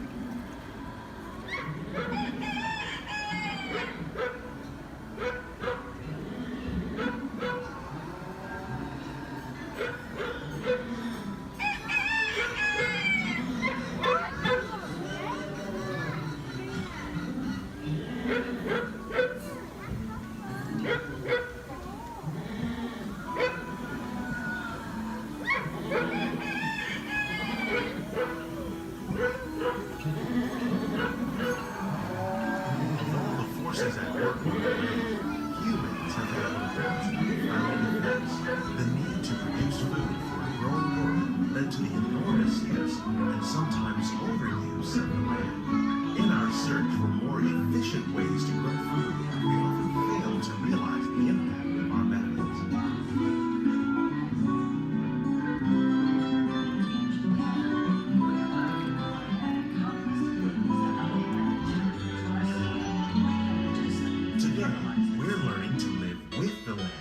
Discovering better ways to grow food that will assure both human and environmental well-being.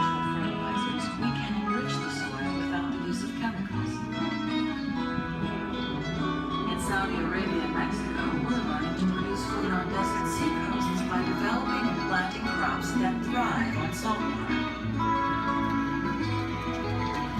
Here at Epcot, we're learning to reduce the need for pesticides by using natural predators like ladybugs and wasps to control pests. In Japan, we're learning that by adding composted leaves and other plant material to our soil, we can reduce the need for fertilizers.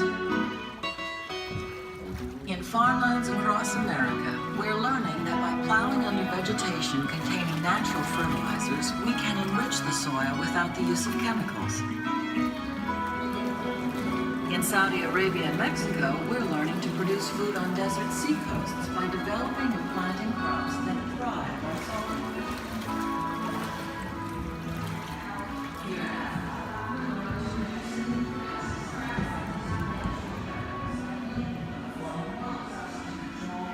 How will we meet tomorrow's growing needs for food production, yet still respect the needs of the land?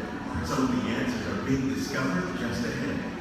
To help us maintain these carefully controlled ecosystems, and for your safety, please remain seated in your boat at all times.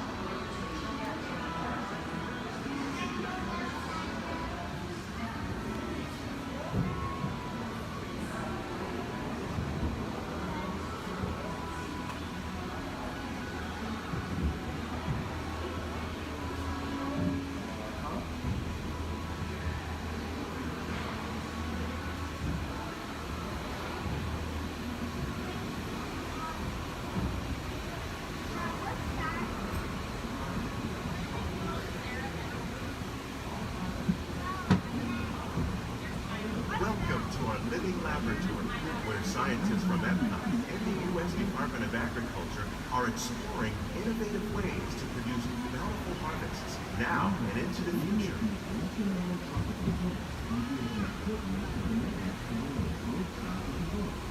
The tropics are home to the greatest diversity of plants on the planet.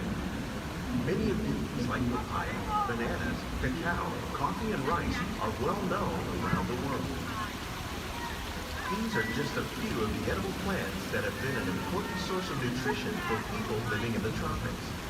Many are rich in vitamins and minerals, while others are well adapted to growing in less than ideal conditions. Some, like the water lily, thrive in wet, swampy areas and waterways. All parts of this plant, even the flower petals, are edible. The starchy root of the plant has long been used to make flour for baking. One day, many of these lesser-known tropical plants may be as important as the bananas growing on both sides of the boat. More than 28 million tons of bananas are eaten annually, making it the most popular fruit in the world.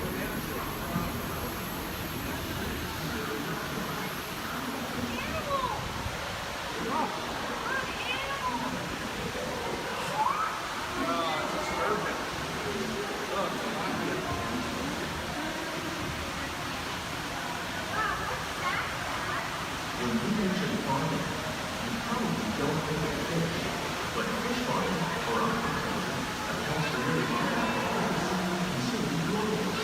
So actors are fast and captive, like the ones you see here, are three of the more popular crops raised by fish farming.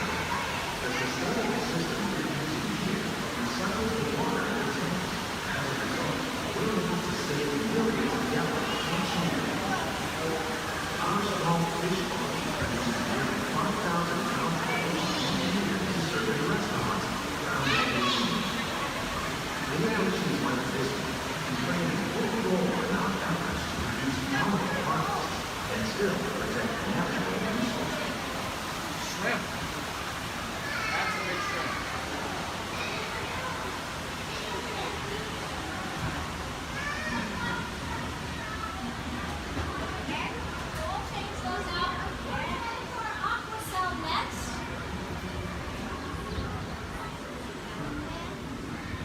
Little sunflowers.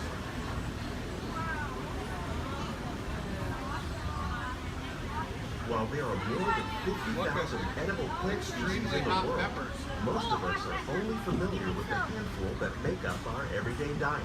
The common grains growing here, wheat, maize, sorghum, and millet, plus rice, account for nearly 2/3 of our global food consumption. Learning how to increase yields of these staples is an important goal of research around the world. Blue agave. A monkey puzzle tree.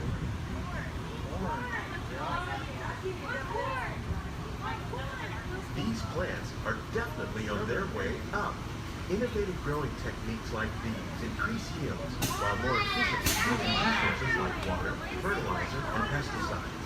Another innovation at work here is our integrated pest management program. By populating our greenhouses with beneficial insects that prey on harmful pests, like aphids and flies, we are significantly reducing our reliance on conventional pesticides. We're growing these crops using our nutrient film system. This technique precisely controls and recycles water and nutrients. With it, we can produce over 27,000 heads of lettuce a year in this one small area. Look at the cucumbers.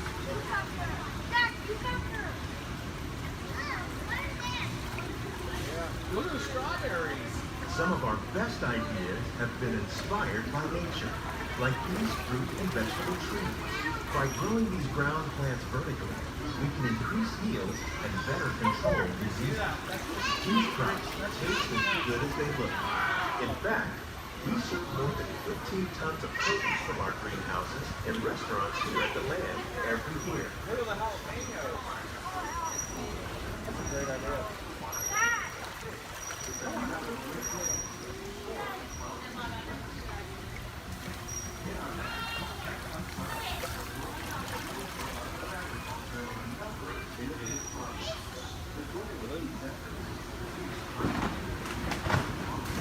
The future of agriculture may include innovative ideas like this vertical growing system. Plants grown in this way use a fraction of the space required by traditional growing methods. That saves water and increases production. The aquaponics system on your left combines hydroponics with aquaculture. The fish provide a natural source of fertilizer for the plants, and the plants help keep the water clean for the fish. It's another great way to produce more while using less. In our labs, Epcot scientists are working with the U.S. Department of Agriculture on a number of innovative projects. The goal of these efforts is to produce higher yielding and better quality lives. Together, we can continue to find more ways to increase food production and protect our precious natural environment. Only then will we truly be living with the land.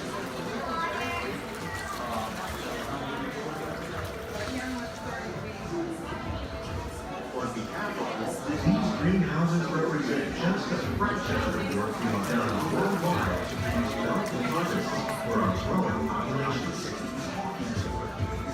Scientists, farmers, and even backyard gardeners are doing their part to improve the quantity and quality of foods that we all rely upon. Together, we can continue to find more ways to increase food production and protect our precious natural environment. Only then will we truly be living with the land.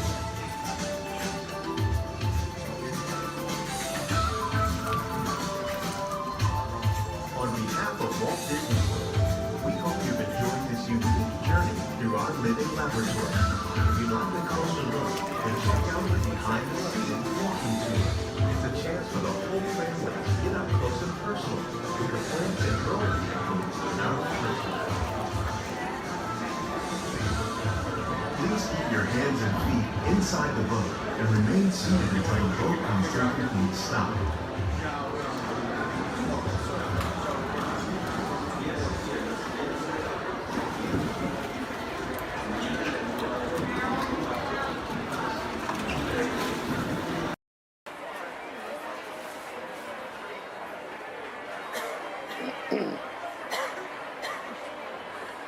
Ladies and gentlemen, boys and girls, before we do the party dance, everyone, please see for some hour time for the train's motion. As well as if you're much older, if you ask me why, please let me know the sign of the bench. And I will shoot you the crowd today. There we go. Our board.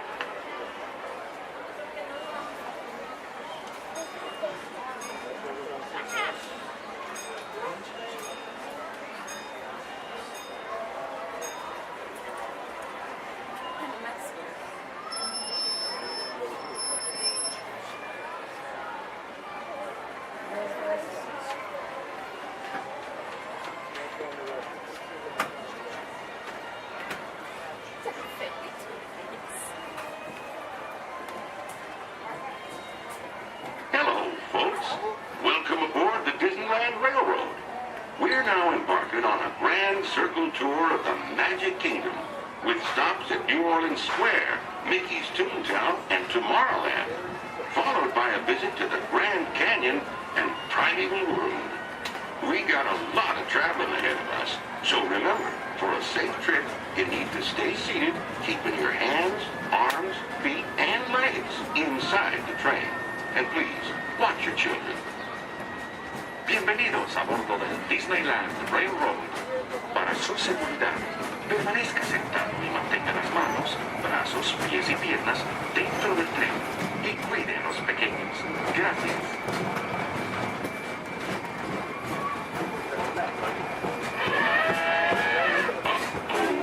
Did you folks hear that?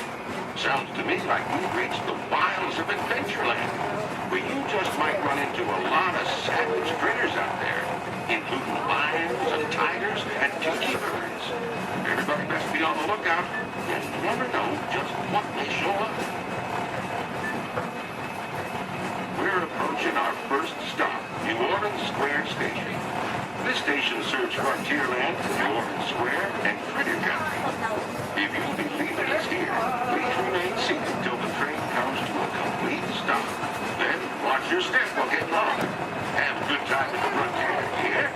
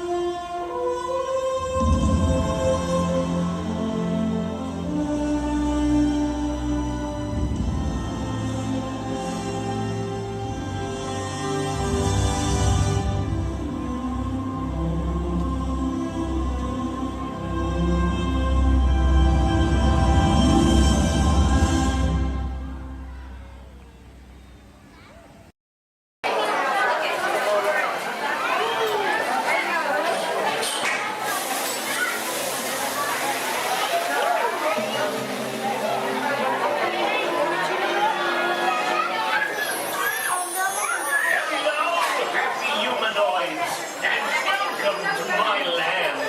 My name is Tom Morrow, and this is Tom Morrowland. I'm here to tell you about the place where innovation and invention are smooshed together to form one big, hard-to-say word. Innovation! Amazing new stuff that is going to make your life better. But dreaming of new stuff, making it reality, are two different things, believe you me. Who could ever forget the old plastic house? Robot butlers? Pop-up kitchens? The personal jet bag? And my old time favorite, the flying thingy. Will you take it? Well, they seem like flying every time. But here in Tom Morrowland, as I recall, the stuff you're about to see is real. It's real. It's actual. Everything is satisfaction. Okay, that's enough of that symphony, and please, no more of that doo-dah. We've got a new cast of entertaining interventions waiting in the wings, ready to be discovered by you. Ain't tomorrow grand? And now, a bright new world of innovations for your daily living, and it's coming to your doorstep in 3, 2, 1. There's a great big world of innovations shining in our lives in every way, and a great big beautiful tomorrow. Tomorrow's happening today. Step through the door of your home, robotic.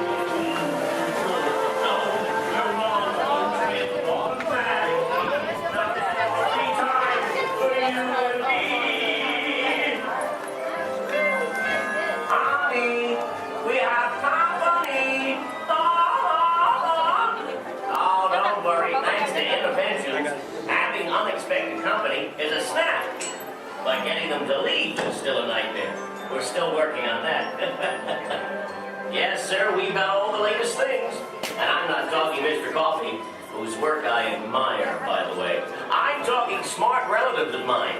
Genius gadgets that take the hard work out of housework. You want digital, analog, interactive, hyperactive, radioactive. Can you believe it? It's all here. You're gonna love it. I'm gonna have to ask you to leave now. I'm expecting company to arrive at any moment, so if you'll excuse me, I have to clean up this house. There's a great, big, beautiful tomorrow headed right this way. Well, see you around and around and around and around and around. Bye-bye.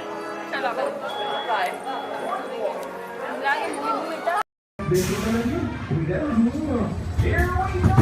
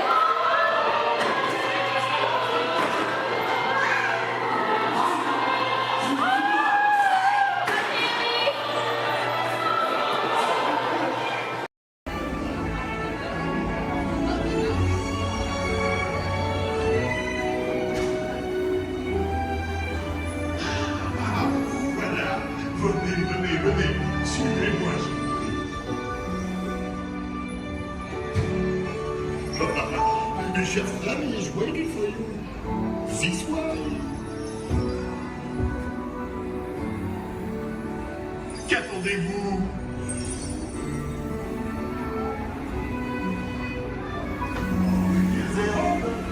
Des invités pour le dîner.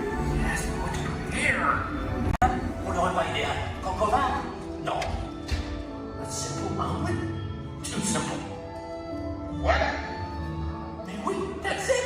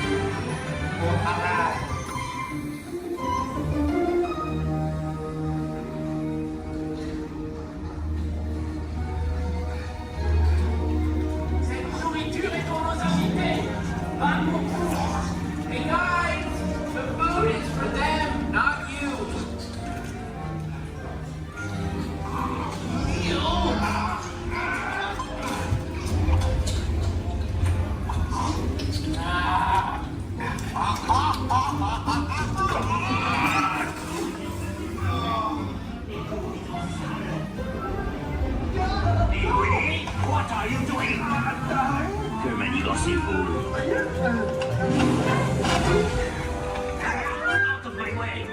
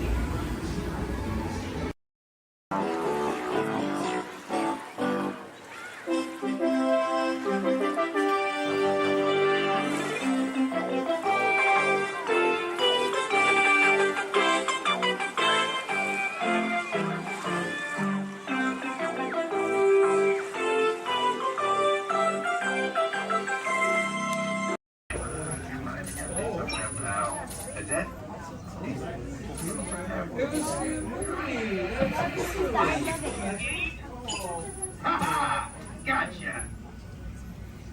Oh, what are you guys still doing here? Tour's over. The cages are open and the creatures are loose. You gotta get out of here! Wait! Don't get out of here! I could use a hand. My little pal Groot is lost in the fortress somewhere, and I need to find him before he gets ate. I found his tiny little heat signature, see? All those other heat signatures are, well, don't worry about them. Listen up. You guys can be a big help while I look for my pal. A gantry lift full of warm parents makes a really great distraction. I just need you to wave your arms, scream, whatever it takes, and then all these things will, never mind. You in? It doesn't matter. That was rhetorical. Now let's move. Meet me at the gantry lift. Yep, I'm gonna go back that way.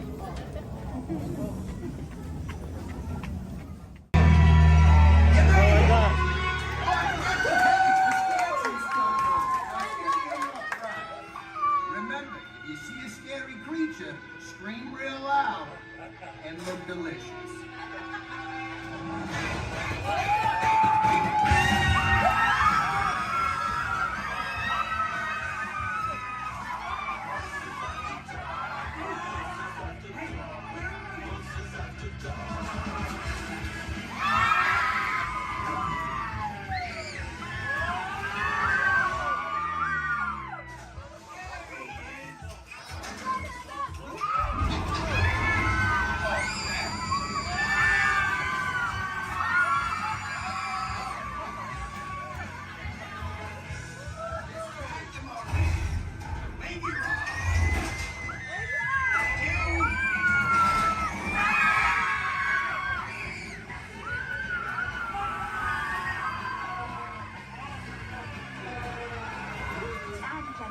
We do hope you've enjoyed our tour.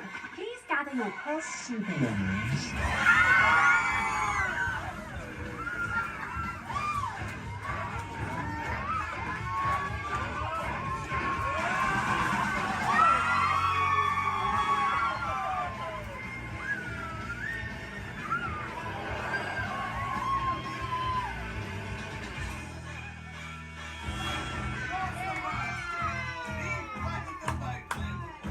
Spit that out, it's not candy. What's your language?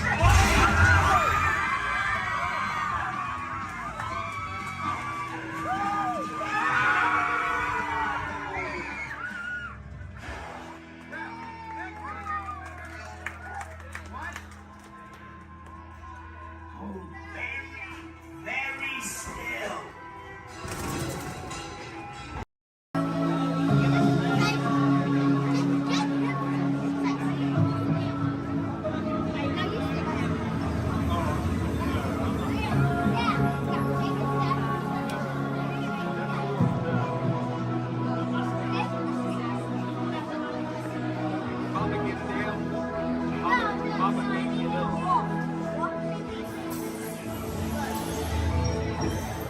I detect new visitors.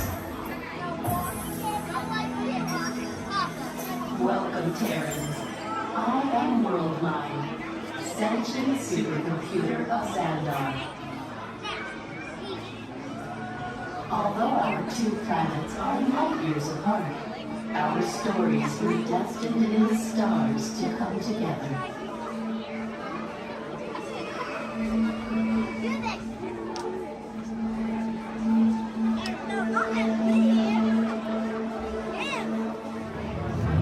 The early stars of our cosmos were enormous, hundreds, even thousands of times larger and brighter than our Terran sun. Many of these stars grew hotter and denser until they exploded, creating new stars in a cycle that lasted more than 1 billion years. Over time, the remnants of these explosions began to swirl and coalesce into planets in your solar system and ours. You Terrans named our galaxy Andromeda, and yours, according to Peter Quill, after a Terran daydream. I am still trying to comprehend you Terrans and your terms. A fine Milky Way, a curious Among the newly formed stars, at the end of the spiral arm of your Milky Way, is a star which you call Sun.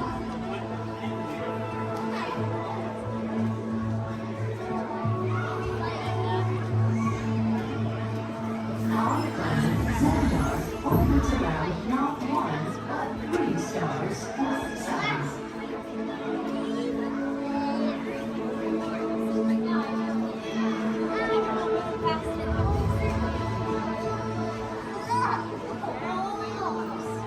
And despite the vast distance between us, our 2 galaxies are actually moving closer to each other. In just 4 billion years, they will merge with a gravitational force that will bind them together. Imagine Terrans and Xandarians forever connected, though we have in fact been related from the start, born of the same stardust at the dawn of time.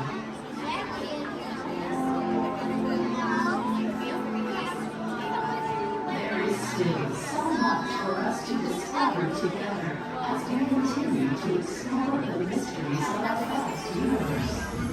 Who knows what dimensions or multiverses we might find? We invite you to discover more of our connected story as we journey through our wonders of Xandar. I am Worldmind. Welcome.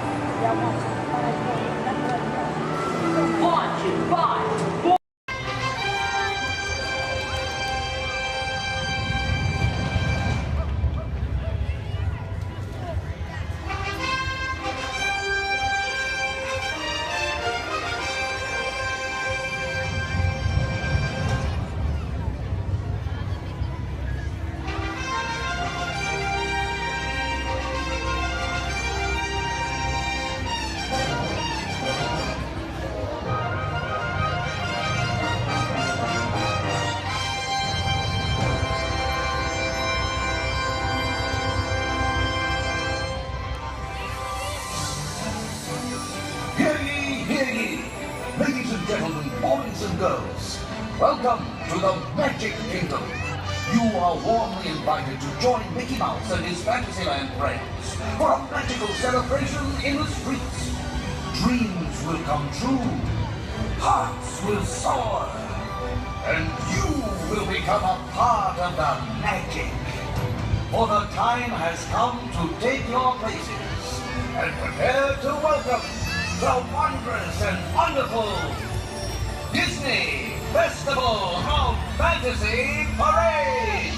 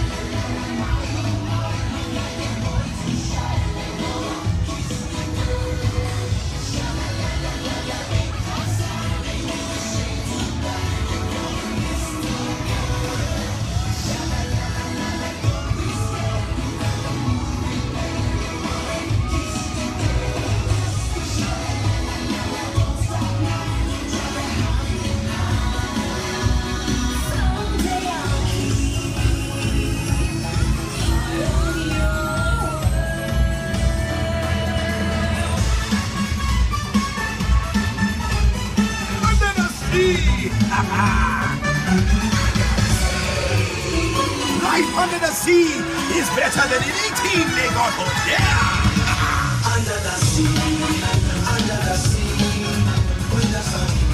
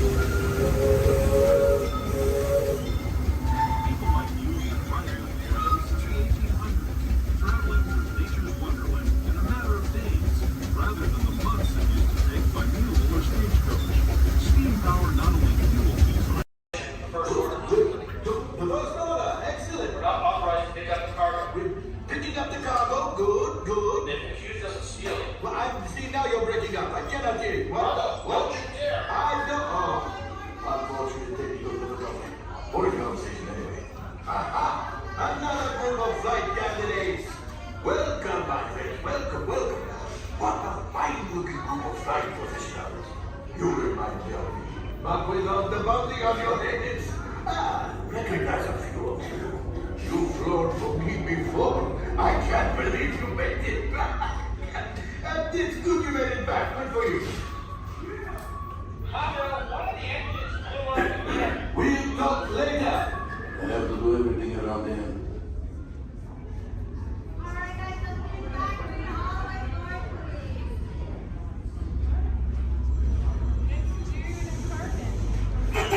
Yes. Hello, my friends. I am Hondo Onaka, and this is Onaka Transport Solutions. Today, I am offering the opportunity of a lifetime. I need flight crews to transport this valuable merchandise across the galaxy. Pilots to navigate, engineers to operate the ship, and gunners to defend the shipments. And that is where you come in. The Millennium Falcon.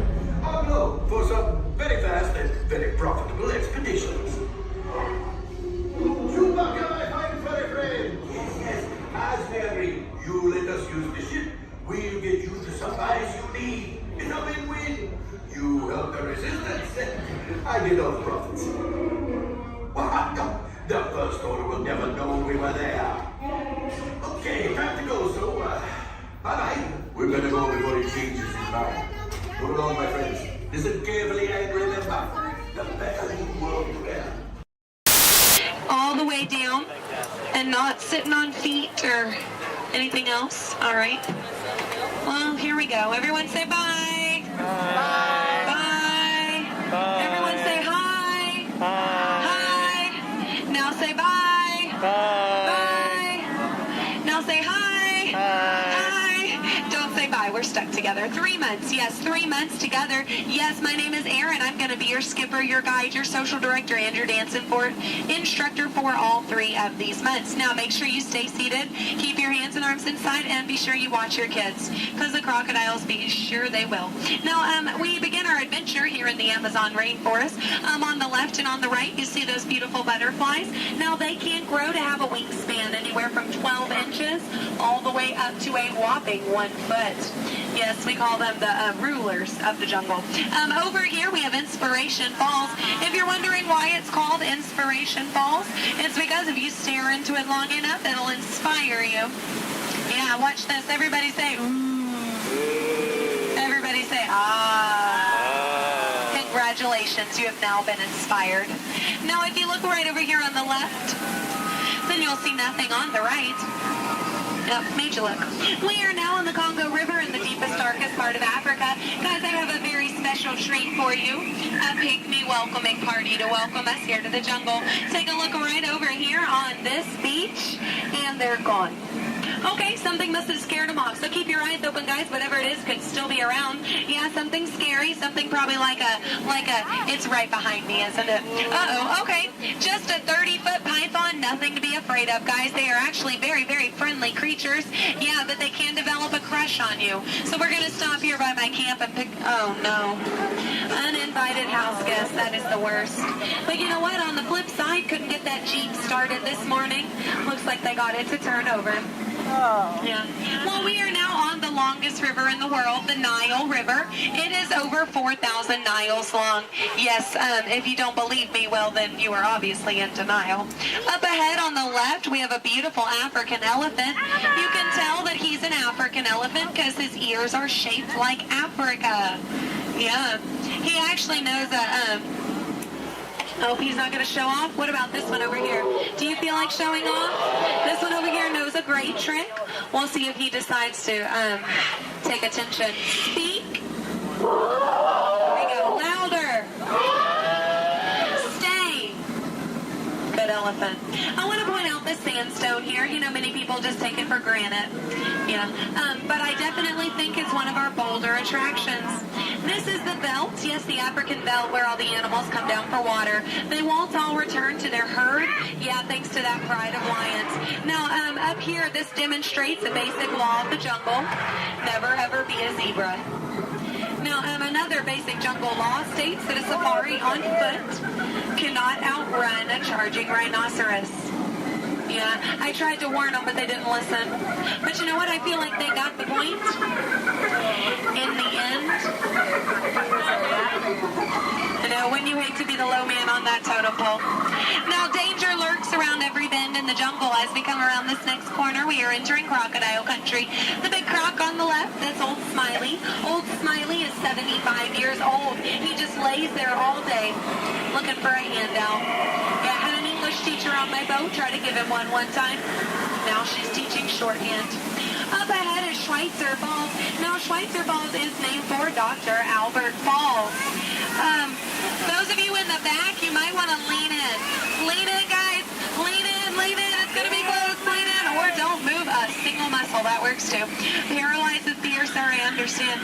Now people ask me all the time how I landed my job here at the world famous Jungle Cruise. I think it's plain to see. I took a crash course, because when you've been here as long as I have, you just start to smell danger, that is. Like up ahead, this pool of hippos. Guys, I know they look cute, but they can actually capsize the boat. I'm going to use my gun to scare them off. Cover your ears, guys, this is going to be loud. Shoot! Shoot! Shoot! Shoot! Shoot! Shoot! There we go. Yeah, it's actually a little known fact about hippos. They are terrified of shoes. Now up ahead, headhunters. This is bad. This is bad. This is a very bad place to be headed. All right, stay calm, guys. Don't lose your heads. Yeah, there's my last crew in that boat over there. Bunch of numbskulls. Now that dance that they're doing, that does mean they are going to attack. But they only attack from the right-hand side. Stay focused on the right, and they can't ambush us. Over the top of the hill. They're on the left. Get down. Get down. Get down. Get down, sir. Don't worry about looking stupid. I'm doing it for you. Get down.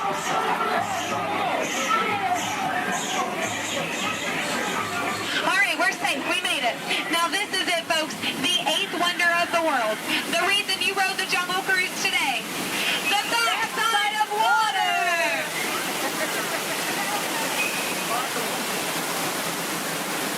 Woo! Yeah, you feel that mist? Kind of nice, kind of cool. That is the largest concentration of bacteria in the jungle. You're welcome. Well, we are now in Southeast Asia, deep in the heart of Cambodia. Up ahead, we have a temple. Uh-oh. Guys, I was going to take you in this temple. I think there's been an earthquake or something. This is a new entrance. I don't know where it leads. It could lead to danger. It could lead to treasure. Should we go in? Yeah. Yes? Good. I do not know how to reverse.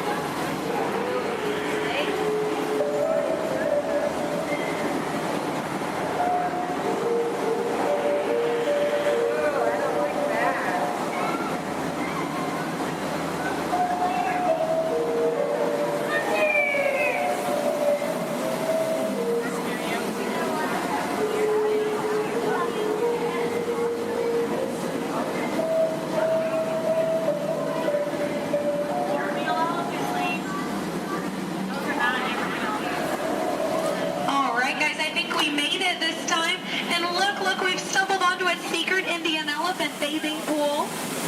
Now guys, I know this is their bathing pool, but feel free to take as many pictures as you like, because look, they all have their trunks on. It's fine.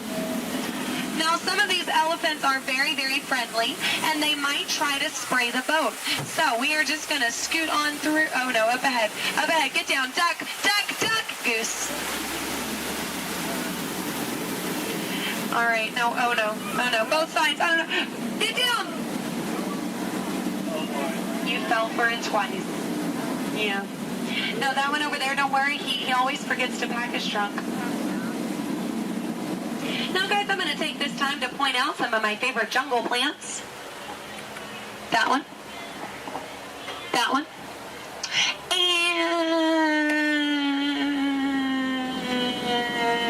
that one. There we go. Those are my favorites. Any questions? No? Good. Over here on the left, you'll see our dear friend Trader Sam. Trader Sam is actually our resident head salesman here in the jungle. Yeah, due to the economy lately, sales have been shrinking. But he is offering a special, 2 of his heads for just 1 of yours. Yeah, think about it, because, you know, any way you slice it or dice it, you're going to come out ahead. Yeah. All joking aside, Sam is a really lucky guy. He was the only man from his entire tribe to go to college. Yeah, he actually got kicked out, though, before getting his degree. He got caught trying to butter up one of his professors. Yeah. But he's a nice guy. He actually threw a dinner party last night. Yeah, he invited all the skippers. I got there 20 minutes late, though. All I got was the cold shoulder. Nothing left but finger foods. Yeah, and I was looking forward to it. I mean, his wife makes a great stew. I told him so, and he said, I know. I'm going to miss her. Yeah. You know what Sam's favorite Disney song is? You Got a Friend in Me. Yeah. I'm not making these up, guys. They're actually written in the script. Yeah. Yeah. Now we are approaching the dock, yes, which means it's the most dangerous part of our journey. My attempt to dock the boat. So make sure you stay seated. Watch your elbows over here on this side. We don't want unnecessary peer pressure up ahead. Now, when the boat and the dock reach the same speed, you'll exit out the same way you came in. Everybody over here will use the back door. Everybody over here and in the center will use the front door. Just remember not to cross the crates. Yes, don't cross over the boxes. I don't want you to trip and fall. You'll have 2 bad trips on the same boat. I thought 1 was enough. Now, guys, we've really been through a lot. I have to tell you, out of all the crews I've had today, you guys have been the most recent. There we go. No, really, that is an honor only a few thousand people get a day. So you should feel very, very special. No, really, guys, if you find yourself passing by the Jungle Cruise later, I understand. Yeah. But if you want to stop and say hi, I'll be around. And around. And around. Stay in school.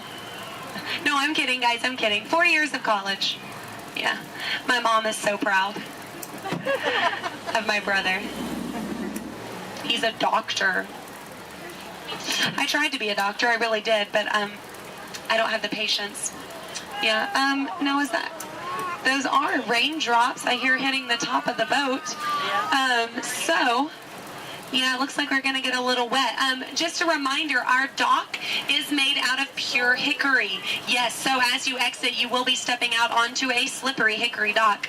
Make sure that you watch your step on the way out. Yes, watch your step, but don't step on your watch. That is just a waste of time. Yeah. Now, guys, if you did enjoy your cruise today, my name is Skipper Aaron. If you did not, the name's not important. No, it's not. Now we are, here we go. Oh, here we don't go. But I'm out of jokes. Ooh, why is Cinderella so bad at soccer? She keeps running away from the ball. Yeah, but I mean, can you blame her? She had a pumpkin for a coach. Yeah. Oh, why does Peter Pan fly everywhere he goes? Because he can never land. Yeah. Why does Tigger bounce everywhere? He would really hate to step in poo. Yeah. What was Aladdin doing in the Haunted Mansion? He was looking for a boo. Yes. Well, I guess if we're still here, I could leave you with a few words from our sponsors. Yes, today's cruise has been brought to you by the Miracle Boat Engine Company. Yes, if this boat made it all the way around the river, well, it must have been a miracle. Yes, and Animal Crackers of the World, teaching children everywhere that all animals taste exactly the same. Delicious. And, the Cannibal Cafe, finding new and interesting ways to serve you every day. Now serving shish kebabs, shish freds, and shish teds. Yes. Now, guys, if you are planning on catching the fireworks tonight, just make sure you let them go. Okay? They're going to be very hot. They can explode in your hands. Yes. All right, here we go. Now, guys, there's a dock on the left and a dock on the right. It is a paradox. Don't let it confuse you. Yeah, but the skipper on the left and the skipper on the right, we just call that a paradorx. Look, they can't even deny it. It's true. Guys, I really don't want to say goodbye to you today, so I won't say goodbye, but I will say this. I mean it from the very bottom of my heart. Get out.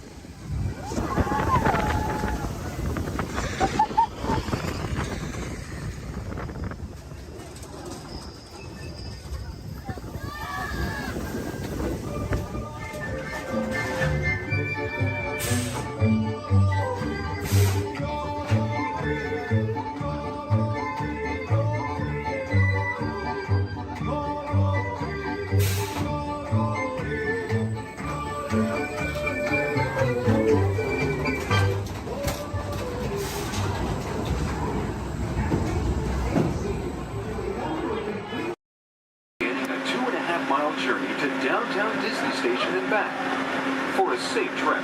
Remain seated, keeping your hands, arms, feet, and legs inside the cabin. Be sure to watch your children, and no smoking, please. Bienvenidos.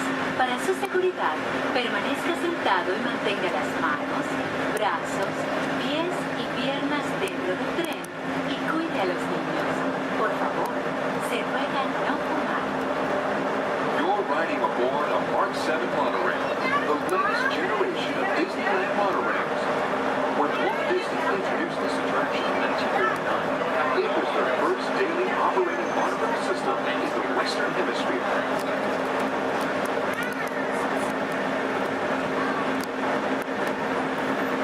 Just ahead is Disney's California Adventure, where you can live the ultimate California dream through attractions and live shows that are as diverse as the Golden State itself.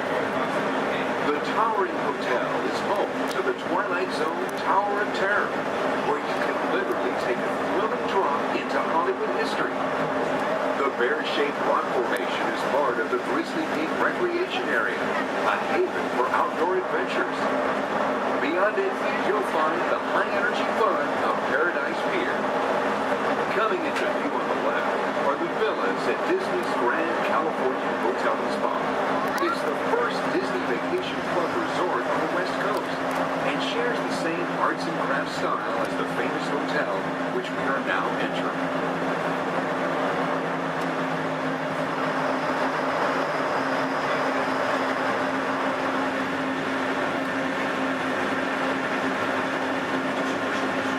Now arriving at Downtown Disney Station, gateway to the Downtown Disney District and the Disneyland Resort Hotels. If you will be leaving us here and returning later today, please hold on to your park ticket and have your hand stamped as you leave the station. You may reboard the monorail for a return trip to Tomorrowland up until 1/2 hour prior to Disneyland closing. Please remain seated until the monorail comes to a complete stop and the doors have opened. Then, gather your belongings, lower your head, watch your step, and exit to the left of the monorail. Thanks for traveling with us today, and we hope you enjoy your visit to the Disneyland Resort. For those of you continuing with us, we'll begin our return trip to Tomorrowland in just a few minutes. Thank you.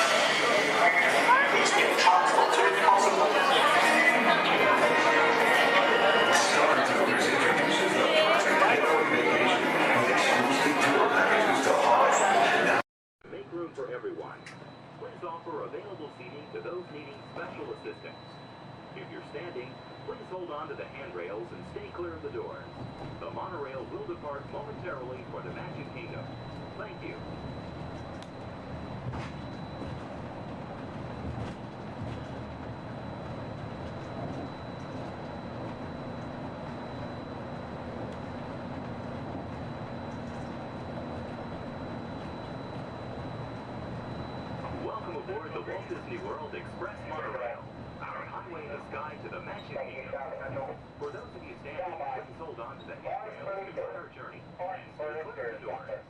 For the comfort of others, no smoking, please. Thank you. We're circling the Disney-created Seven Seas Lagoon. Rising from the Magic Kingdom on the opposite shore is Cinderella Castle. You can also see Disney's mountain range, Big Thunder Mountain, Splash Mountain in Frontierland, and Space Mountain in Tomorrowland. To the right-hand side on the shores of Bay Lake is Disney's Wilderness Lodge, which captures the spirit of the National Park Service lodges built in the West during the early 1900s. Also on Bay Lake, you can enjoy a natural setting at Disney's Fort Wilderness Resort and Campground.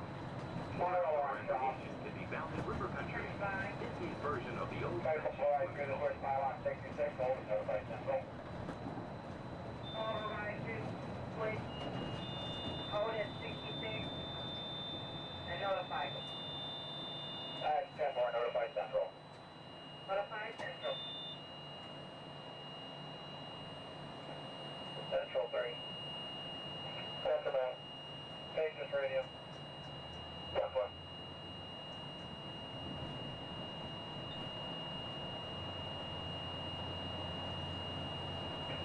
Monroe 3 contemporary.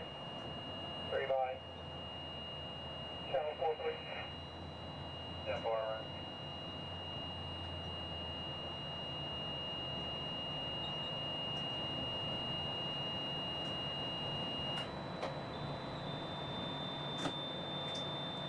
Ladies and gentlemen, welcome aboard Monarch Blackbird. We'll be holding here just momentarily. At this time, they're bringing out another train off this beam ahead of us. Therefore, we're going to have to wait here until that is complete. Once the train is on this beam and they line the switching back up, we'll be clear to proceed. I apologize for any delay, and we'll be on our way as soon as possible. Thank you. Colonel Shop, orange.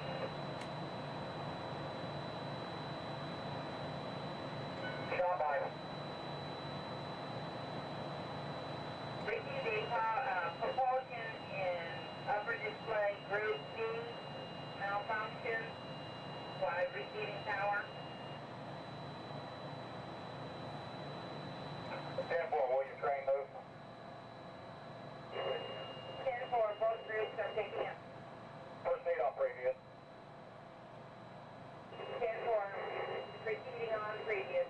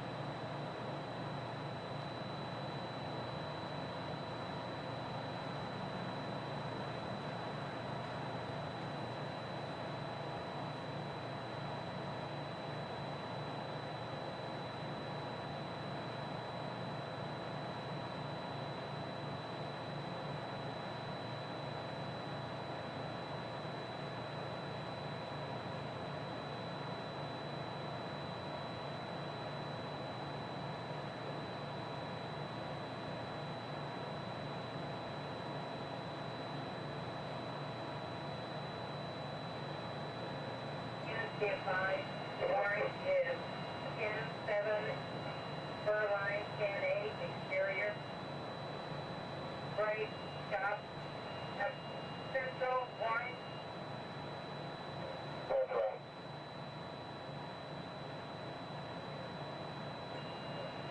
Received Maple holding a pylon 66, Amber as coming through the switch. I have 80-85. All beam contact, holding at 66, all beam contact has reset.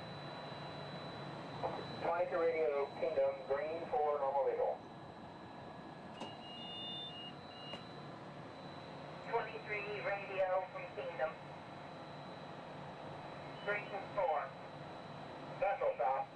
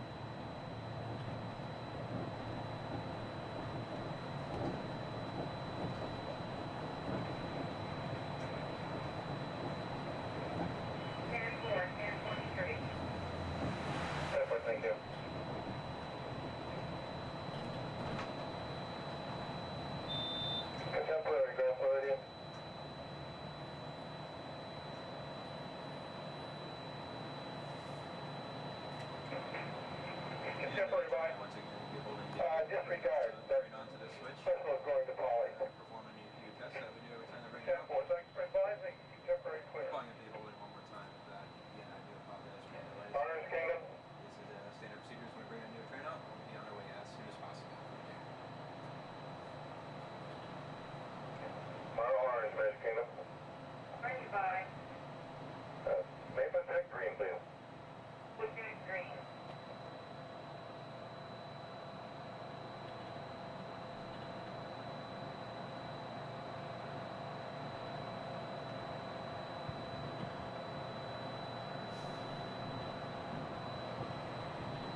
Longest monorail you'll ever have.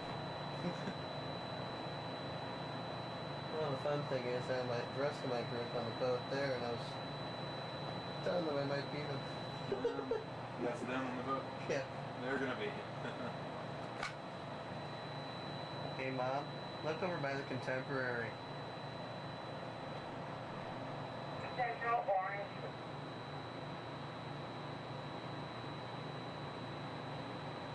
Central way.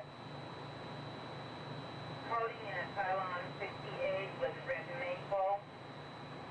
Good docking. Yeah, I know. I'm the black monorail in front of the Contemporary. Got 4 Maple clear and illegal. Full clear, normal vehicle. Yeah, they can't go far without me anyway. I got the tickets.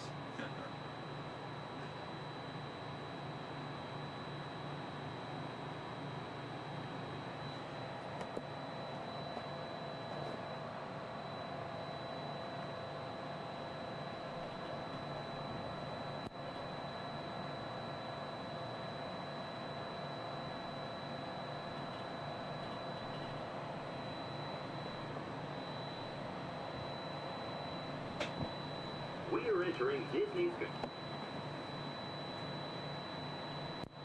While your group is together, now is a great time to pick a place to meet if you become separated in the park.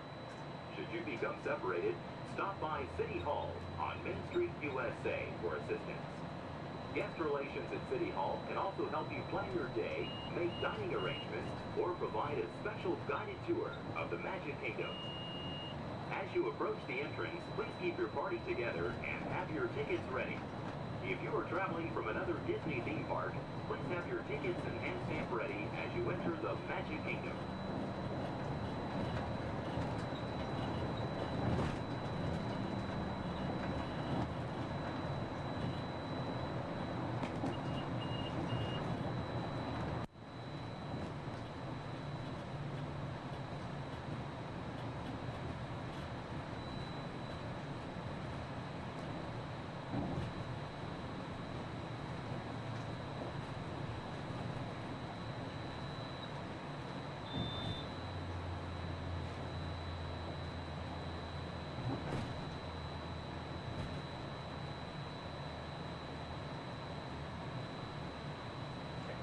Central Magic Kingdom.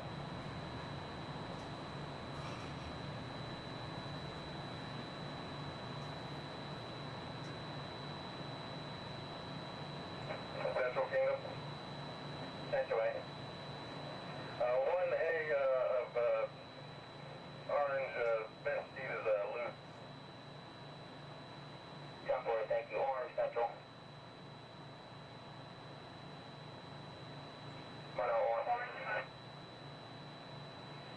All doors closed. Kiosk counter notified status.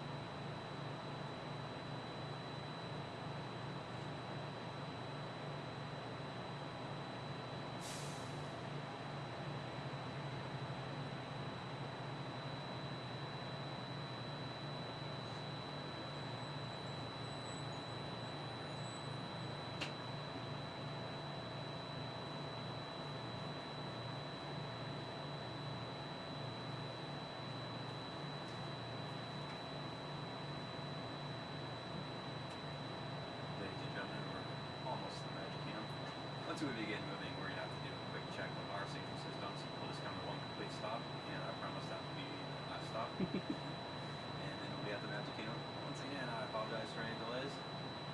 We should be on our way just momentarily. Thank you.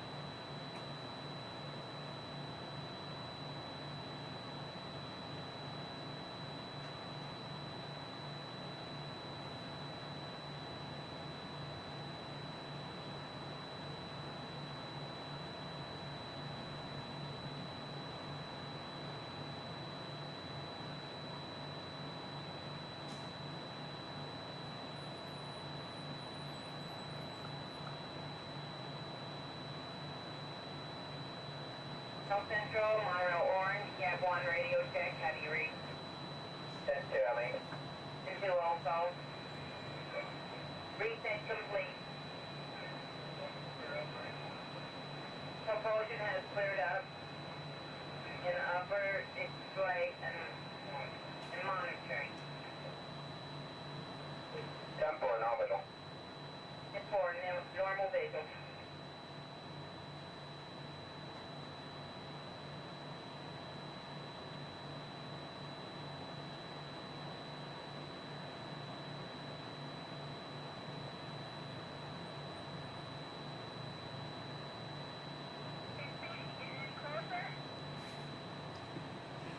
Almost there.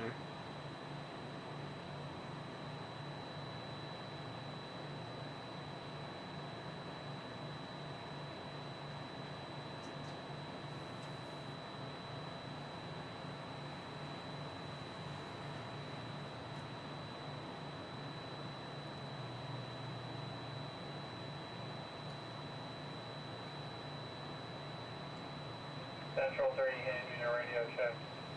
10-2, I mean. 10-2, thank you. Pretty clear. Go.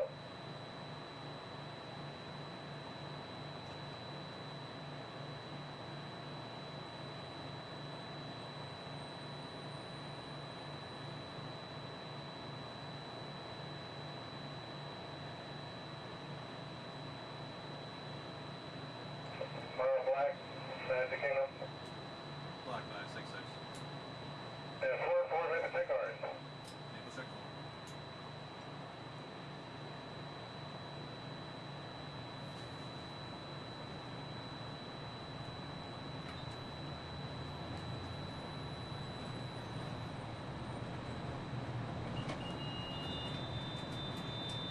Central Black.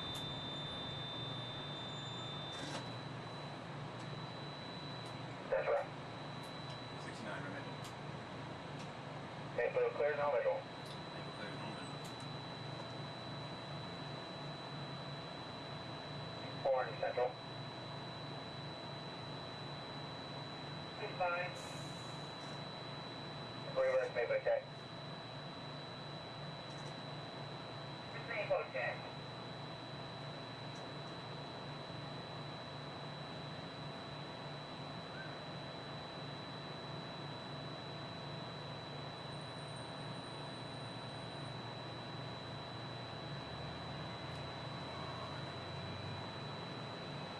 Another reason why it's going so slow is Central, orange. it's a trainee and that train. Central. Yeah. Usually we get this done a lot quicker. Yeah, it's a good time to do it too. Yeah. Nice and slow. Yeah, there's probably hardly Forward on the with train dispatch, anymore. normal visual.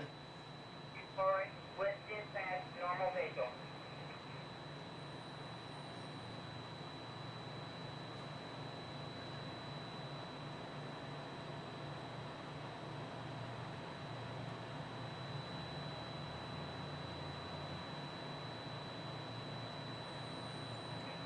Exterior Monroe Central, 4 trains, train order black, coral, green, and orange, Lake Monroe T Central. Goodbye. Black, coral, green, and orange on exterior. Red 4, black, coral, green, orange.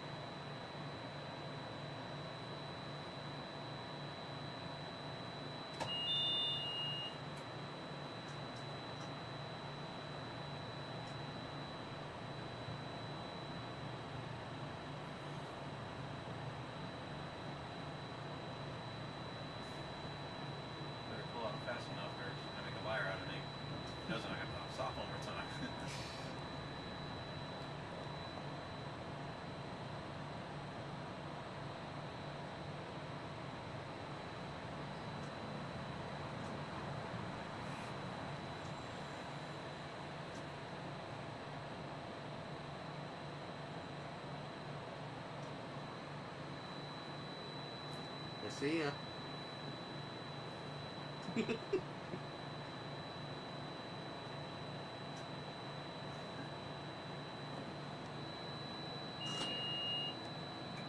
Ladies and gentlemen, we are approaching our station at the entrance to Main Street, USA, gateway to the 7 themed lands of the Magic Kingdom.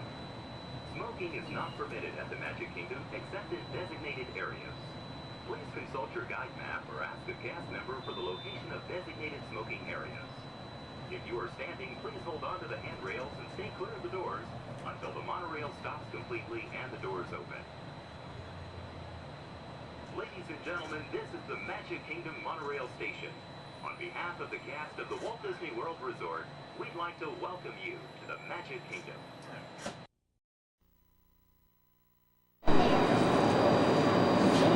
Please stand clear of the doors. Por favor, manténganse alejados de las puertas.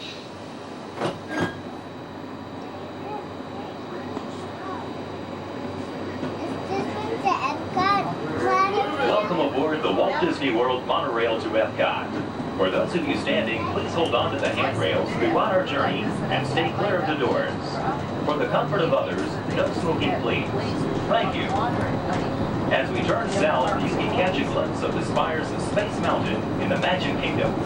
Nearby is Disney's 8th-ranked contemporary resort. Where are we at? That's where we were just at.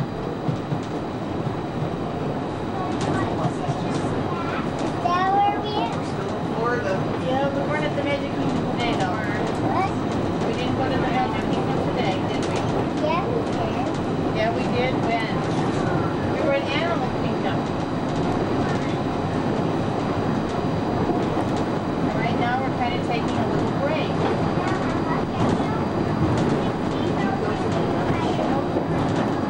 Not today. Yeah, we've seen it. Yeah.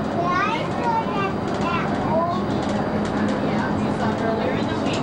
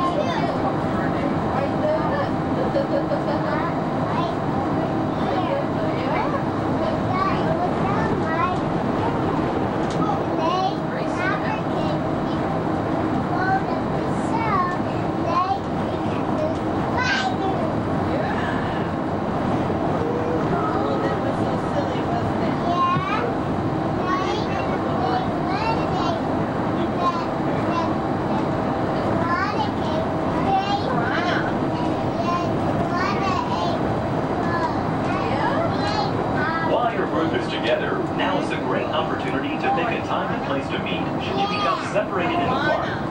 If you should need any assistance, please go to Guest Relations, located in Interventions East. Guest Relations can also assist you in making dining arrangements, provide special tours of Epcot, or make other suggestions for planning your visit to Walt Disney World.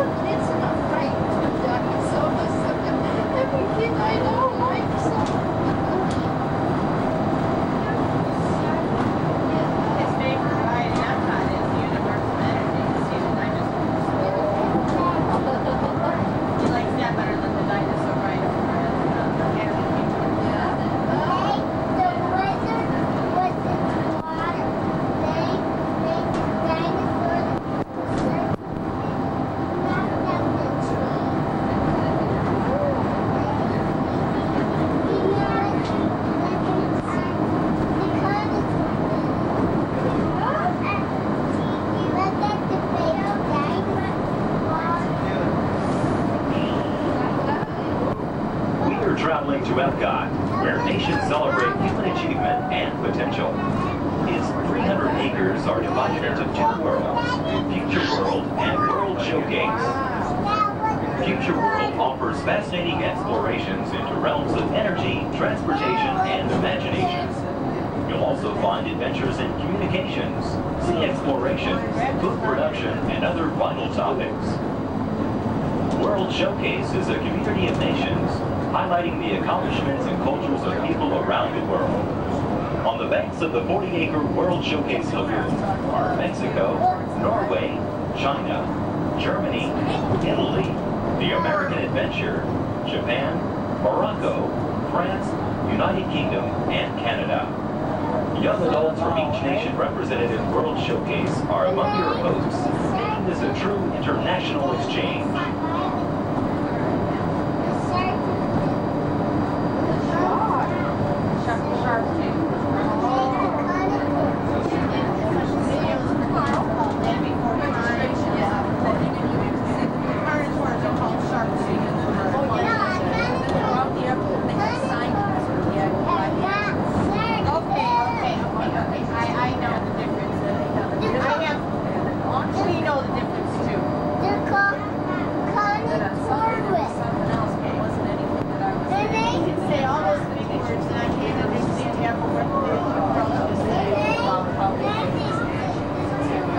Beyond the trees ahead and to the right-hand side of our forward motion is Spaceship Earth.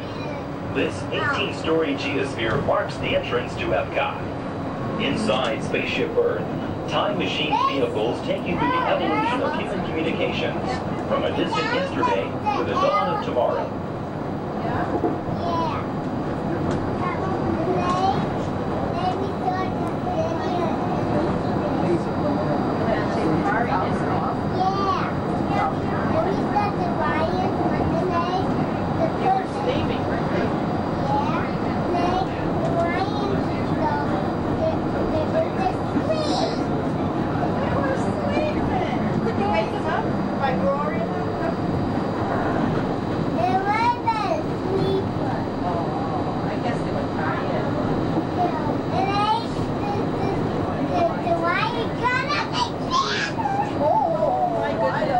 Coming up behind Spaceship Earth is Innovations. Inside this hands-on area, you can explore and interact with the ever-changing technologies and products for everyday living in the near future. To the opposite side is the universe of energy. Inside, you'll find Ellen's Energy Adventure, hosted by Ellen DeGeneres and Bill Nye the Science Guy. Next is The Wonders of Life, where you'll discover Body Wars, which takes you on an amazing trip through the human body. In Test Track, you can experience the exhilaration of test driving a vehicle on the fastest and longest ride ever created for Walt Disney World. Coming into view is World Showcase. Directly across from us on the far shore of the World Showcase Lagoon is our host pavilion, the American Adventure.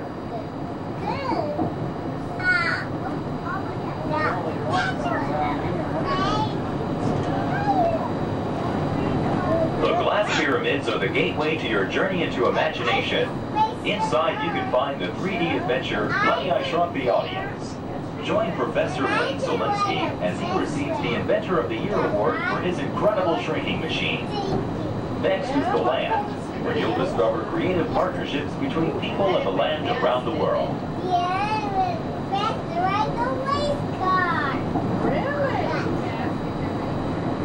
In the living seas, you can descend via hydrolator to Seabase Alpha and navigate the largest, most spectacular coral reef environment ever created by humankind. Ladies and gentlemen, we are approaching the Epcot monorail station. Smoking is not permitted at Epcot except in designated areas. Please consult your guide map or ask a cast member the location of designated smoking areas. Please hold on to the handrails and stay clear of the doors until the monorail stops completely and the doors open. On behalf of the cast of the Walt Disney World Resort, we'd like to welcome you to Epcot. There's some of the signs there. Yeah. We'll just watch and see somebody. I got one to go. Here, sit down. Sit down, please.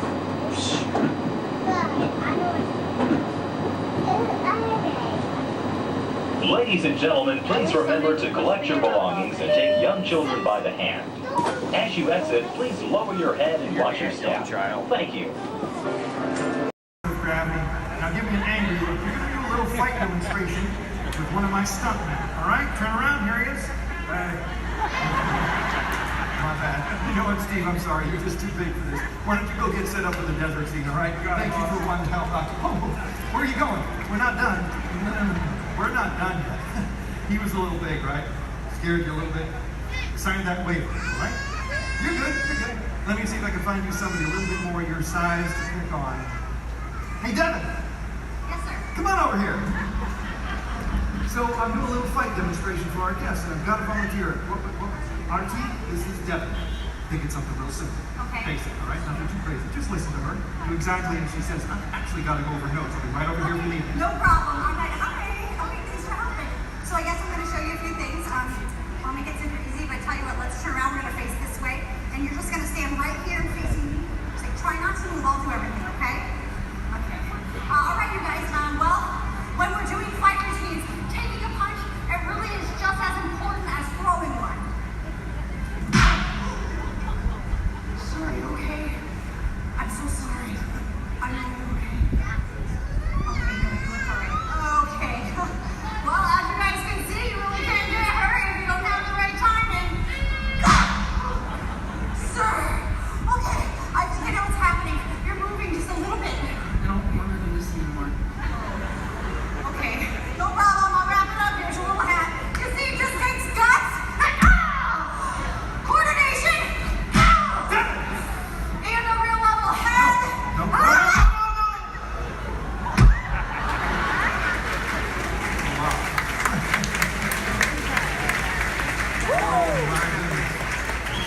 Not at all what I had in mind.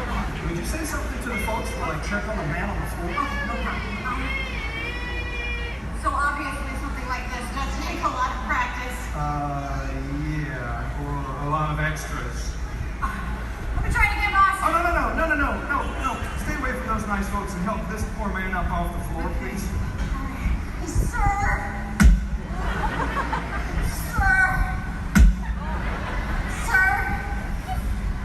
Ladies and gentlemen, that is indeed one of my stuntmen. Give it up for Mr. RT Lovato! Keep that applause going for all of our background extras!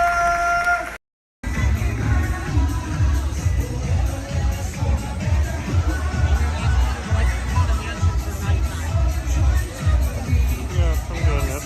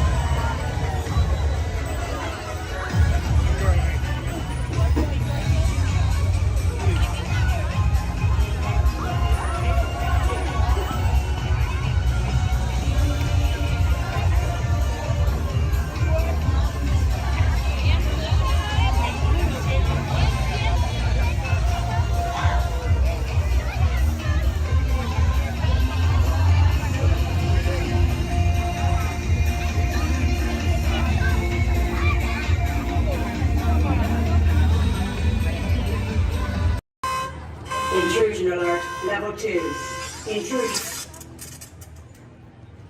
Disarmed. Sensor offline.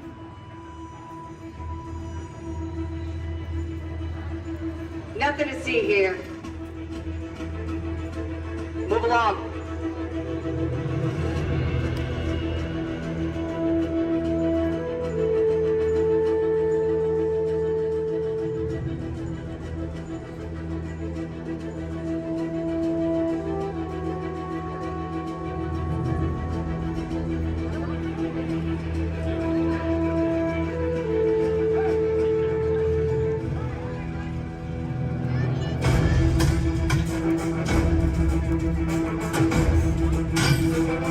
You don't look like recruits. I've got this. Intrusion alarm level 2. All units alerted. My turn.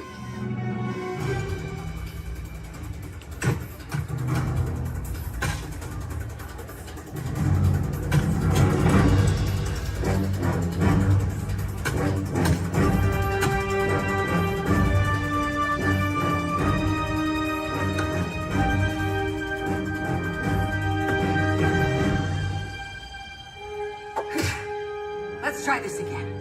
Who sent you? An old friend. System offline. Assets at risk. Reinitializing. Taskmaster. What do you want? HQ back online.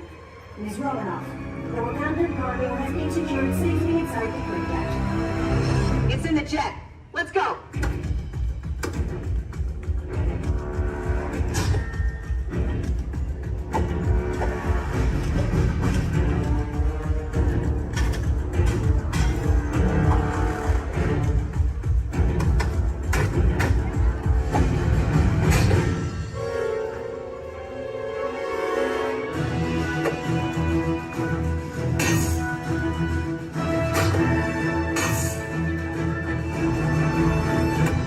Incoming call from Mr. Stark. Friday, don't put him through!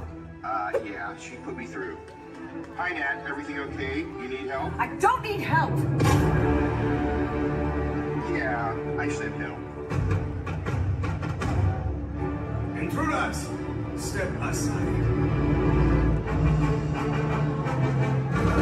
I won't ask a second time.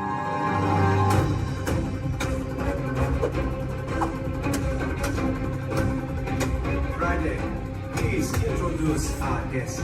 The Taskmaster. Origin unknown. Be ready. Taskmaster has the ability to master and manipulate your fighting skills. It's annoying. This is a fight you cannot win.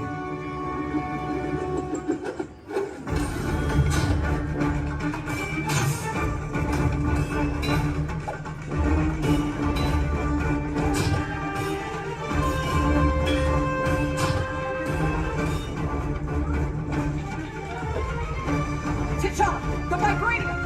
Leave it to me.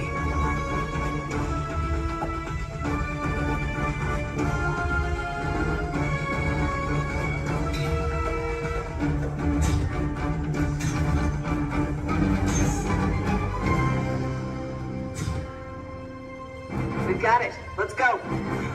Friday, seal off Bay 94. Yes, Miss Romanoff. Bay 94 secured. This is not going to end well for you.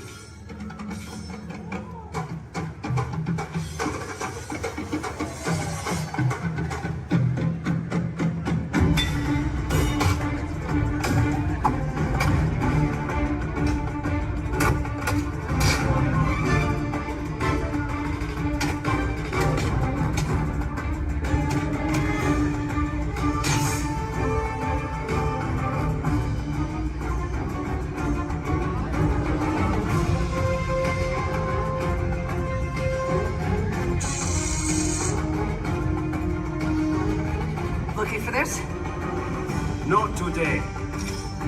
You know how this ends.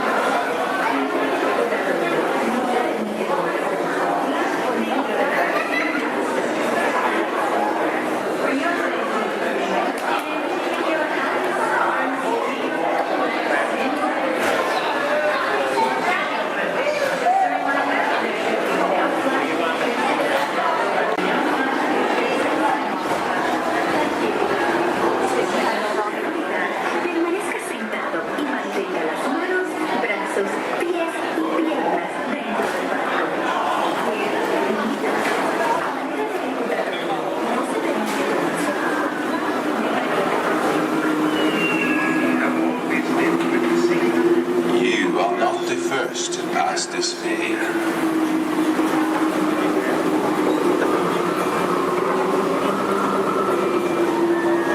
Nor shall you be the last. Those who seek the spirit of Norway face peril and adventure, but more often find beauty and charm.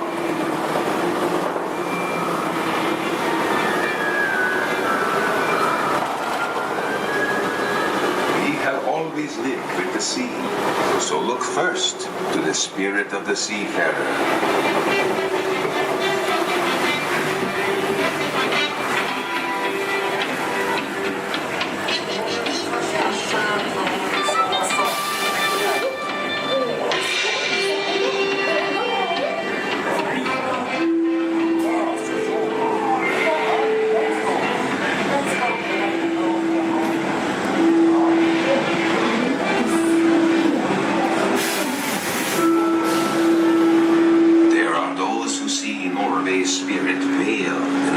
Forests and mystery, where trolls still prowl the water's edge. What is? How dare you come here? Invaders! Stop! This is troll country! The domain, be gone! I'll cast a spell. Yes, yes! You disappear!